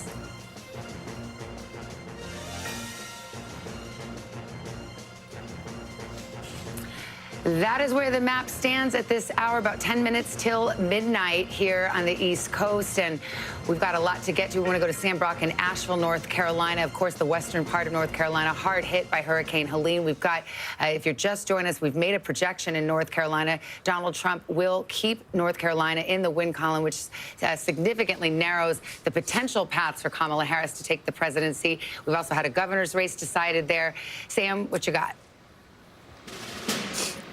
Yeah, that's very apropos, actually, Savannah. I'm going to talk about the governor's race in a second, but a few reflections here. First, the Democratic strongholds in North Carolina, Buncombe County and Asheville being one of them, Mecklenburg with Charlotte, of course, and Wake and Raleigh were almost identical in terms of the splits. 60-38 for Democrat versus Republican here, 66%, I believe, in Mecklenburg and Charlotte, 63% in Wake. That's almost identical to what it was 4 years ago, but it's the margins in the rural parts of the state that really drove this victory, at least by a couple of percentage points for Trump, which sounds pretty familiar. Tom was talking about that a second ago. That's thought one. Thought two is the Democratic race. You know, the governor's race, excuse me, there was a lot of thoughts about split tickets and whether Mark Robinson would be potentially dragging down President Trump or even affecting the down ballot races. We have updates here, and it's not just Mark Robinson losing convincingly to Josh Stein, 55 to 39% with 85% or so of the votes in so far, but it's also the lieutenant governor's race. The Democrat up a couple percentage points there, Rachel Hunt.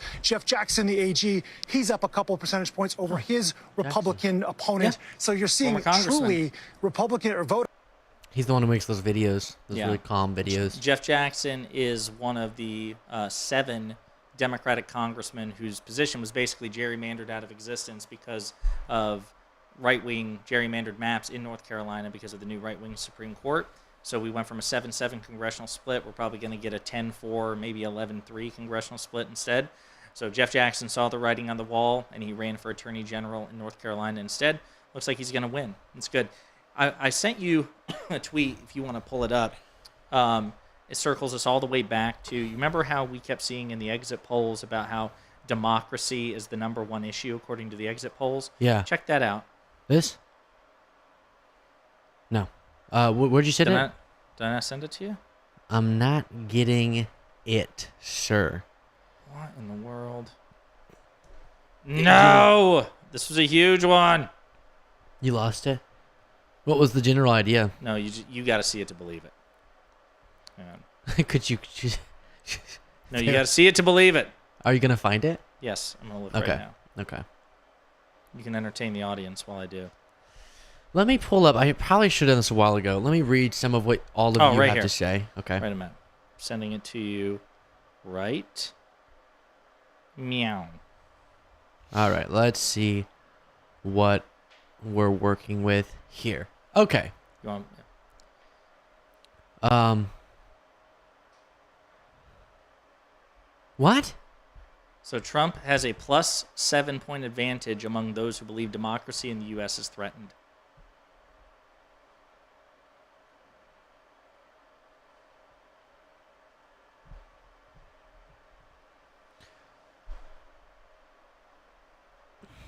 Remember what I said?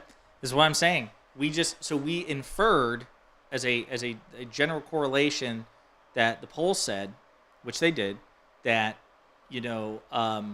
Kamala Harris is better for democracy than Donald Trump. That was reflected anytime that question was posed, even when the margins were relatively slim. Harris had an advantage on this. Well, what we're seeing now is exit polling suggesting that even when democracy is the number one issue, it's because a substantial portion of Trump supporters also think that democracy is threatened, but they think the Democrats are the threat. Right. I don't. Words fail. Yeah. Indeed. Interesting. Just so y'all know, they're wrong. That's ridiculous. One thing, regardless of how this goes, just because it's this close, that we're going to be dealing with a lot, so I want to get ahead of it, is this, like what we hear with opinion polls. Maybe people must be right about Biden's handling of the economy or Harris's handling of the economy because of the polls. Same thing's gonna be with this. Maybe it is true that Trump's actually. But are you saying all those millions of Americans who think Harris threatens democracy are wrong? They are. They are. Go look back at history. A common pattern is a bunch of people are really wrong. Really factually wrong. Even a majority of a country believing something, history tells us, doesn't mean they were correct. Ridiculous. It is. Sorry, I'm just Harris threatens democracy. How? Because she's going to protect it? And you actually want it to be threatened? Freak. You gotta hug democracy like a baby. Like with your... Squeeze it. Squeeze so it you smother it out. That's how we're going to protect democracy if we're MAGA. Oh, gosh. God. It's unbelievable. Are you surprised? Yeah. I'm telling you, man. This is where we are. Most people thought the earth was flat at one point. I think. Oh, gosh. You're declothing? I'm disrobing at this point. Be careful. Oh, gosh. This is going to forever be enshrined in the internet. Let's see. Let's take a look at chat. Yeah.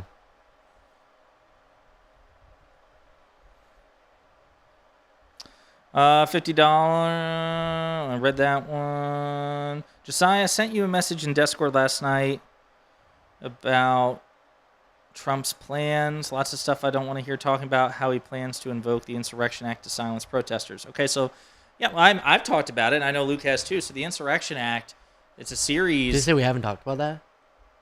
He says that enough people are not talking about it. Yeah. Okay. So the Insurrection Act referred to actually a series of pieces of legislation that go all the way back to President Washington, and they give considerable authority to the President of the United States to use the military for domestic law enforcement purposes, even though as a general proposition. Can you pause on that? Because this seems really, really relevant in terms of where the remaining votes are in Georgia. Lead. I believe you and Chuck have said there's still some vote out there. It's not over yet. What do you see? I'm going to give you point counterpoint. First off, let's see where that remaining vote is so far. Again, the giant bubbles, that's where the vote still needs to be counted. It's all still over where the it was Atlanta before. metro. He should just stop at point. I don't want to hear his counterpoint. I just want to hear the point. Yeah. Oh, keep going to the insurrection. No, it's fine. Yeah. So we have this idea in the United States, and it's also based on law. It's called posse comitatus, and essentially what it means is the military is not meant to be used for law enforcement purposes. It has a very specific purview really to defend the country against foreign threats, right? And domestic law enforcement purpose is supposed to be handled by law enforcement, right? Because historically speaking, when the military has been used for law enforcement purposes, it lends itself well to coups and juntas and, military control of the country. So the United States want to keep those two things, their green beans and their mashed potatoes, separate.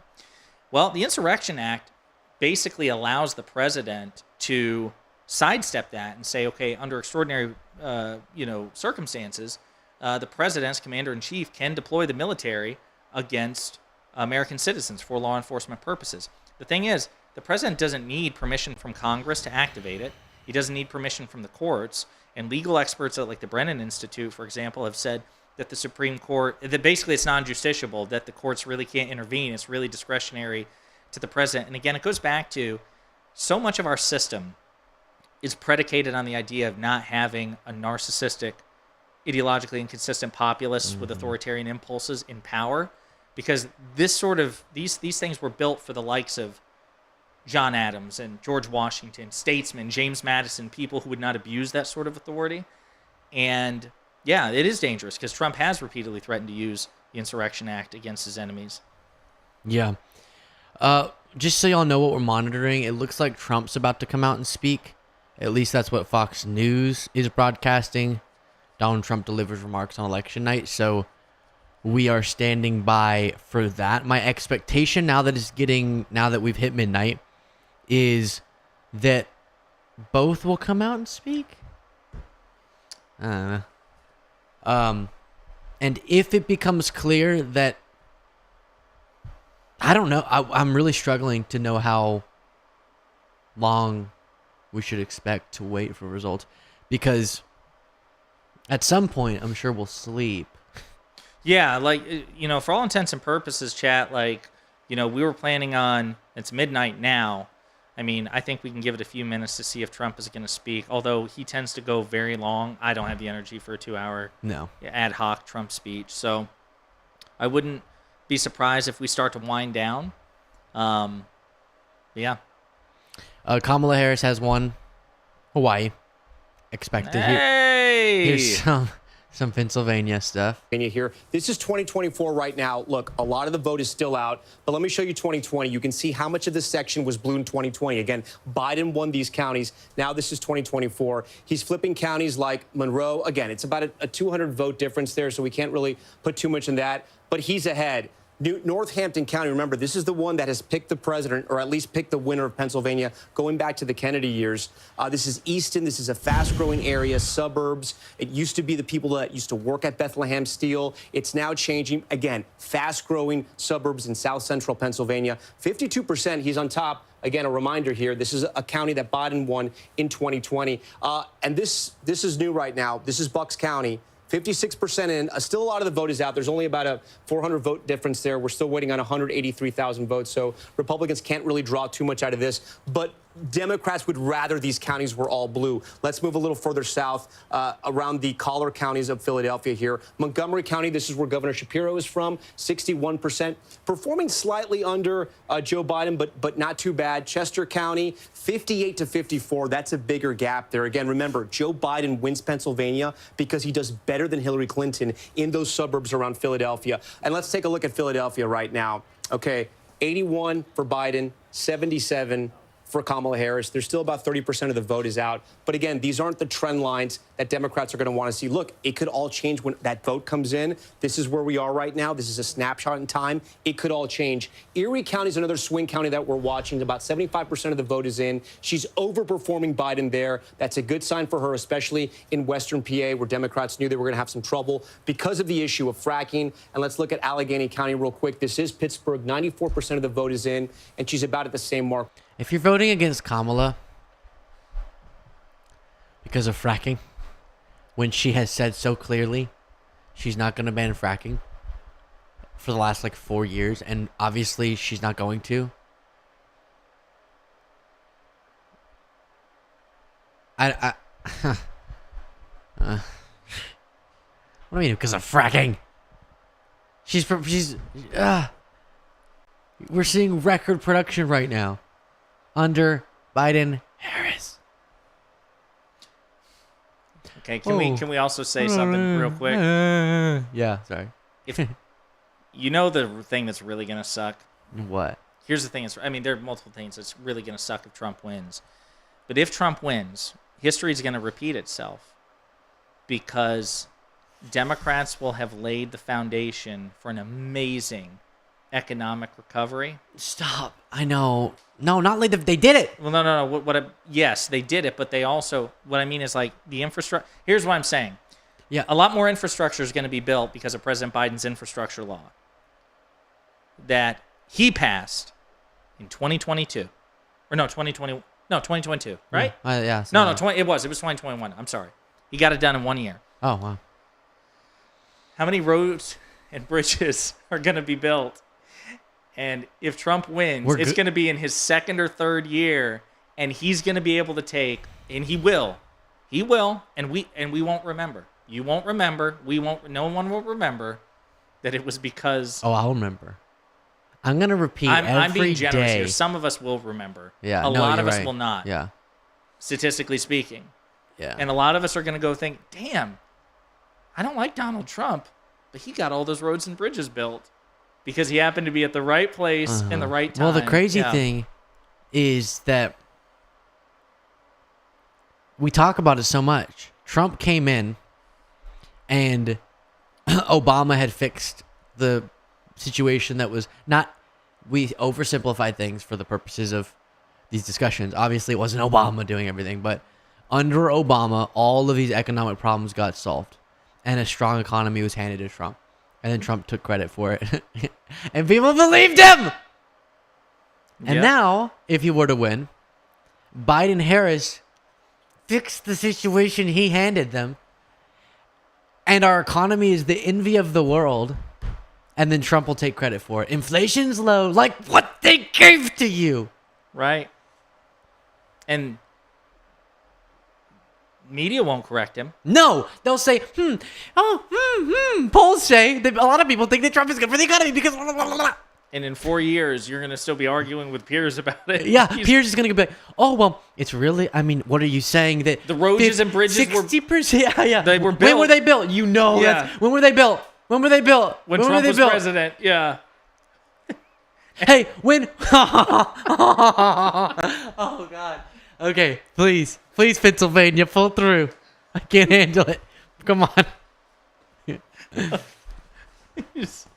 This is the breakfast brief. Do you miss the breakfast brief? I can't even think about breakfast right now. What? I do remember the breakfast brief. I didn't say do you remember it. What'd you say? Do you miss it? Do I miss it? Listen, words are hard right now. Okay? Stop. Not right now. It's like Jim from The Office. Yeah. Okay. Why do we have an alien, you ask? It's because we had an out-of-this-world birthday party here. And the alien just never got deflated. So then we dressed it up to honor the breakfast brief after we had to kill the breakfast brief. Because people like corporate, me, didn't have the energy to keep doing it.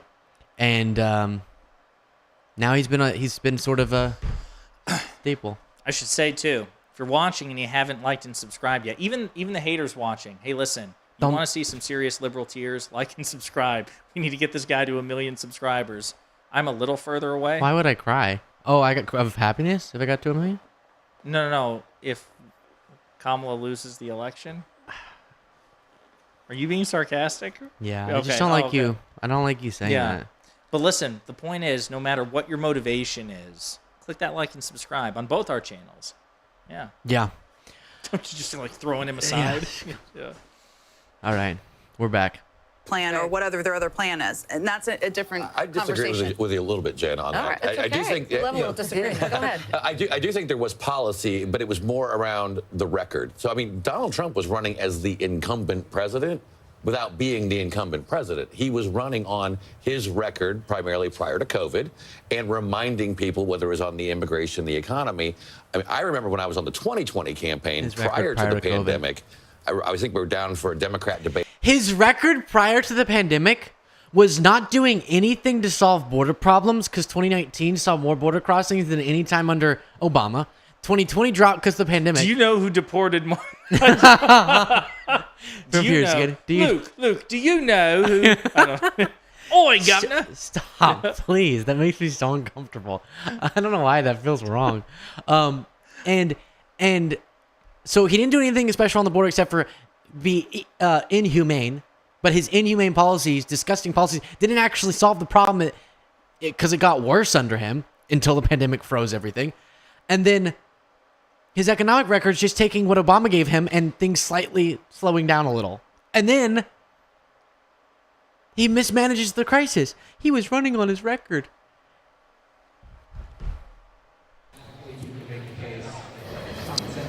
Lester, there's sort of a barely contained sense that the party is really going to get started here at any moment at this Trump election headquarters. Every time a new result is announced on screen behind me, there are huge cheers from a crowd that has been filing in here, drinking beer, wine, and cocktails for some time now and is ready to celebrate. And I'll just say, anecdotally, it is a younger crowd. It is a younger crowd than other election nights I've covered, other Republican events that I've covered. And I think it reflects something that we've seen in the exit polls, this so-called shift of the bro vote in particular towards Donald Trump, the young men who he has put so central in this campaign.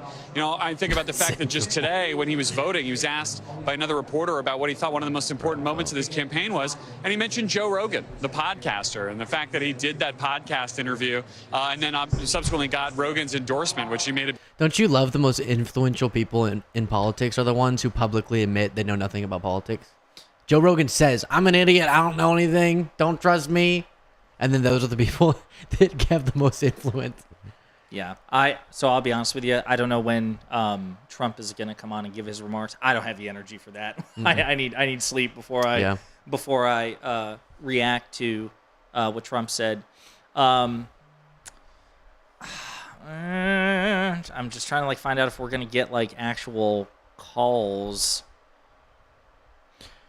Yeah, I think let's hear this real quick. Within the crowd right now, it's pretty silent. A lot of glum looks on the faces here over the course of this evening. They've been playing as the returns were coming in on one of the cable channels, and frankly, they weren't the returns that most of the people here in the room wanted. So you start hearing several dozen people start chanting, music, music. They muted the TV and blasted some music so they could sort of lift the spirits of some of the folks here this evening. I'll tell you, based on an attendee who was at one of the Harris events taking place at a hotel not far from here, the situation there, the scene was described as that of a funeral right now. Now, that doesn't mean this thing is over, but it does give you a sense of the way people are feeling right now. I was with Kamala Harris just yesterday as she was traveling through Pennsylvania at that late night event. Actually, it was just 24 hours ago that she was with Lady Gaga, Ricky Martin, Oprah Winfrey, and she said to the tens of thousands gathered that momentum is on our side, but clearly there was a different message being communicated now in the form of that document that was obtained by NBC News. The statement sent by the campaign chair, Jen O'Malley Dillon, saying basically that we always knew this race was going to be tight, and increasingly it appears that they believe the blue wall states are their best. Yeah, so that's the same story over and over. Yeah, I think maybe we wind down. Yeah. So I'm just going to refresh one more time to see if we're going to get anything. I'm sure the second both of us get to our respective places of slumber, we'll get some big That's news. when everything breaks. Yeah. Well, thank you all so much for being here with us. We honestly don't know our plan for tomorrow. I don't know if Josiah is going to go home or if we'll be here, if I'll be uploading videos or live streaming. It's all up in the air, as is this election. Yeah, so my flight is for tomorrow morning. Tomorrow? Yeah. It's too close to call for what we're going to do. Exactly. It's too soon and too early to call. Yeah. It's too early and too close. Okay, to sorry. call. What were your flight? No, so my flight's tomorrow. Listen, blue wall is still a possibility. It's just that possibility is shrinking a lot, okay? It doesn't seem like things are going to be called today. Seems like it'll probably be tomorrow. Well, I mean, we're already in the next day anyway. It's technically Wednesday here. So I expect it'll be sometime today at the latest or at the earliest. But We'll just say this. Obviously, not excited with how things are tapering off here. I know I've seen you guys in chat. You're not happy about it either. At the same time, even though I will continue to say that there's a chance for Kamala Harris to win, I also don't want to pretend that a Trump victory is just business as usual. Like, I know a lot of people are going to be like, well, we're just going to, it's just another day. It's not. If Trump wins, that's bad news for a bunch of different reasons, which we've talked about on our respective channels and when we've collaborated. And we can't downplay it because, this is life or death for a lot of people. Mm-hmm. So don't want to, the stakes are high, and I just don't want to make light of that. But hasn't been called yet. She could still pull through. Yeah. Yeah, and I agree with you. And if that, well, what's that? Cross that bridge when we get to it or whatever. Yeah. In terms of my message, as y'all know, I think we always have to discuss factual hope. And I do have a message on that, if it needs to be delivered, that there is, as much pain would come of it, there's hope. And just never, regardless of this result, or if you feel like, if Kamala were to win, but then we don't have the Senate, it feels like she's not going to get that much done. In any scenario, it's so important that we stay engaged. And what the Trumps of the world want is for people like you to be discouraged and to feel like it's impossible. And so that we can't let happen. And we'll watch this closely, of course. I probably imagine myself, if the election hasn't been called by the time I'm back up in the morning, getting on to the live stream. But y'all can just check the channel. And then one of the pieces of hope that I was contemplating, by the way, was we have to remember that Trump is incompetent. I mean? Sure. Well, and that's the thing. I mean, there's once we catch some Z's and then we see what the outcome is, we'll all be able to gather our thoughts on this. I guess the reason I was saying that, though, is what I don't want here. Okay, there are a lot of people out there who are going to be delighted in your despair. A lot of people.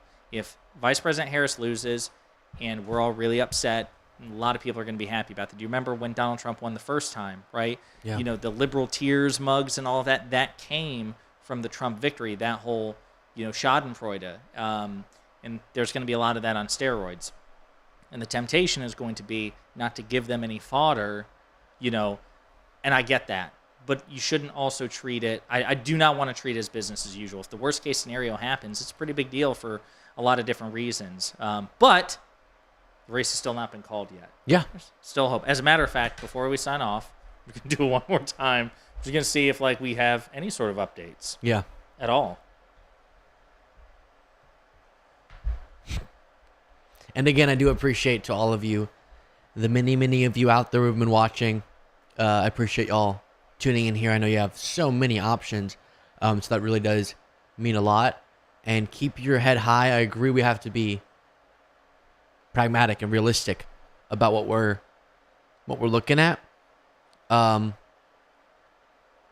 one thing I've also learned is I'm a huge worrier, and there's been so many events in my life where I worried so much and then the thing didn't happen.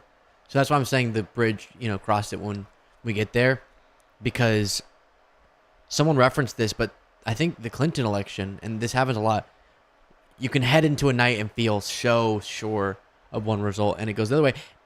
And we know that, it's going to come down to the wire. So everyone try to get some rest, and we will both on our respective channels talk to you all tomorrow. Yeah. Appreciate it, everyone. Thank you. Please be sure to like and subscribe to both of our channels. Thank you for those who sent super chats and asked questions and stayed with us. And yeah, hopefully we'll have more information tomorrow. Keep the faith.